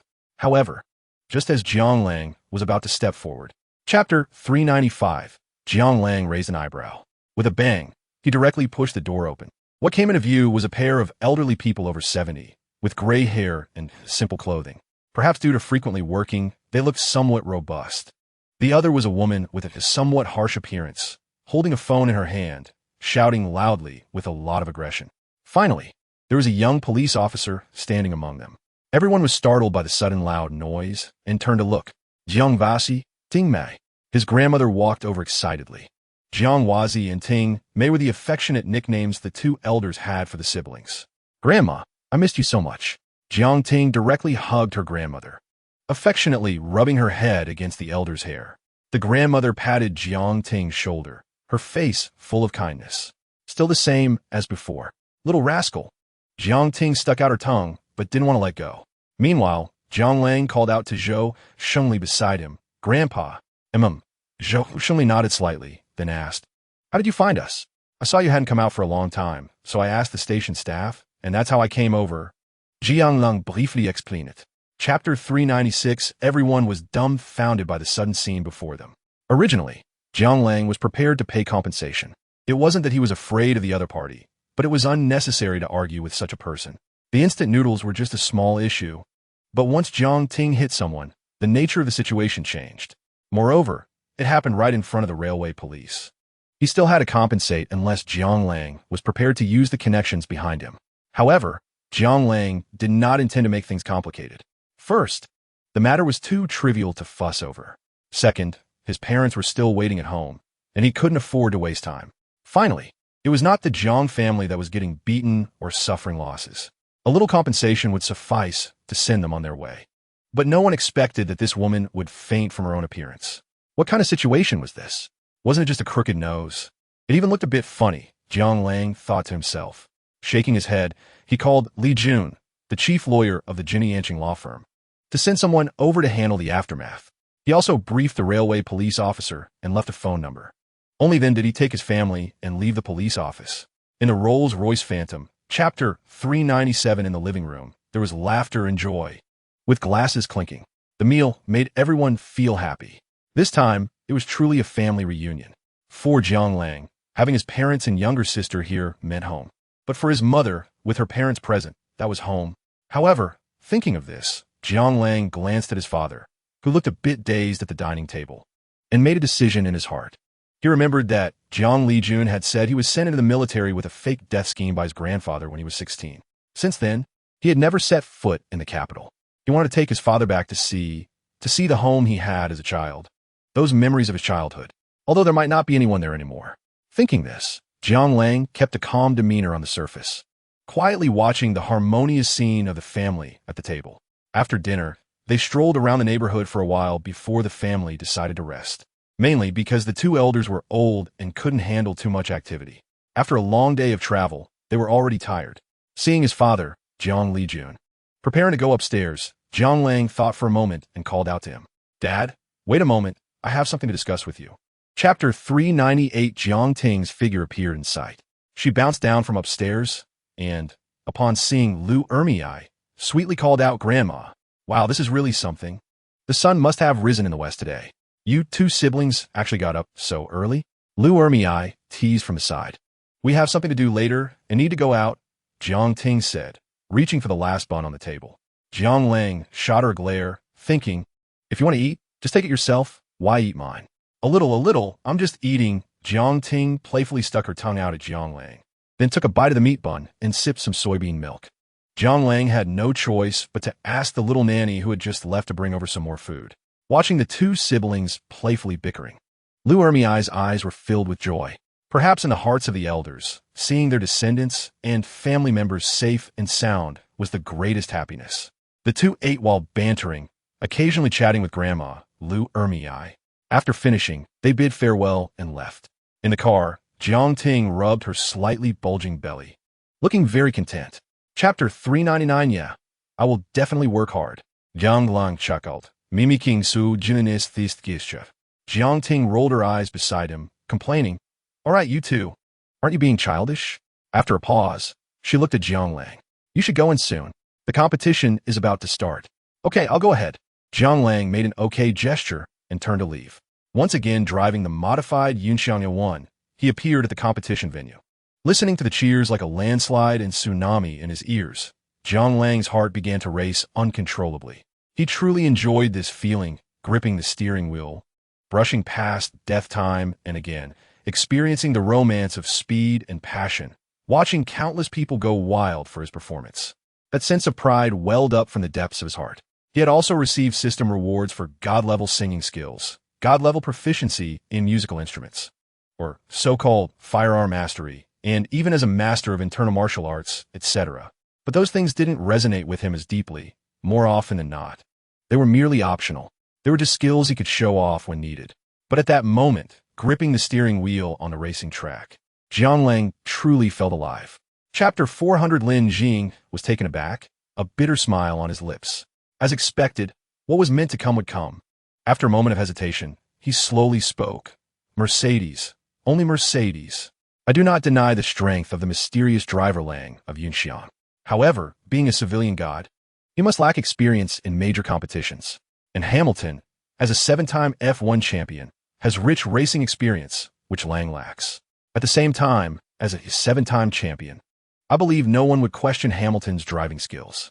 Although Lang's perfect wall drifting skills are extremely difficult, Hamilton's blade overtaking is equally classic. Since the driving skills are quite comparable, the experience in competitions will naturally be the key to victory. Therefore, I predict that Mercedes will win the A Group semifinals." His words were logical and convincing. However, the audience in the live broadcast room did not buy it. 666. I love watching teacher Lin Jing earnestly analyze the race. Great analysis. Then I choose Yunxiang. 1. Indeed a good analysis. Then I also choose Yunxiang. Teacher Lin, although your analysis is indeed impressive, I really fear your poisonous milk, so I also choose Yunxiang. Chapter 4:01 Amidst the cheers of countless people, the referee appeared at the edge of the starting line with a signal gun. He silently watched the countdown on the big screen at the racecourse. 3, 2, 1. Bang! The sharp sound of the gun echoed as a thin plume of smoke spread into the sky from the gun barrel. Vroom, vroom, vroom. The engine's RPM instantly peaked, and supercars leaped from the starting line, launching off the line. Those who made it to the semifinals were not weaklings. Many people are aware of the importance of securing the inside lane. If one can get to it in advance, they can gain a competitive edge and secure an undefeated position. Go Mercedes! Come on, Yunxiang! Charge Ford Cobra! The atmosphere at the scene reached its peak in an instant. The audience's cheers surged like waves, as if they were about to overturn the entire sky. Thanks to the electric car's quick start advantage, Jianglang instantly surpassed other vehicles by half a car length at the start. Unfortunately, Yunxiang's quick acceleration at the start was its only advantage. It did not have the upper hand in sustained acceleration on the straight. Soon, it was overtaken by others. In the CCTV live broadcast room, Wang Bingbing also took on the role of commentator, her voice excited and fast-paced, yet clear and fluent without any unclear pronunciation. Chapter 4:02 At this moment, the originally noisy race scene fell into a strange silence. Everyone's eyes were fixated on the big screen. The two supercars, one black and one blue, were fiercely battling in the corner, not daring to breathe. They were well aware that the turning point of the race had arrived. Would Mercedes maintain its advantage and take first place, or would Yunxiang come from behind to overtake its opponent? Or perhaps neither car would yield to the other, leading to a collision in the narrow death triple turn. No one knew. In any case, the most thrilling and dangerous moment was about to happen. Fuck, fuck, fuck. Continuous curses came from Hamilton's mouth. He gripped the steering wheel, accelerating while maintaining the car's drift through the corner, and kept an eye on the rearview mirror to anticipate and block Jianglang's overtaking route. Jianglang also felt a pressure he had never experienced since acquiring his god-level driving skills. Is this what it means to be a top race car driver? Truly impressive. Although they were opponents, Jianglang couldn't help but silently praise the other party in his heart. The driving line of his opponent was perfect. Even in such a difficult death triple turn, there was not a hint of deviation. Chapter 4:03 The race ended. Jianglang did not drive away immediately because he still had to receive an award. Since he participated in the race, he naturally had to go through the entire process. Even if it was just for show, it wouldn't make sense to embarrass himself in a race he organized, would it? Taking a deep breath, Jianglang opened the car door and stepped out. What greeted him was the overwhelming cheers of the spectators on both sides. God of Racing is awesome. Invincible Yunxiang is awesome. God of Cars. God of Cars. Finally, as if they had agreed, everyone unified to shout God of Cars. Jianglang couldn't help but open his arms, feeling the wind roaring, the clouds beneath his feet, and the world cheering and applauding for him. That feeling was wonderful. Jianglang found it hard to describe. However, he did not reject this feeling. Seeing this scene, the audience's cheers grew even louder, crashing like waves, sweeping across the entire racetrack. God of Cars! God of Cars! God of Cars! Enjoying the moment in the spotlight, savoring the fruits of victory. However, Jianglang did not take off his helmet. He enjoyed the cheers of the crowd, the admiration of the audience. But that did not mean he would place himself under public scrutiny.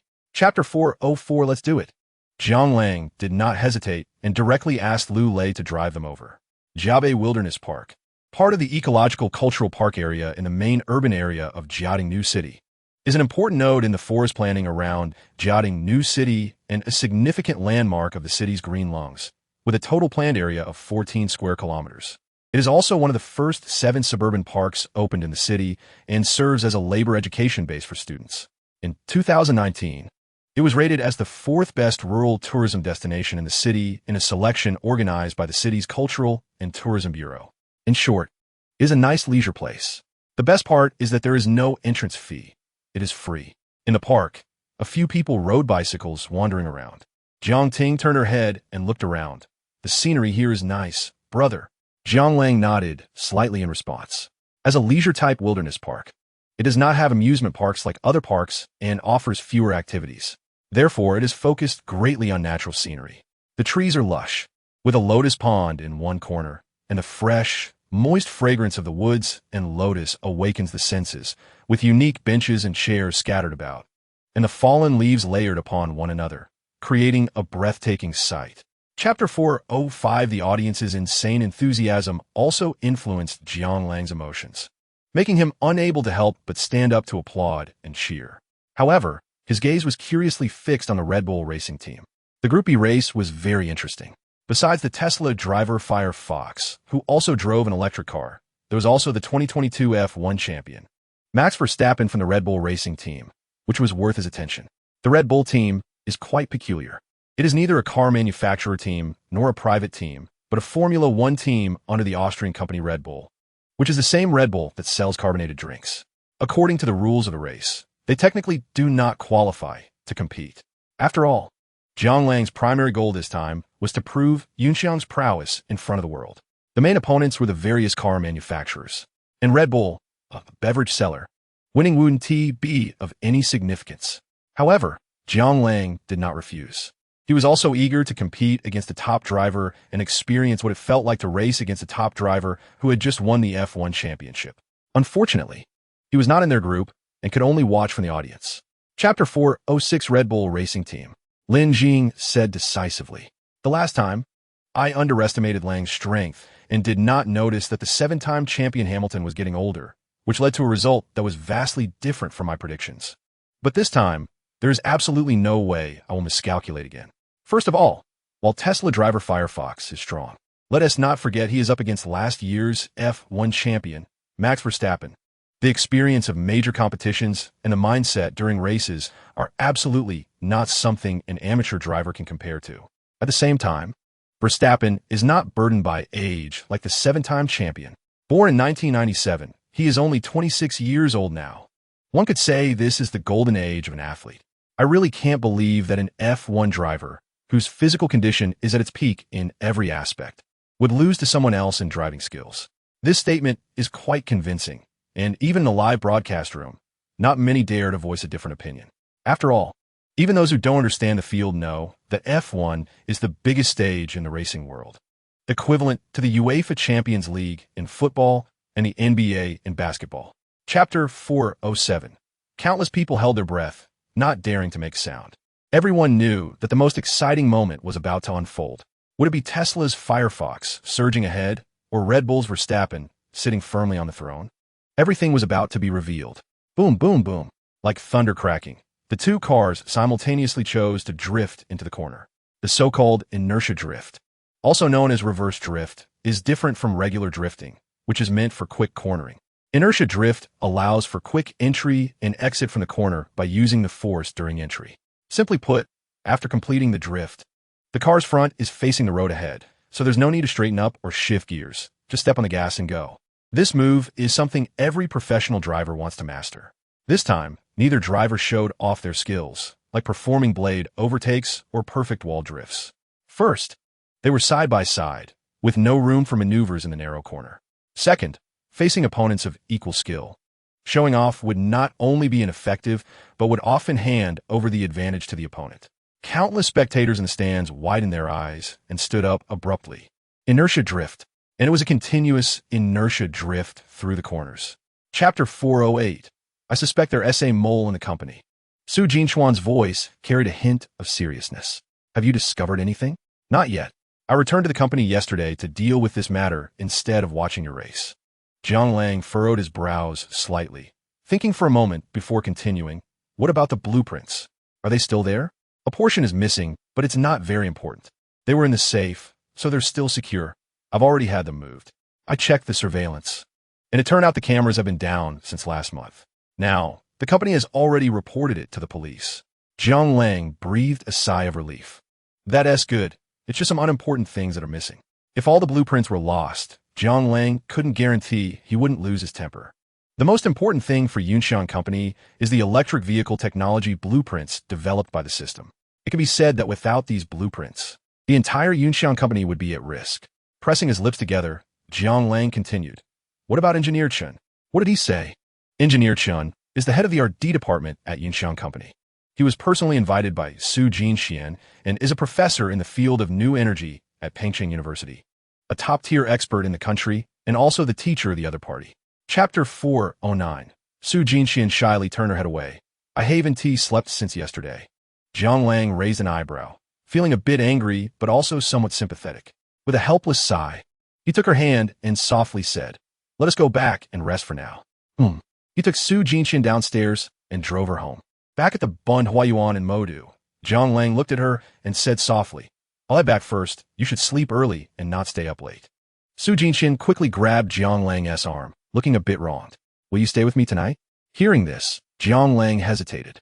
Firstly, the finals are tomorrow, and he was afraid he wouldn't be able to control himself, likely making it hard to wake up. Secondly, he was also worried about Su Jinlin coming back and seeing something inappropriate. However, looking at the gentle and weak expression on Su Jinxuan's face, with her small hands tightly clutching his shirt, he hesitated for a long time before slowly nodding. All right. Su Jinxuan's face instantly lit up with a smile, her lips curling up as she pulled Jiang Lang into the room. You sit here first. I'll go take a shower. Listening to the sound of water flowing from the bathroom, Jiang Lang's heart stirred slightly. Chapter 410. Exquisite collarbones, fair arms, rounded and long, beautiful legs. Long hair flowing with some water droplets, making her look especially alluring. Su Jinxian appeared like a water lily, flipping her hair and swaying her waist as she walked into the living room. Brother Lang, can you help me dry my hair? Just as she finished speaking, her eyes suddenly widened. Jinlin, when did you arrive? Su Jinlin looked at her with a teasing smile, then glanced at Jiang Lang. She jokingly said, I've been here for a while. But shouldn't I have come home so early? It seems like I'm interrupting your good time. Su Jinxuan's cheeks flushed slightly, and she was a bit at a loss for words. She glared at her and said firmly, You came? So what? Why so much nonsense? Are you itching for fight? Su Jinlin pouted, pointing at the barbecue on the table. I was kind-hearted and brought you something to eat. Is this how you treat me? Su Jinxian was not one to let it slide. Rolling her eyes, cut it out. You're not eating it. So don't say it's for me. Hee hee. Su Jinlin smiled shyly, stuck out her tongue, and shook her sister's arm. All right, my most beautiful sister. Let me help you dry your hair. Chapter 411. Jiang Lang looked at her in astonishment. He admitted he liked the girl a bit, but more than that, he saw her as a younger sister. Even if he was a scumbag, he wouldn't go after a girl who had just turned 18. After all, being an adult just means it's legal. He thought to himself, but what came out of his mouth was, Is that okay? Su Jinlin's face turned red, and she lowered her head slightly. Haven't you already touched me? Jiang Lang was taken aback and instinctively looked down. One of his rough hands had unknowingly found its way onto the girl's fair thigh. The contrast between his bronzed hand and her fair, rosy skin was striking. In fact, due to the pressure, the smooth, delicate thigh had already formed several red marks, creating a stark contrast. What the heck? What is going on? My hand actually moved without my brain's control. Jiang Lang was startled and quickly pushed her away, panicking. No, we can't do this. If your sister finds out, she would probably chop us up. Su Jinlin pouted, seemingly disdainful of Jiang Lang's words. So what if she knows? Just because she likes you, does that mean I can't like you? Chapter 412. After finishing breakfast, Jiang Lang took Su Jinlin away. As for Su Jinxian, she needed to return to the company to deal with the issue regarding the stolen blueprints. Even if the stolen documents were not very important, it still caused quite a bit of chaos, and she needed to be present at the company personally. Shanghai International Circuit. Compared to before, as the venue for the Global Automotive Super Race Finals, today there are more people coming and going than any other day. The area within 10 miles is packed to the brim. Vehicles are honking incessantly on the streets, creating a sense of claustrophobia. In addition to the traffic police, many volunteers have come forward to maintain traffic order. And compared to outside the venue, there are even more people inside. Men, women, young and old. As long as they love racing, they have all come. It's so crowded that it wouldn't be an exaggeration to say you can't even put a foot down. Everyone is well aware of one thing. No matter what the final result is, they will witness a new historic moment. That grand performance belongs to the world's #1 one-on-one competition, under the gaze of the masses, who is the true god of the racing world. They are very much looking forward to it. The race hasn't started yet, but the fans for both teams are already fervently waving flags and cheering for their teams. Chapter 413, the live stream, comments suddenly surged.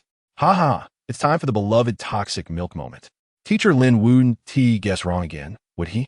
This is the final race. If he gets it wrong again, he'll really become a legend. Please lock in the toxic milk title. Thank you. This little mouth seems to have been blessed. It's a reverse blessing. To be honest, if I closed my eyes and picked, I could probably get 1 or 2 matches right.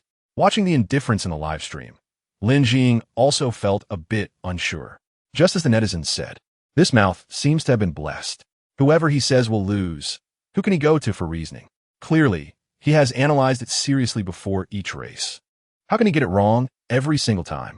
Internally cursing, Lin Jing sighed heavily, smiling bitterly. Let us skip the predictions. I'll just share my thoughts. As soon as he said this, the comments in the live stream went into a frenzy. He is scared. He is scared. No. I love watching you confidently and earnestly analyze the race. Disband. If you don't even dare to predict the race, what kind of guest are you? Chapter 414, the sunlight slowly streamed in through the door, as if laying a layer of golden tiles on the ground of the entrance passage. Boom! The sound of engines echoed in his ears again. The fiery red Tesla has already passed by Jianglang S. Yunxiang, heading towards the racetrack.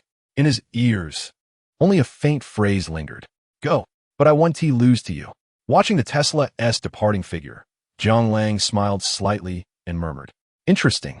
As for Annie O'Hara's harsh words, Jianglang didn't take them too seriously. After all, there is no first in literature, no second in martial arts. As an athlete, competing is definitely for the first place. As for the so-called friendship first, competition second, that is just talk. Otherwise, why do athletes train so hard? Is it not for the first place, but for the second? Racers are also athletes, and Jianglang participated just to win, just for first place.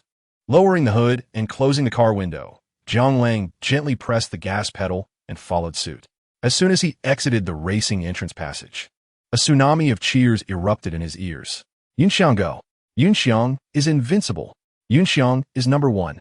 Chapter 415, countless spectators instinctively stood up. Blue and red intertwined like light, drawing a beautiful arc across the ground. Clap, clap, applause erupted, and countless people were excited. Wow, that drift is so beautiful.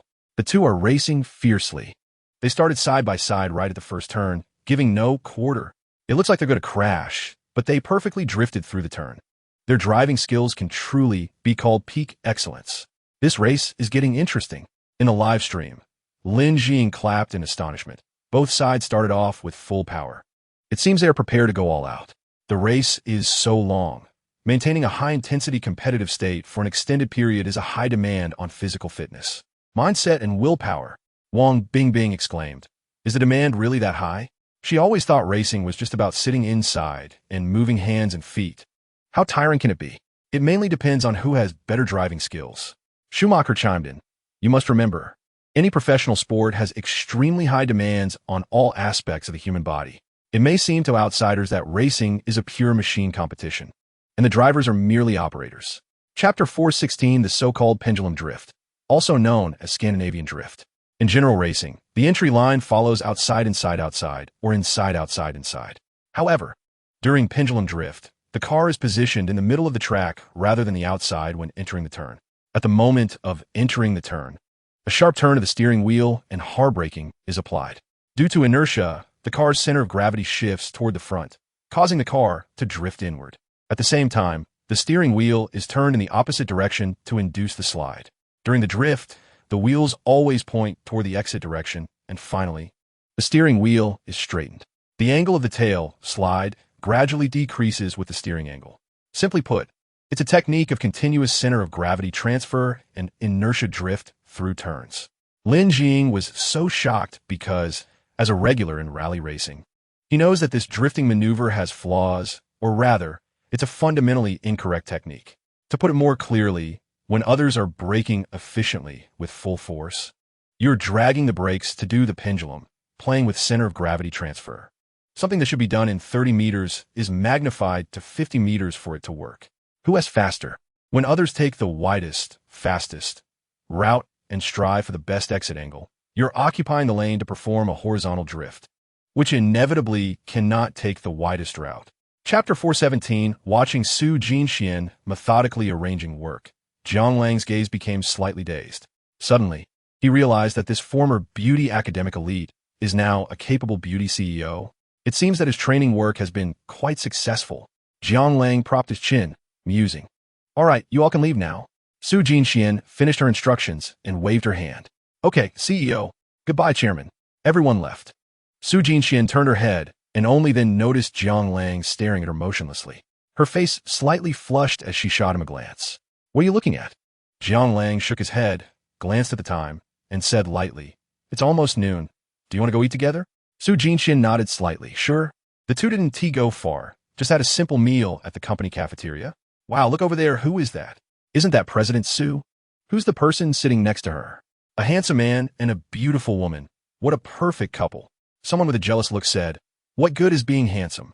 What's important is having capability. Chapter 4:18, Listening to the Security Guard. Jiang Lang was completely shocked. A large transfer? How'd you find out? The security guard explained.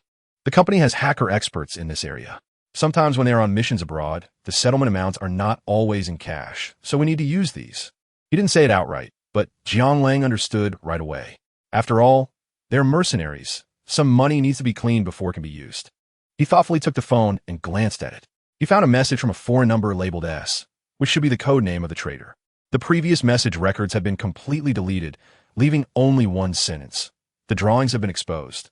Can you take me out? However, this person named S did not reply to the message.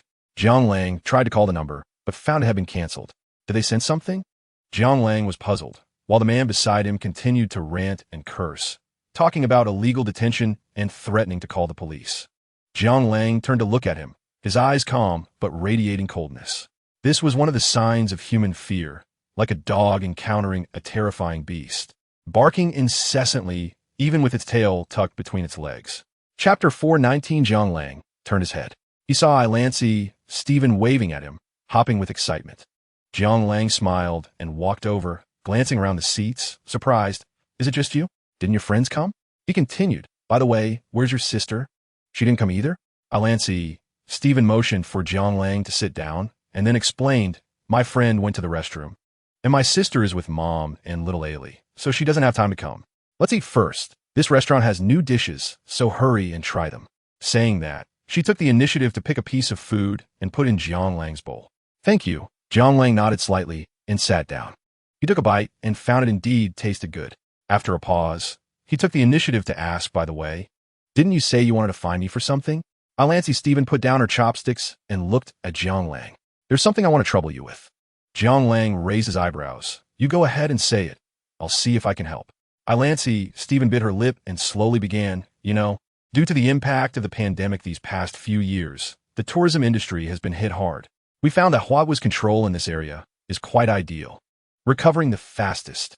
Chapter 4:20, as soon as their palms touched, they quickly pulled away.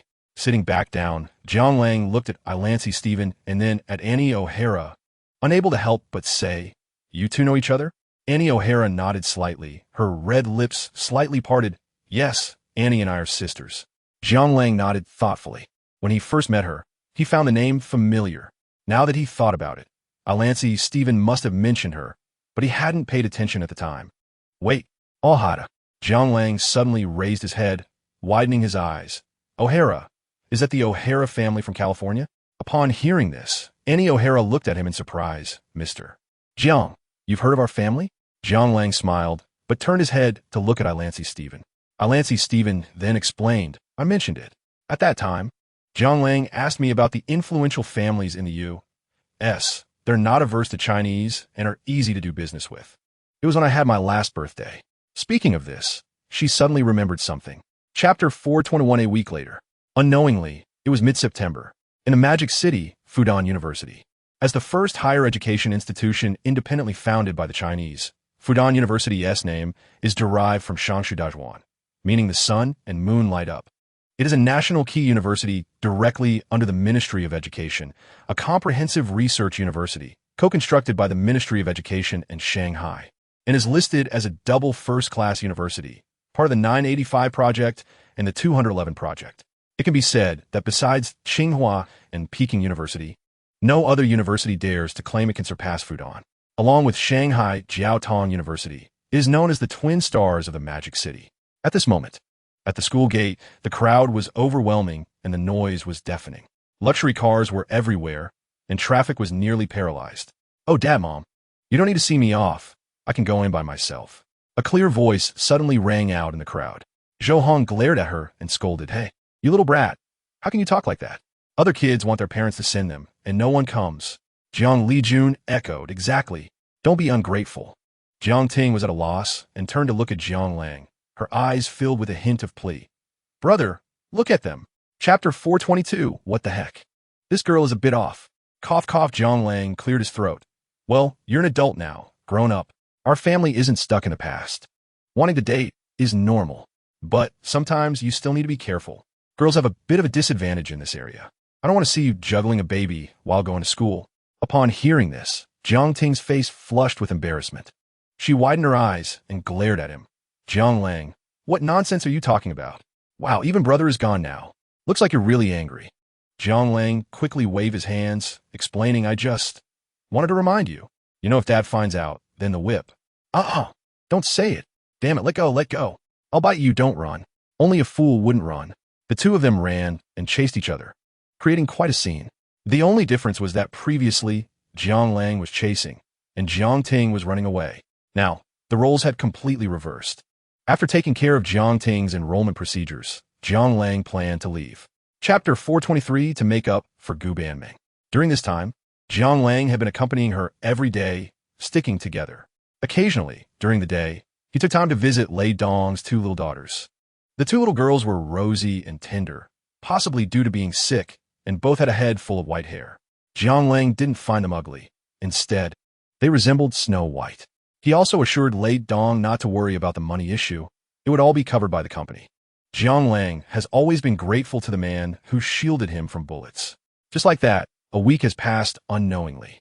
Inside Air Force One at the International Airport in the Magic City, Jiang Lijun was staring in disbelief at everything before him, his face full of amazement. "So, is this the private plane you bought? It's a bit too big, isn't it?" Jiang Lang smiled and said, "That's right. I spent quite a bit of money back then. By the way, there are quite a few rooms on the plane. If you're tired, you can rest for a while." Jiang Lijun looked around and nodded slightly. "Okay, I understand." At that moment, a flight attendant came over to remind them, "Boss, the plane is about to take off. We expect to arrive in the capital in 2 hours." Chapter 424. Jiang Lang was genuinely surprised this time. He felt he understood what Jiang Lijun meant when he said that with trillions in assets, one could only slightly glimpse the grandeur of the Jiang family. Half of the West City district in the capital belonged to the Jiang family. How much wealth and power must one have to achieve that? Jiang Lang really couldn't imagine it. No wonder it was said that at the peak of its power, the Jiang family held 1/10 of the discourse power in Hua country. It was not just empty talk. Half of the West City district, what could it be worth at present? Jiang Lang calculated and felt a bit dizzy. This was truly beyond counting. Thinking of this, he swallowed and couldn't help but ask, what about Tiananmen, the Forbidden City, and the Grandview Garden? Are they also part of the Jiang family? He remembered that many of these super attractions were in the West City district. Jiang Lijun rolled his eyes at Jiang Lang, and then said slowly, "Nonsense, of course not. Those belong to the state.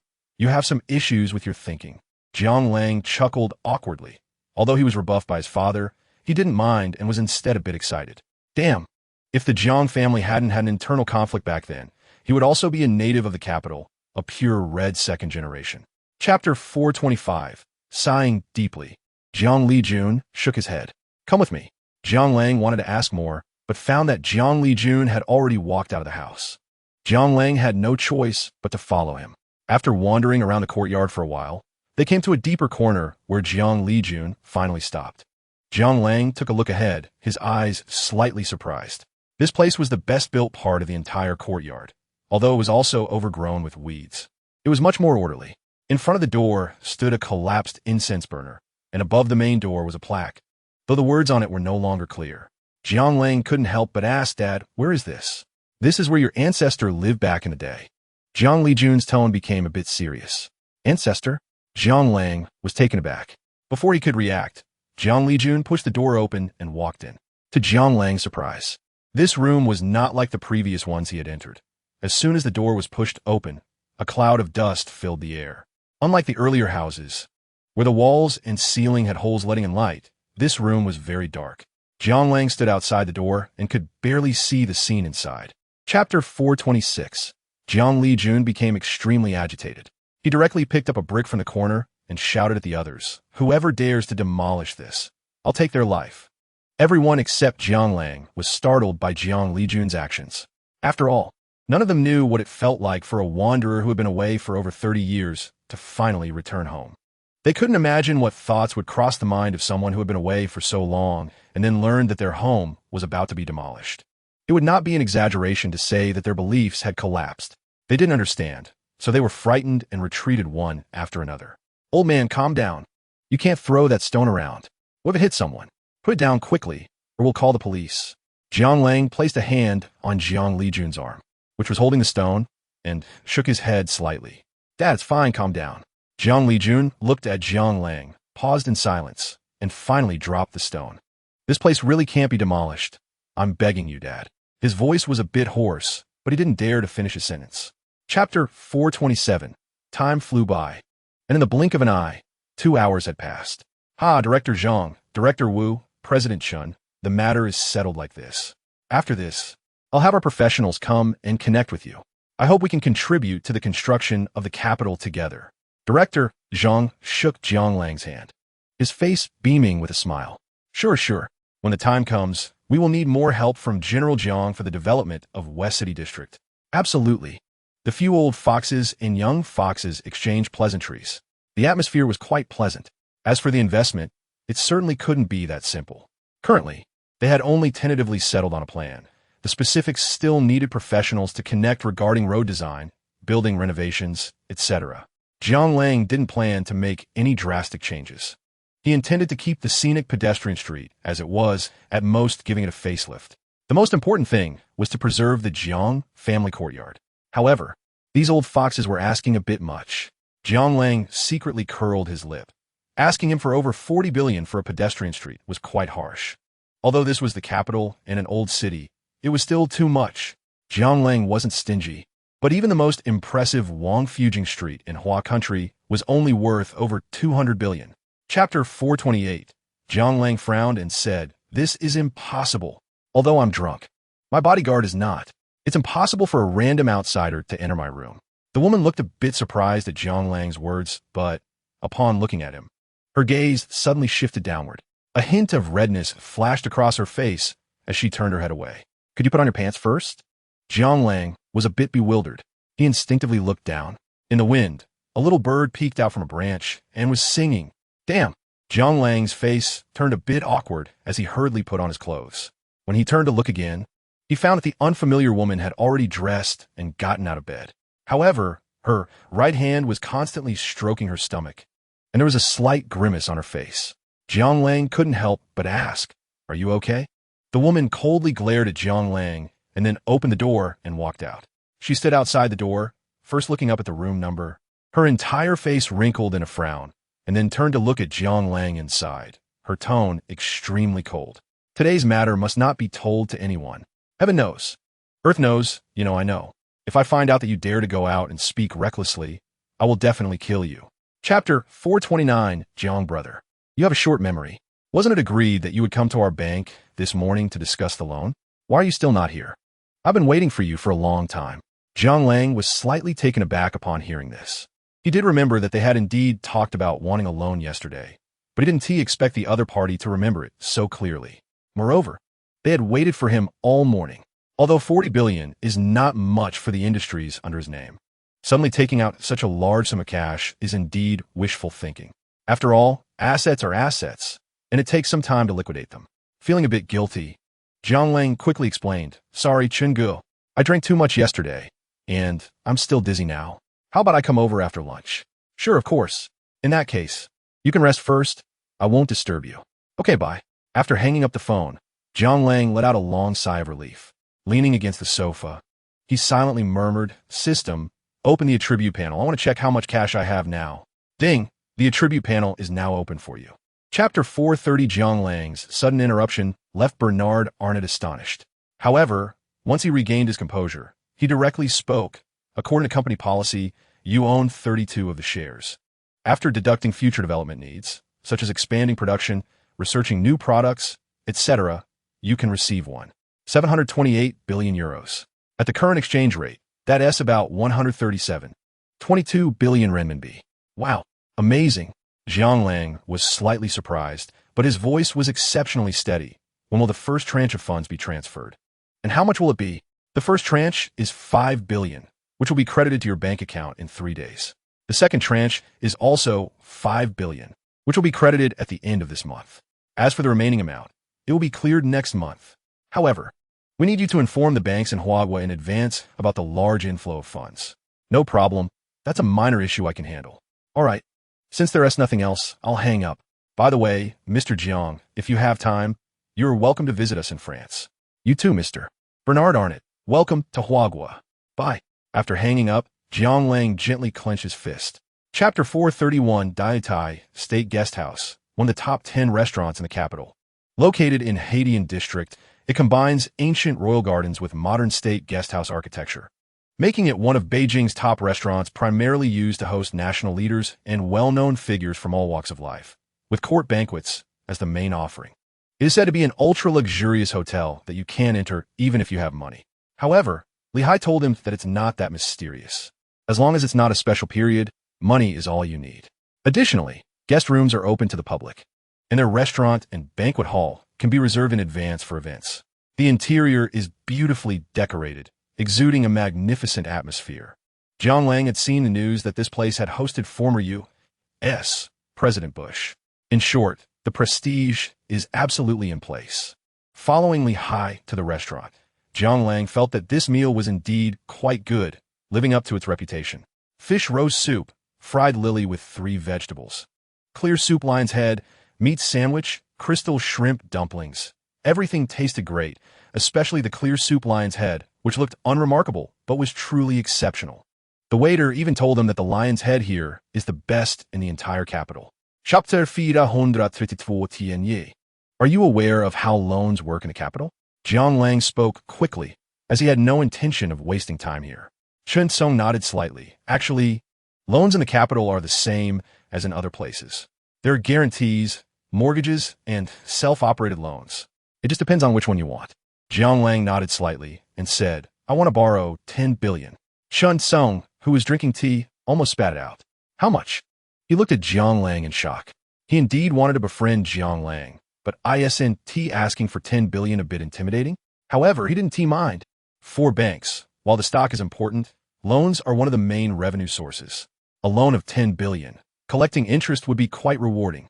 As long as they can ensure the loan is repaid, any bank would hope to lend as much as possible. Seeing that the other party didn't respond directly and instead looked stunned, Jiang Lang frowned and continued. Can I borrow 10 billion? Chen Song pursed his lips and thought for a moment. You can borrow it, but for such a large amount, you need some collateral. Don't say that I'm not helping. But this amount is indeed too large. Chapter 433 Hey, Shuyao, I want to ask you something. Zhang Shuyao was a bit confused, but still said, What is up, Chairman? Jiang Lang asked, Is the real estate project your family worked on finished? Zhang Shuyao shook her head. Not yet. My dad told me it won't be topped out until at least February next year. Hearing this, Jiang Lang frowned. Since he was planning to redevelop the Zhang family courtyard's scenic tourist pedestrian street, the first thought that came to mind was the Zhang family. As an old real estate developer in the Magic City, although they hadn't produced any groundbreaking projects, their strength and experience were definitely sufficient. Jiang Lang didn't respond. But on the other end of the phone, Zhang Shuyao felt puzzled. Hello, Chairman. What's wrong? Do you need help? Jiang Lang came back to his senses and briefly explained what had happened in the capital. I was actually planning to bring your Zhang family in to establish a new construction company to redevelop the pedestrian street in the western district of the capital. After all, you need money, and I need experience. It's a perfect match. Upon hearing this, Zhang Shuyao was also stunned. Wow, this chairman is getting harder to understand. He has coming in with over 40 billion, which is enough to sell the entire Zhang family. Chapter 434 The Southwest Flower. The task requirement is only 1 point. That is to build a new city in the southwest region, specifically in the hometown area, which is on par with the capital and the Magic City as a super first-tier city. There is no time limit, no punishment, and the rewards are unknown. When Jiang Lang received this task, he actually never thought about completing it. After all, the difficulty was too great. If it were to build a small town with a population of over 100,000, Jiang Lang would have a bit of confidence. But the system required him to build a super first-tier city that could be compared to the capital city and the Magic City. Isn't that asking for one's life? China has a belt and road policy, and on this line, there's a newly built city called Medina Hilaire, also known as the Silk City, covering an area of 250 square kilometers, capable of accommodating 700,000 residents. For a city with a population of less than 1 million, it is expected to cost over 900 billion. If calculated by this ratio, then a city with 7 million people would cost over 9 trillion. A city with a population of 7 million is not bad, but the system requires it to be on par with the two major cities of the capital and the Magic City. The permanent population of the capital is over 21 million. Chapter 435. After Jiang Lijun finished the phone call, Jiang Lang accompanied his father and sat in the administrative lounge for a while, chatting a bit.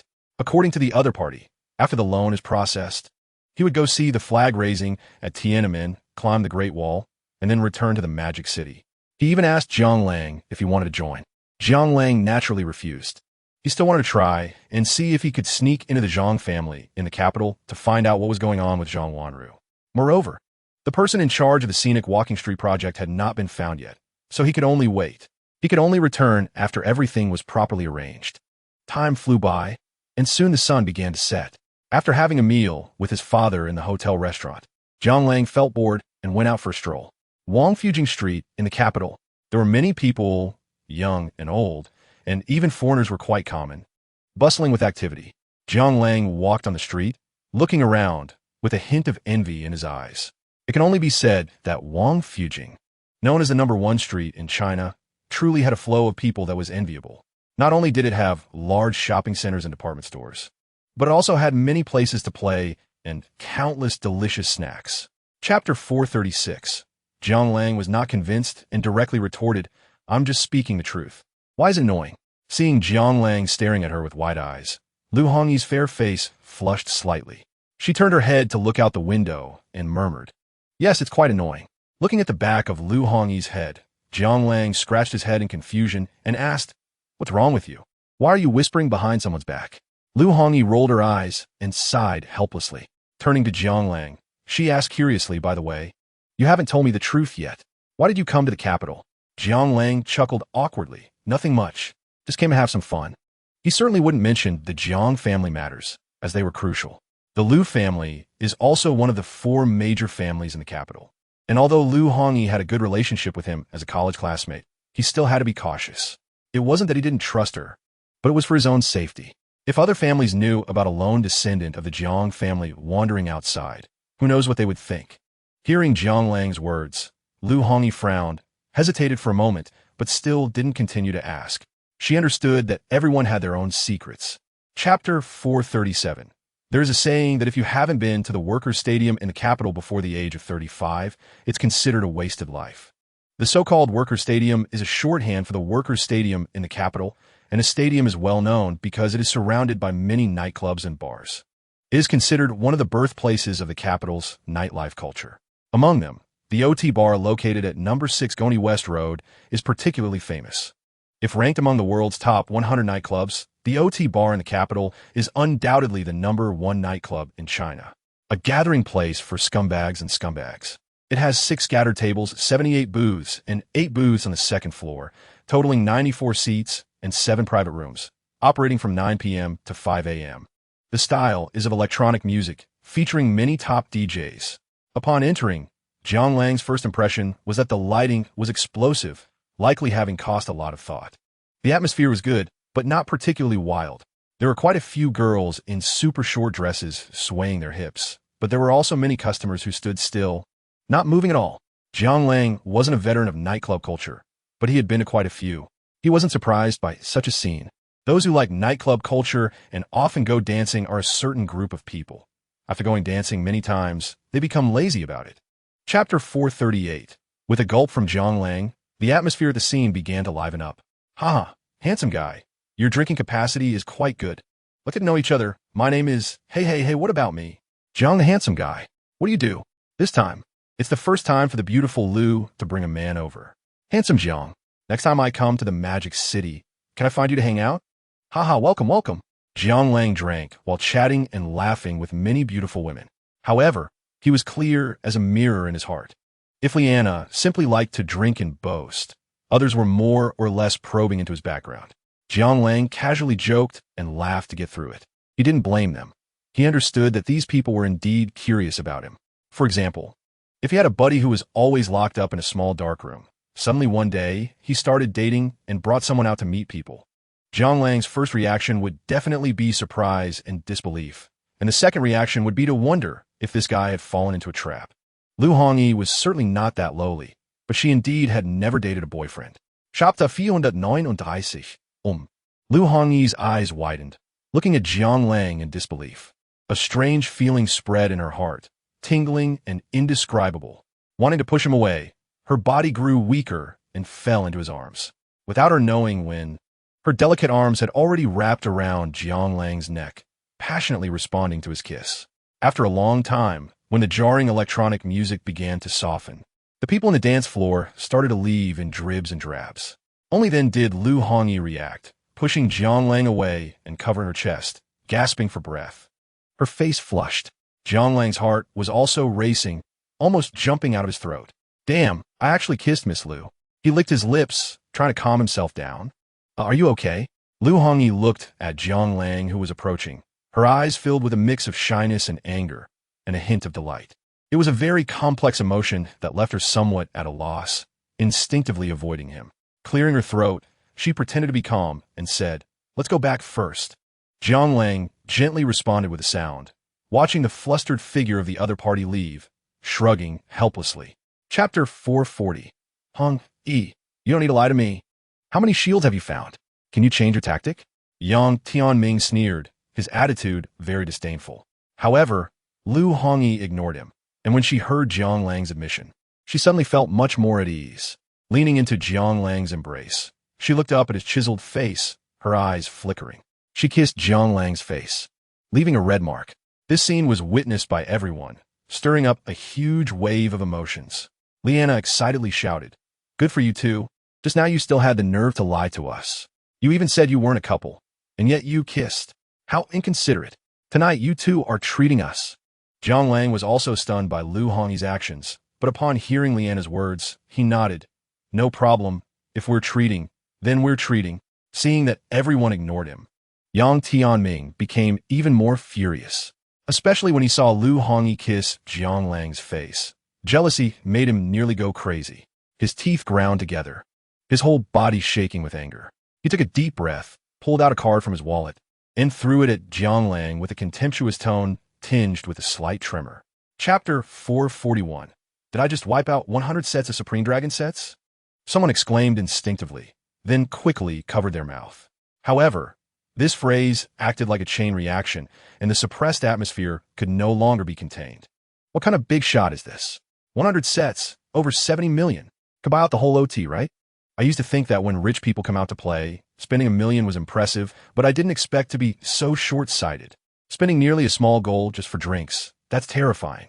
The atmosphere boiled like water, with noise everywhere in the crowd, all eyes on Jiang Lang. The men's expressions were filled with shock and disbelief, while the women looked on with curiosity and fervor. Even many socialites who had come to play didn't hide their interest. Winking at Jiang Lang, sending Taishu's glances. I'm afraid that if Jiang Lang casually beckoned, countless girls would rush over, offering their embraces. And sharing a bed wouldn't be a problem. Not only were the people around stunned, but even those in the VIP area were moved. Chapter 442. The scene was in an uproar, with countless people staring in disbelief. 1 versus 10? Yuan? What the hell is going on? A real man has to take on 10, right? Although I don't like violence, I have to say, that's incredibly cool. 1 against 10, the advantage is on my side. In the bar, many foreigners who came to play were astonished. Kung Fu, Kung Fu. Chinese people really know Kung Fu. Damn it. Why did I pay and the coach didn't teach me this? Chinese people are all scammers. Liana was stunned, although the Yang family meant nothing to her. But in front of ordinary people, it was like a towering tree, and Jiang Lang's reckless actions made her wonder where he got his confidence. Even a strong dragon doesn't suppress a local snake. This is the imperial capital, the enemy's base, and he dares to be this arrogant? Isn't he afraid of retaliation? However, Jiang Lang didn't care what others thought. He simply walked step by step to Yang Tianming, meeting the increasingly fearful gaze of the other, with a cold smile creeping onto his lips. How about it? Are you convinced? You can't compete with money, and you can't win in a fight. What else do you want? Chapter 443. At the entrance of the OT bar in the imperial capital. Hongyi, Vianglang, Bie. Two handsome guys and beautiful girls. See you. Goodbye, get home early. Lu Hongyi watched the people returning home, turned her head to Jiang Lang, and teased. I told you not to order so many drinks. Look, isn't this a waste? Jiang Lang shrugged, his expression slightly casual. It's fine, it can be saved for next time. We can come back again. After a pause, he added, by the way, where are you going? Do you want me to call someone to take you home? Lu Hongyi's eyes sparkled with excitement. But then she shook her head. Forget it, I'll go back by myself. Jiang Lang frowned. It was late at night, and a girl going back alone. Could she be safe? Seemingly sensing Jiang Lang's thoughts, Lu Hongyi waved to the roadside. A black A8 drove up, the driver rolled down the window, nodded respectfully to Lu Hongyi, and called out. Mississippi Jiang Lang then realized that she had her own bodyguards and drivers. Being the young lady of the Lu family in the imperial capital, there was no way she wouldn't have them. It's just that, like him, she probably wouldn't bring them out on ordinary days. Chapter 444. We are short-handed. I don't know if you're willing to come. The price and treatment can be discussed, Jiang Lang said, looking at the ceiling, quietly waiting for the other to respond. In fact, after Zhang Shuiying introduced Zhang Shulong's situation to him, Jiang Lang had already made up his mind. He wanted this talent, especially after obtaining the blueprint for the future Sky City. This idea became even stronger. He needed architectural experts, and the more, the better. A graduate from a top architectural school, specializing in architecture, was worth recruiting. Zhang Shulong was silent for a moment, then slowly spoke. Mr. Jiang, I agree. Jiang Lang was somewhat surprised. You didn't even ask what it was about, and you just agreed? Zhang Shulong chuckled. No need to ask. There's no reason to question following the most powerful person in the magic capital. I believe the boss won't treat me badly. He quickly changed his address, one moment calling him Mr. Jiang, the next moment calling him boss. Jiang Lang smiled. He liked this kind of quick-witted person, saving him the trouble of wasting words. But after thinking about it, just in case, he still asked, you know about the situation here in the imperial capital, right? I know. My sister told me that you spent over 40 billion to buy a scenic tourist pedestrian street. Chapter 445. Jiang Lang glanced at the other party and spoke. No rush. We'll talk when we get there.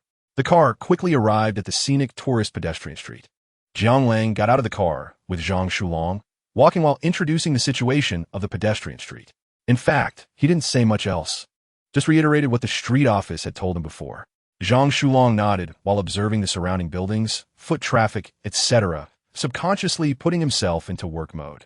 When Jiang Lang looked up at the dilapidated courtyard in front of him, he whispered softly. Zhang Shulong looked ahead, his expression slightly surprised. What's going on, boss? Jiang Lang smiled and said, how do you plan other places? But you can't touch this place, of course. Renovation is still necessary, but don't let outsiders in. Zhang Shulong was somewhat confused, but nodded in agreement. Yes. Jiang Lang continued. During this time, I need you to personally go and set up the company. The company name. Jiang Lang thought for a moment. Let's call it Hualong Real Estate. What do you think? Zhang Shulong dared not disagree and quickly said, Good. This name is impressive at first hearing. Chapter 446. Zhang Shulong instantly perked up and said seriously, Boss, please go ahead. Jiang Lang handed him a cigarette and lit one for himself. Taking a deep drag and watching the smoke rings rise slowly into the sky, he said lightly, although you're currently the general manager of Hualong Real Estate, if you don't do well, don't blame me for being unkind and removing you from your position. First, I hope that next year, after the new year, the pedestrian street will officially enter a profitable state. If you can achieve that, your position will be secure. Second, within 5 years, if the pedestrian street can be selected as one of the top 10 pedestrian streets in Huagua, I will reward you with a 5% share. Third, if within 10 years, it can be selected as one of the top 10 pedestrian streets in the world, I will proportionally increase the shares until the reward reaches 10%. Actually, Jiang Lang was just casually stating the last two conditions. He mainly wanted to give the other party some motivation and didn't really have any hope at his heart. After all, just being one of the top 10 pedestrian streets in the country is an unimaginable difficulty. These streets are all built on historical reputation, combined with various elements to form a super street. Any street is a super money-making entity, like Wang Fujing in the capital, which earns billions every year. Chapter 447. But what name should I use to bring you over? Boyfriend? Or just friend? She looked at Jiang Lang with a playful gaze. The corners of her mouth slightly raised, making it hard to decipher. Jiang Lang looked at her eyes with a somewhat complex expression. This was a multiple-choice question. If he said boyfriend, that would mean it was officially public. This was different from yesterday, which was just young people having a little fun. On the day of the engagement banquet, many people from the 4 major families should be present, not to mention Lu Hongyi's parents would definitely be there. However, seeing Lu Hongyi staring at him motionless, Jiang Lang sighed softly in his heart. With a calm expression and a smile on his face, he said, "Of course it's boyfriend. What, don't you want to admit it? How boring." Lu Hongyi sneered and turned her head away, but her face slightly flushed. After a pause, she added, "Don't worry, I won't let you go as my boyfriend. After all, you haven't passed my test yet. Moreover, I can't get past my parents' hurdle." At this point, she turned to Jiang Lang, her tone becoming a bit serious. "Although I know you are very wealthy now, but I guess you only have assets in the billions, right?" Chapter 448. Looking at Lu Hongyi drinking bean juice while smiling and recording a video of him with her phone. Delete the video. Jiang Lang rolled his eyes, unable to finish his sentence. Suddenly feeling a bit queasy in his stomach, he quickly found a disposable cup, filled it with water from the water dispenser, swished it in his mouth, and then spat it into the trash can. He let out a light sigh of relief, feeling much more relaxed. Watching Lu Hongyi still enjoying her drink, Jiang Lang's eyelids twitched slightly, and he curiously asked, "How can you drink that?" Lu Hongyi blinked, looking confused. "Isn't this how you drink it?" As she spoke, she took another sip, looking reflective. Jiang Lang's mouth twitched slightly, shook his head, and had nothing more to say. He could only lament that different places nurture different people. Just like the Zhujian from his hometown, no one likes to eat it. He called the waiter, settled the bill, and the two left. It cost 328 yuan, rounded down to 320. Jiang Lang was somewhat surprised when he paid. Not because he thought it was expensive. After all, he had ordered quite a bit, but he didn't expect there to be such cheap restaurants in the capital. Chapter 449. Jiang Lang paused slightly and then walked toward the changing room. "What's wrong, Hongyi?"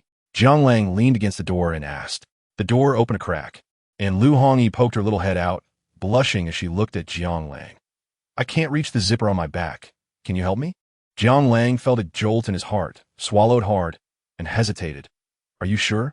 Lu Hongyi retreated back into the changing room, her voice filled with a mix of embarrassment and anger. "Oh, I'm not shy. Why are you?" Hearing this, Jiang Lang shrugged and decided not to hesitate any longer, pushing the door open and walking in.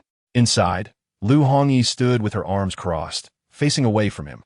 The black long dress hugged her figure, and her smooth back radiated a delicate charm, resembling a graceful curve. "Are you still looking?" Suddenly, Lu Hongyi's voice rang out in the changing room as she turned her head to glare at Jiang Lang. "Sorry, I just didn't expect you weren't wearing a bra." Jiang Lang snapped back to reality, feeling a bit awkward. Lu Hongyi's blush deepened as she enunciated each word. "I brought breast stickers." Chapter 450. A last-ditch effort? Lu Hongyi murmured as she looked at the poster. Turning to Jiang Lang, she asked, "Are you sure? I saw online that it seems to be some kind of anti-fraud thing. Anyway, it sounds pretty boring. And I've heard that there are only newcomers inside, and their acting is very stiff. I advise you not to have any hopes." Jiang Lang did not agree with Lu Hongyi's words. The script, A Last-Ditch Effort, was considered upper-middle level among the cultural gifts he received. According to the description, it garnered a lot of attention in that so-called parallel universe Earth. The cultures of Huagua and another country in the parallel world are quite similar. It wouldn't be reasonable for one to succeed while the other fails. That just doesn't make sense. As for stiff acting, others might not know. But Jiang Lang was quite confident in Wei Hongling. After all, she had been rigorously trained by those veteran actors while filming Crazy Racing. It should be no problem. However, Jiang Lang certainly wouldn't say these things to Lu Hongyi. He merely said lightly, "This movie is produced by my company." Lu Hongyi's face showed a hint of surprise as she turned to take a closer look at the poster. When she saw that the producer and investor listed was New Era Entertainment Media Company, she exclaimed in surprise, "New Era Entertainment Media Company, is that yours?" Chapter 451. Shidan Sihiwan in the West District of the capital. This place was the house he entrusted Li Hai to find when he came to the capital. Mainly, he didn't like staying in hotels all the time. Perhaps it was because he stayed in hotels too much when he was in the Magic City. He preferred the feeling of home. The property was handed over this morning, but it was registered under the company's name, so Jiang Lang didn't have to come in person. The building area is 63,835 square meters, with 35,547 above ground and 28,288 underground. The alley at the entrance is also a 4-lane road, making it easy to enter and exit. The total price is $1.6 billion, which is not expensive, but also not cheap. The boss has arrived. Lu Lei turned his head and said to Jiang Lang behind him. Jiang Lang got out of the car, looked at the red-walled courtyard in front of him, and glanced at the 2 stone lions at the entrance, nodding in satisfaction. The main gate looks quite good. Lu Lei smiled and agreed. The location is also good. Just go south and you'll reach the Jiang family courtyard in about 10 minutes on foot. To the west is the National Grand Theater, which has performances from time to time. Jiang Lang nodded slightly. Let's go in and take a look. The two casually looked around inside. The layout was nice, a 4-bedroom, 3 living room, 3 bathroom type with 2 floors. Chapter 452. Listening to Li Hai, Jiang Lang frowned slightly. Sneaking tonight? What if the person runs away by then? After thinking for a moment, Jiang Lang looked at Li Hai. Take me over first. Let's take a look. Then we'll decide. Okay. The group quickly arrived at their destination. The village was outside the town, at the foot of a somewhat remote mountain. They drove to the village entrance, which connects to the main road, national highway, of the town, and stopped. Because the road into the village is a mountain path, rugged and uneven, cars cannot pass at all. Even riding a motorcycle would be difficult. The group had no choice but to park the car by the roadside and walk along the mountain path. About 20 minutes later, an extremely desolate village appeared in Jiang Lang's sight. The buildings were old and dilapidated, with eaves missing and debris hanging. There were probably less than 10 households, giving a very bleak and sorrowful feeling. As they walked into the village, they saw several bodyguards confronting the villagers at the entrance, faintly hearing a few shouts. If you don't leave, we'll call the police. You're not welcome here, and the person you're looking for isn't here. Do you really think we, the people of Jiangjia village, are afraid? Chapter 453. Following the woman into the village, Jiang Lang keenly noticed that in those dilapidated low houses, curious eyes were watching him. Unexplainably, it felt a bit creepy, until they approached the house at the center of the village. Jiang Lang turned to Li Hai and the others and instructed, you stay at the door. Until everything is clear, I don't plan to let others know about the Jiang family's matters, nor do I want anyone to know my relationship with the Jiang family. Li Hai and Lu Lei exchanged glances but nodded and stood guard outside. The woman led Jiang Lang to the innermost part of the house and then stopped. She turned to Jiang Lang and slowly said, you can go in by yourself. I won't disturb you. Jiang Lang nodded. Looking at the somewhat dilapidated door in front of him, took a deep breath and pushed the door open. Inside, it was quite dark. The lighting was not good due to some design. An old, thin man sat on the bed with his back to Jiang Lang. You're here? The hoarse voice echoed in the room. The old man turned around, staring intensely at Jiang Lang, his murky eyes making it impossible to guess what he was thinking. Jiang Lang frowned as well, observing the other party. The clothing was worn out, full of patches, his hair was gray, and his body was hunched, showing that life had not been easy. Chapter 454. In the car, Jiang Lang held the note, deep in thought. This note was left for him by Jiang Sheng. It recorded the names and contact information of those who were still alive after the internal strife in the Jiang family, including names and addresses. If he wanted to rebuild the Jiang family, these people might provide some help. However, Jiang Lang didn't hold much hope for this and was also not interested in rebuilding the Jiang family. To put it bluntly, the so-called Jiang family was just a name to him, with no sense of belonging. His memories in childhood were in the poorest southwestern region of Huaguo. He imagined that those so-called descendants of the Jiang family who were lost outside probably thought the same way. Shaking his head, he put the note away and took out a photograph. The photo was somewhat yellowed, showing a family of 3. The man was handsome and somewhat resembled Jiang Lijun when he was young. The woman was curvy, wearing a qipao with the fashionable curly hair of the millennium, looking somewhat like Jiang Ting, holding a small baby. Jiang Lang looked at the woman in the photo, his expression thoughtful. Huang Manru, Jiang Ting's real biological mother, and also the head of the Huang family in the capital. Chapter 455. As the words fell, the sound of fireworks erupted. A guard team appeared, escorting the national flag to the base of the flagpole. The audience seemed a bit restless. The VE arrived. The VE finally arrived. Keep it down, be quiet. Do you understand? As the flag was raised high, the national anthem rang in their ears, and everyone looked solemn. Then the leaders rode in a military vehicle past Tiananmen, over the Golden Water Bridge, and after the report from the parade commander, the military parade began. Look at the steady and heroic steps of the marching formations and their unwavering spirit. Look at the synchronized movements of the equipment formations and their overwhelming momentum. Look at the imposing and precise flying of the aerial formations. Wow, they're so damn cool. Each of them is over 8 meters tall, walking with a powerful presence. The women's team is also not bad. Each one is beautiful. Wow, the J-20 is out. This is the first time I'm seeing it up close. It's so damn cool. Speaking of which, the frequent appearances of the J-20. Does it mean that our country has even more impressive fighter jets? J-23, J-25? Be bold and say J-30 directly. Chapter 456. The noise came. There was some commotion at the entrance of the banquet hall. Wow, Miss Wang is finally here. Let us hurry over to welcome her. We can't neglect her.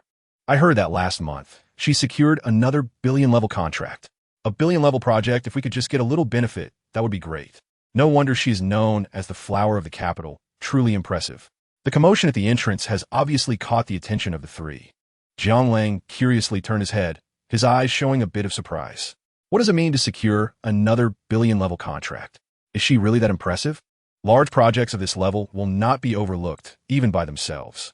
Unfortunately, ahead, the crowd is dense and the view is blocked, making it impossible to clearly see the appearance of the incoming person, but it must be some remarkable figure.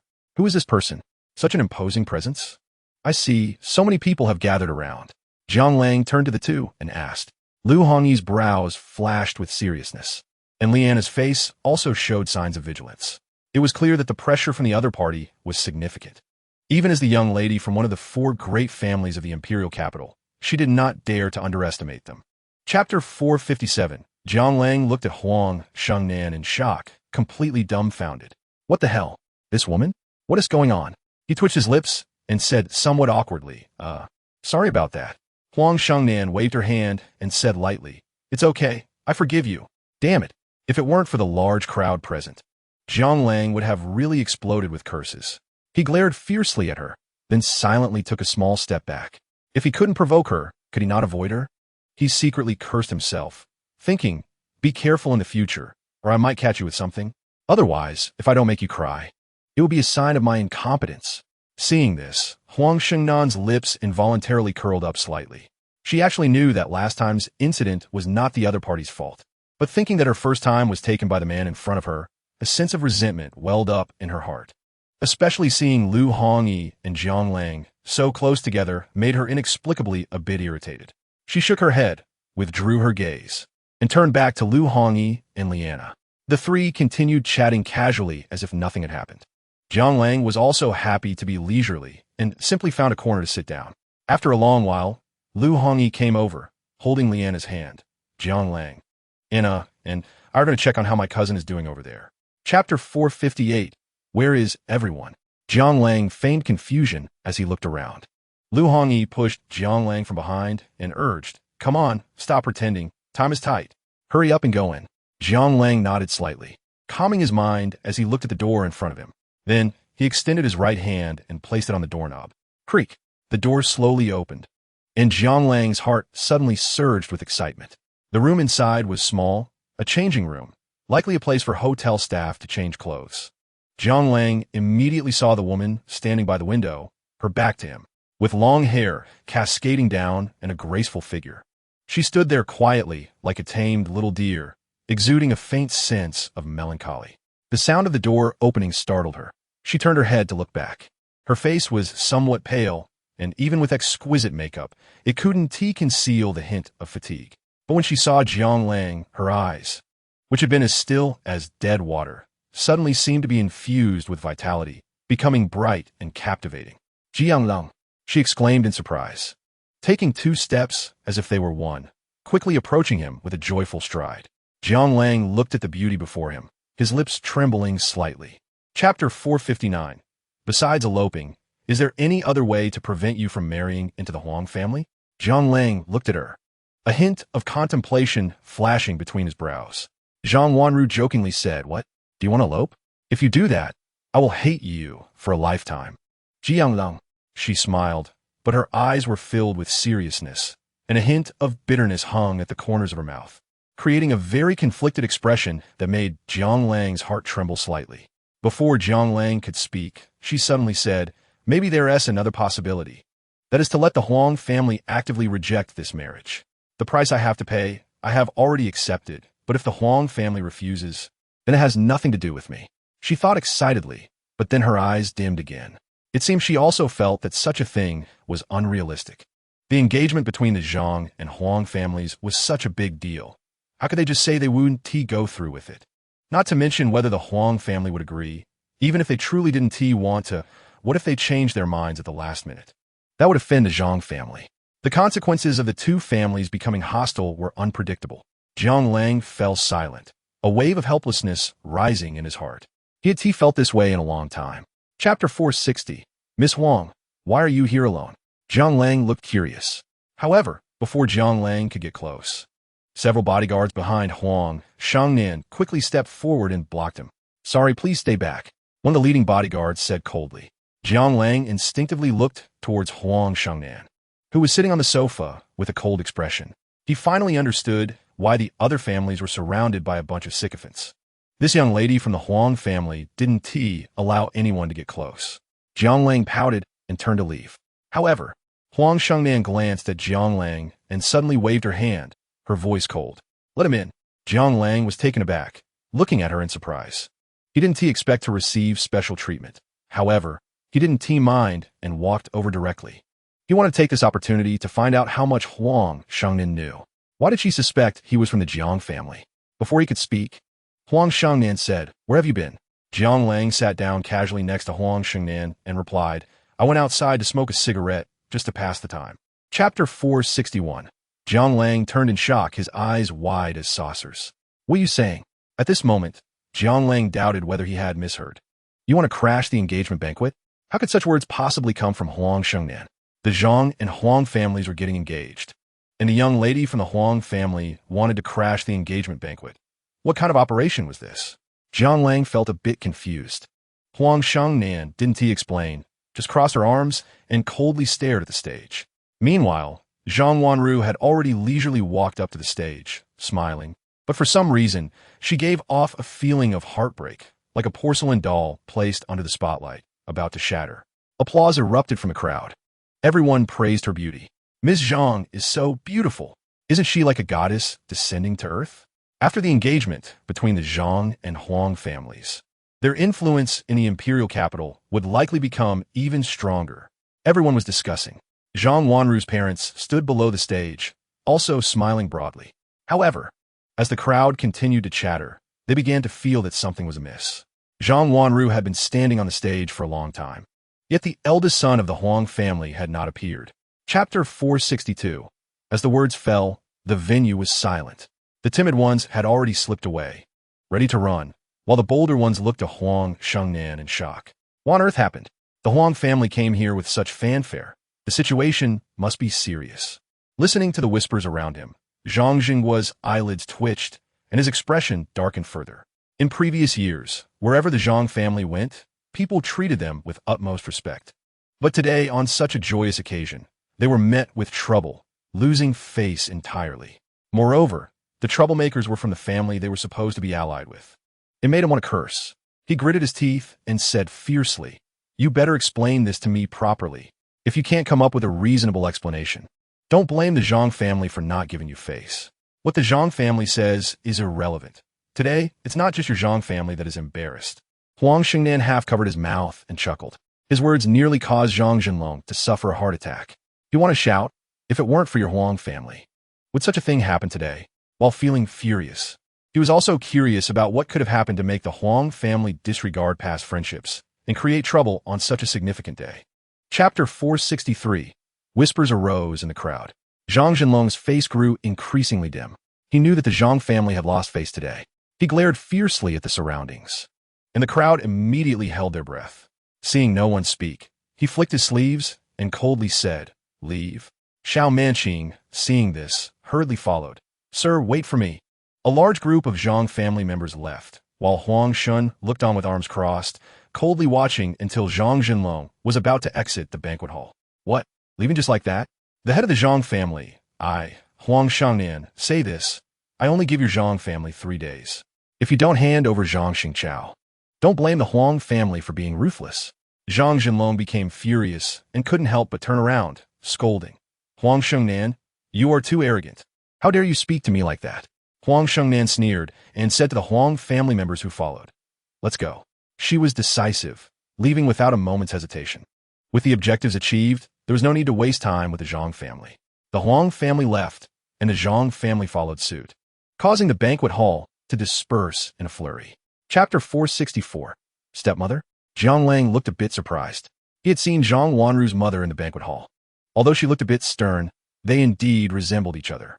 How would you be a stepmother? As if sensing Jiang Lang's confusion, Lu Hongyi embraced Zhang Wanru and gently explained. Xiao Manqing is a substitute found by Zhang Jinlong. When she was young, my cousin's biological mother, also my aunt, died in a car accident.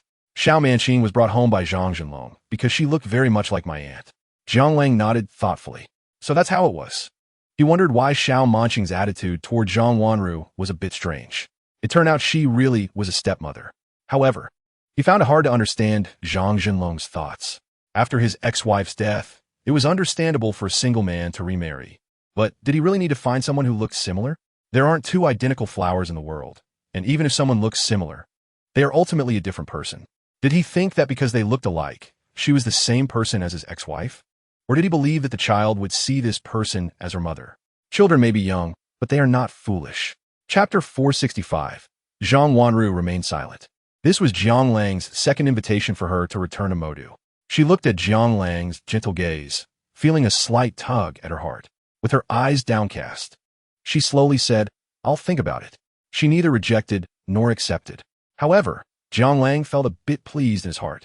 He feared that Zhang Wanru might want to stay at home, unwilling to part with that tiny bit of kinship, which would be troublesome. As long as she was willing to consider it, it meant there was hope. Nevertheless, he still maintained a calm demeanor and said lightly, it's fine to think about it a bit more. Lu Hongyi watched the two and suddenly felt inexplicably uncomfortable. What about me? She pouted and asked. Jiang Lang chuckled lightly. What? You want to go back to Moda with me? Sure, as long as you want to. Lu Hongyi was momentarily at a loss for words. Unlike Zhang Wanru, she didn't need to escape her family. Her parents treated her well, and she had 2 older brothers. So family matters didn't concern her. If she ran back to Modu for no reason, she couldn't imagine how harsh her mother's reprimands would be. Pouting, her arms crossed, she pretended to dismiss it. Humph, who cares? Just like that, the group chatted and laughed, completely forgetting the earlier unpleasantness. Chapter 466. Meanwhile, Liana was also feeling dazed, feeling weak all over and her head spinning heavily. Especially in her chest area, it felt like it was on fire, which was very uncomfortable. She hazily opened her eyes to see a white ceiling and the sun hanging in the sky outside, not knowing when it had appeared. The glaring sunlight made her blink, and she became a bit more alert, shaking her head slightly. Her gaze lowered, and she looked down at her chest. Just moments ago, she had felt a burning pain in her chest while dreaming, not knowing what was going on. And she saw a rough, big hand vigorously rubbing her chest. Her face turned pale in an instant. She stiffly turned her head and saw a man and 2 women. No, with her included, 1 man and 3 women, all sprawled out on the bed. Jiang Lang lay in the middle of the big bed, wearing nothing but a pair of shorts. Lu Hongyi and Zhang Wanru's long dresses were still on, but perhaps due to rolling over in their sleep last night, both of their dresses had flipped up, revealing their long legs and cute little underwear. Chapter 467. Jiang Lang cleared his throat and stopped talking. He simply waved his hand for Lu Lei to go down first.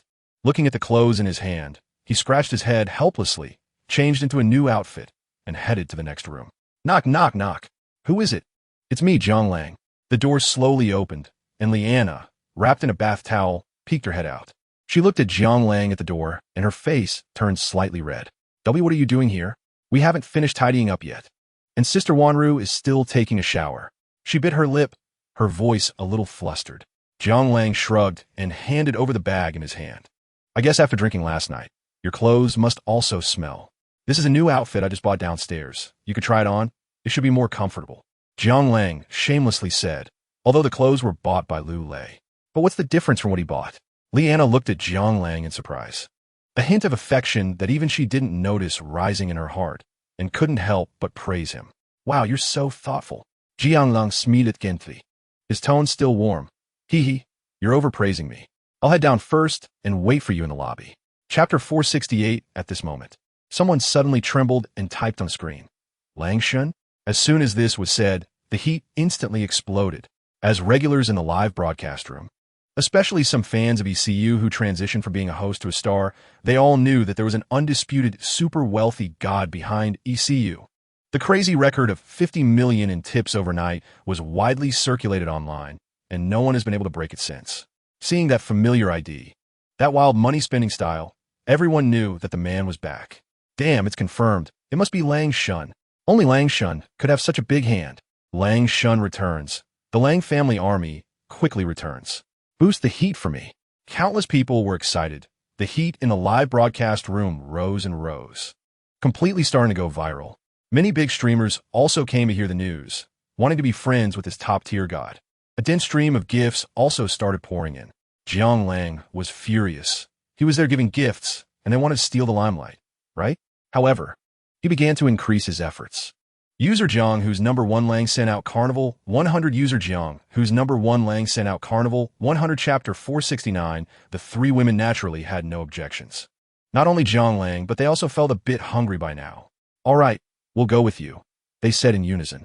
Seeing this, Jiang Lang didn't hesitate and set off with them. The capital Jingzhou in one of the top restaurants in the capital, but this restaurant is quite special. It is a vegetarian restaurant, the first Michelin 3-star vegetarian restaurant in Huagua, and also the world's first Michelin 3-star restaurant with an additional Green Star Award, making it the only Michelin 3-star vegetarian restaurant in the world. Saying it is the No.1 in the vegetarian world is not an exaggeration. Jiang Lang was actually not very interested in so-called vegetarian restaurants. After all, he was a meat eater, but this one, being able to achieve Michelin 3-star status solely with vegetarian food, did pique Jiang Lang's curiosity. The restaurant is located in a key cultural protection area in the Dongqing district, adjacent to Yonghe Temple, situated between Chengxian Street, Guozijian, Confucius Temple, and Wudang Hutong. The entire restaurant is beautifully decorated, exuding an artistic beauty of ancient architecture. White walls, bamboo forests, begonia flower courtyards. Everything appears antique. It was Jiang Lang's first time in such a vegetarian restaurant, and he was genuinely curious as he looked around. Chapter 470. Jiang Lang was stunned. He looked at Zhang Wanru in shock. He bit his lip and said with a wry smile, "You already know?" Zhang Wanru looked at Jiang Lang quietly and nodded slowly. "Not only that, but I also know that you have other girlfriends in Modu." Jiang Lang looked at her probing gaze, fell silent for a moment, and ultimately nodded. He didn't want to admit it, but he was even less willing to lie. It would be unfair to the other women. From the very beginning, he had made such plans. If he was a scumbag, then let it be clear and thorough. Zhang Wanru's face instantly turned pale. Perhaps she couldn't accept this fact for a while. Tears flowed silently down her face, instantly ruining her makeup. At this point, Jiang Lang was at a loss for what to do. He wasn't the type of man with a hard heart. He couldn't bear to see someone he liked cry in front of him. Jiang Lang anxiously scratched his head, pacing back and forth beside Zhang Wanru, not knowing how to comfort her. Please don't cry." Jiang Lang's face, for once, showed a hint of panic. Zhang Wanru wiped her tears, stubbornly refusing to look at Jiang Lang, and turned to walk ahead. Jiang Lang secretly cried out in distress, worried about Zhang Wanru's well-being, and could only quietly follow behind her, not making a sound. Chapter 471. After taking a shower, Jiang Lang comfortably lay on the bed, looking at the ceiling above. He rarely felt relaxed.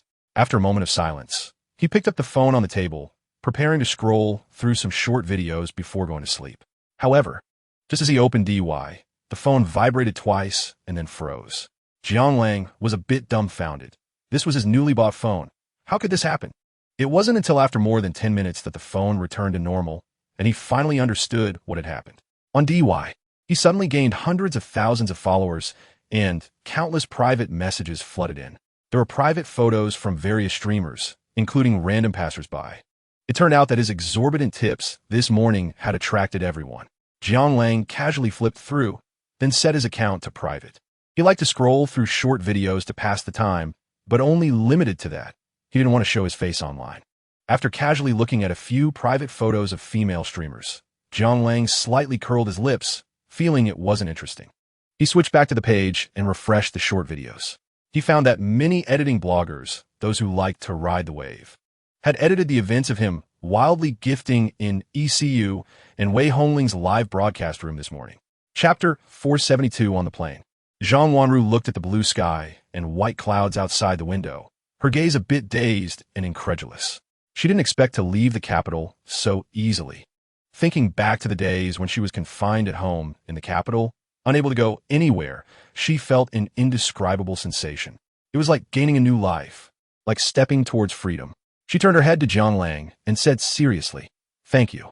Jiang Lang raised an eyebrow, waved his hand, and looked a bit casual. "No need to be polite, you're welcome." The two chatted for a while, and seeing that Zhang Wanru was not in a good state, Jiang Lang knew she hadn't slept well last night. He took her to one of the rooms on the plane and gently said, "You rest for a while. When we arrive in Modu, I'll come and call you." Zhang Wanru nodded slightly.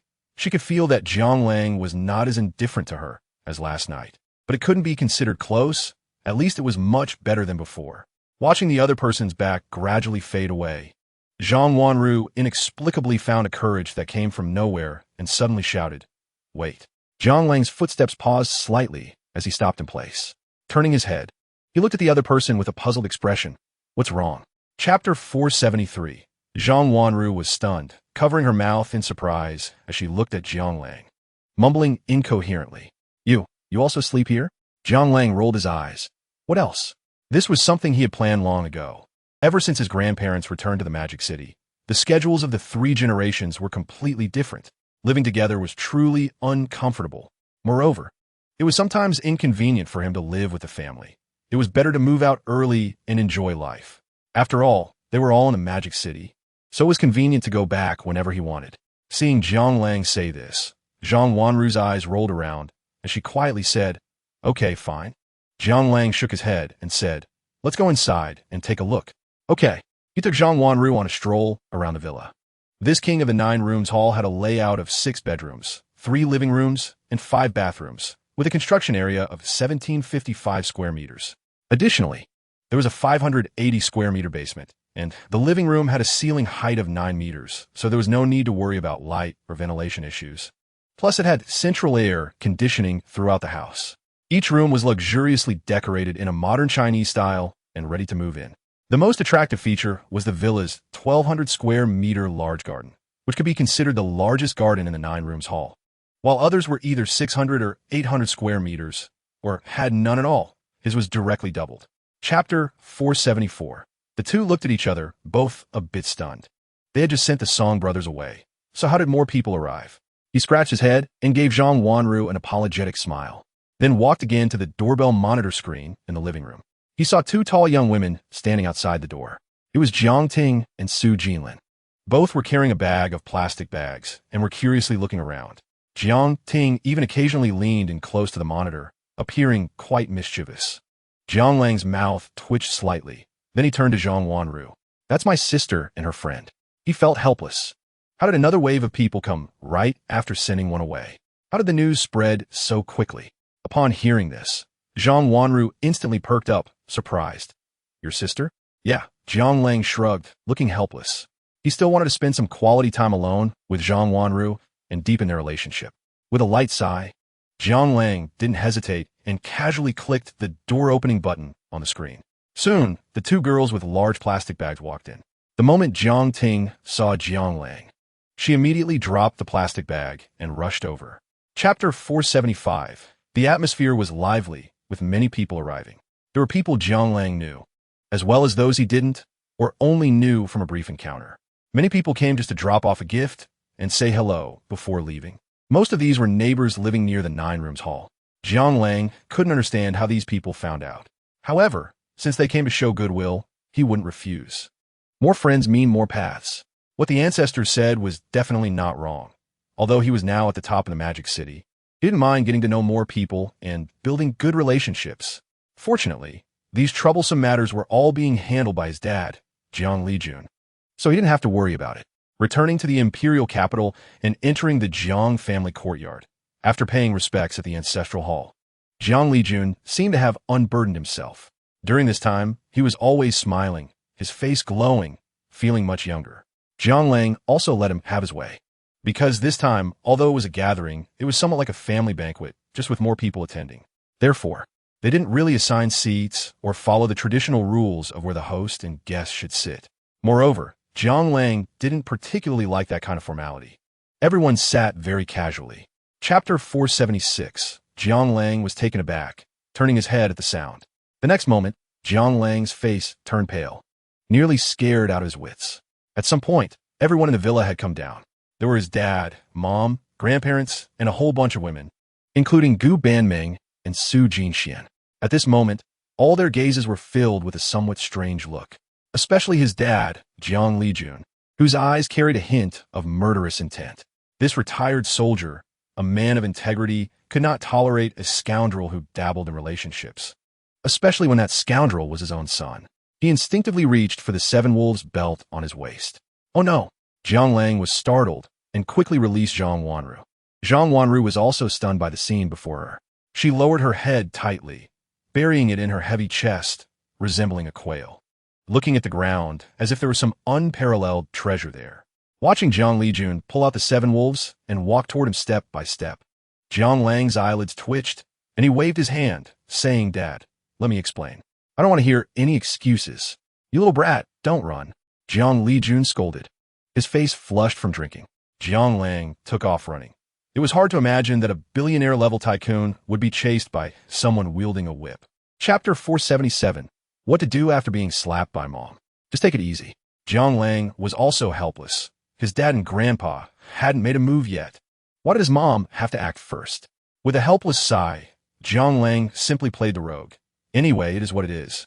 It won't help if you hit or scold me now. As the saying goes, one who is not in the right is bold.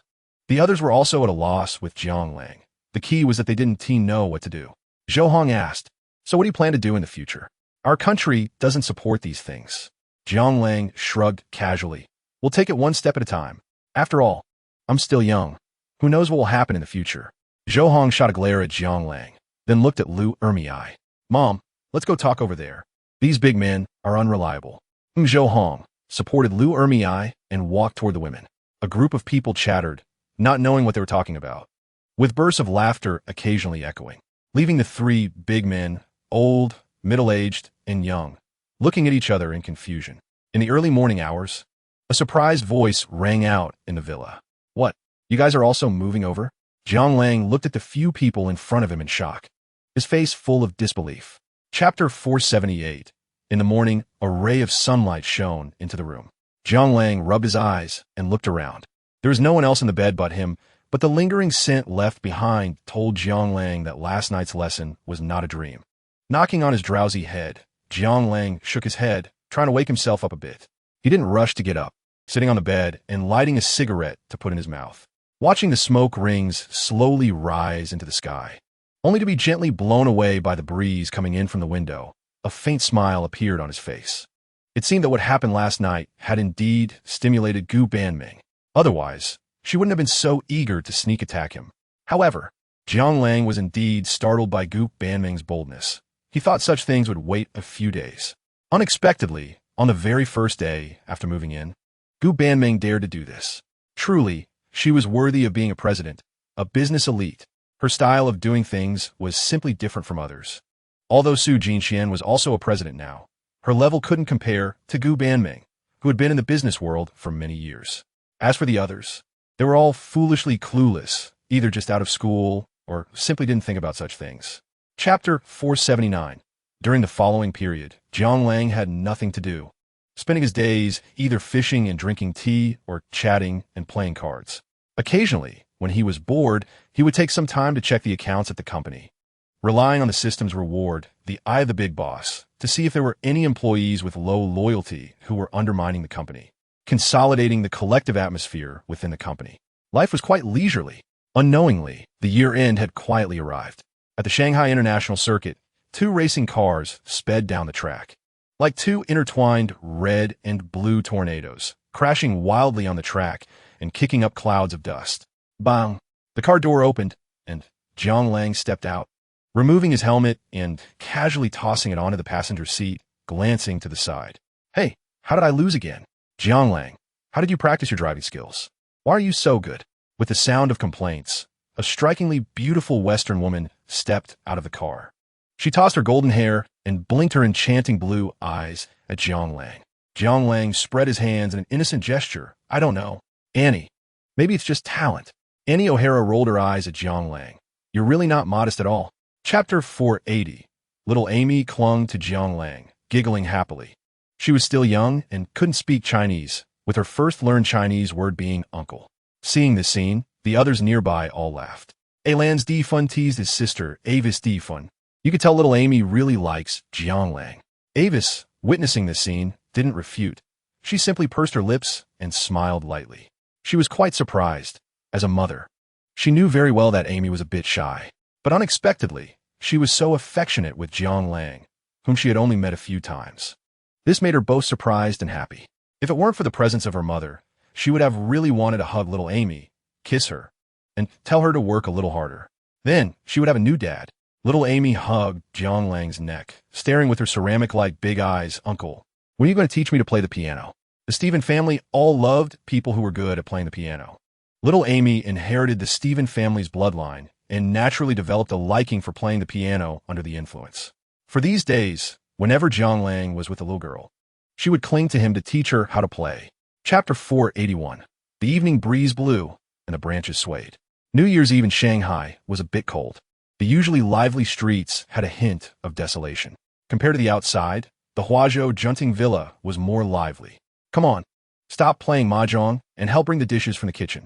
Jiang Lang called to the people in the living room, who were eating sunflower seeds, watching TV, and playing mahjong.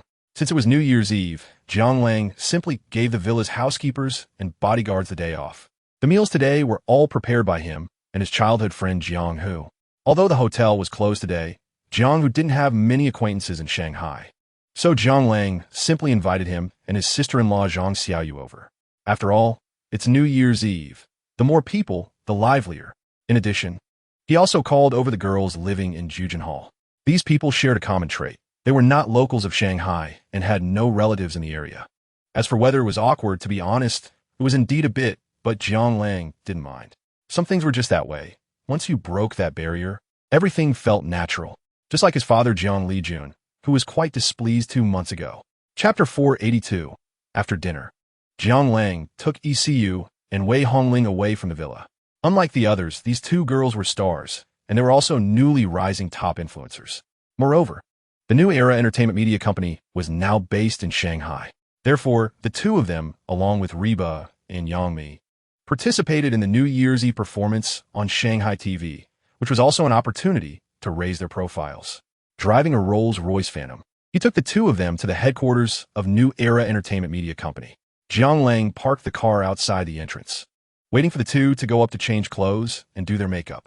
As new top influencers, they had signed contracts, and there were specific clothing, cosmetics, and bags for formal outings. Everything was quite particular. While waiting, Jiang Lang sat in the car, bored, playing on his phone. He didn't go up, finding it troublesome and also fearing the hassle. After all, working overtime on New Year's Eve was already tough, and seeing the chairman come to inspect the company would make things even harder, right? He understood the hardships of working people. Scrolling through DY, he watched various videos about New Year's Eve. Events like the light show at Shugong Park in the capital. Large-scale music and fireworks shows in the Kangbashi district of Ordos City in Inner Mongolia. Drone performances lighting up the night sky at the Shio amusement park in Suzhou. And grand New Year's Eve fireworks welcoming the new year in Zhuhai's Chimelong Ocean Kingdom, etc. Chapter 483. This New Year's Eve party on Shanghai TV was very grand. It aired from 7:30 p.m. until midnight, themed with all our might. Open a more beautiful future, gathering many artists and role models to take the stage, showcasing vibrant energy and co-creating a beautiful future. There were numerous star guests competing for attention, with Yangmi, Reba, and many other top influencers shining brightly. The venue was packed with dazzling lights, and the atmosphere was explosive. Jiang Lang wasn't a fan of celebrities, but at that moment, He couldn't help but join in the cheers with the crowd. Until around 10:30 p.m., ECU and Wei Hongling took the stage again, and they even sang a new song together. The atmosphere reached a new peak. Although Wei Hongling is not a music major, she is still a student at the School of Arts and is close friends with ECU. Influenced by her surroundings, her understanding of music is much stronger than most people. As soon as the two began to sing, the applause was thunderous. One can only say that they truly deserve to be the new top stars. Their fan influence is indeed a bit exaggerated. The shouts of the fans made Jiang Lang's head buzz, and he could hardly hear what the two were singing on stage. Half an hour later, Chapter 484, New Year's Eve. Countless unfamiliar people exchanged blessings and prayers. Jiang Lang had only seen such scenes on television before. Now experiencing it firsthand stirred a vague and indescribable emotion within him. It felt wonderful, intoxicating. Happy New Year, bro. Jiang Ting raised 2 glasses of red wine and walked over. She handed 1 glass to Jiang Lang. Jiang Lang shot her a glare. Drink less. After saying that, he smiled and raised his own glass, gently clinking it with Jiang Ting's. Happy New Year. They downed their drinks in one go, and Jiang Lang casually asked, "By the way, do the boss and mom know you're out?" Jiang Ting nodded, leaning against the railing on the deck. "Of course they know, but you know them. They're older and go to bed early." Jiang Lang nodded in agreement. The sleep schedules of older and younger people are completely different, and they generally go to bed quite early. At this moment, ECU walked over with her phone. "Langgu, Mi Jie is on the phone, asking if you want to go play." Saying this, she handed the phone over. "Hello, Director Jiang, where are you?" Chapter 485, with these stars joining. The atmosphere became even livelier. After all, being able to sing and dance is the basic skill of these people. Next were many second-generation rich kids from the club, both male and female. "I'm going Langgu. Wow, so many beauties and big stars here today." Zhao Zhenlong teased with a nonchalant attitude. The two leaned against the railing on the deck, holding glasses of red wine, enjoying the New Year's Eve night scene of Magic City. Jiang Lang smiled and shook his head slightly. "You came over just for this." Zhao Zhenlong shrugged, looking bored. "Hey, it's not interesting." Jiang Lang was slightly surprised. "Aren't you the one who loves beauties the most? Have you changed?" Zhao Zhenlong's face showed a hint of bitterness, and just as he was about to speak, a crisp, teasing voice came from behind. "He is currently hot and heavy with Zhang Xiao. Who would dare to flirt around?" Zhao Yinyu walked over, looking at her older brother with a teasing expression. Jiang Lang was slightly astonished. Zhang Xiao was Gu Banming's personal assistant and also the eldest daughter of the Zhang family. If one were to say that Zhang Xiao was materialistic, Jiang Lang wouldn't believe it. After all, she was the eldest daughter of the Zhang family, with a family fortune in the billions, one of the top real estate companies in Magic City. Chapter 486. Jiang Lang instinctively followed the sound and looked over. He saw Jiang Ting wobbling over with a glass of red wine, her face flushed, clearly a bit drunk. Frowning, Jiang Lang stepped up and snatched the wine glass from Jiang Ting's hand. He reprimanded, "Why are you drinking so much? Drink less." Jiang Ting he cupid, shaking her head and slurring, "Others called you to come play, so I came to find you." Jiang Lang sighed in relief and looked at Zhao Yinyu. "Can you help me keep an eye on her? I'll go take a look." Zhao Yinyu supported the swaying Jiang Ting and nodded slightly. "Okay." Back in the cabin, it was still lively inside. After Jiang Lang had a few drinks with everyone, he said his goodbyes and prepared to leave. Naturally, the girls followed him out. However, there were still some club members and a few minor stars who stayed behind. As for what these people were thinking, Jiang Lang was well aware. They were trying to use their looks to seduce others, hoping to climb the social ladder and take shortcuts. It was all just a game of scoundrels, and Jiang Lang couldn't be bothered with them. After all, he couldn't keep up with a night of partying. Chapter 487 Ding. Congratulations to the host for unlocking a new life milestone. Please keep up the good work. Ding. Congratulations to the host for gaining the talent skill, Unyielding. At this moment, the room was very quiet. Only the low sound of breathing could be heard. The air was filled with an indescribable mixed scent. ECU and Wei Hongling, tongues out, stared blankly at the white ceiling, resembling characters from an anime. Jiang Lang, who was smoking, listened to the prompt sound in his mind, his expression slightly bewildered. Before he could react, a trembling voice filled with fear rang out. "Langgu, you. Jiang Lang instinctively looked towards the voice, which belonged to ECU. Then, following her gaze, he looked down, and his expression became somewhat complex. truly a towering pillar. 6 o'clock in the evening. Tired from a day of work, Zhang Wanru returned to the Jujiantang villa. She had found a new job in the field of artificial intelligence, which was somewhat related to her previous major. Living a 996 lifestyle, she was now a standard working person, which was quite a change for someone who used to be a young lady. Entering the villa, she took off her high heels and walked barefoot on the marble floor. Chapter 488. Su Jinxuan's eyes widened in disbelief as she looked at Jiang Lang. What? Here to play? No, say that again. She doubted whether she had just misheard and quickly asked again. Jiang Lang chuckled and rubbed her cheek. Of course it's a joke. Do you really believe that? Inner Mongolia in mid-January is not a place for people to stay. Although it hasn't snowed yet, one can't be sure when it will. And it would be freezing cold. You would have to be crazy to come here to play. Su Jinxian rolled her eyes at him and then said, Then what are we doing here? She was shivering from the cold and just wanted to return to the city quickly, check into a hotel, take a hot shower, and relax properly. Jiang Lang pursed his lips, looking seriously at Su Jinxian, and asked, Jinxian, do you remember your dream? Su Jinxian looked at him in confusion, hesitated for a moment, reached out to touch Jiang Lang's forehead, and wondered, not feverish. Jiang Lang rolled his eyes, swatted her hand away, and said irritably, Do you remember when we were at that restaurant in Inner Mongolia? What was it called? You said you dreamed of having your own ranch, where you could raise cattle and sheep, and also ride horses and stuff. Chapter 489. After signing the contract, Jiang Lang and the others hurried back to the city. The Shangri-La Hotel in Ho-Hot is considered one of the top hotels in Ho-Hot, a 5-star establishment. The room area exceeds 38 square meters, and there are also 11 service departments to meet the needs of different guests. The hotel has 5 floors of luxurious executive rooms, providing guests with exclusive amenities, services, and privileges, including private meeting rooms, express check-in and check-out procedures, complimentary breakfast and cocktails daily in the VIP lounge, etc. The hotel is located in the Haiyang commercial area on Zhongshan West Road, less than 1,000 meters from the city center, or rather, it is situated right in the heart of the city. With beautiful views of Qingchang Park, it is adjacent to the Children's Exploration Museum and the Ho-Hot Sports Center, and just a 5-minute walk to the one-stop leisure shopping mall cluster, including Haiyang, Victoria, Wangfujing, etc. The location is excellent and transportation is convenient. At this moment, in the luxury executive suite of over 100 square meters, Su Jinxian, who had just taken a hot shower, comfortably returned to bed, leaning next to Jiang Lang. Jiang Lang smiled and casually wrapped his arm around her slender waist. You didn't even dry your hair before coming out. Su Jinxian nestled against Jiang Lang and sweetly said, You help me dry it. Chapter 490. Jiang Lang walked over, his eyes curious. It's nothing. Su Jinxian came back to her senses and slightly shook her head. Then, she turned to Jiang Lang and asked, Brother Lang, are you really going to let us go back with you for the new year?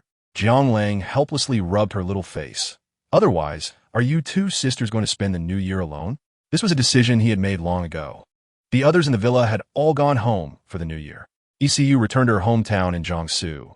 Gu Banming was originally from Shanghai. Otherwise, she wouldn't have known Zhao Yinyu since childhood. As for Wei Hongling, she went back to the western region, which is Xinjiang. Jiang Lang had known about this since he first met Wei Hongling, before they became a couple.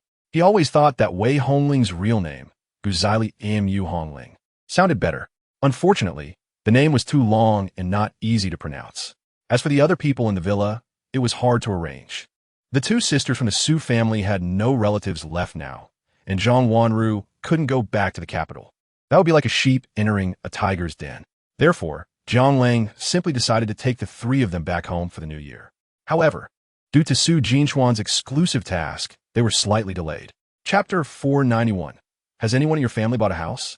Or bought a car? How much is your son's monthly salary? How much was a year-end bonus? Does he have a girlfriend? He is not coming back alone for the new year, is he? Mom Zhou Hong said, while shaking her head, her face growing more excited. In the past, their family had often been mocked by people in the village. They said having a college student was useless, earning only 3,000 yuan a month, and it would be better to enter a factory and work. This time, they could finally hold their heads high. Nowadays, everyone seems to be free. They can't even manage their own affairs, yet they have the time to meddle in others' business.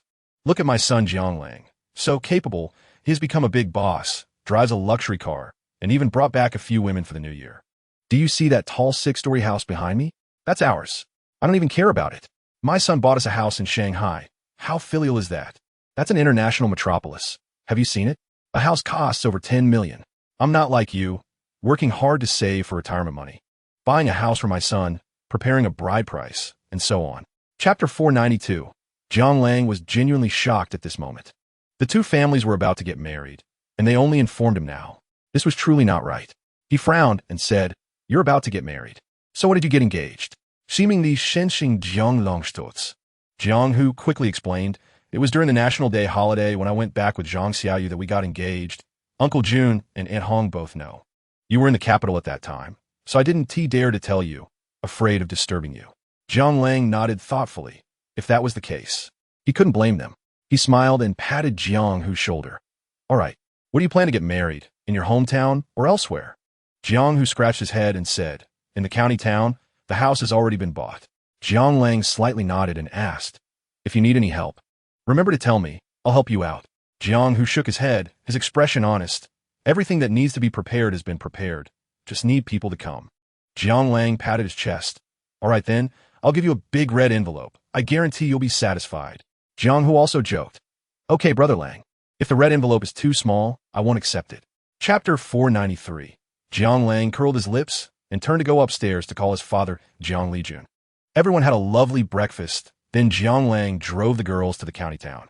Tomorrow is the Spring Festival, and the streets are filled with a festive and joyful atmosphere. The streets are crowded with people buying New Year's goods and having fun. It's bustling and lively. Red lanterns are hanging high, and street vendors are displaying all sorts of New Year's goods. The colorful candies and various lanterns are dazzling. Everyone walks around, buying things here and there.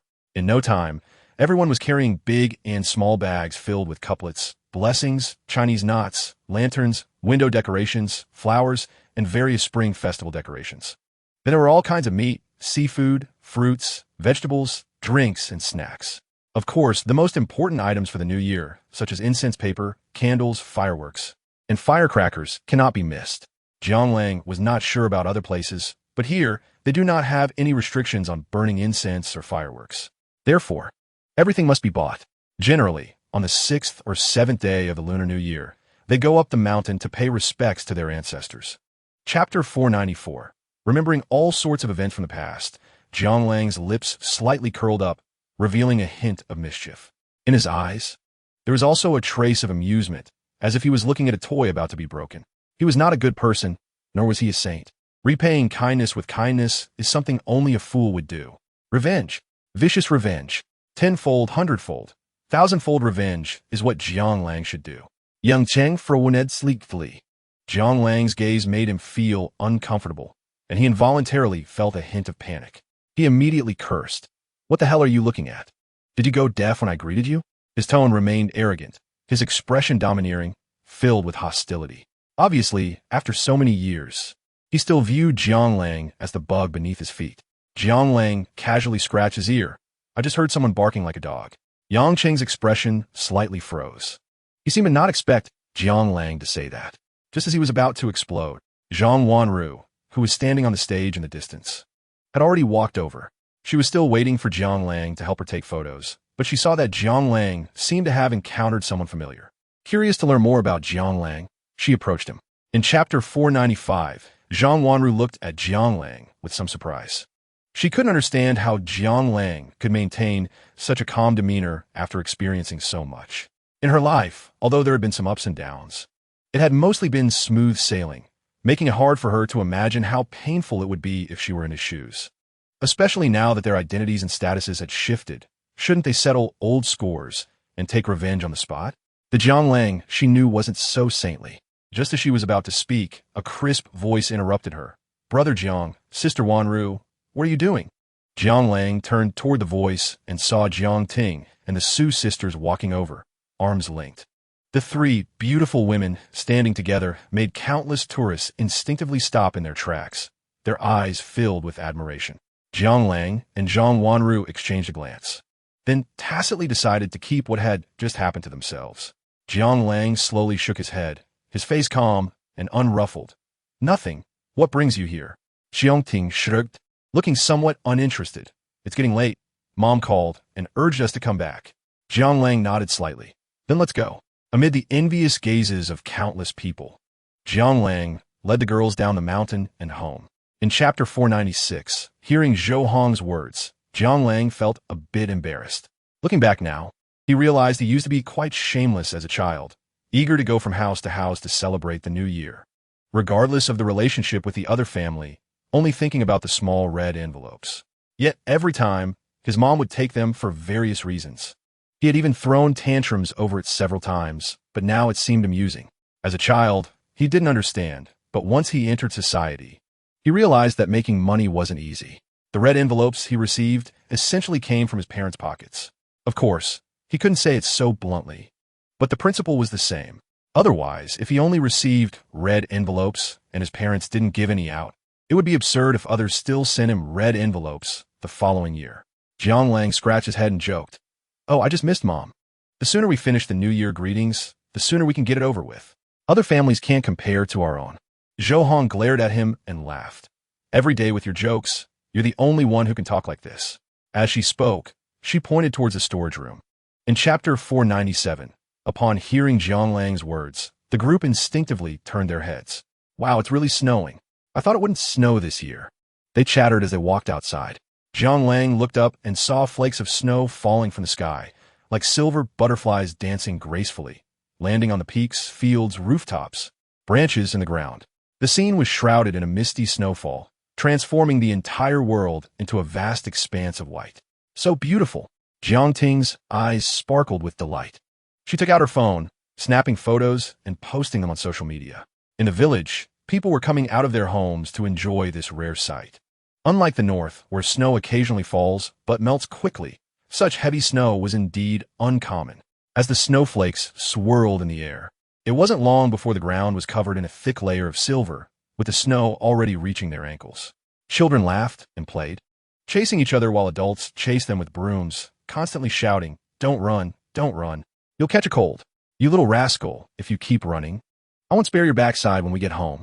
In chapter 498, Zhang Xiaomon's face showed a hint of grievance, and tears fell from the corners of her eyes. Only heaven knew how happy she was today. She knew the relationship between Jiang Lang and Jiang Hu, and she knew that Jiang Hu would definitely come on his wedding day. In order to make a good impression on Jiang Lang, she had dressed up early and put on a beautiful new outfit, hoping Jiang Lang would notice her more. However, when Jiang Lang saw her for the first time, all he showed was disdain with no extra emotions. She couldn't understand why it was like this. She had only made the mistakes that every girl might make. Why couldn't he forgive her? If it were someone else, seeing such a beautiful girl like Zhang Xiaoman looking heartbroken and wiping her tears, they would probably feel pity for her. Yet, the more Jiang Lang looked, the more irritated he became. Seeing her remain silent while crying louder, Jiang Lang suppressed his impatience and said coldly, "Why are you crying? I didn't bully you. If you have something to say it quickly. Don't waste my time." Zhang Xiaoman looked at Jiang Lang's cold expression, her heart aching slightly. "Can't you forgive me? I was wrong. Can't you just forgive me this once for all those years of feelings we shared?" In chapter 499, the air seemed to cool suddenly. Everyone looked at each other, and it was Jiang Ting who finally stepped forward. He has already been taken away by the police for attempted murder. He probably won't be coming out. She gritted her teeth, her voice cold and chilling. Jiang Lang fell silent, staring at the ceiling, his thoughts in disarray. He still couldn't understand why Zhang Xiaoman wanted to kill him. Was it love turned to hate? But wasn't it she who had given up on him first? After a long pause, he slowly spoke. "You all go out first. I want to rest." Everyone exchanged glances, sensing Jiang Lang's poor mood, and quietly exited the room. The door slowly closed. Faintly, a sigh seemed to echo in the ward. The next day at noon, the usually quiet ward was filled with laughter. The air was thick with the smell of barbecue and beer. Jiang Lang looked at the few people in the ward, joyfully playing and watching TV, and a hint of despair flashed in his eyes as he slightly twitched his mouth. Can't you all consider the feelings of the patient? In chapter 500, Chung. Long time no see. Su Jinxian pulled Jiang Lang forward, picking up the phone that had fallen to the ground, and smilingly greeted Chen Changqing. Only then did the other party react, covering her mouth with her hand, looking at the two people in front of her, then glancing at the Pagani parked at the hotel entrance, her eyes wide in disbelief. "How could you guys?" She was stunned, feeling completely dumbfounded. Some things once missed at birth, are hard to come by later. For the Pagani Huayra, it's the same. This supercar, priced at tens of millions or even close to 100 million, was not available at birth and is unlikely to be in the future. Chen Chengsheng is not the type of person who only wallows in self-pity and complains about her grievances. She also believes that knowledge can change destiny. But no matter what, it's impossible to drive such a luxury car right after graduating, right? To put it bluntly, even if one were to engage in some illegal dealings, it wouldn't be achievable. Jiang Lang and Su Jinxian looked at Chen Chengsheng, who was stunned in place and couldn't help but exchange smiles. Jiang Lang was the first to speak. Beauty Chen, stop staring. We don't have flowers on our faces. Hurry up and take us upstairs. Chen Chengsheng bit her lip. She really wanted to retort. Chapter 501. He swallowed hard, mustering the courage to glare at Jiang Lang. What are you looking at? Did I say something wrong? Who knows if you guys got your goods from somewhere, pretending to be rich. Saying this, he spat on the ground with a look of disdain. The others in the box also came back to their senses and started criticizing. Of course, it's definitely goods. Old Yang, you must be mistaken. Jiang Lang's family doesn't live in the countryside. Where would the money come from? If there's no money, then stop pretending to be big shots. 200 million outfits? What a joke. Yang Cheng's voice chimed in. He patted the seat next to him and smiled lewdly. Sue, since something happened at home, why not ask your old classmates for help? Going to be a hostess? If this gets out, you'll ruin our class's reputation. Come sit next to me. I'll help you. After saying that, he licked his lips, his eyes sizing her up with ill intent. Anyone could see what he was thinking. The crowd chimed in one by one, their tone full of mockery. Even some girls were no exception, wearing expressions of ridicule and glee. Chapter 502. The man curled up, holding his head, crashing heavily to the ground, his eyes bulging, letting out a painful wail. Blood dripped from his head, and the liquor from shattered bottles fell in gaps, pattering on the ground, emitting an indescribable smell in the air. This scene startled everyone in the room. The originally cheerful noise came to an abrupt halt, and everyone looked at Jiang Lang in horror. No one expected Jiang Lang to suddenly strike out, and without restraint. It was as if he was out for blood. Yang Cheng stood up with a bang. At this moment, he didn't care about his injured leg and shouted angrily, Jiang Lang, you are outrageous. Today is a class reunion. How dare you hit someone? Are you seeking death? It should be noted that the person Jiang Lang hit was one of his former lackeys. Jiang Lang doing this was like slapping his own face, right?